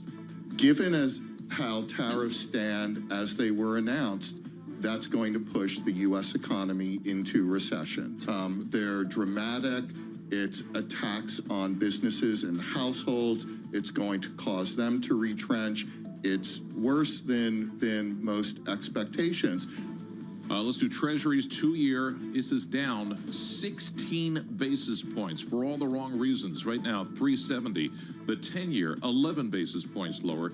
That is at 4.01%. And in the front end, real quick, if you look at the 3-year trading below the 2-year, Treasury market wagering mainly on stagnation. and maybe a Fed that will only ride to the rescue when the economy is already in recession. We check the markets for you all day long right here on Bloomberg Radio.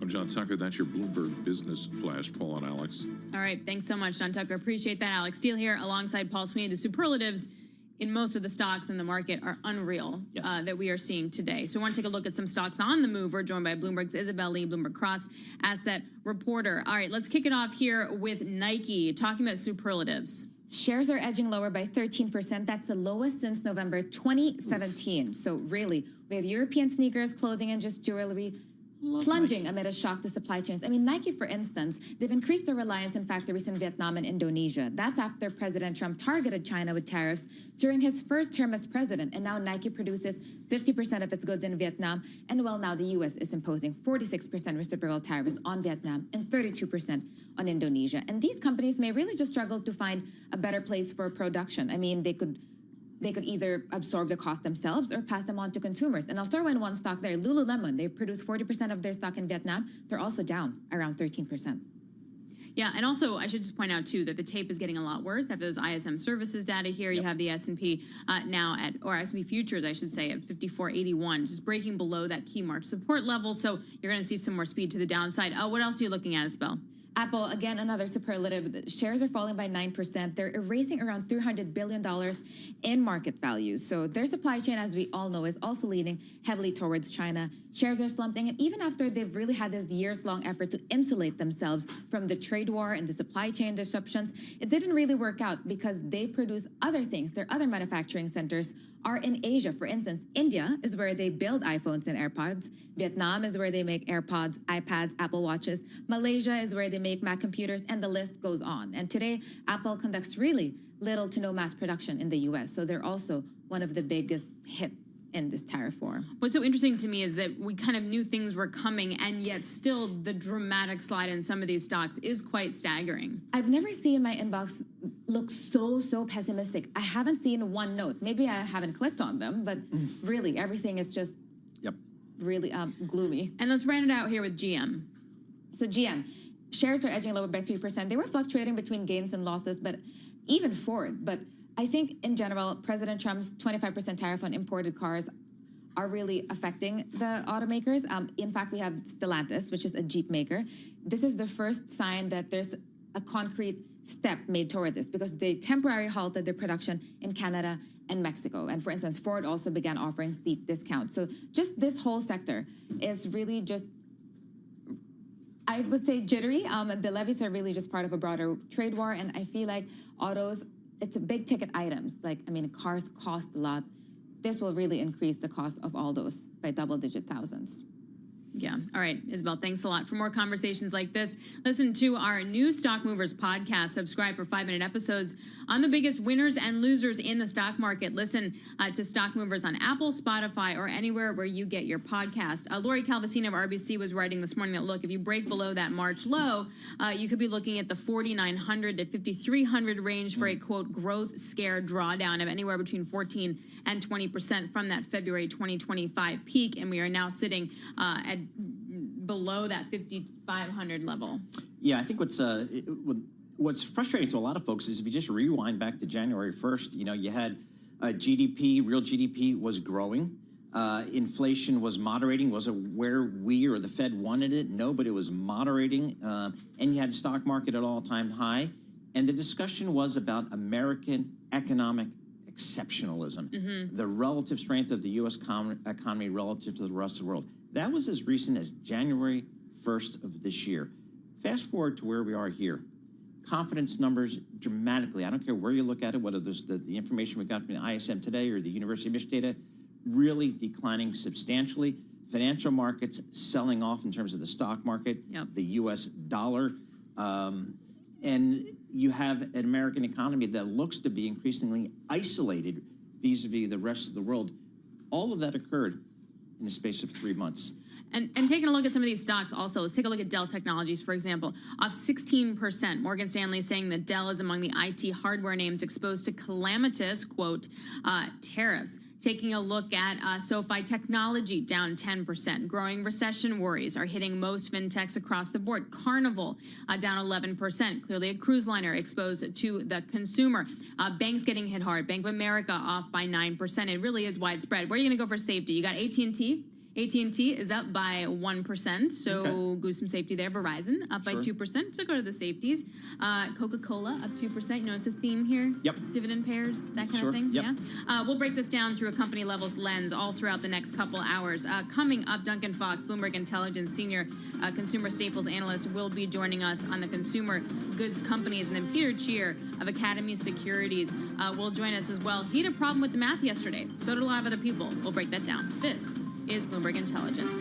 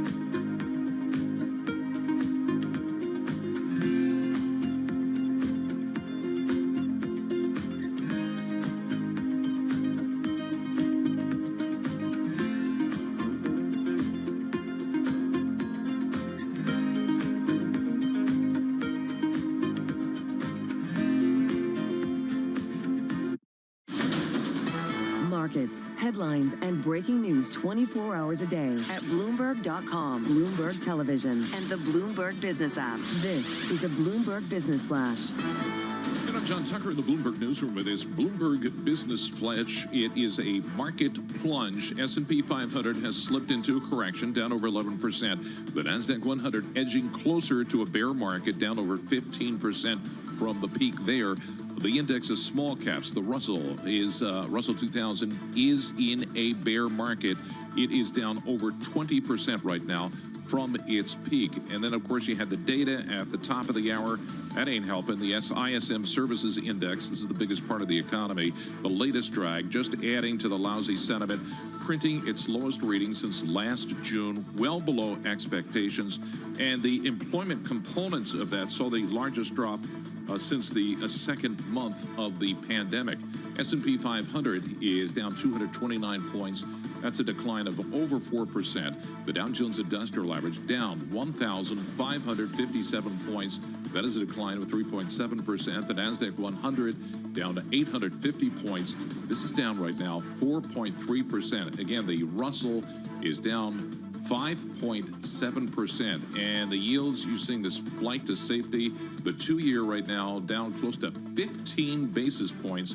That's pushing the yield down to 371. The 10-year, 10 basis points lower. That is right now at 4.02%. We'll just do some of the most active. Let me do with Apple, because that's one of the stocks that's getting hurt by the tariffs since they offshore a lot of the components and assembly. It is down right now 8.6%. And we check the markets for you all day long right here on Bloomberg Radio. I'm John Tucker, and that is your Bloomberg Business Flash. Paul and Alex. All right. Thanks so much, John Tucker. Appreciate that. Alex Steele here alongside Paul Sweeney. This is Bloomberg Intelligence Radio. And to add on to what John Tucker was saying, the Russell 2000, it's the worst day since June of 2020.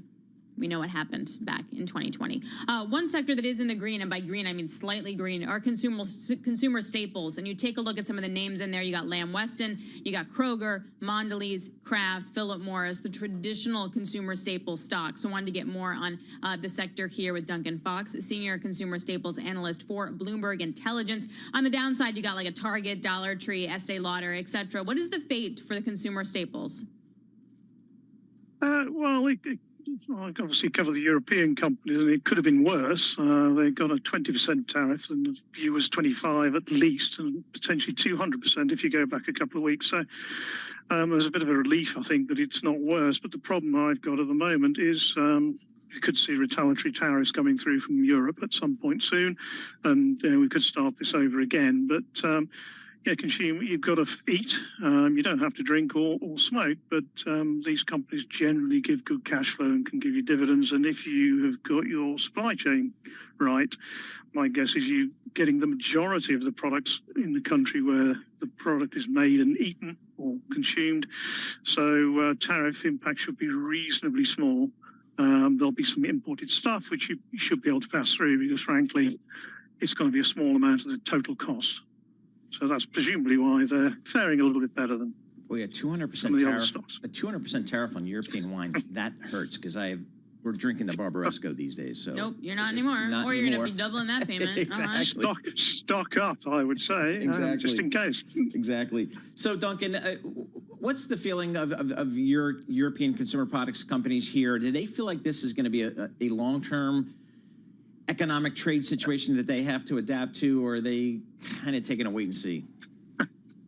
Well, I don't know, you're getting quite a lot of headlines, and it feels like they're going to try and come back with some sort of retaliation, which would, rather than think things through and try and discuss what would be best.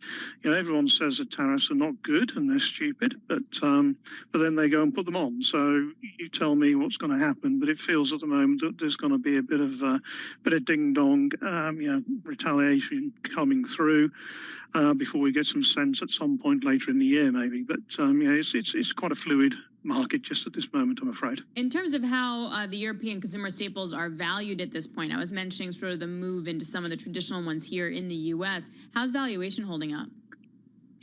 Well, they've been under pressure because of the threat of tariffs, and you've also had inflation. They've struggled to get through that. Obviously, it was very, very difficult to get volume growth in 2023 and 24 because you had to put prices up.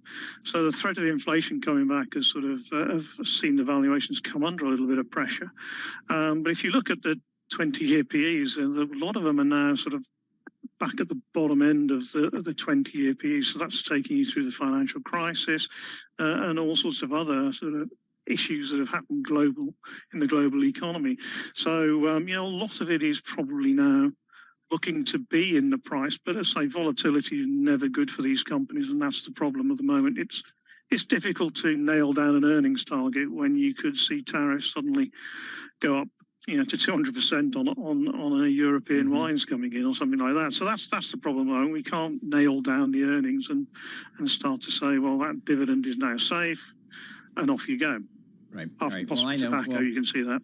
One thing for sure is I'm heading off to the Bottle King this afternoon in Wall Township, New Jersey, and stocking up on some of my Italian grape. Why wait? Why wait? Exactly. Wait, do they have their You can fancy buy pants online, wine? surely. They do. Yeah, They they do? got Oh, everything. okay. Yeah, All they right. do. They do. I was thrown off by the good title. prices. No, they got it's like 5 gajillion bottles of wine. It's one of those things. Ah, Yeah, gotcha, that's how we do gotcha. it. Duncan Fox, senior consumer staples analyst. He's heading out to his wine store as well. Maybe no, he's probably heading out to the liquor store to get some Kentucky bourbon before that stuff gets tariffed. So he's over there at Bloomberg Intelligence over there in London. Thank you so much, Duncan. Let's talk about this market here. Again, a big sell-off here. These tariffs that we heard from President Trump yesterday, obviously looking at the market reaction here, more than the market had anticipated. The S&P off 3.9%, the NASDAQ off 4.7%. Peter Cheer, he's head of macro strategy at Academy Securities. He joins us here in our Bloomberg Interactive Broker studio.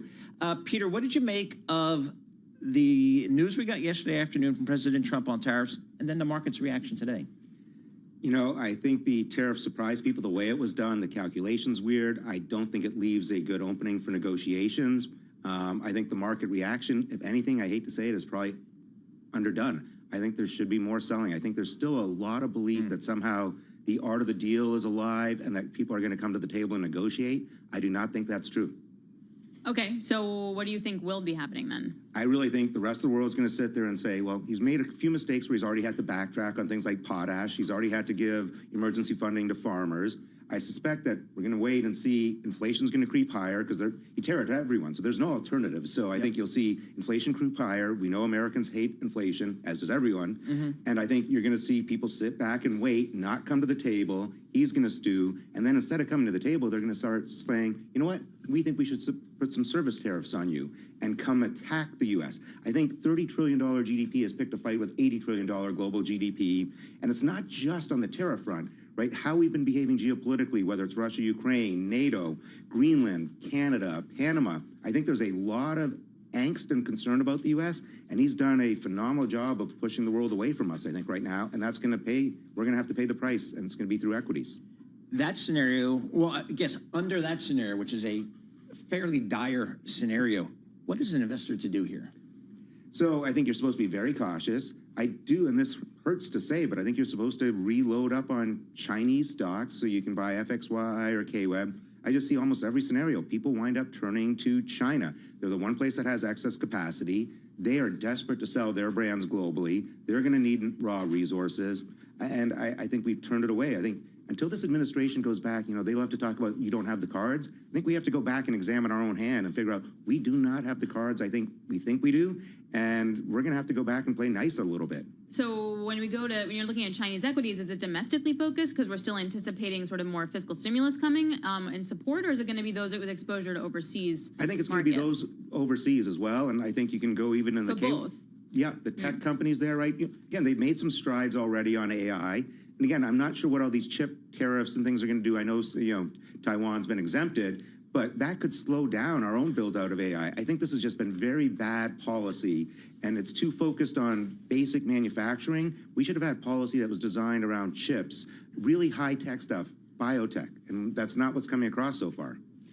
So I guess one of the questions here is, how long do you expect this to play out?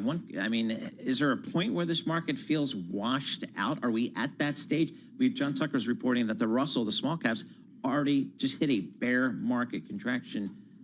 How about the broader market?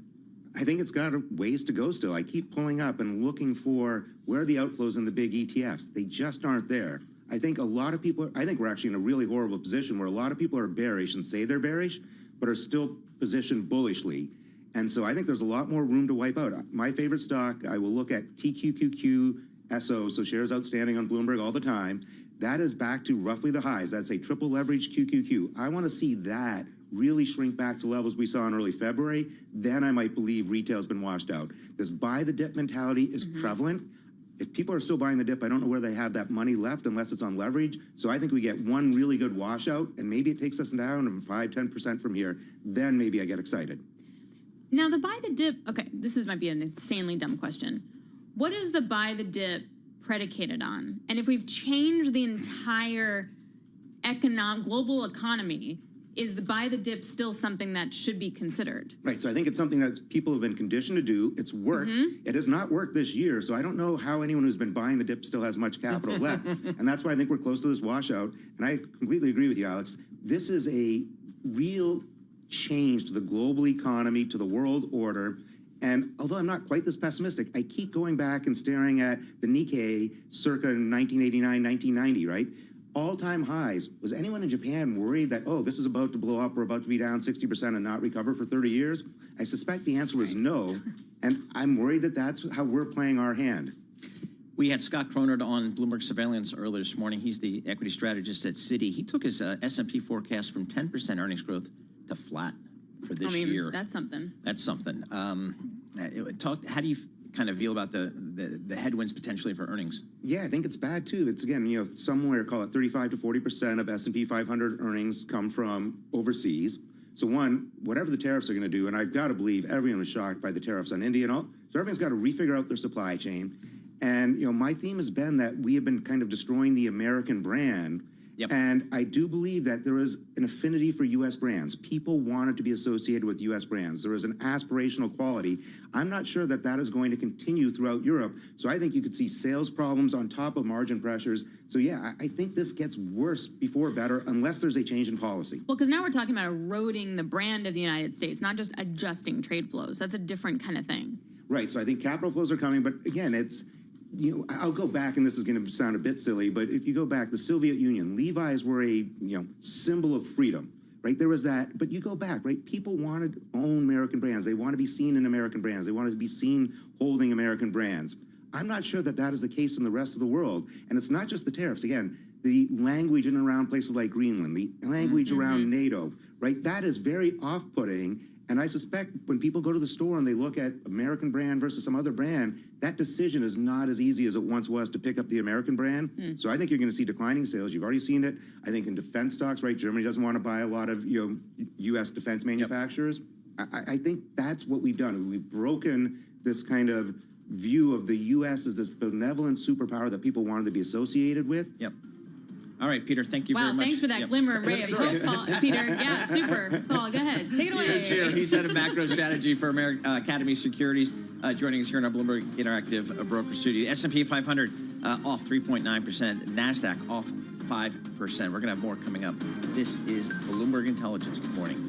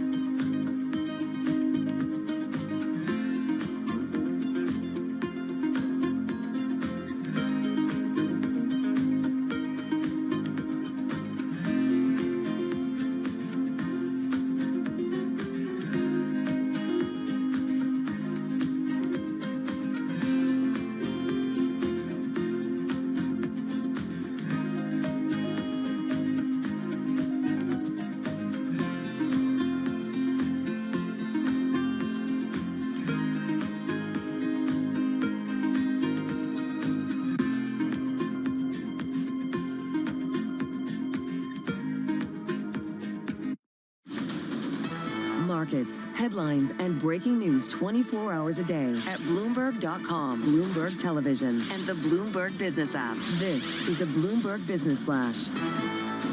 And I'm John Tucker, the Bloomberg Newsroom with this Bloomberg Business Flash. Bad reaction all around, but the Russell 2000 kind of shows the worst of it right now. The index is smaller, domestic companies, more domestic companies, now in a bear market. The Russell 2000 right now down 6%. This is in today's trading right now. As we look at the Dow Jones Industrial Average, down 1,506 points.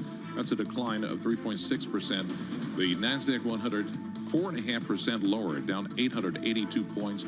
The S&P 500 is down just over 4%. That is a 230-point slide. This is only the fifth time when the U.S. dollar, it has fallen 2%, over 2%, and the two-year yield is the lowest since, has dipped right now, fallen more than 10 basis points. So again, only the fifth time when that has happened. The ISM Employment Index dipping to its lowest since December of 2023. The numbers were weak across the board there, but employment looks like it was the biggest surprise. Meantime, Seema Shah, principal global investor, says when it comes to inflation and growth, this round of tariffs may bring the worst of both worlds. The part which is probably most concerning for investors is the announcement yesterday is very stagflationary. And we know from looking at previous regimes, previous market movements over history that stagflation is typically the regime where rarely does any asset class do particularly well. And tariffs on China, they're going to reach 34%. Apple's supply chain still has China at its heart. Apple shares, they are down 8%. NVIDIA is a large and complex supply chain. And Bloomberg intelligence analysts say this will probably put margins there under pressure. As a result, NVIDIA down 5.7%. So there is immediate fallout in terms of employment. Stellantis temporarily halting work at factories in Canada and Mexico as the tariffs begin to impact operation. This is the owner of Jeep and Ram brands. They're going to pause the Windsor, Ontario plant for at least 2 weeks beginning Monday. It wasn't immediately clear how long the Mexico operations would be affected. So we bring you all the market news all day long right here on Bloomberg Radio. I'm John Tucker. That's your Bloomberg Business Flash. Paul and Alex. All right, thanks so much, John Tucker. Alex Deal here alongside Paul Sweeney and John Tucker. This is Bloomberg Intelligence Radio. We bring you all the top news in business, economics, and finance through our lens of our Bloomberg Intelligence folks. They cover 2,000 companies and 130 industries all around the world. Let's pick up on what John Tucker was just talking about in terms of Stellantis temporarily halting some production in Canada and Mexico. Ford already offering steep discounts to keep customers coming into the showrooms. Volkswagen warning dealers it's going to tack on import fees to the vehicles it ships to the U.S. because today those 25% tariffs on imported cars are already on the docket. Joining us now, Steve Mann, Bloomberg Intelligence Global Autos and Research Analyst. Can you walk us through these kind of ripple effects, right? Like steep discounts, getting them into the showroom, like Volkswagen, doing import fees. Like what does that roll out to look like? Yeah, I was just having some calls this morning with some clients, and that was the big question. You know, how much of that tariff cost can they pass down on to the consumer? It's a big debate. It really depends on the automakers, but in general, you know, I think the automakers will have to eat that cost because, you know, we're actually facing a downturn in the auto industry. Inventories are high. If you look at delinquency rates on auto loans, they're at a very high rate in the last few years. So I don't think consumers are willing to open up the purse strings any further. So, Steve, why are Ford and General Motors down? This is my dumb question of the day. Wouldn't the domestic automakers be positive today while the internationals would be down because of the tariffs? Aren't these tariffs designed to protect the domestic auto manufacturers? Yeah, Trump's announcement of the reciprocal tariffs, you know, it gave, well, quote unquote, reprieve or exemption on autos. Not really, right? Because they already announced the 25% tariff last week. Nothing more additional, I guess we should say. Yeah. So I guess you're right. I mean, no news is good news at the moment. But I think, you know, the stocks have trended down quite a bit since last week already. But it's not done yet, right? Because there's May 3rd is another deadline on auto tariffs, that's when they're going to announce how are the parts that do not meet the USMCA, or not just USMCA, that do not meet the U.S. content rule, quote unquote, U.S. content rule will apply to auto parts. But to that point, it's just currently the tariffs are in place for already made cars coming into the U.S. We get the auto parts one, as you point out, coming in May 3rd. Are you surprised at Ford sort of lowering and offering discounts to get people in their showrooms right now? Like, that would feel like the opposite of what you would expect with tariffs in place. Yeah, this is what I said earlier. I think the automakers will have to eat these tariff costs. So that's what they're, I see. That's so that's how they're eating it. I see. Now they're going to have to lower the costs. Well, definitely not raise the cost, but like I said earlier too, it's coming in a bad time where inventories are at pre-COVID levels. Really? Wow. So and the consumers are not buying as many cars as they would. So they're going to have to not only eat it, but have to, like in this case, Ford will have to even cut prices. What does this mean for the transition to electric vehicles? Because it felt like for the U.S. OEMs, they were almost doing it begrudgingly because they kind of had to. The market was going there. They didn't really want to. The economics weren't there.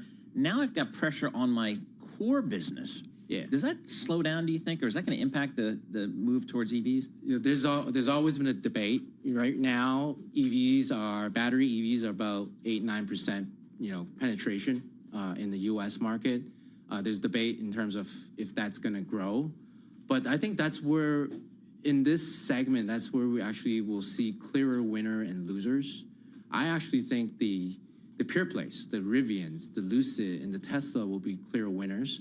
Because if you look at the legacy automakers, they're actually building a lot of these EVs in Mexico to bring down costs. They offer a more attractive prices for consumer.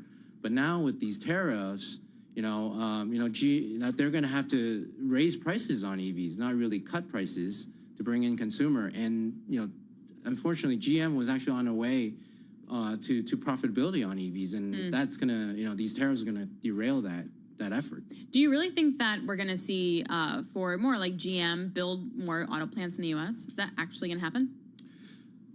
I think with the global tariffs, with the auto tariffs plus the reciprocal tariffs, it's actually upending this supply chain that's been put in place since 1965. First kind of auto agreement between U.S. and Canada, which was called the Auto Pact. These tariffs are upending that, and I do think that these U.S. automakers will bring vehicle assembly back, and it's going to have a ripple effect because they're going to force a lot of the suppliers to also come back to the U.S. as well. So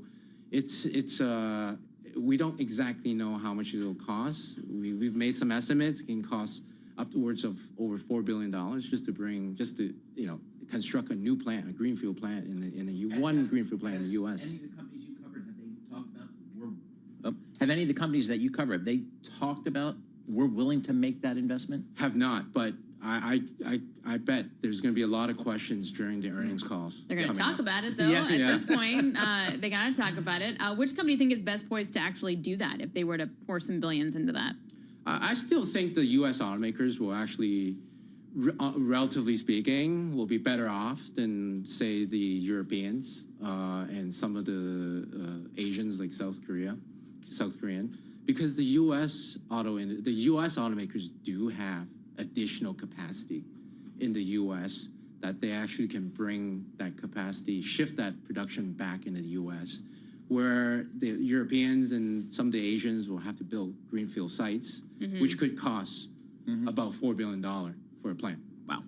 And I have to build it in Tennessee or South Carolina or Alabama, one of the non-union states, and there you go. They've already done that. All right, Steve Mann, thanks so much for joining us, Steve Mann. He's a global autos and industrials research analyst for Bloomberg Intelligence, actually in New York City here today in our Bloomberg Interactive Broker studio. I know. So many people can say that. So we got to get him to New York more often because this is the center of the world. Princeton's nice, but I'm just saying here. S&P 500 off 242 points, 4.3%. The NASDAQ off 980 points, 5.6%. The Dow, how about this, folks? Off 1,500 points, 3.6%. That's what we call a sell-off. That's not a drawdown, that's a sell-off.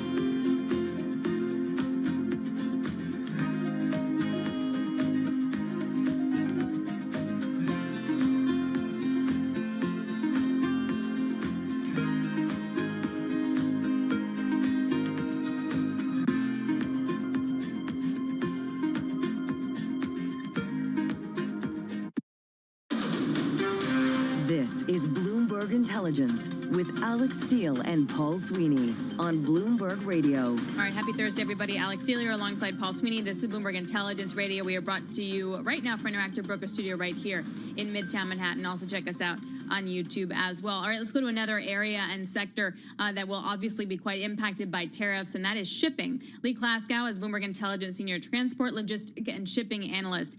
So, Lee, if I game this out, I see a couple things. One, trade flows reroute. So the shippers are still doing stuff. They're just doing stuff in different directions. Or we see trade really start to shut down. What's your base case?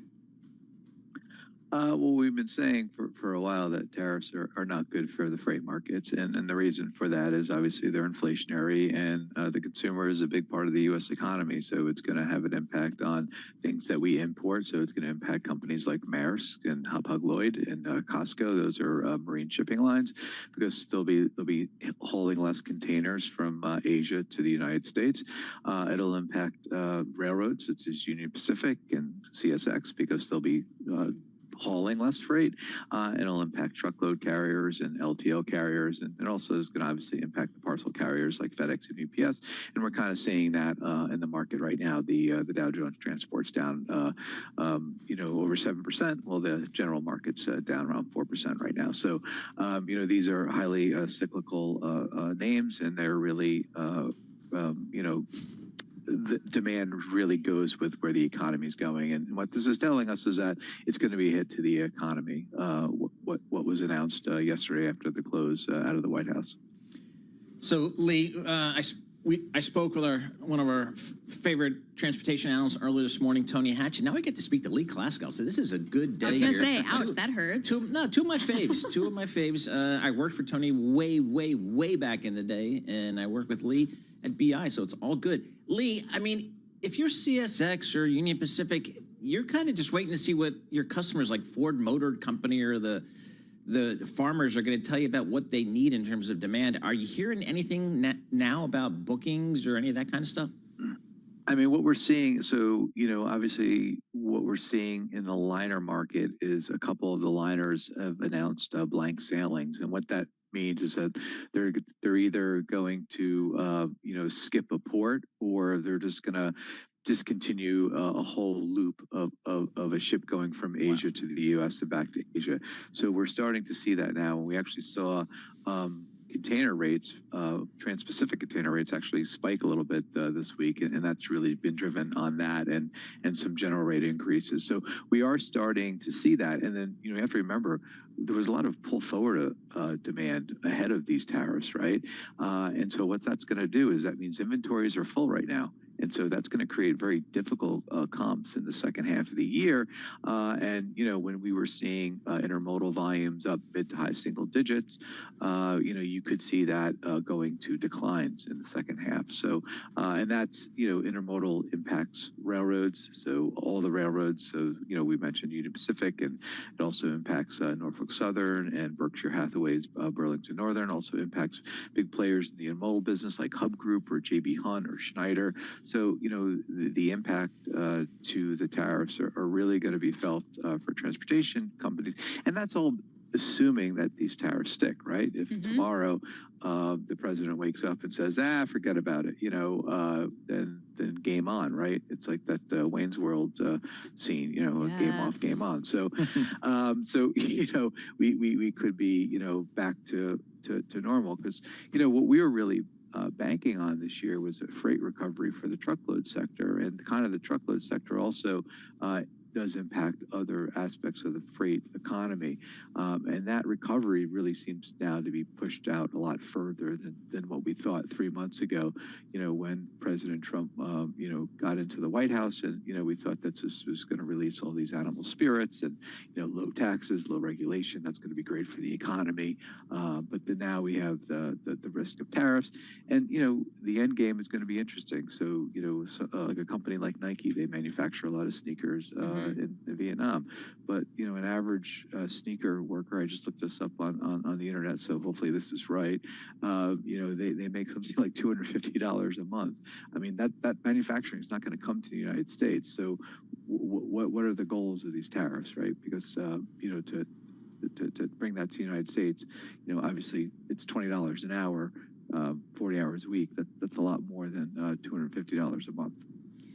But yes, to be sure. And I think that everyone doesn't necessarily know what the end goal is. Here's my really silly question, and I'm just looking in the shippers like Maersk or any of the actual shippers. If we're rerouting goods in a less efficient route, for example, does that actually mean that they make more money or no? Yeah, so the near term benefit, any disruption is good for the shipping markets and transports and freight forwarders, but that good part is very short lived, and so. You know, we're not going to see all of a sudden sneakers manufactured in Eastern Europe.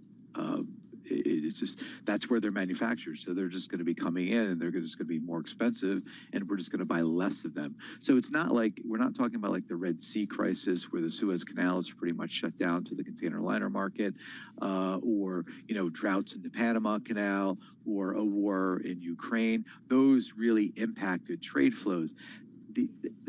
It's going to take a long time to change where things are manufactured. Now, on the dry bulk side and the tanker side, right. I mean, that could get a little more disrupted, but a lot of those commodities are kind of exempt already, so they may not really be impacted as much as the container liner market. Gotta leave it there. Lee Klaskow, Bloomberg Intelligence. Thanks a lot. All right, for our listeners in the U.S., here's a reminder. Listen to us via satellite radio and Sirius XM channel 121. Access the world's only global audio business network, coast to coast, 24 hours a day. Bloomberg Radio, Sirius XM channel 121 is presented by Oracle. The next hour starts right now.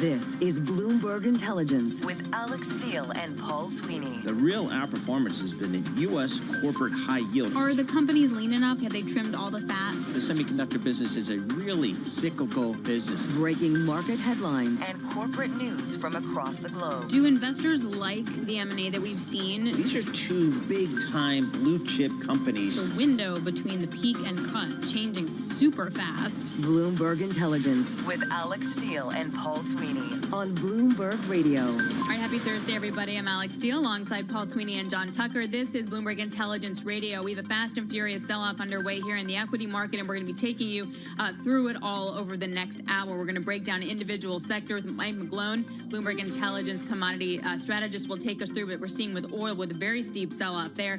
Anurag Rana, Bloomberg Intelligence senior technology analyst. On the tech industry, you have the semis getting hit really hard, down by over 6% as well. Carol Schleif is Chief Investment Officer of our BMO Family Office. So what's her take after this monumental change in global trade? And Poonam Goyal, Bloomberg Intelligence, will also join us on what's going to happen in the likes of Nike and Lululemon. Those stocks continue their slide. But let's get you started here with the Bloomberg Business Flash with John Tucker. All right, and everything, Alex, from crude oil, as you mentioned, to big tech stocks, to the value of the dollar falling. Even gold, which you'll recall hit records recently, is headed lower right now. Some of the worst hit stocks are those of smaller U.S. companies. The Russell 2000 index has smaller stocks dropping more than 5%. Right now, down 6.5%, in fact. You'll miss it if you don't keep an eye on it. That is a bear market after losing more than 20% from its record. The S&P 500, 247 points lower. That's down 4.4%. The Dow is down 1,570 points. The NASDAQ 100 is down close to 5%. That is down 974 points. Amanda Lynham at BlackRock sees tariff-induced stagflation worries on the rise. And Ed Yardeni, you guys did an interview with him of Ardeni Research, the guy who coined the phrase bond vigilantes. He did, that's right. This is what he had to say to Bloomberg. This is just the most absurd policy that one could possibly imagine. And it's a disaster for the economy. It's a disaster for the stock market. And I think the pushback on the administration from the stock market vigilantes is already quite intense. Well, let me pick a stock out that relies on consumer spending. Target, that is down 11.5%. Its customers already squeezed by still high inflation may be under even more stress. And the laggard in terms of index points in the S&P 500 is the one that has the biggest weighting. That's Apple. Those shares down 8.7%. And they still rely on China to make a lot of their stuff. And those tariffs will reach 34%. And we check the markets for you all day long right here on Bloomberg Radio. I'm John Tucker. That is your Bloomberg Business Flash. Pull it, Alex. All right, John Tucker, thank you so much. We appreciate that. Alex Steele. Paul Sweeney, live here in our Bloomberg Interactive Brokers studio. We're streaming live on YouTube as well. As John is reporting, a real broad sell-off in the marketplace in general. Let's take a look at some of the stocks that are on to move today. We're joined by Bloomberg's Lisa Mateo. Lisa, what do you have? All right, so a lot of companies, right, affected by the tariff announcement. Want to start with the tech sector. The biggest losers, those that source a lot of their products from Asia. The new tariffs will reach 34% for China. Apple, a big part of that. Shares have been down as much as 9%, erasing $255 billion in value. So aside from sourcing those products in China, Apple also has been increasing the iPhones, the AirPods that it builds in India, which is getting a 26% reciprocal tariff. Then you have Vietnam on top of it. The company now makes a lot of its AirPods, iPads, Apple Watches, Macs. Those are hit in Vietnam, hit with a 46% tax. NVIDIA too. NVIDIA relies on China for AI chip sales, so its shares have been down as much as 5% for NVIDIA. If we go to another big stock mover, that's Tesla. Tesla shares have been down more than 6%. A lot of it has to do with that 25% tariff on U.S. auto imports. That's a huge impact on companies like Volkswagen, for example, General Motors, Ford. But what's more for Tesla, certain auto parts, those are going to be hit with a similar levy no later than May 3rd. There's other factors too, all right? Let's not forget Tesla's shares fell 62% last quarter in Germany on top of that. And the pharmaceutical sector, you guys have been talking about it too. The pharmaceutical sector spared from sweeping tariffs, but here's the thing, it's not going to last long because sources are saying the White House plans to launch an investigation into the drug industry, into other sectors, and that could lead to tariffs under the Trade Expansion Act. So that's why you would think, oh, the shares should be higher. They were spared. No, they're not. Eli Lilly was off by 2%. Pfizer was down nearly 1%. And the last one, footwear and apparel. Nike shares at the lowest level since November 2017, fell as much as 13%. It makes a lot of its sneakers in Vietnam. And it's not just Nike, though. It's sneaker makers like Adidas, Puma. They've increased reliance on factories in Vietnam and Indonesia. Vietnam is actually the largest supplier of footwear for Nike and Adidas. And when you talk apparel, I mean, look at Lululemon, Abercrombie & Fitch make a big portion of their products in Vietnam and Cambodia. Gap buys about 27% of its goods from Vietnamese factories and 19% from Indonesia. Its shares have been off for Gap as much as 21%. So a real big day for companies that are moving because of the tariffs. Yeah, and you can also make an argument, too, that a lot of the apparel makers moved out of China in terms of their manufacturing to areas like Vietnam and Cambodia, and now getting taxed as well. Did I tell you my Madagascar thing? No. Okay, so do you buy Madagascar vanilla beans? Because they are insanely expensive. Really? Like, I'm looking at one from Williams-Sonoma. I know it's Williams-Sonoma.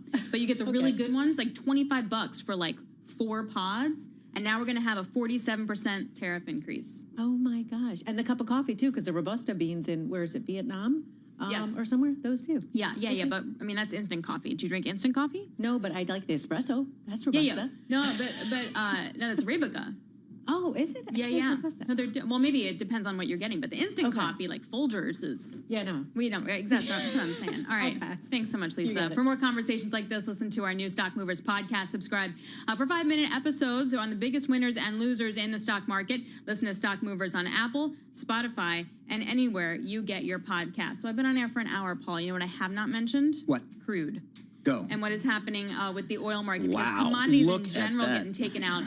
But you're looking at taking a look at the oil market down big, twofer, right? It's definitely a trade thing, but also you had OPEC saying they're going to ramp up production next month to much more than expected after adding barrels this month. You're looking at the biggest sell-off since March of 2024. 2024. Mike McGlone, Bloomberg Intelligence Senior Commodity Strategist, joins us now. 66. We are close now to your call here. How low do we go? 40. 40. I guess it's oh yeah, so I guess it's, for me, it's one of those things, Alex, if you keep saying the same thing, you might eventually be right.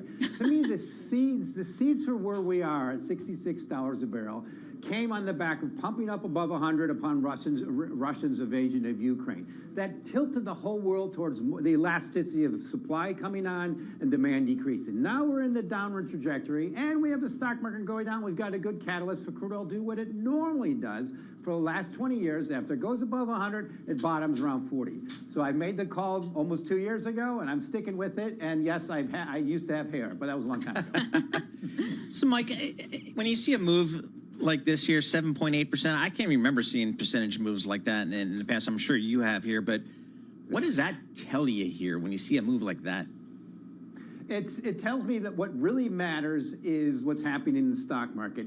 We're deflating a massive inflation in risk assets we're way overdue for. But the key thing I noticed last weekend is managed money net positions. Futures started getting too long again, and that's a problem. Remember, futures bottomed last year right around this level when from the first time we had all those speculators or hedge funds getting actually net short for the first time. They bounced back up. We got it back to 80, and they're still long, and it's heading back lower. To me, it's just the whole thing is just tilting lower, and it's not just crude oil, it's copper and silver and most commodities that's just doing what they normally do. They get to their cost of production. So the key thing to remember about crude oil, just last week, Bloomberg New Energy Finance lowered their break-even cost for crude oil in the U.S. to $50 a barrel. You know the rule about commodities, they always go to their break-even cost. But here's my issue with what's happening in the oil market. And this also goes to tech, which is our next segment. How much of it is actually oil specific related versus the headline stock market tariff? Because I mentioned OPEC adding barrels into the market in the middle of a trade war seems a little bit odd. So how much of this is supply driven? It was just a matter of time. Oh, it's absolutely supply driven, but the massive supply is coming from the U.S. OPEC's less than a third of global supply now, and the U.S. is the largest supplier. Juxtapose that to when crude oil peaked about 147 in 2008. The U.S. was a net importer of about 10 million barrels a day. Now we're a net exporter. With Canada, we're on 6 million barrels a day. The world has shifted, and OPEC was just a matter of time. We knew that was coming. The fact that they had to hold off barrels was just what's happening, and the fact that China demand is decreasing, and they have to face more tariffs. It's just a perfect storm for normalization. Commodities almost always get cheap after getting too expensive. We're on that trajectory. I don't think we've reached that low price cure yet for most commodities, particularly crude oil. So, given what we learned yesterday afternoon, and we're not sure how it's all going to shake out in terms of what tariffs will actually be put in place and what time, but I think some people feel like there may be even some wiggle room there. What do you tell your clients these days? Where do you go? What do you do as it relates to commodities? Because I think everybody's just trying to figure out what their global GDP call is going to be. So my first thing I tell them is expect commodities to get cheap and gold to keep outperforming everything, and read the book by Robert Lighthizer, No Trade is Free. What Mr. Trump explained yesterday was completely laid out in this book. I read it the day after he was elected, and it's happening the way things. The key thing I remember in the trading pits, being in Chicago in the 80s, we used to use this quote that, yeah, everybody in the world wants free trade as long as they can have net export surpluses with the U.S.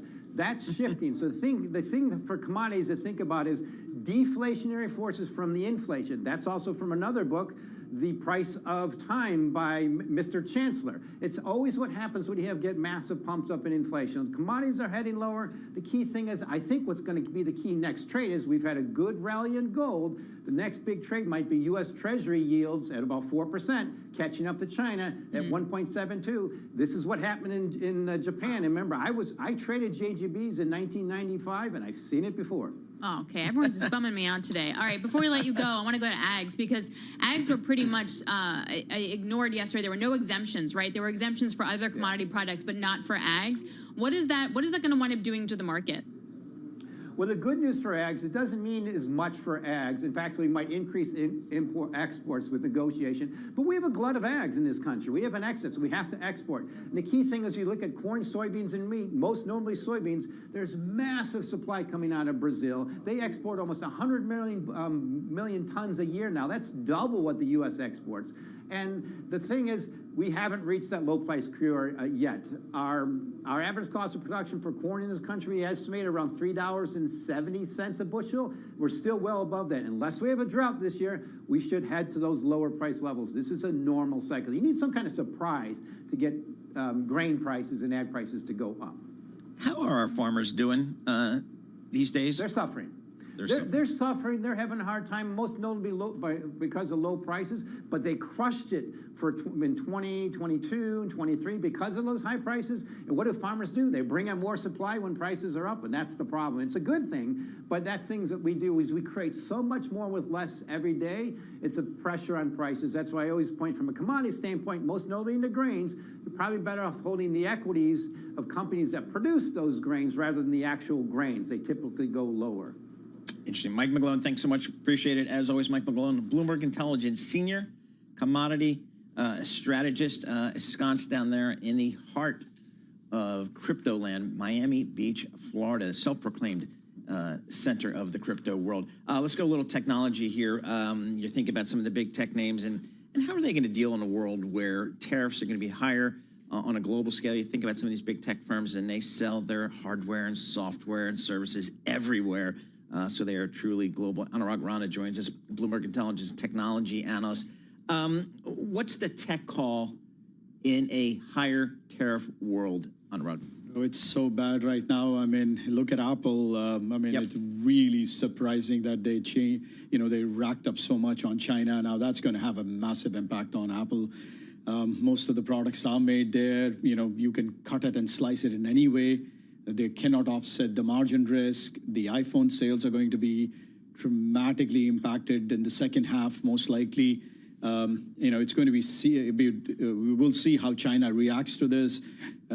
China accounts for 20% of sales for Apple, so the local population, let's see if they're going to go with local brands. I mean, it's just a big mess for Apple, frankly, at this point. But when we look at the other vendors, when you look at the software companies, which even though they don't have the direct exposure to China, I think when you look at an economic slowdown like this, you're going to see breaks on technology spending, and by default, a lot of what these guys sell to the market. We looked at growth estimates as of December 31st. The top 50 software companies, they had a median growth rate of 13.2%. 2 days ago, we looked at it. People have not brought their numbers down. It's still 12.4%. So we think that number gets cut down by quite a bit over the next 1 month, 1.5 months. And that's not in the stocks yet. I can't tell whether that's on the stocks or not, but it's definitely not in the sell side estimates consensus out there. Well, here's what I wanted to kind of pull back a little bit. We talked about this with Mike, sort of what the headline and tariff risk is, and then what the actual fundamentals of the tech industry. And that brings us to the news that Microsoft, that Bloomberg broke, has pulled back on a bunch of data projects, right? And there was a whole list, right? UK, Indonesia, Australia, Illinois, North Dakota, Wisconsin, etc. So how do you read that? Like, is that a sign that we're paring back everything and it's all over, or what? No, how do I read that? I will wait for Satya to make his comments on the conference call, because there's likelihood that he may say, listen, I'm happy to lease that same amount, just not build it. So from that point, it's okay with me, because they're still seeing the inference coming in and they're still going to spend the money. They are just deciding not to build it themselves, which is fair. I mean, it's, either rent or buy. I mean, it's up to them. So I think those are going to be the most critical comments. Yeah. But it's tough for me to see how any executive can give any decent guidance into going into, this particular environment, later this month. So important, rent versus buy. Okay, this is why I had that tutorial with Anurag. This is why you got to do a call. You got to call him after the show for half an hour. Yep. And then you will understand all things. Tom Keene watching the show here, trying to learn. He's just jealous that he doesn't have the tutorial for Anurag. Exactly.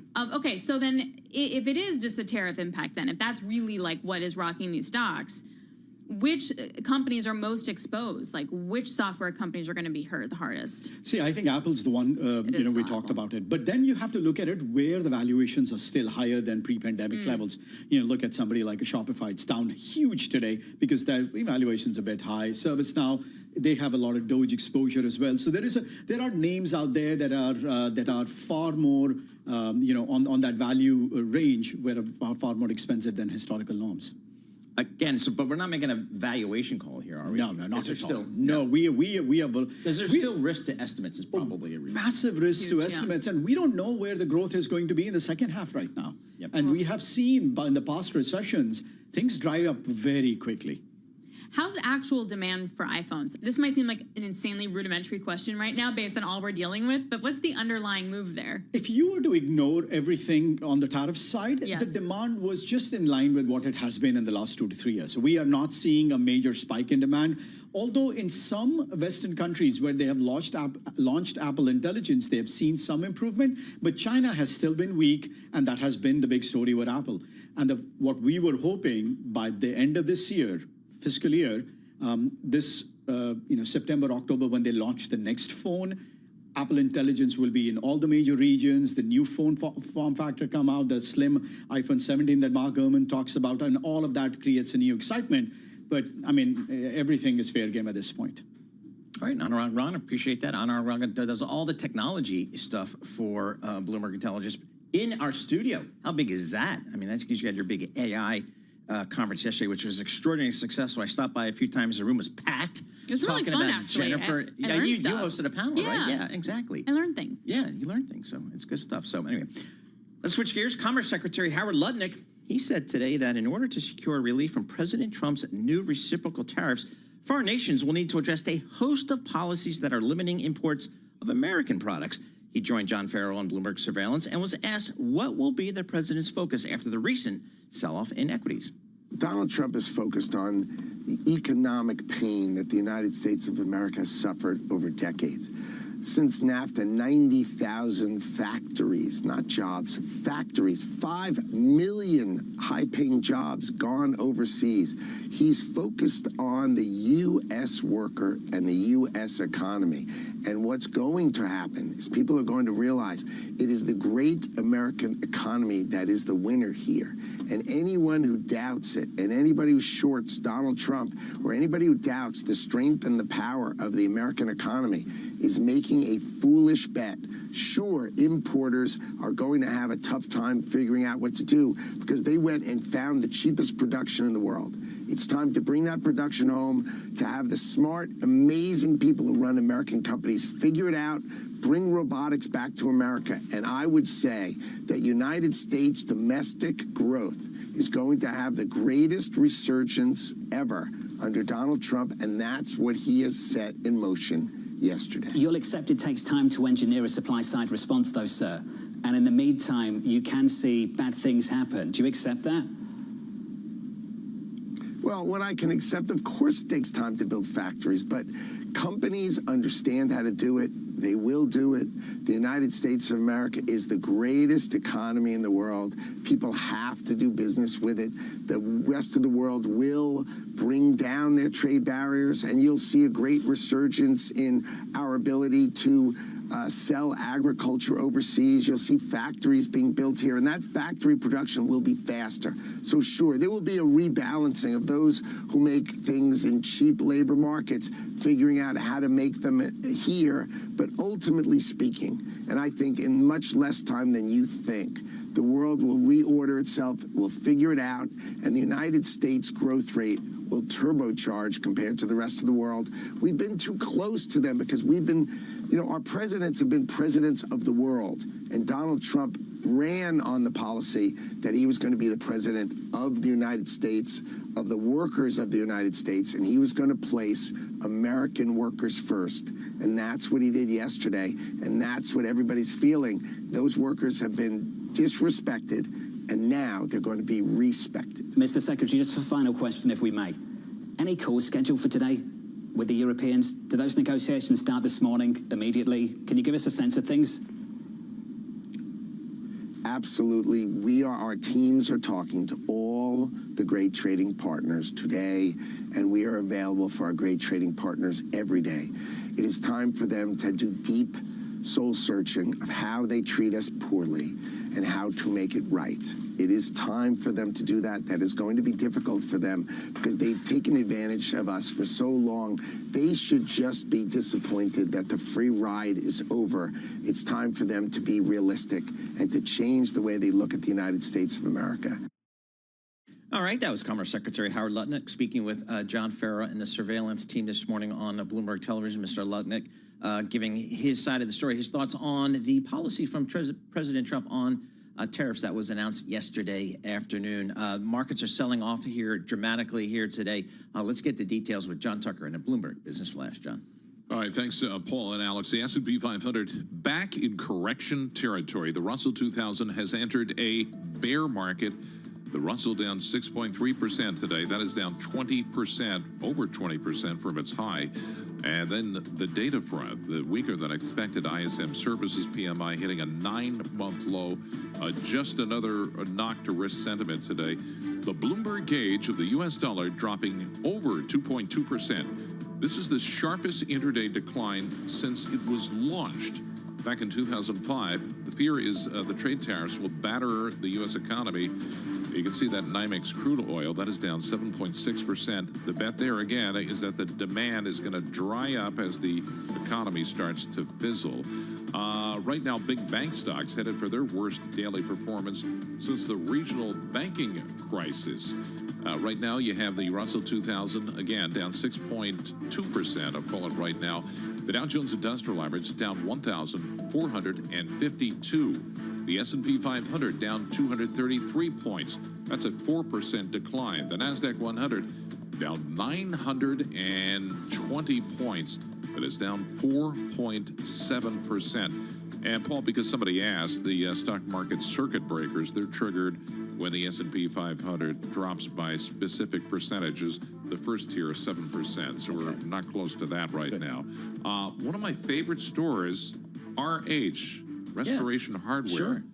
Get this stock right now, just pick this out of the blue, down over 41% in today's trading because of the concerns over the new tariffs, how that would impact the luxury furniture maker. Again, down close to 42%. And we check the markets for you all day long right here on Bloomberg Radio. I'm John Tucker. That is your Bloomberg Business Flash, Alex and Paul. All right, John Tucker, thank you so much. We appreciate that. Alex Steele and Paul Sweeney, we're live here in our Bloomberg Interactive Broker Studio. We're streaming live on YouTube as well. So go over to youtube.com and search Bloomberg Podcast Live, and that's where you'll find us. Conversations between money managers and their clients, I'm sure they're very interesting today. Carol Schleif, Chief Investment Officer for BMO Family Office, joins us here.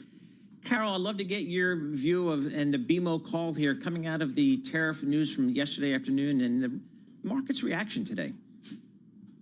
Well, the market's reaction is not necessarily unexpected, if you will, because coming into this, markets had basically, when you look at a normal distribution curve, had hoped for better than expected outcomes. And you saw, especially in the futures markets initially, went thinking that, oh, it's only going to be 10% on everybody, and the futures rallied. And then all of a sudden it was like, oh, and this whole other suite of sweeping. And for many people, it came down on the worse than expected side. And so seeing the markets adjust and understanding that even though they've been volatile and they've roiled around a lot in the first quarter, overall, it was still a pretty well-contained volatility, if you will, with from the start of the quarter to the end of the quarter, S&P only down 4 or 5%.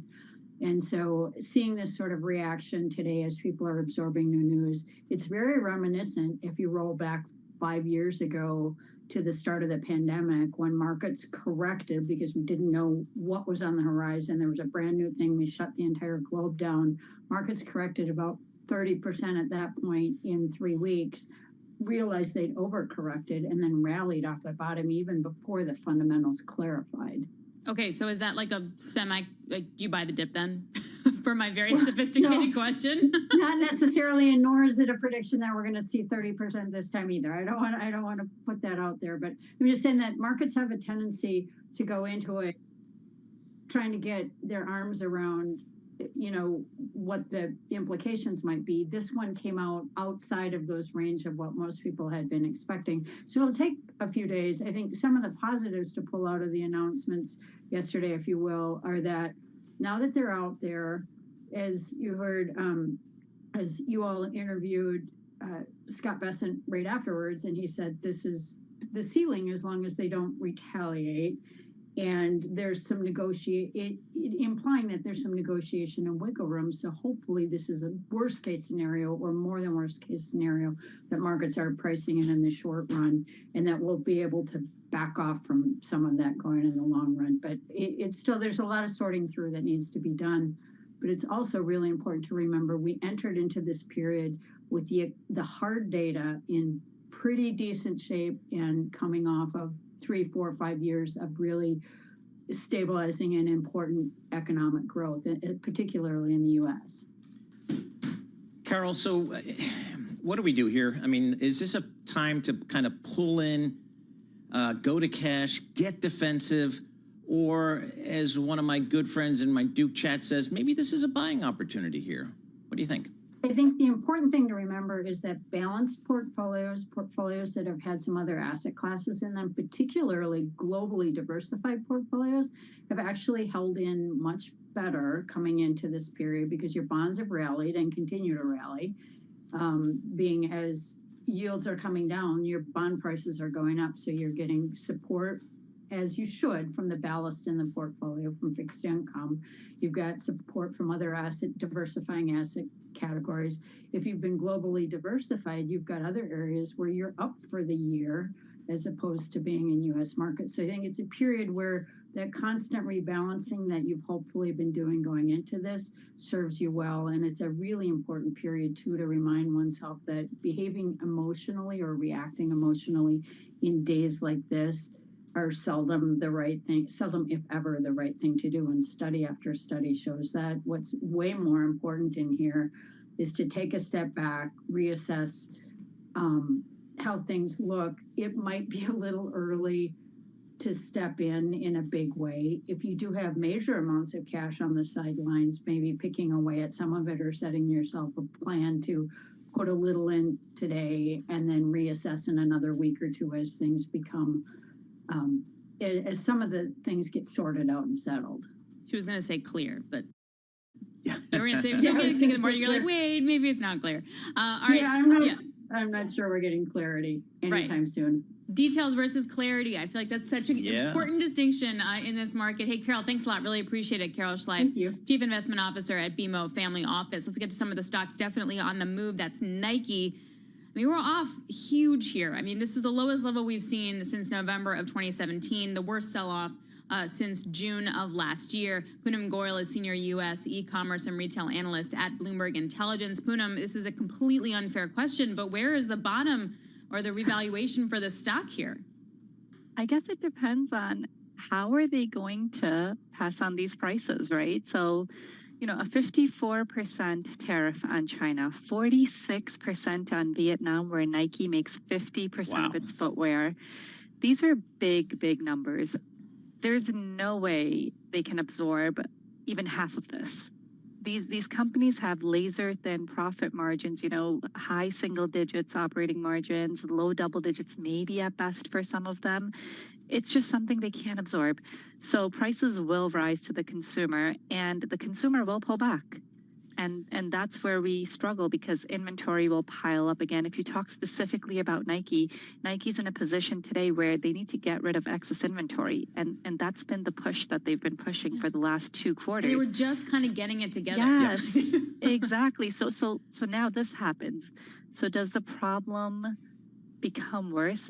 I think so. I think as prices rise, consumers pull back. Now there's more inventory that needs to be disposed, and it's just this ripple effect that they can't escape. So things are going to get much uglier before they get better, or we think, even if they can get better. So from the last, I guess, tariff scenario of several years ago, Poonam, did we learn any lessons there? Were the retailers able to pass along price increases? Did they end up taking it in the margin? What did they do? So in the last round, there were ways to offset it. So what happened in the last round was it was only China that had the tariffs.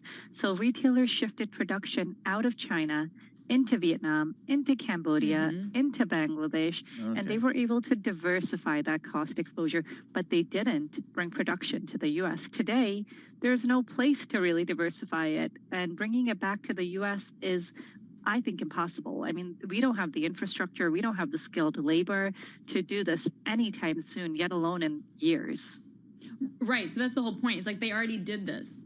So then they have to like do it again. Like where would they go? What other companies, I know Nike's getting hit really hard. You gave some incredible statistics in terms of how much they make overseas in, say, Vietnam. What other companies are going to be hit as hard?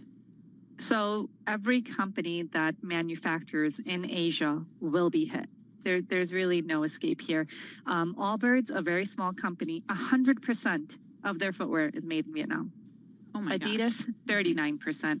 Lululemon, which before yesterday did escape the tariff front because they did not manufacture in China, now they have 40% of their manufacturing in Vietnam, I'm sorry. So they're exposed too now. So it's really everyone. Apparel, we are a net importer of apparel and footwear. We don't make it here. We don't make enough here to say we can bring it back here. It's in Asia, and the Asian countries across the board have very high tariffs on them, which is going to impact pricing and costs and margin. Are there any brands, I don't know how to, I mean, are there companies that are going to be winners here? That maybe they're all American manufacturing and so on, and goods? And they are, but they don't manufacture anything. So think about the resale companies, right? When you go, and these are much smaller companies, but when you go to a ThredUp, when you go to a Poshmark, when you go to an eBay, they're selling stuff that already existed in the marketplace. So as consumers seek these deep value, do they start thrifting more? Possible. It just depends on how high prices will go and how consumers will pull back. But these values-driven companies that offer deep discounts, whether it's the off price even to some extent as inventory piles, or whether it's like a Walmart which offers just better pricing, we'll see consumers trade down. We'll see consumers pull back, and we'll see consumers seek discounts. It's a traditional retail cycle, but this time it's just big. The impact is really big on retailers. And that's why the TJXs of the world, right, with the resale. So if you have the extra inventory, where does it go? TJX. And then that ramps up their own inventory and availability for customers. Under Armour down 16% today. VF Corp. I mean, these are American companies just getting hammered. As long as I can get my Scanlan Theodore secondhand on Poshmark, that's cheaper than what they are now. It's a whole thing. It's a whole thing. Poonam knows what I'm talking about. All right, Poonam, thanks a lot. Poonam Goyal, Senior U.S. E-commerce and Retail Analyst at Bloomberg Intelligence, joining us. All right, coming up, it's the must-read every single morning. John Authors, a Bloomberg Opinion columnist. It's the first thing I read when I wake up. His latest piece on tariffs is quite good. He scours all of Wall Street for the insight and all the great stuff. He'll be joining us next. This is Bloomberg.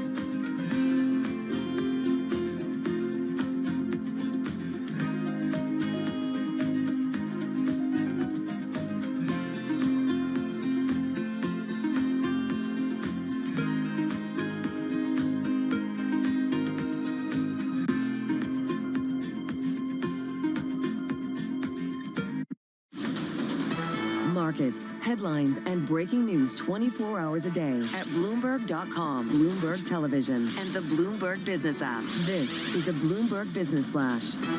And I'm John Tucker in the Bloomberg Newsroom with this Bloomberg Business Flash, brought to you by Commonwealth. Join over 2,000 independent financial advisors who are taking control of their growth with advisor-centric support and future-ready technologies. Grow on your own terms with a partner dedicated to your success.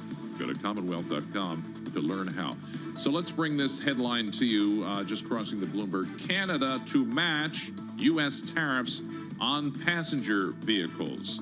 Right now, the S&P 500 down 3.75%. That's a 213-point drop. The Dow Jones Industrial Average down 1,330 points.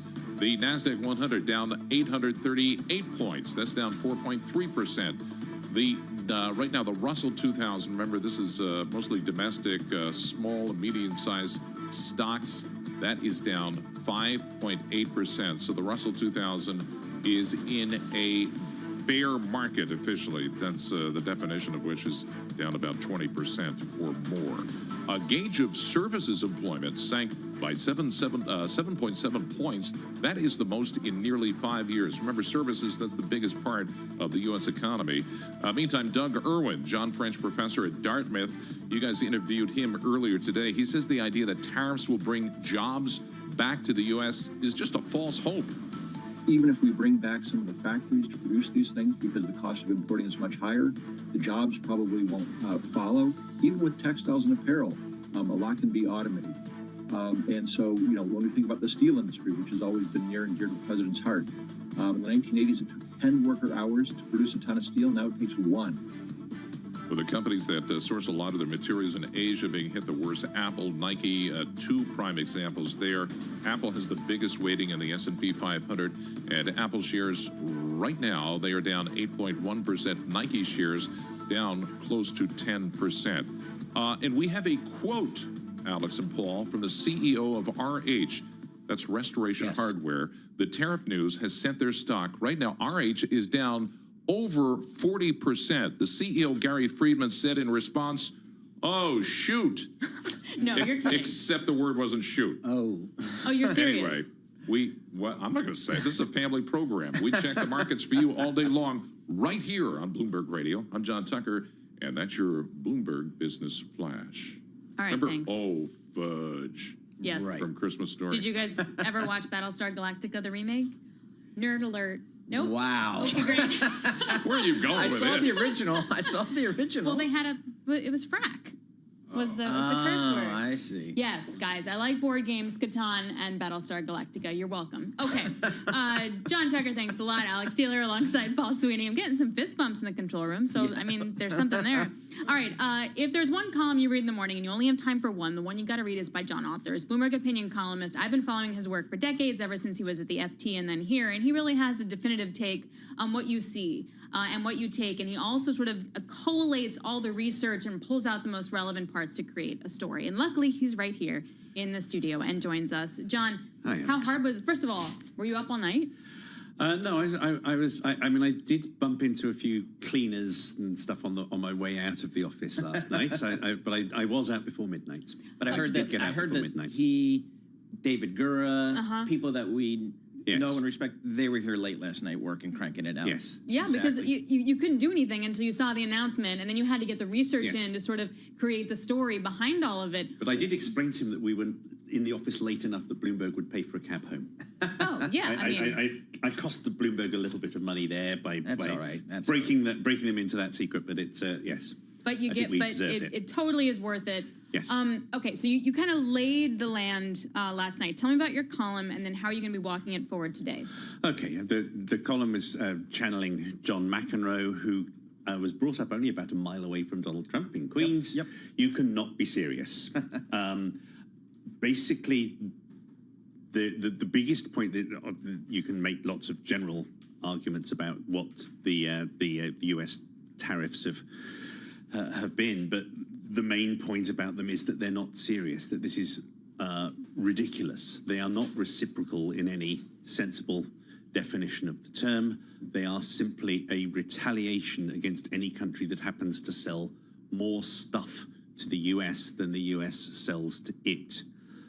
They don't actually have anything to do with trade barriers that are put up, and they're based on a rather childish view that if you run a trade deficit with anyone, that means you're being exploited by them, that it can only be because they're doing something unfair rather than because they have some comparative advantage, a concept that's been around for about 200 years, that means that they can make something cheaper than you can, and if you buy it from them, you can then go and invest in something better yourself. So the prime problem with the rollout is that it's not serious. It's very difficult to negotiate because the reason you are being tariffed is because you happen to have a trade surplus with the US. So, for example, if you're Bangladesh, you kind of would have a big trade surplus with the US because you're a very poor country that can't afford stuff from the US, and you have people who are prepared to work for very little money and will make your exports appealing. It's not clear to me what you're supposed to do about this sudden apparition of 30-40% tariffs on you from the US. In terms of where we're going next, plainly there is an expectation that there will now be negotiations, that this cries out as an opening point for negotiation. The problem is that the tariffs are so ridiculously high and starting so soon, and have been presented in a way that makes it very difficult for a democratically elected politician to immediately cave into them. You do not make yourself popular with your voters if you roll over and accept make big concessions to a bully. That's generally not the way electorates like to proceed. So I doubt that we're actually going to get much in the way of negotiations, simply because this isn't serious. The big issue or the big concern that people have been talking about to me today, and which I will probably be writing about tonight, is the dollar. Normally, when you have something bad happen, the dollar goes up. It's a safe haven. At the moment, you're having a really big fall in the dollar at the same time as stocks are going down.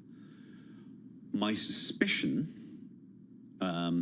is that that's ultimately because capital moves much quicker than goods can. The US has actually, it's been at a trade deficit, but boy, has it been a surplus when it comes to capital. People have been putting lots of money into the US. If you are now in a situation where you have to take profits where you can, where you have to return home because you're not going to be able to sell stuff, what are you going to sell? US stocks. That's where the profits are. If you sell US stocks, that will cause the dollar to go down further. That leads to a risk of a vicious circle, or what George Soros would call reflexivity, the notion that markets can create their own reality. Once people lose confidence in the US as this piggy bank for the world, they start taking money out, and that becomes a self-fulfilling prophecy. That was the guiding principle that George Soros worked by, and we all know that Scott Bessent worked for George Soros for whatever it was, 20 years. Right. Yep. That is the great fear, that the US has been running a big trade deficit, but the other side of that is that other people have given it vendor finance, that they've spent a lot of money here, they've directed a lot of money to the US, which has made life a lot easier. That, that's not raping and pillaging, or whatever the phrases were that Trump used. 30 seconds. Is there any risk that the US dollar ceases to be a reserve currency? Realistically? Realistically, yes, but a very small one. Okay. You really need to jump up and down on the trust that people have in this country in a quite dramatic way for it to lose that status.